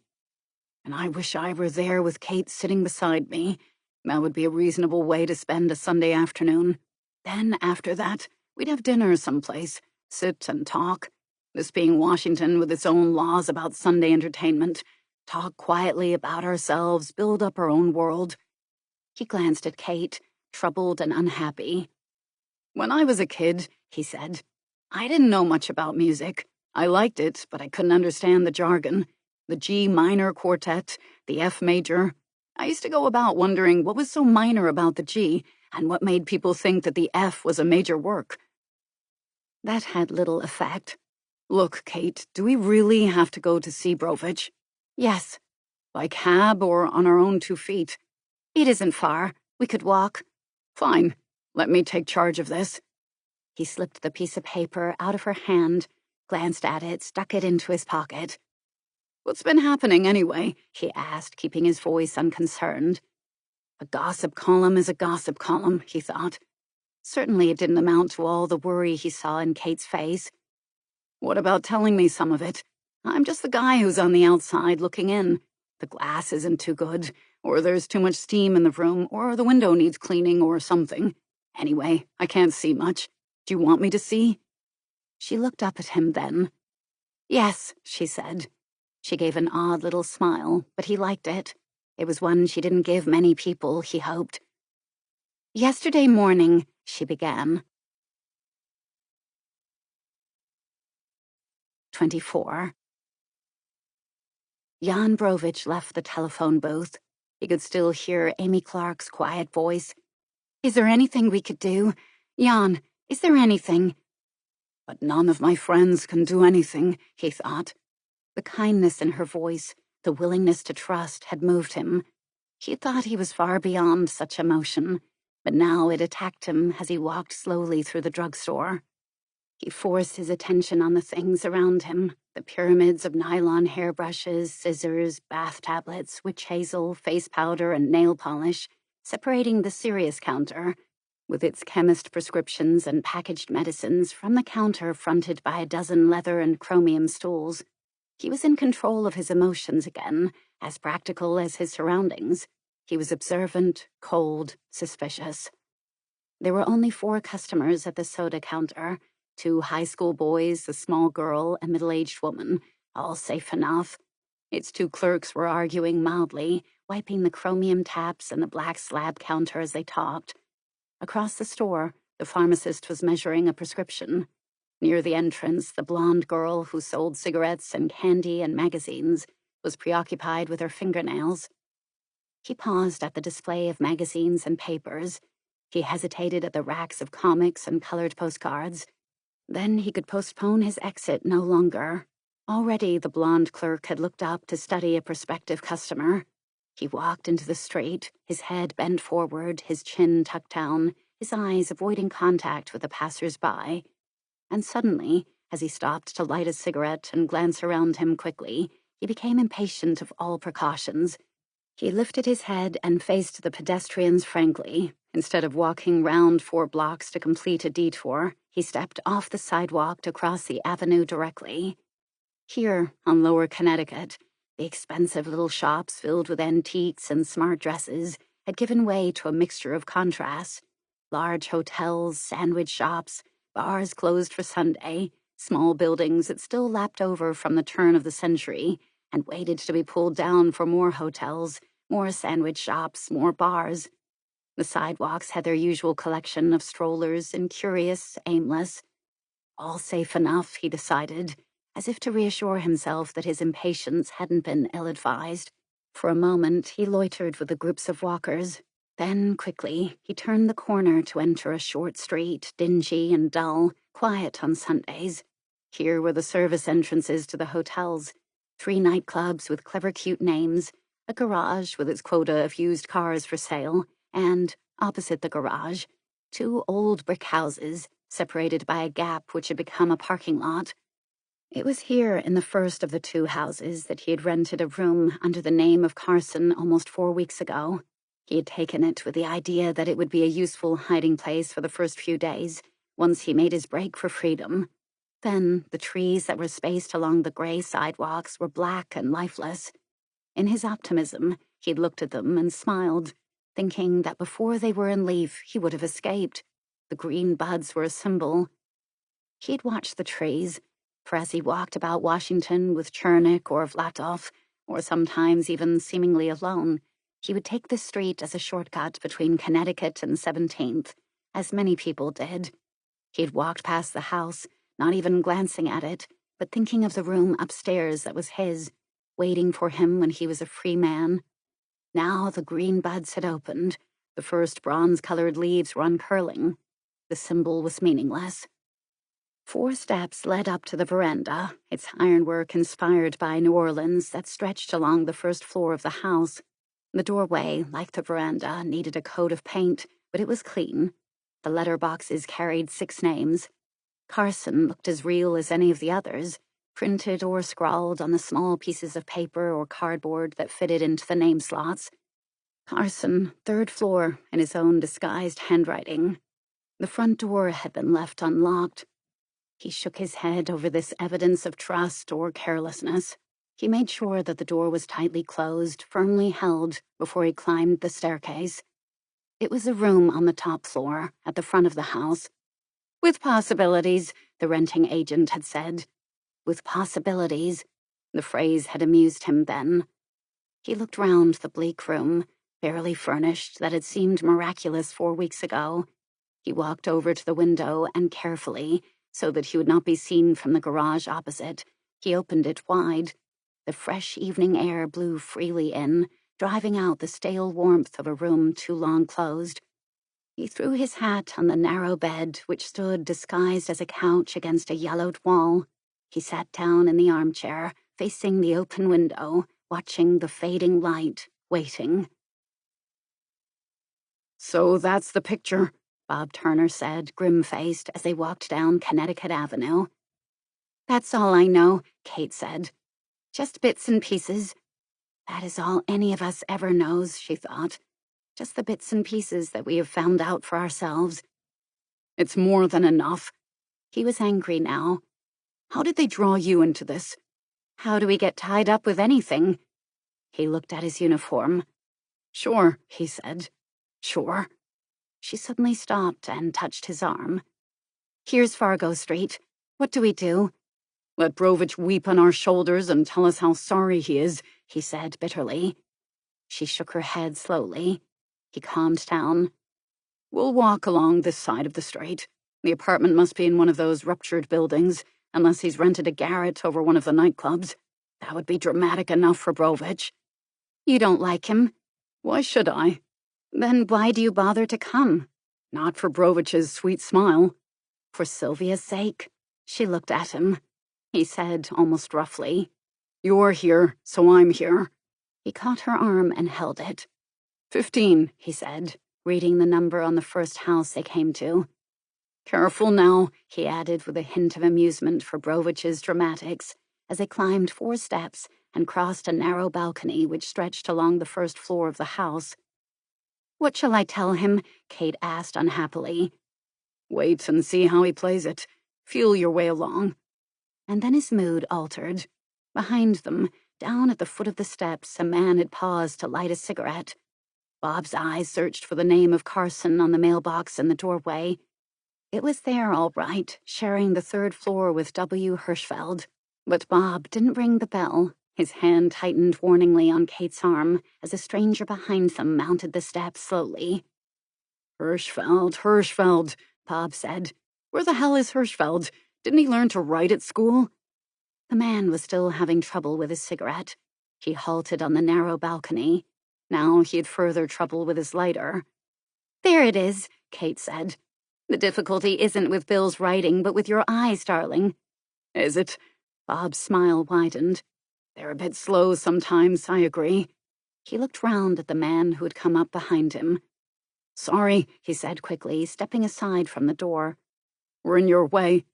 "After you," the man said. He drew back politely. Bob turned to the row of names, blocking any view of them with his body. He placed his thumb over the Hirschfield bell, but his third finger pressed down on Carson's. "Perhaps Bill has gone to Maryland this weekend," he said. "But didn't he invite you for a drink?" "Oh, you know Bill. Always vague. No, there he is, all right." The door had unlocked, and as he slipped through into the hall, the polite little man stepped forward. Bob closed the door quickly, locking it definitely, leaving the stranger still outside. "Well?" Kate asked as they climbed the staircase quickly. "Thank you for Bill," he answered. "If we must play games, we might as well be inventive." "I couldn't think of anything but Wilfred, and that's not the kind of name to invite you for a drink on a dry Sunday afternoon. Good old Bill Hirschfeld. Hospitable kind of guy." "In his vague way." Then she glanced up the last flight of stairs. "All right," he said. "Let's get this over with." His face was serious, too. In answer to Kate's light knock, there was a movement from behind the door, as though Jan Brovich had been standing there, listening to their approaching footsteps. "It's Kate Gerald," she said softly. "With a friend." The door opened then, not fully. Brovich looked at Bob Turner. He gestured to them to come in, waited for a moment to reassure himself that the staircase and hall were completely silent, and then closed the door quietly, chaining it. Kate glanced at Bob, but now he seemed to accept all these precautions. There was no hint of amusement in his eyes. "Thank you," Brovich said to Kate, and offered her the chair. He was watching Bob Turner carefully, trying to place him. "Leave me out of this," Bob said curtly, and he walked over to the window. He stood well to the side of the meager curtains, looking down obliquely into the street. "I rang to make sure that Miss Gerald got safely here. And away," he thought grimly. "I've seen you before," Brovich said, searching his memory. "At the Union Station, wasn't it? The day Miss Gerald arrived in Washington. You got into an army car parked—" "Yes," Bob said. "The day all this started." He turned to face Brovich. "Yes." Brovich sensed the young man's animosity. He hesitated. "You're quite right," he added quietly, now watching Kate's anxious face.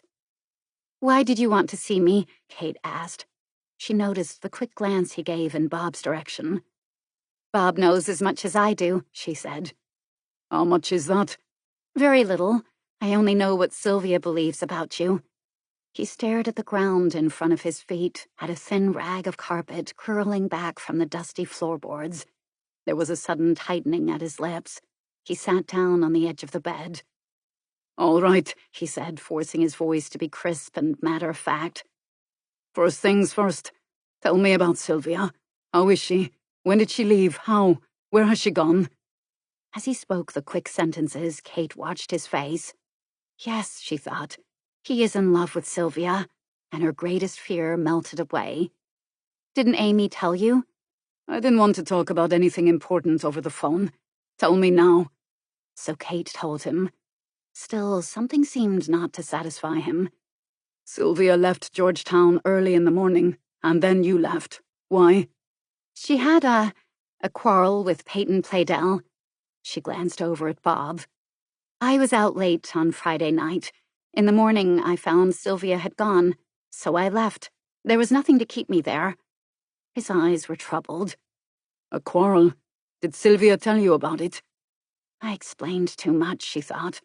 I would have done better to say only that Sylvia had left. "No," she said slowly. She could feel Bob's eyes on her, too. "I found Sylvia's room upset." She felt her spine stiffen, but she kept her face relaxed. Her calm voice surprised herself. This is the way Martin Clark would handle his answer, she told herself.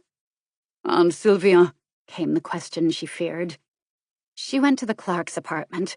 I found her there. She was all right." She watched the fear and suspicion leave Brovich's face. Why should she be trying so hard to spare him the ugly truth? And she had to, somehow.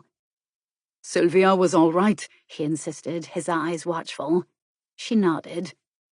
I think she'd been able to cut herself off completely from the past, as if the quarrel had ended it, made the final break easy, cancelled all her debts. Kate paused. She was talking too much out of nervousness. At least she seemed happy when she left for the train, Kate said, and paused again. She was happy, Kate added. Eager to leave, confident. A shadow crossed Brovich's face. Where will she be now?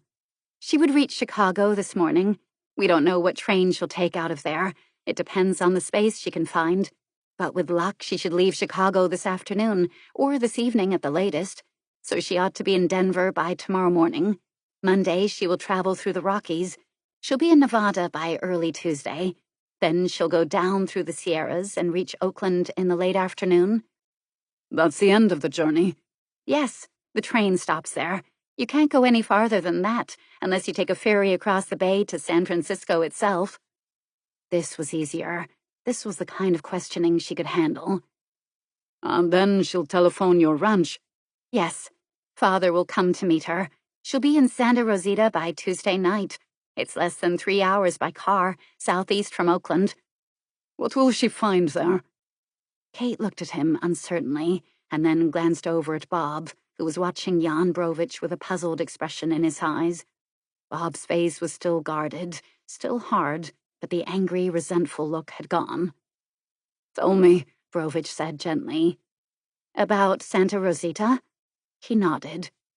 There's the ranch house, she began hesitatingly. Sitting on the slope of a small hill, with the other buildings down on the road that drives straight west through the valley and the orchards. The house is a simple, sprawling kind of place, not large, but well spread out so that it seems bigger than it is. Behind it, to the east, are more hills, folding into each other, rising away from the valley. They are rounded, golden green in color, with clusters of trees, dark green trees, all the darker because of the pale gold grass. And behind them are the high hills, more pointed, tree-covered entirely. And then come the mountains, the Sierras, stretching north and south for 1,000 miles, and so deep that you take a day to travel through them. That's where you find the jagged peaks, bared right down to their skeletons, still capped with snow, and the mountain lakes and waterfalls. She stopped, looking at him. I'm not exaggerating, she said. Go on, he said. That's the background. What lies in front? The orchards. They stretch along the flat valley without walls or fences. Apricot trees spaced with fig trees in neat rows between little veins of irrigation ditches. There are peach trees, too, and vines on the lower slopes of the small, rounded hills that edge the valley. In spring, when the blossom is out, you stand on our front porch and look at this sea of pink and white, stretching for 30 miles and more. She smiled. Our ranch is only a small part of it, of course, but somehow it all belongs together. We just happen to share in it. That's how it feels. Will she be lonely there? He asked. Kate shook her head. There's too much to share. It is only people who have nothing to give who would feel lonely. What kind of people will she meet? There are the other ranches in the valley, and the workers who live there all year round, and the forestry people and the national park rangers, and the fire wardens in the mountains, and the cattle ranchers back in the hills.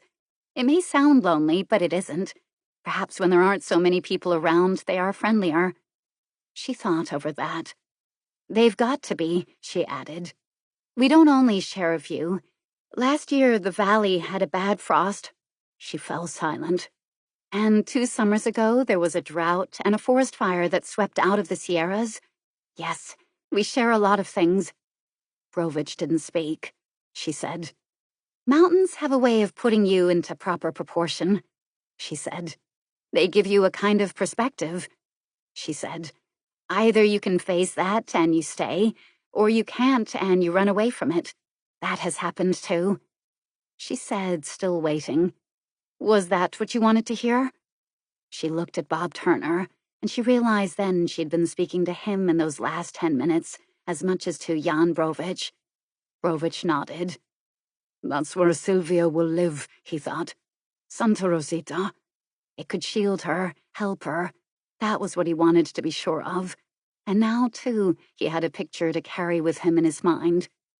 Yes, he said quietly. That is what I wanted to hear. Now I can see her. He broke off. He rose to his feet. He began to pace about the room, and its peace was gone.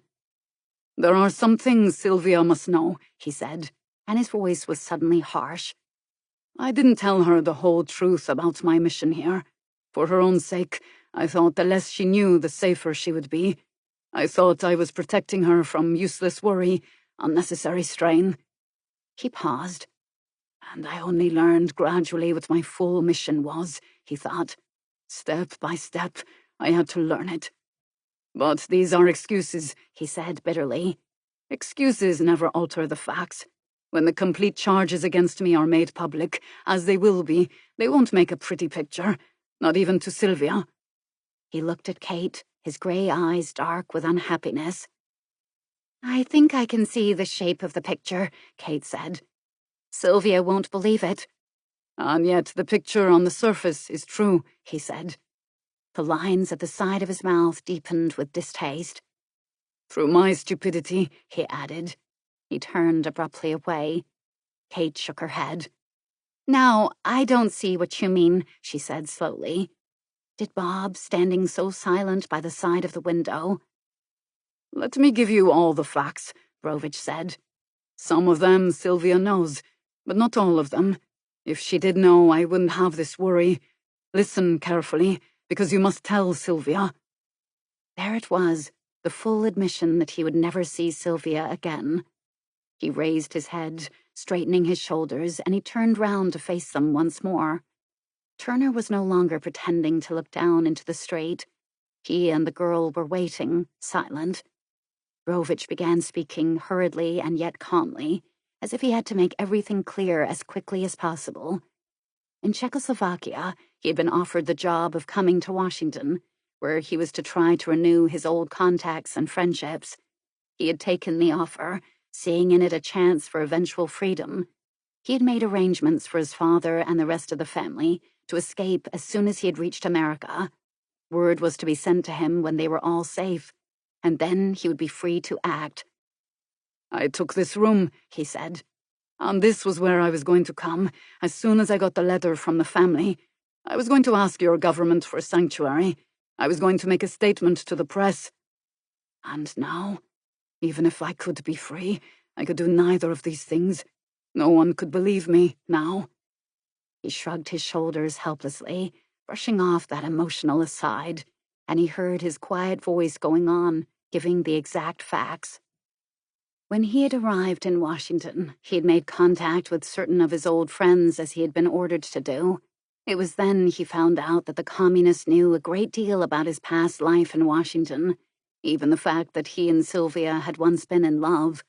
And at the same time, it became evident that the list of people who interested the communists were all connected somehow with Peyton Playdell. They knew a good deal, too, about Playdell. They knew he was on his way up to a still more important position in the government. They knew his strengths and his weaknesses, his pride and his tolerance, his insistence on his liberalism. They knew that he had been influenced before in his political judgments. They had marked Playdell down as a long-term project.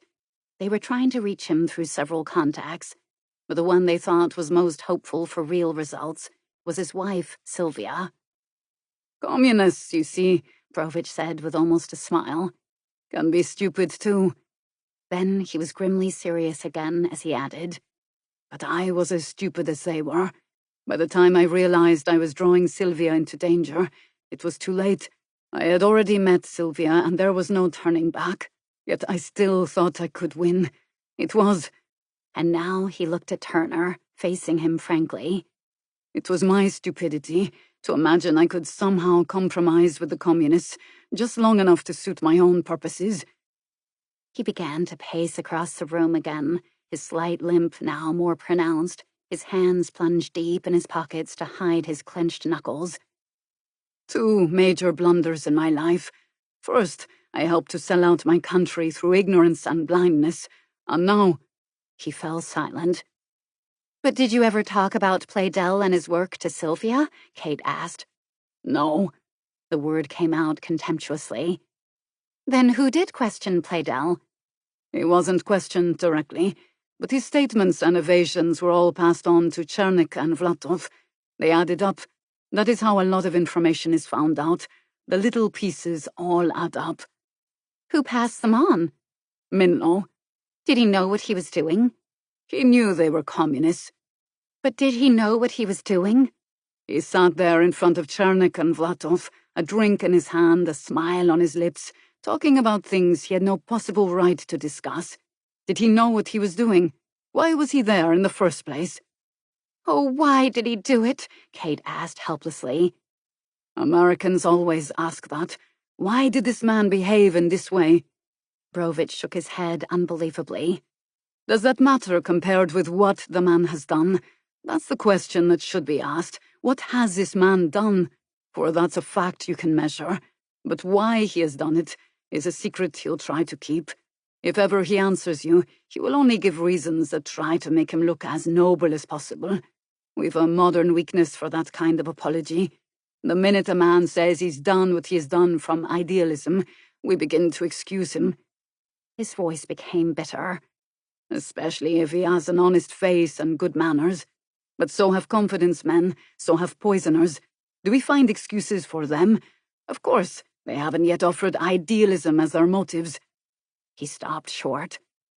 I'm sorry, he said, his voice more normal. It's just that I've seen what the self-styled idealists did to my country. I've seen what's happened to my people. We don't ask why, now. But Minlo didn't know what he was doing, Kate said. Brovich said, No? If I kill a man, what excuse can I offer to his family? That I didn't know a knife in his back could be fatal? You don't like Minlo, I gather, Bob Turner said, breaking his silence. Minlo, I hate and despise him, Brovich said, with a cold contempt that startled them both. I and all the millions who've been trapped by the communists. Sometimes, as we listen to people like Minlo, as we watch them performing, we're filled with such a rage, such a disgust that we... He broke off, controlled his rising temper. Don't they realize how much they're hated? For it is that kind of man, living in a free country, who has helped us rot in concentration camps and prisons, while he praises our torturers and executioners. You don't believe me? What is Minlo doing now, for instance?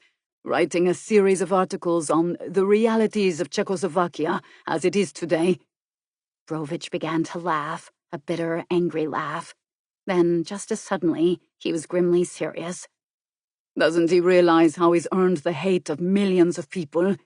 That would be a new idea for Minlo to consider, Bob thought, a new conception of international understanding. He looked swiftly at Kate and saw horror in her face. Was this idea so new to her, too? Now you will say that I hate Minlo so much that all I've said about him is prejudice, Brovich said. Bob shook his head. He was remembering the way the South Koreans had talked to him. He was remembering the stories that other United Nations soldiers would sometimes tell, stories from the war that had been over for 6 years, stories of secret arrests and concentration camps, of forced labor and torture. The British and Americans would listen, polite but embarrassed. But neither the British nor the Americans had known what it was to live under enemy occupation. They couldn't understand fully, just as Kate couldn't conceive of mass hatred now. Then later, when the men who hated so bitterly proved they were good comrades, kindly, decent-hearted, the British and Americans felt ashamed of their embarrassment. Now, because he was beginning to understand Brovich, and partly, too, because Kate was so silent, he found himself talking. Betrayal always brings hate, he said quietly. He came away from the window, as if he wanted to show he no longer stood apart from the scene. Yes, Brovich said grimly. His face was taut. Will Sylvia learn to hate me? But you can't go. Kate's voice faded. You will tell Sylvia that I never lied to her. I may not have given her all the facts, I may have hidden much, but I never lied about us, and that's the important truth to remember. Kate stared at him. But he can't go back, she told herself. She was not only thinking of Sylvia, she was thinking of Jan Brovich. "Oh, Bob," she said. "Please argue with him, please talk to him." Bob said to Brovich quietly, "Then your family didn't escape. They're under house arrest. When did you hear?" "This morning. Chernik gave me a letter from my brother just after he told me about my recall. He was making sure you would return." Brovich nodded. "I had to open it in front of him, just to pretend I had nothing to hide. He watched me read it." Bob Turner was silent. Brovich said, "He must have had the letter for weeks. It was written just after I had reached America, on the day my family was supposed to escape. They weren't caught escaping. They didn't get the chance. They were under observation and a strong guard from the first hour of my absence. The letter was written to dictation, obviously. That's why Chernik had it. Could it have been a fake?" Brovich's face was tense. He looked from Turner to Kate, and then back again to Turner. His voice became harsh with emotion. "You've no reason to offer me sympathy, no reason to offer me hope." He turned away from them both, trying to hide the tears that had sprung to his eyes. He stared fixedly at the faded yellow wall until he had regained control. "The letter was in my brother's handwriting," he said at last. "So they were alive when he wrote it. He didn't make any reference to their planned escape, so that's still their secret. They are safe, unless I fail to return. What if your brother, next month or next year, says something the communists don't like to hear? Will he be safe then?" Brovich shook his head. "I can't buy his safety in the future, but I can't sell it away from him now. If I don't go back, if I walk out of here to hide and escape, then I have my freedom, but they will pay for it. What chance of happiness would Sylvia and I ever have if I kept remembering that?" They were silent. "You think I'm being dramatic?" he asked suddenly. "Central Europeans are always so emotional, isn't that it?" But there was no bitterness in his voice now. "And yet, if anything, I am understating the danger my family faces. The children will be taken from their mother, never to see her again. My sister is about your age, Kate, a year older perhaps. She will be sent to a labor camp. It could be mining that she has to do, work that would be considered hard for a strong man. Starved, beaten, locked up each night with thieves and prostitutes as well as political prisoners." He was silent for a moment. "My brother would have similar treatment, and my father would be useful for one of the next trials, for he was a man that Czechoslovakia once honored. Prison, interrogation, torture. Oh yes, there have been tortures, although civilized people do not like to hear of such things. Execution, if he's lucky. But life imprisonment at the brute level is a warning to make those still outside of prison more obedient." "And what will happen to you, yourself?" Kate wondered. "Oh no," she said. "If you go back—" She stopped herself in time, but Jan Brovich didn't seem to hear her. "There's one thing that interests me," Bob Turner said quickly, drawing their attention to him. "A certain amount of classified information was filched from us, but how did we learn about that? I don't suppose your Mr. Chernik was particularly pleased to see this morning's papers." Kate looked up at Brovich in surprise.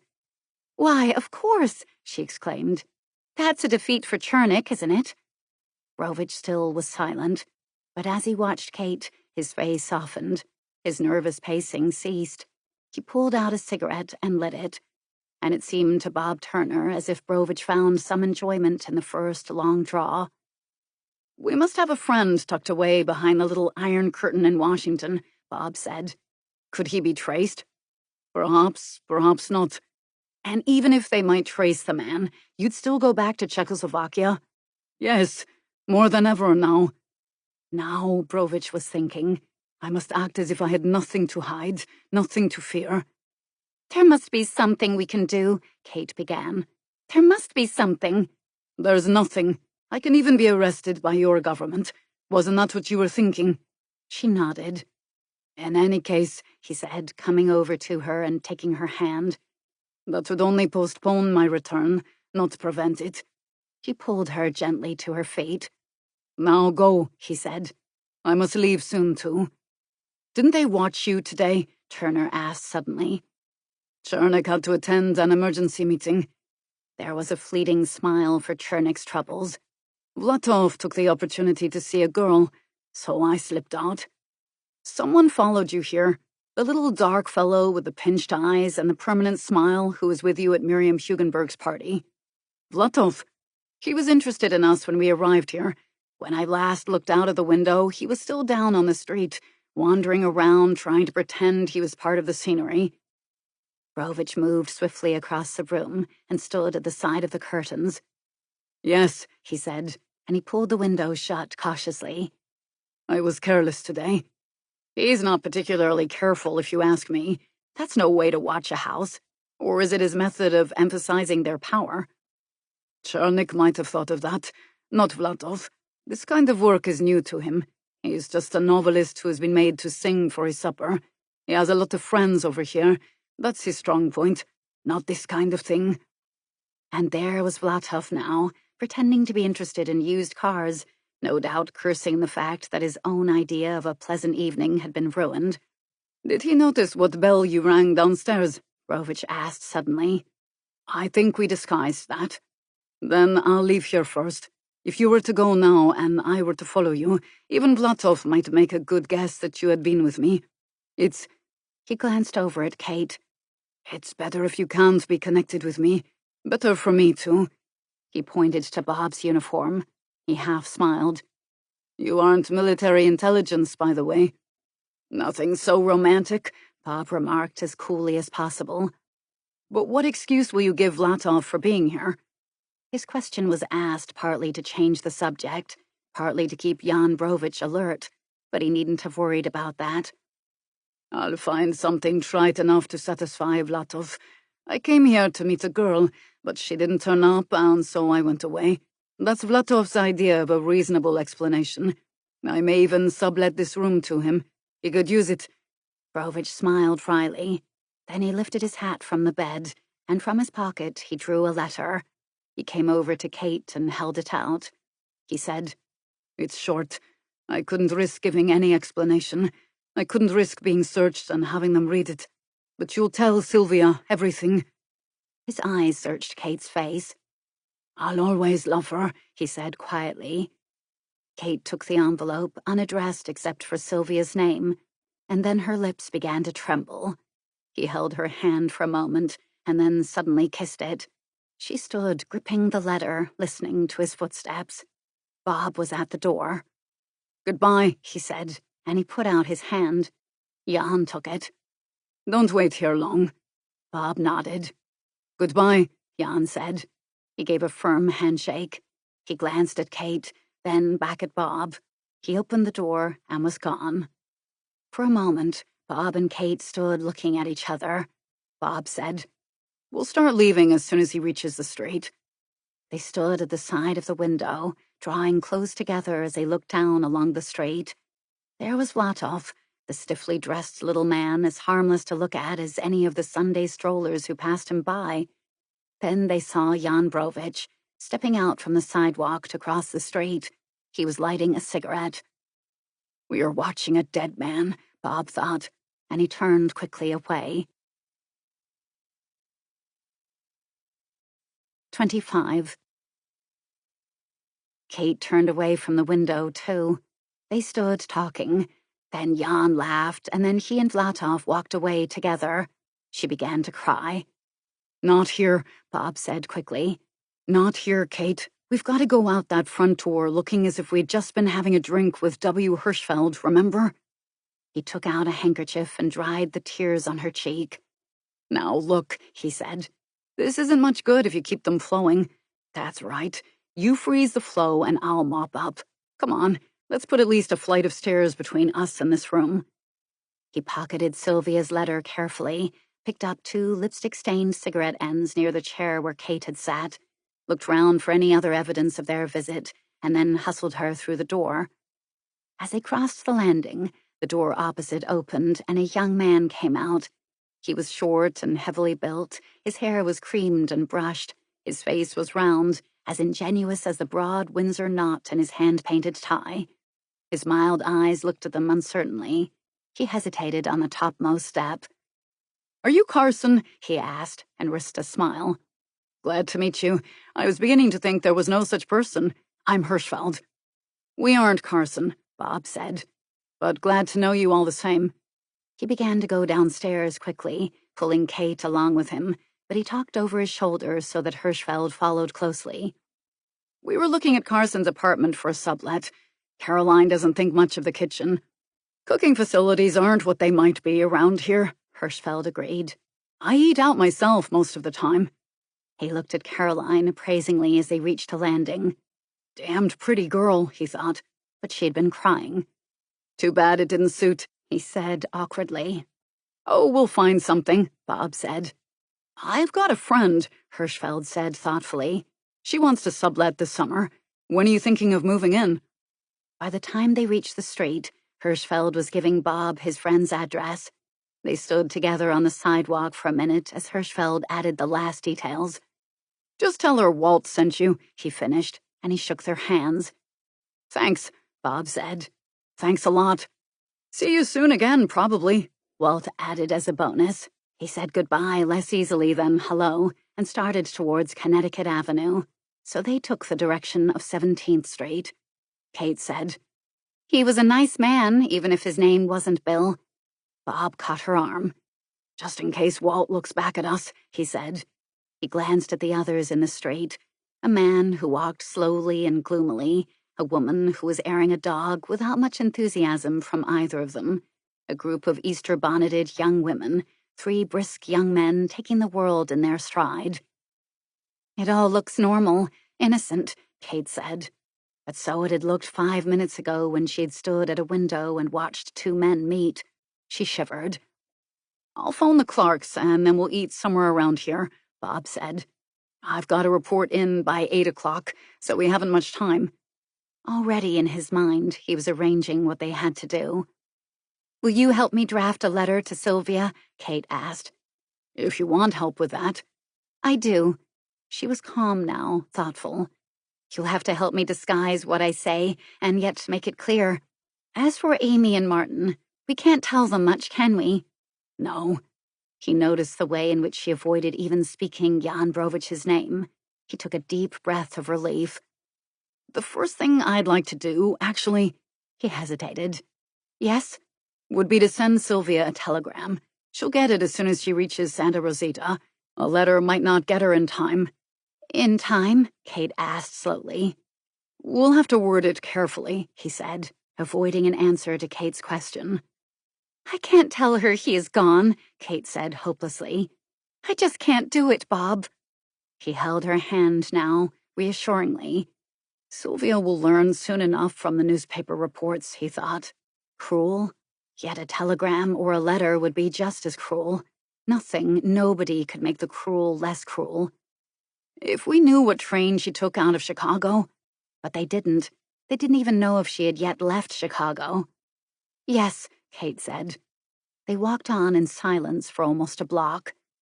"I keep thinking of Sylvia traveling west," Kate said suddenly. "Traveling west and not knowing any of this." Her voice faded. Bob nodded. He'd been thinking of Jan Brovich. Could I face a death sentence so calmly? He wondered. It was one thing to fight back from a foxhole, to wait for the next assault with a carbine and grenades beside you.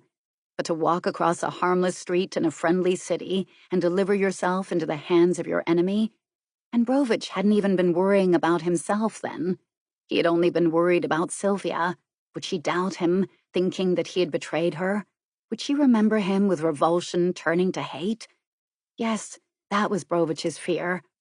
But Bob thought gloomily, people can live on hate. They can live on hate or live with love. Either way, they can live. "What will she do?" Kate said, almost to herself. She looked up at Bob in despair, as if, she suddenly realized, she expected him to answer the unanswerable question. "I'm putting all my troubles onto you, Bob," she said at last. "I haven't been complaining," he said, and he tightened his grip on her hand.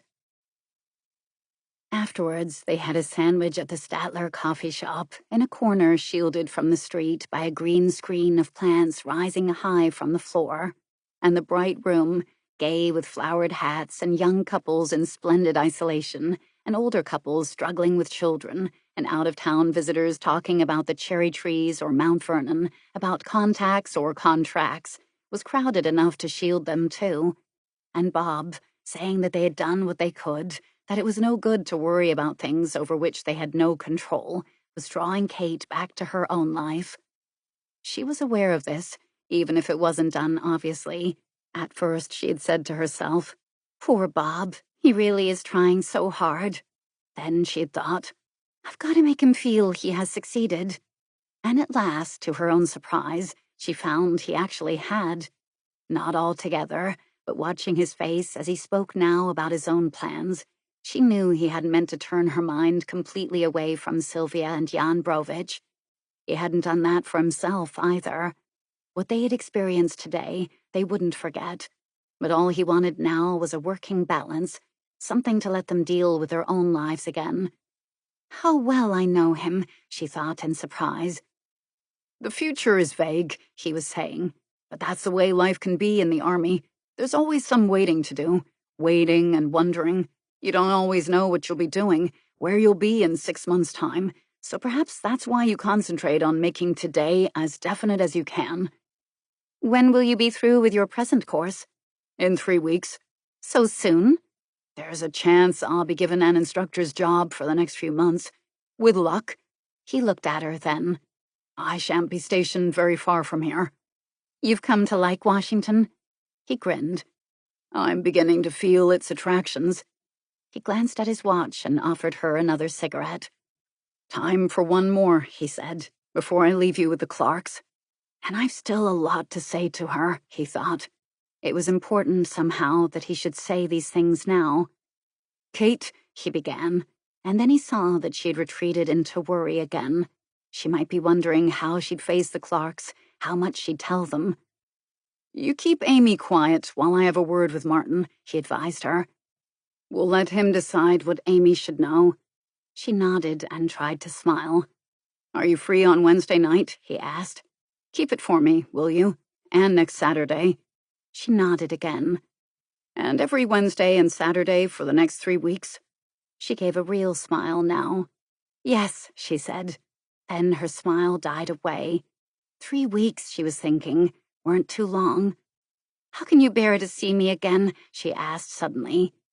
"How can I what?" He looked at her, startled out of his own thoughts. "You've an original line, Kate, I must say." "No, that isn't my line. Nor is it the one you've been seeing me in practically ever since we met. I don't go around weeping, worrying, and looking for someone who'll keep listening to my troubles. That's what I've done with you." "Not exactly," he said gently. "We had a fine time together on Friday night when we were left to ourselves. We've done some laughing together." "You've seen me at my worst," she said ruefully. "If I were you, I'd pay this check, shake hands, say, 'Well, it's been odd knowing you,' and then run for my life." He threw back his head and laughed, so that the little groups of people at the neighboring tables were startled into surprised smiles and open glances. "There's your answer," he said, still smiling. "Was it emphatic enough?" She nodded. He said, "Now, you answer me this. Does a man get to know a girl better when they've been through some real trouble together, or doesn't he?" "I hadn't thought of that," she said, serious again. "I've known Bob a very short time," she thought. "Counted in days, it's been short, and yet I seem to have known him so long." "I have," he said, equally serious, except for the little smile that still lingered in his eyes as he watched her tackle the problem so resolutely. "I thought of it today when I was coming to the Clarks. I was thinking that it was strange to find myself in this section of Washington. When I used to visit before, it was in the direction of Georgetown, and when I went to Georgetown, it was always to relax, to try and feel I was a civilian again in a civilized house, to try and escape from the streets and the sense that I didn't belong here. But today, I knew I wasn't going to relax comfortably when I entered the Clarks' apartment. I knew I wouldn't have even gone there if I hadn't been worried about you." She looked up at him. Yes, about you, he repeated. So I began thinking about you and me, and about the other girls I've known. And that was strange, too. You can know a girl for a long time, take her out to dinner, dancing, the theater, and how much do you know her? You know what she looks like when she's wearing her prettiest dress. You know how she can smile and laugh when you're having a good time together. You know what she says and the way she can say it when there's nothing but an evening of fun and games ahead of her. The same goes for yourself. You're on your best behavior, shaved, brushed, money in your pocket, and determined to please. Who wouldn't make a good showing then? Kate's eyes had widened, her lips had parted softly, but she kept silent, and only the small nod of her head told him to go on. So I started thinking another step beyond that. You could meet a girl long enough and still not even begin to know her. It isn't time that matters between people, it's depth. You don't begin to enjoy fully until you've known depth. It's only then that people become real. They are no longer just a face, a name, a pitch of voice, a collection of movements, a selection of tastes. You no longer just see them, hear them, or admire them. You also begin to sense them, to feel their reactions. You begin to know them. And that's important somehow. It's important to me, anyway. He stopped, and his eyes left the yellow tablecloth where he had been drawing a step-by-step design with a fork as he had argued out his thoughts, and he looked at Kate. When we go out on Wednesday and Saturday, and all the other Wednesdays and Saturdays, and you're wearing a party dress and your best smile, I'll enjoy myself twice as much just because I've seen you when you were facing trouble. And without knowing people that way, there isn't much chance for any real happiness. Without depth, pleasure stays pleasure. All very well and better than nothing, but never quite measuring up to what you had hoped for. Do I make any sense? Yes, she said slowly, honestly. Yes, that's how it is. For a moment they sat quite still, watching each other. Well, that's settled, he said suddenly. He looked at his watch, and then at the last half-inch of cigarette which he dropped into the ashtray. We just made it, he added with a smile. She didn't have to ask what was settled. Her eyes were still watching him as she rose to her feet. The touch of his hand on her arm, as they walked between the tables, was light and sure. 26. It was a journey in emotion as much as a journey through unknown places. At first, Sylvia had welcomed it as a chance to be anonymous, to feel secure from telephones and newspapers and talk, to make a complete break with all the past. She was shut inside a speeding train with strange faces, strange voices around her. Outside, the shape of the land was different. The trees and fields and rivers were different. The houses were different. Even the people seemed different, in their way of dressing, in their expression and voice. Surface differences, perhaps, but powerful enough, based on the way they lived, on the sky above them that brought rain or drought, deep snow or mild winters, on the shape of the land itself, on its wealth or its poverty. And as she looked at a farm, lying too near a swollen river, at a holding where the earth was cracked with erosion, at a town whose growth had trickled into sleep, at a city that had drawn too many people into its reach, she saw that all this strangeness was only a difference in problems, the problems that each man had to face every day of his life. Wherever you traveled, there was no escape from them. And she looked at the prosperous places, at the hundreds of miles of rich plowed fields, at the freshly painted houses and repaired barns and gleaming silos, at the stretches of smooth roads and wooded hillsides, at the massed factories, large as palaces and as imposing, at the huge encampments of automobiles waiting to take the workers to their outflung colonies of new houses, sheltering under a forest of television trees. And as she looked at all that, she saw the perpetual problems.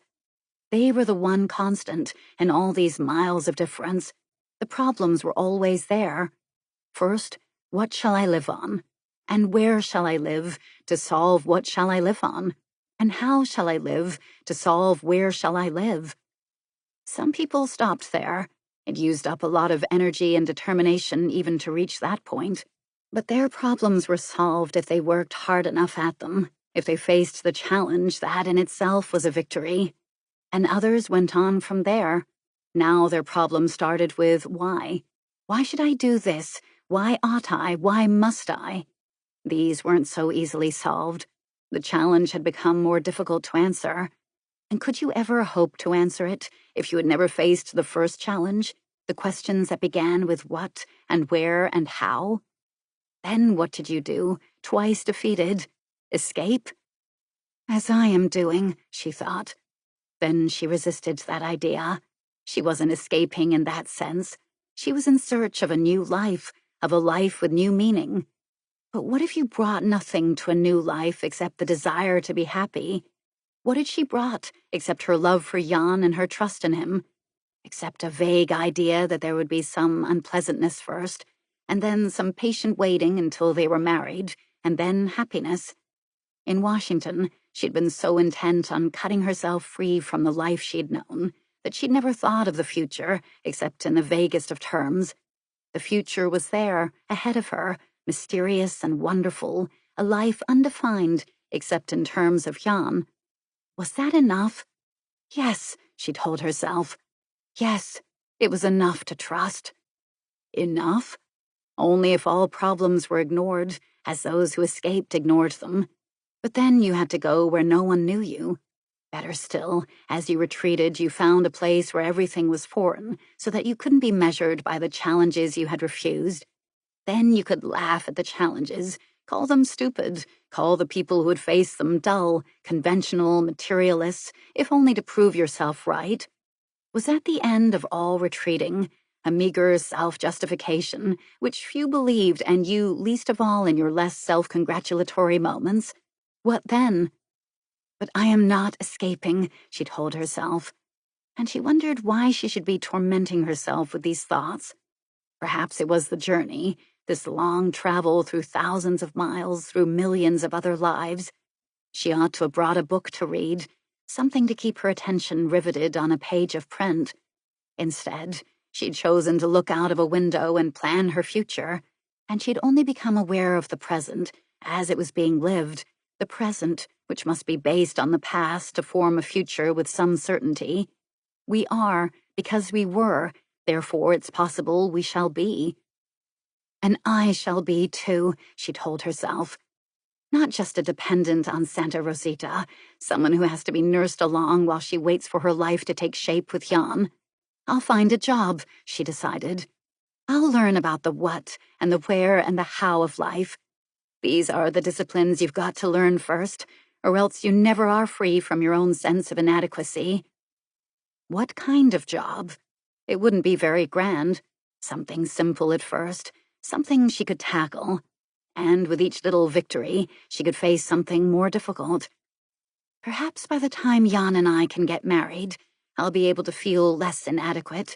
I'll be able to fight along with him for our future, instead of accepting it as a vague dream taken on trust.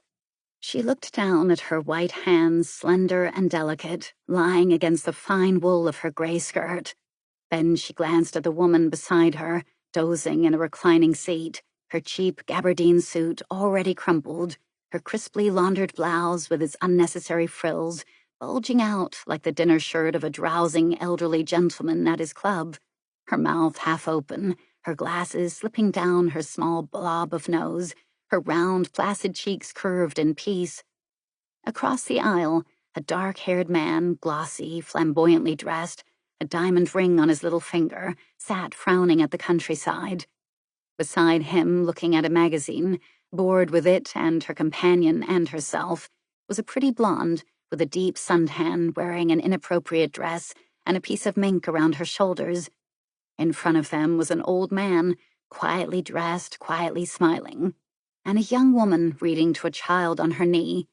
And over there were two young soldiers, asprawl and asleep. She looked back at the dark-haired man and his diamond ring. A job, she thought, wasn't only to be valued in economic terms, or else those of us who had money would sleep with a smile on our faces, like the woman at my shoulder. What has made her so content?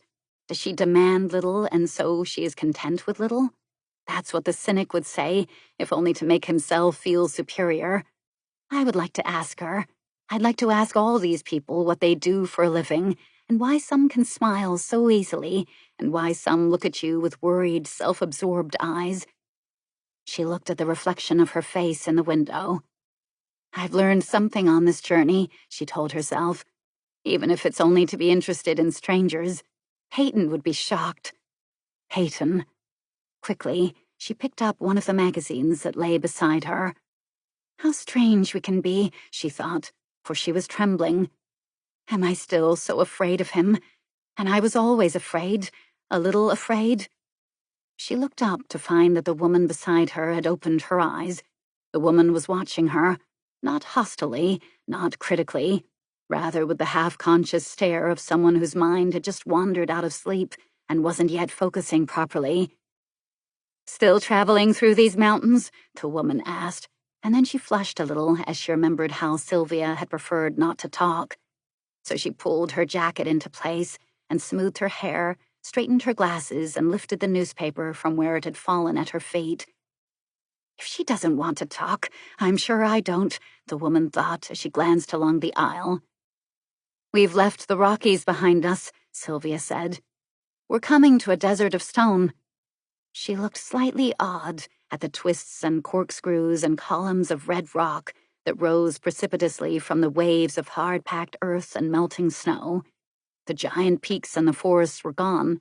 The slopes of grass, white-covered, and the ice-blue torrents had given way to a land that was fiery and hard and brittle. Utah, the woman said, finding her bearings, relaxing a little, but still hesitant about talking. It could be the moon. Except that the moon was cold, and this red land, even as it pushed its way through the snow, shimmered with heat. The woman smiled, and the fine wrinkles round her eyes deepened. Honorable wrinkles, Sylvia thought, not the lines of bitterness. Is this your first trip to the coast? Her voice was friendly, eager. Sylvia said, I've been to San Francisco, but we traveled by air. Are you going all the way? Yes. All the way. I've been traveling from Buffalo. That's where I live. I come west every summer. This year, I had to leave early, though. I'm going to Sacramento. Sylvia nodded. She looked out of the window. The woman watched her curiously, then she glanced down at the newspapers in her lap. Care to read them? She asked. I'm sure I don't want to talk if she doesn't, she reminded herself. I got them when I stepped out for a breath of air at Denver this morning. No, thanks, Sylvia said quickly. Would you like the magazines? She held them out. No, thanks, the woman said a little stiffly. She became engrossed in the child, who had escaped from his mother and was now swaying down the aisle in drunken generosity, offering everyone within reach a taste of the lollipop held in his tight grasp. Sylvia smiled, too, watching the hiccuping walk, the swaying balance that almost ended in disaster and was suddenly controlled with a violent jerk. The child laughed in triumph and then sat down with a thud. The mother gathered him up and dusted him off and trapped him once more on her knee. Sylvia glanced at the newspapers on the other woman's lap. Why should she look at them? She'd refused to buy any in Chicago as she waited for this train. You're afraid, she told herself. You won't even face that problem, she told herself. She said suddenly, I've changed my mind. May I see the papers? Certainly. The woman passed them over quickly to her. Would you? Sylvia held out the magazines in fair exchange. The woman nodded and smiled. Sylvia had to pretend to study the headlines first, before she could turn inside and search for the gossip section. But Washington gossip didn't travel so far after all. She took a deep breath of thankfulness, and then, as she began to glance over the columns of news in a more leisurely fashion, she began to smile at herself. Had she really imagined that a gossip paragraph about Jan and herself was of such importance that any newspaper outside of her own circle would print it? Then, in a corner of the second page, her amused eyes saw a small paragraph about Washington, and her smile died away. The dateline was Sunday. There have been considerable speculation in diplomatic circles this weekend over recent rumors of a leak in diplomatic information dealing with international trade. It is reported that the country involved is Czechoslovakia. The rumors have so far not been denied. She reread the paragraph. Why should I worry about it, she wondered. And yet she was troubled and couldn't dismiss the lines of newsprint. Peyton would be angered. He always resented any reflections on the State Department, and no doubt its critics were already adding this piece of information to their store of ammunition. She read the report for the third time. Then she let the paper lie on her lap and she stared out of the window. It doesn't seem natural, does it? The woman beside her asked, following her glance. Look at that ridge over there, all carved out. Reminds me of Anna and the King of Siam. Did you see it? This woman goes out to... Yes, I saw the movie, Sylvia said quickly. Funny, they always make me think of Siam. She pointed to the pinnacles and turrets, carved by wind and erosion out of the soft cliff of limestone. Sylvia nodded. Never knew there could be so many shades of red. No, Sylvia agreed. And all that snow melting, how did they ever do it? Sylvia looked at her in surprise. The people who first came out here, she explained. Every time I make this journey, I think of them, poor souls. Some of them came on foot. Did you know that? Sylvia shook her head. All the way from Illinois, on foot. 3,000 of them, pushing and pulling handcarts, holding their few pots and pans, and the youngest. And, she lowered her voice appropriately, women gave birth on the way. Imagine, this is the route they traveled. No road for them either. She watched a car speeding along the highway that stayed close by the railway line and kept it company. She shook her head. Pushing and pulling. On foot? Sylvia thought of the distance she'd come. The woman's got her history all wrong, she decided, as she looked at the uneven ground with its thin, hard grass and low, stubborn bushes. But the woman was saying, yes, they were some of the Mormons, the ones who hadn't enough money for a horse or a wagon. She shook her head again as she stared out of the window. Well, I suppose if you have to do it, you do it, she said reflectively. But still, she shook her head again. Wait until you see Salt Lake City tonight. Its light stretching for miles. We'll get there just after 10 o'clock. She looked at her wristwatch. It's 6 now. I think I'll have something to eat. Is it too early for you? No, said Sylvia. Let me keep my thoughts on Siam and shades of red and Mormons who walked and anything except Czechoslovakia. Just drop the papers under the seat. Nothing but scandal in them anyway. Corruption and communists. I'd take some of those mink coats and gangsters and make them walk all the way to Salt Lake City just to learn them how this country was built. Her lips snapped shut. Thanks for the magazines, she said, handing them back. She began to smile. $150 for a dress? Who's crazy enough to pay that? A month's wages for one dress? She rose, stretching her back, pulling down her light green jacket. She tried to brush out the wrinkles on her skirt. 2 nights on a train and 1 more to go. Well, who am I to complain? And she nodded to the rough red land that folded away to the jagged line of a wind-hewn, snow-edged horizon. At least we can eat, without worrying about losing our scalps. She wrinkled her brow. Now, is Utah a dry state, or can we have a cocktail before supper? They came down through the mountains under a wide canopy of night sky. For more than an hour, the lights of the distant city and its clustering suburbs had been a glittering background to the dark shapes of hills and trees through which they traveled. It's coming no nearer, Sylvia said, looking at the garland of lights that marked Salt Lake City. It will come all right, the woman remarked with a smile for the lights. Cheery, isn't it? It's good to see houses again. The train seemed to feel that too, for it rushed towards the lights as if it was fleeing from the blackness of the mountains, from the miles of snowbound loneliness through which it had come. In the coach, most of the lights had been dimmed, and the chairs were angled back for those who stretched out to sleep. The child had cried with exhaustion, but he too was now asleep. You must rest more tonight, the woman said gravely, watching Sylvia sitting so tensely as she looked out at the darkness. Is this your 3rd night on a train, too? Then you ought to try and sleep.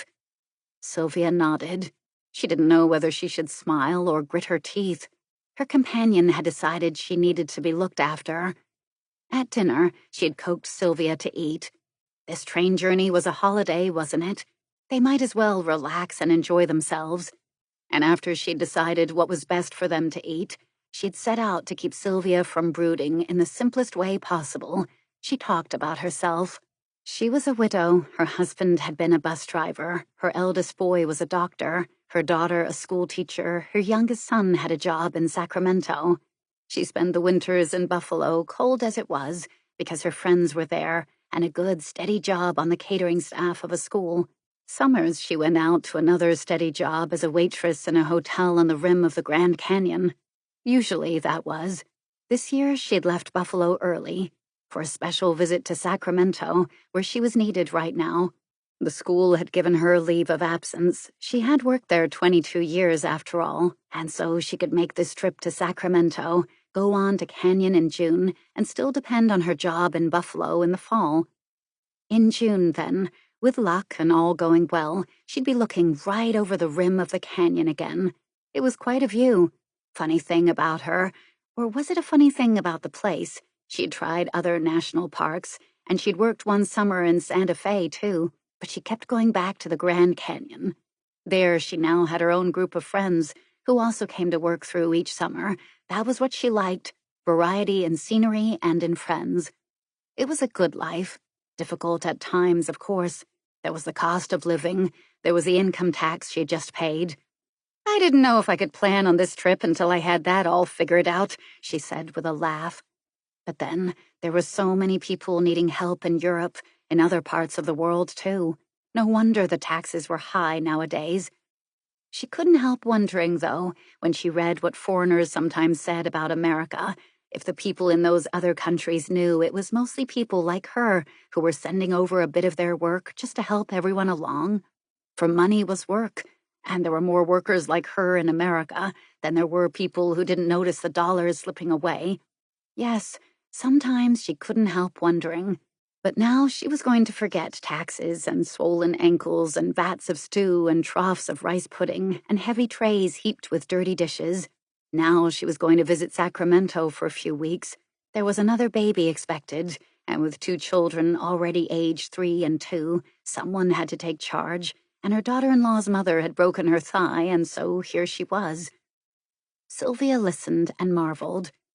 I know almost everything about her except her name. But perhaps people talked frankly, confined so closely as this on trains, because they felt that all their information was still their own private business, as long as they didn't give their names. Now the woman had fallen silent. She was studying her face in a small mirror and adding a dab of powder, a stroke of lipstick, an extra pat to the tight curls and rigid lines of a permanent wave that had to last through the summer. "I'll look better tomorrow," she said determinedly. "A hot shower and a change of clothes, and we'll all feel like human beings again." Now the train was slowing up.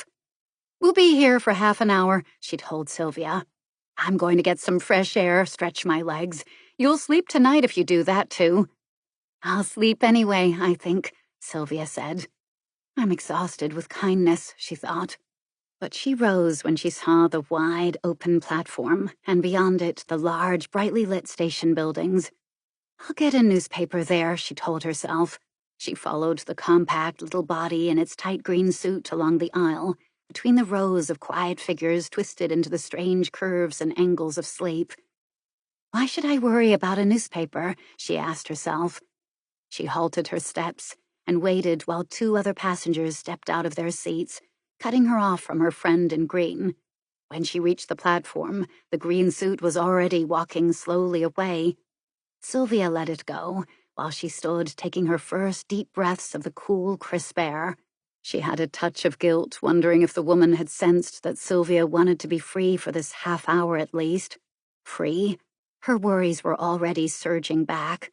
Quickly, she walked towards the brightly lit waiting room, taking the loneliest path. The long train that had carried her here waited patiently. Men were working on the wheels. Water was siphoned in. Food supplies were piled on. Mail trucks waited, stacked with sacks, with mountains of boxes. A train had come in. A train was being readied to pull out. In the huge hall, she was dazzled by the lights and the voices. Travelers relaxing, eating, drinking at the long counters, travelers buying candy and cigarettes and postal cards and magazines. She bought 3 newspapers, and then, to disguise her anxiety, she added a pack of cigarettes. A picture postcard caught her eye. She bought it, too. She half smiled as she looked at it, a smile for her own ignorance, and she slipped it into her pocket. Her friend in green would like it. Then she looked round for a place to study the papers, but she shrank from the bright lights and the friendly eyes. She went out, onto the platform again, with the cool wind to clear her thoughts. The waiting train, a long line of silver gleaming in the night, was far enough away across the breadth of tracks to make her feel alone. Alone.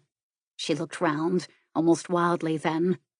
Perhaps it was the dark shadows beyond the station, the strange hard lights far above the platform that flooded it so coldly, the strangers working on the jobs they knew so well, the silent shapes of trucks and crates around her. But suddenly the moment became unreal, fantastic. "What am I doing here?" she almost cried aloud. "The farther I travel away from Jan, the more I need him." She calmed herself and sat down on a wooden crate, sheltered behind a loaded truck, and examined the newspapers. The front-page headlines dealt with the Senate Crime Committee investigations in New York and the Rosenberg spy trial. In Korea, UN tanks and infantry had crossed the 38th parallel and were driving north. She opened the papers and began to search through them. For what? She wouldn't even let herself say it. She scanned the columns of print quickly, persuading herself she was searching in vain. One of the papers carried nothing at all. "I told you," she said aloud in her relief. The second paper carried the same text as the Denver report with its Sunday dateline. So did the third. Her unexplained worry returned. And then, as she closed the papers, folding them neatly to tuck in between 2 crates, she saw a paragraph boxed into the front page of the second paper, overshadowed by the proceedings of the Kefauver Committee so that she had missed it. The box was headed, "No comment." Its dateline was Washington, March 26. It is reliably reported that certain classified information dealing with the renewal of a trade treaty with Czechoslovakia has been made known prematurely through unauthorized channels. The report has so far not been denied by our government. A highly placed official stated today in Washington that the reported leak of information was most regrettable, but that the information itself was of little importance, since it dealt with matters on which the final policy decision had not yet been reached. The government spokesman refused to comment on recent rumors which connected the name of a minor Czech envoy to this country with the wife of a Washington lawyer who has been acting as one of our expert advisors on international trade. The woman in the green suit came out of the waiting room. She hesitated for a moment, but perhaps she hadn't seen Sylvia after all, for she walked on towards the train. The other passengers streamed back, too. A man in station uniform came up and said, "Aren't you going to get on that train, lady? It leaves in 50 seconds. Sylvia moved away. "You've left your papers," he called after her. But she didn't even look round. She climbed the steep steps of the coach, her legs weak and tired, her body heavy and old. The woman in the green suit was already preparing to make herself comfortable for the night. She was taking a dressing gown and slippers out of her suitcase, and then, clutching a small, striped silk bag, which she called her beauty kit, with a self-deprecatory smile, she left for the washroom. When she returned, Sylvia seemed already asleep. "She'll feel awful in the morning," the woman thought, shaking her head over such ignorance in the rudiments of travel. Carefully, she folded her skirt and jacket over the rail in front of her. Her shoes she laid neatly beside the footrest. Quietly, she adjusted the lever at the side of her chair to tilt it backwards. Then she stretched out, pillowed her head comfortably on the white linen mat, drew her warm dressing gown around her, and closed her eyes. Sylvia listened to the steady breathing beside her. She listened to the wheels of the train, gathering speed. She listened to its lonely whistle cutting through the darkness. Every mile took her farther away from Jan. And it was now she needed him to reassure her, to quieten her fears. Escape is all that is left, she thought. An escape together, an escape away from the shame that is bitter because it is unearned. But together we can face it.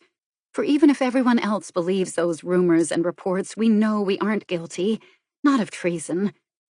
She was cold, so cold that she reached for her coat on the rack overhead and drew it around her like a blanket, her eyes sometimes searching the darkness with its vague, unknown shapes, sometimes closed tightly against the loneliness outside the window. There was a moment when the panic of fear almost won. Desperately, she thought of Jan. Soon, she told herself. Soon. That was what Jan had said. Soon. Together. For always. And, repeating these words, she could remember the touch of his hands, the confidence of his lips. She could remember the strength of his love. And her fears receded. She looked out into the dark shadows of the long night, seeing now Jan's face, hearing his voice, feeling him beside her. Together was everything, the rest nothing. The dawn came, turning the black sky green. In the darkness, the land had changed to lakes of flat white sand, giant dunes, ridges of black rock. The green sky faded to gray, then brightened to yellows and pinks and blues, stretching limitless over the surrealist expanse of desert nakedness, terrifying, remote, unreal in its reality. She pulled the window shade to blot it all out. Its strange emptiness was something she couldn't face. It seemed too symbolic of her life without Jan. Then, even as the others in the coach stirred and woke and stared out of the windows in amazement, wonder, or horror, she began to drift into sleep. And nothing awakened her until the morning was half over and she found she had left Nevada and was already in California. The woman beside her smiled to welcome her back into life. She reached across Sylvia to pull up the window shade. "That better?" she asked. "But you've missed a lot of the Sierras. Pretty, aren't they?" Pretty was an odd choice in words. The mountains were majestic, high, sharp-shaped, covered with melting snow and deep, rich forests. A torrent of a river plunged down through its deep chasm far below the train, whose speed had slowed to a gentle feeling of its way along the twisting curves. But Sylvia nodded and said, "Yes, it's pretty." She was thinking that the woman beside her had left the window shade drawn to let her sleep. "I spoiled your view," she added. "Oh, there are plenty of other windows." She pointed to the river far below them. "It's rushing to the Pacific, too." Then, as Sylvia stretched her cramped body, she took charge. "What about freshening up? What about something to eat? There now, don't you feel better?" "Yes," Sylvia was saying with a smile. "Yes, yes, and yes." To agree was the simplest way, and in the end she did feel better. She even began to talk, to ask questions about the orchards, as the white world of mountains sank away into a wide plain where the bright sun brought the fruit trees and gardens to life. And it was with surprise that she watched her friend begin to gather her suitcase and packages. "Sacramento," the woman in the green suit explained. She lifted down a paper bag from the rack and uncovered a flowered hat. She arranged it carefully on her crisp curls, took a fresh pair of cotton gloves from her pocketbook, and perked up the last touch of starch on her frilled blouse. The train was slowing down. "I got this for you," Sylvia said, remembering to search in her pocket. She drew out the postcard she had bought in Salt Lake City. It was a picture of a bronze plaque, a group of people pushing and pulling a handcart over harsh earth. "Oh," the woman said, delighted. "My grandson will love it. He's at the age for stories and pictures about them, and you got this specially." She beamed her thanks, her smile as warm and wholehearted as the sun on the earth outside. "Well, here we are." She gathered up all her bundles. "Now, take good care of yourself," she said suddenly, and plunged hurriedly along the aisle towards the platform, her flowered hat already slightly springing free from its pins, her glasses slipping, her light green suit cheerfully proclaiming her coming. On the tree-edged platform, a thin young man with a small child in his arms hugged her, and a round-faced little boy pulled at her skirt. But after all the exclaiming was over, she still remembered to turn back to the train and wave in the right direction before the little group moved slowly towards the row of parked cars under the massive trees.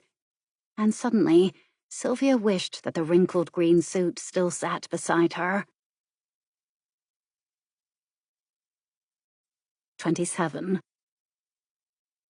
The Oakland station was at the end of the line. The passengers divided into two streams, one that waited for the ferry to take them across the bay to San Francisco, the other that moved slowly towards the street.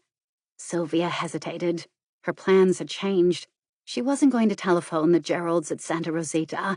She wasn't going to Santa Rosita. Not yet. I'll send George and Margaret a telegram, she thought. I'll tell them that I'm going to find a job, and then I'll let them know my address, and they'll understand. I don't want to see friends now, not while I wait for this trouble to clear. I'll be better among complete strangers, people who don't know who I am or why I've come here, people who don't have to try and shield me, people who won't pity me. The crowd jostled her, urging her to make up her mind. But instead of walking towards the telegraph office, she found herself standing in front of the bookstall. Which papers were reliable, which least sensational? Their strange names meant nothing to her. In the end, she bought all the latest editions of everything she could find. She had traveled almost incessantly for 3,000 miles, but the news from Washington would have passed her on the journey. Perhaps there's no further news, she thought as she found a seat in the waiting room. Perhaps the whole thing has died down. At least the headlines dealt with other people's troubles, not with hers. And if the piece of information was as little important as the official at the State Department had said, she was wasting time, she was building up hope, and yet, somehow she felt her hope was not false. Quietly, methodically, she laid the first paper on her knee. Nothing on the front page. Her hope quickened as she turned the pages slowly. And then, there on the 6th page was Jan's name. Jan had been recalled to Prague. Jan had already left Washington. "No," she said. "No, no." Had she screamed it aloud?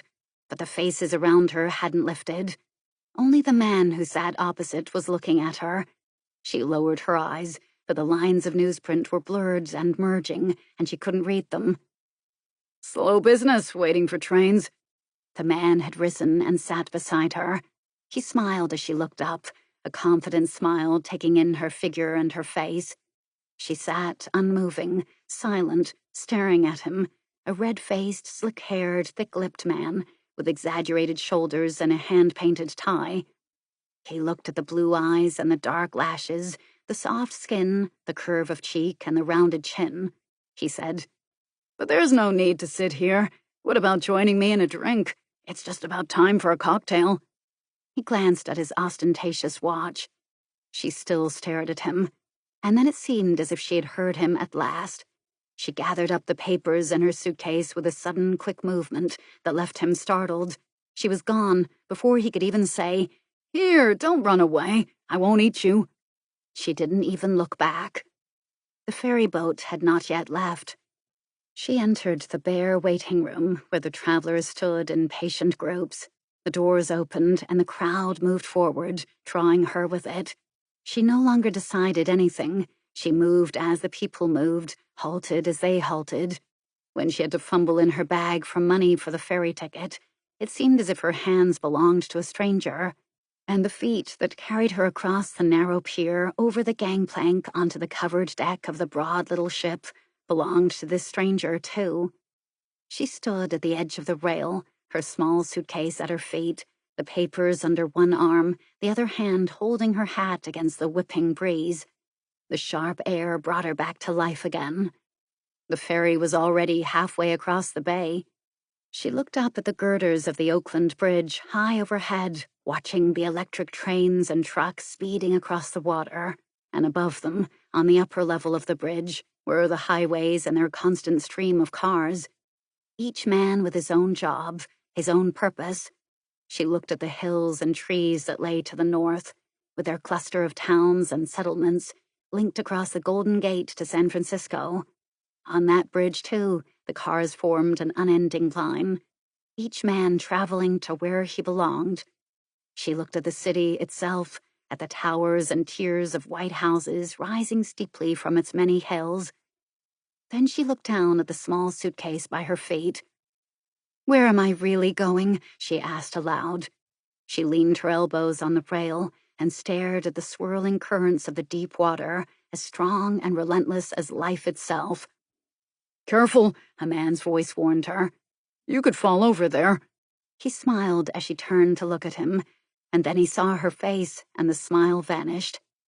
"Thank you," she said. She picked up her suitcase and moved away. She found a room in a hillside hotel that was small and cheap. As she looked at the narrow rectangle with its single window facing a busy street, she remembered for a moment the suite of rooms that Peyton had engaged at the St. Francis on her last visit here. Then she crushed down the memory. That was gone, all of it. And for that, there wasn't even the stirring of regret, but a feeling of thankfulness. She laid her handbag on the yellow oak dresser and stared at herself in the mirror. How could she look so normal? Her hair had been windblown on the ferry, the color had been whipped to her cheeks by the salt air, and the blue eyes that returned her stare were seemingly calm. How could she look so normal? How could a face lie like that? Suddenly it twisted, as her heart twisted, and she turned away to throw herself on the narrow bed and smother the storm of weeping on its pillow. When she rose, the wild fit of anguish had passed, but everything she did now had a feverish haste. She stripped herself and bathed and dressed in clean clothes.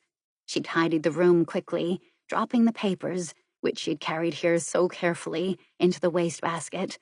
Then she picked up the telephone. "I want to make a call to Washington." The girl at the telephone exchange in the little lobby downstairs seemed startled. She recovered enough to say that the hotel couldn't put such a call on the bill. "I'll pay it now if you'll send a boy up for the money," Sylvia said. "But put the call through at once. It's urgent. Here's the number." She gave it slowly, carefully. "Person to person," she added. "I want to speak to Mr. Martin Clark." 3 minutes? "That will do," Sylvia said. Half a minute, even 10 seconds would be enough for Martin's answer to her question. But the girl had her doubts. "I'll let you know when the 3 minutes are up," she volunteered. "Clark. And what was that first name?" "Martin," Sylvia said. "Martin Clark." Then all she had to do was to wait, standing very still in the lonely room with the golden evening sky turning slowly to gray, deepening into night.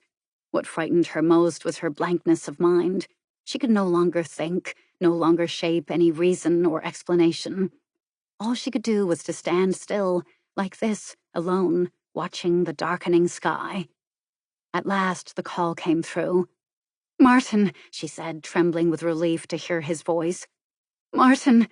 He said something she couldn't understand. "Martin, please tell me the truth. I've read the report that Jan has gone. Is it true, Martin? Is it true?" He was silent. "I want the truth," she said desperately, and now the last hope in her heart was fading, like the light outside the narrow window. She heard Martin say, "I think he was forced to go." "He's gone?" "Yes." "Oh." She sat down on the edge of the bed. "No, don't worry. I'll be all right. Did Jan see Kate before... "Yes. Bob Turner was there too." "What did Jan say?" "Kate's written you a letter. He wanted you to know everything." "But," she began. "I know," she thought. "I know all I need to know." "Kate and Bob both believed him," he said quickly. "I do too." Did they all think she might doubt Jan? Had Jan tortured himself about that too? "I know," she said. "His family..." She bit her lip cruelly. "I know," she repeated. "He had to go back." "Chernik and Vlatov are leaving," he said, his voice more cheerful. "We asked for them to be recalled. Persona non grati." He talked on, but she scarcely listened. They will blame Jan, she thought. Chernik and Vlatov will blame him. "He will never escape now," she said, interrupting Martin. Then his last words forced their way into her mind. "Sorry, what was that you said?" "You saw the news about Peyton's resignation?" "No." "His name got into the papers, so we thought it best to resign." She fell silent. Best? It completed the picture of a husband twice betrayed. "How very sorry everyone must be for him," she said. She wanted to laugh, but the laugh turned to a gasp as she fought back her tears. "Where are you, Sylvia?" Martin asked, suddenly worried. "Sylvia, are you phoning from Santa Rosita?" "No, I'm in San Francisco." Her voice strengthened. "I'm going to find a job, give myself something to do." "That's best." "Yes," she spoke confidently now. "It's the only thing to do. How's Amy?" "But I told you, first thing, twins, boys." "Already?" "This afternoon, and Amy's fine too." "Oh, Martin, my love to all of you." Then she said very clearly, "Tell Amy I'll write soon as I'm settled. And tell Kate too, will you?" "Send us your address right away." "I'll do that," she promised. "As soon as—" The strange voice broke in. "Your time is up, sorry," it told her briskly. "Thank you." She almost smiled. And then to Martin. "I'll be all right," she said quickly, calmly. She listened to his last goodbye. He seemed reassured. Now, the thoughts in her mind were clear and cold and precise as the shapes and shadows of a brightly lit street. Jan had gone back. He'd never promised to stay unless he was free to stay. It was the chance they had taken, and they'd always known it as that, and no more. If they hadn't taken it, there would have been no happiness. And she had had happiness. A month of happiness. There had been pain with it, too, but perhaps pain was the emphasis that intensified the joy you felt, distilled your happiness until it was crystal clear and pure, a bitter, sweet essence that couldn't be measured by length of time. He had gone back, his mission uncompleted, never attempted. She alone knew that. Perhaps the men who had sent him to Washington guessed it. What happened to those who failed when it ought to have been easy to succeed? What happened to those who would let their mission be discovered? He would never be able to escape. The realists who had chosen him for their mission would now mark him as a traitor. They would gather the evidence, fit it into the pattern they needed. He would be arrested, tried, sentenced to death. As a warning to others, as a proof that the realists couldn't fail, that their ideas had been right and the mission would have succeeded if he hadn't drawn it into publicity. What was the word they used? Saboteur? Saboteur and spy. He had known all that, but he had gone back to keep the first part of the bargain with his family. He had known all that, and he had gone back. She took a deep breath, and her pain and love cut through her heart with the sharpness of a sword. "Oh, Jan," she cried, sharing now the agony of his decision. "Oh, Jan, did you ever think that I would doubt you?" Her movements became as clear as her thoughts. She sat down at the rickety table, switching on the meager light, and found a few sheets of writing paper in its drawer. She rationed them carefully. The first letter was to her father and mother, a serious yet confident note reassuring them as she had reassured Martin Clark. She spoke briefly of a violent quarrel with Peyton, her flight from the house in Georgetown, and the help that the Clarks had given her. She had come west, to a strange part of the country where she was unknown, because that, at least, might spare White Craig's additional publicity. She stopped writing for a moment. White Craig's, she thought, with its green meadows and rounded trees, and its empty paddock and paint-spattered porch, and its littered hall and shadowed rooms, where even the furniture seemed lost in memories, and Jennifer's sharp voice in the kitchen, and Annabelle's mirthless laugh, and her mother, turning in bewilderment from the heap of letters on her desk, saying sadly, "Poor Peyton, how terrible for him. I must write him a note. How could Sylvia be so rash?" Then she'd sigh and wipe her glasses and add comfortingly, "Still, it was her problem after all, I suppose." Upstairs, withdrawn into his room, forgetting the day, avoiding the others' voices, her father would push aside the newspapers that Jennifer would bring him. "Later, later," he would say, angrily perhaps, or coldly, or with no emotion left in his voice. She covered her eyes with her hand for a minute. Then she went on writing dutifully.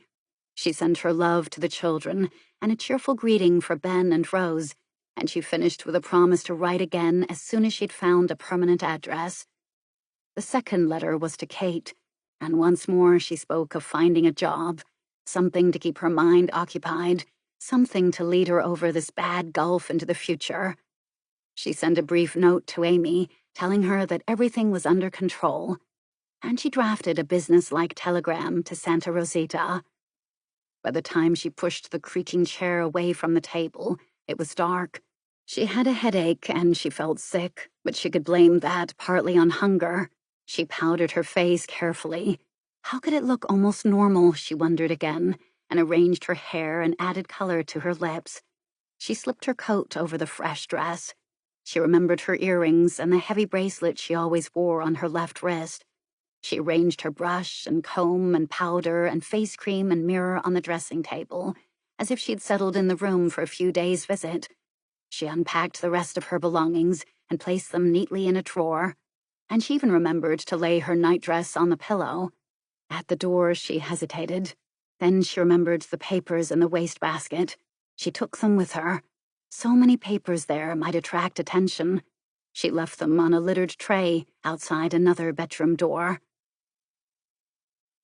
In the lobby, the reception clerk looked at her with pleasure and approval. Certainly, he said to all her requests for help and fulfilled them quickly, delighted with his own efficiency and her smile of thanks. Airmail stamps? Certainly. Telegrams? He'd attend to that right away.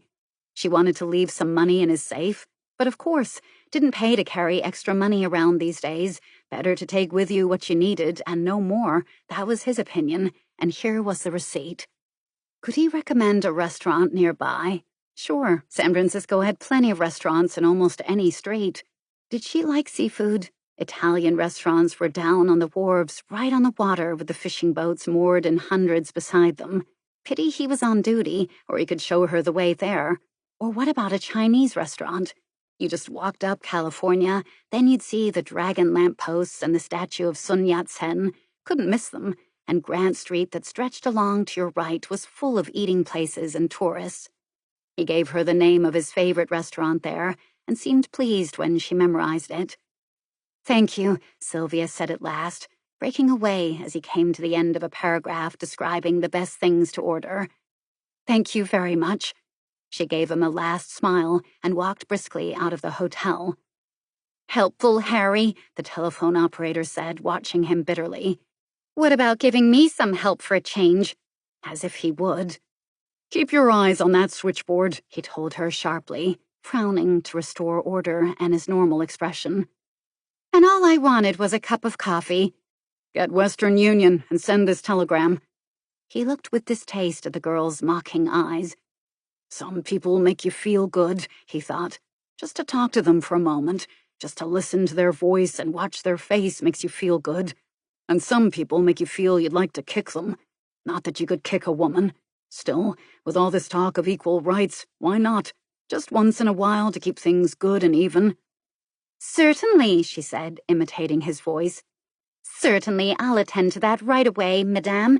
Any airmail stamps I can lick for you? Drop dead. The trouble was, she wouldn't. She'd lived to 90, spreading frustration around her. And she knew it, too. She was smiling as she plugged in the telephone wire. Her voice became sweet as syrup dosed with saccharin. Hello, Patty. Still on duty? How's the new perm? Uh-huh. If you hear any growls over my right shoulder, pay no attention to Mr. Waldorf Astoria. His draft board caught up with him this morning. Uh-huh. Well, here's a telegram you're to send out. To Santa Rosita. Outside, the sky was dark and heavy with low clouds that had swept suddenly in from the Pacific. There was white mist in the streets, a fine mist that dampened her coat and fell coldly on her face. Underfoot, the steep sidewalk was wet and slippery. The lights overhead were dimmed and softened. It seemed a different city from the one she'd reached in the golden hours of early sunset, with its bright blue sky and clearly etched buildings. Now it was gray and shadowed, vaguely retreating. Its hills had disappeared into the clouds, taking with them the houses and all the people who lived there. Telegraph Hill and its tall, thin tower was blotted out of existence.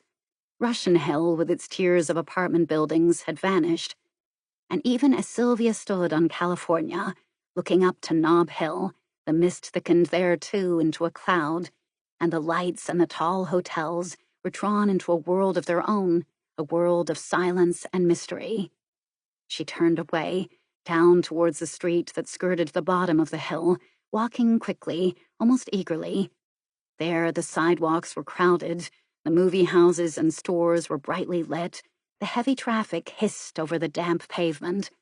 In a few moments she halted again, watching the cable car swinging on a turntable to face its journey back uphill. Then she walked on, slowly now, noticing the buses, the stream of automobiles, the quickly darting taxicabs winding their way impatiently through the traffic. And as she watched them, the fine, damp mist turned to a soft white veil, bringing its world of half-light and half-shapes, threatening obliteration for the whole street. She came to a corner where two narrow streets merged like two streams plunging downhill before they emptied into the broad river of traffic. Here was a bus coming down, heavily loaded, large, red, powerful, confident in its right-of-way. "Wait!" someone called sharply beside her as she stepped off the sidewalk. A hand went out to seize her arm and missed. She lay still on the wet pavement, her eyes closed against the hideous pain and the worried faces. A man had wrapped his coat around her. A policeman had rolled up a jacket to put under her head. The noise of traffic had faded to the distance. Voices swept over her, ebbing, flowing like a restless sea. "It was an accident. I yelled, 'Wait,' but she—" "What happened? Never heard me. She stepped off the sidewalk right into—" "You can't blame the driver." She opened her eyes. The faces had gone. Someone had pushed them away. Only the policeman, the bus driver, the man who had taken off his coat were still there, looking at her. She tried to speak. "That's all right now," the policeman said, and kept hold of her hand. His eyes left the bruised and blood-stained face and searched angrily for the ambulance. The bus driver stared down at her. He said nothing at all.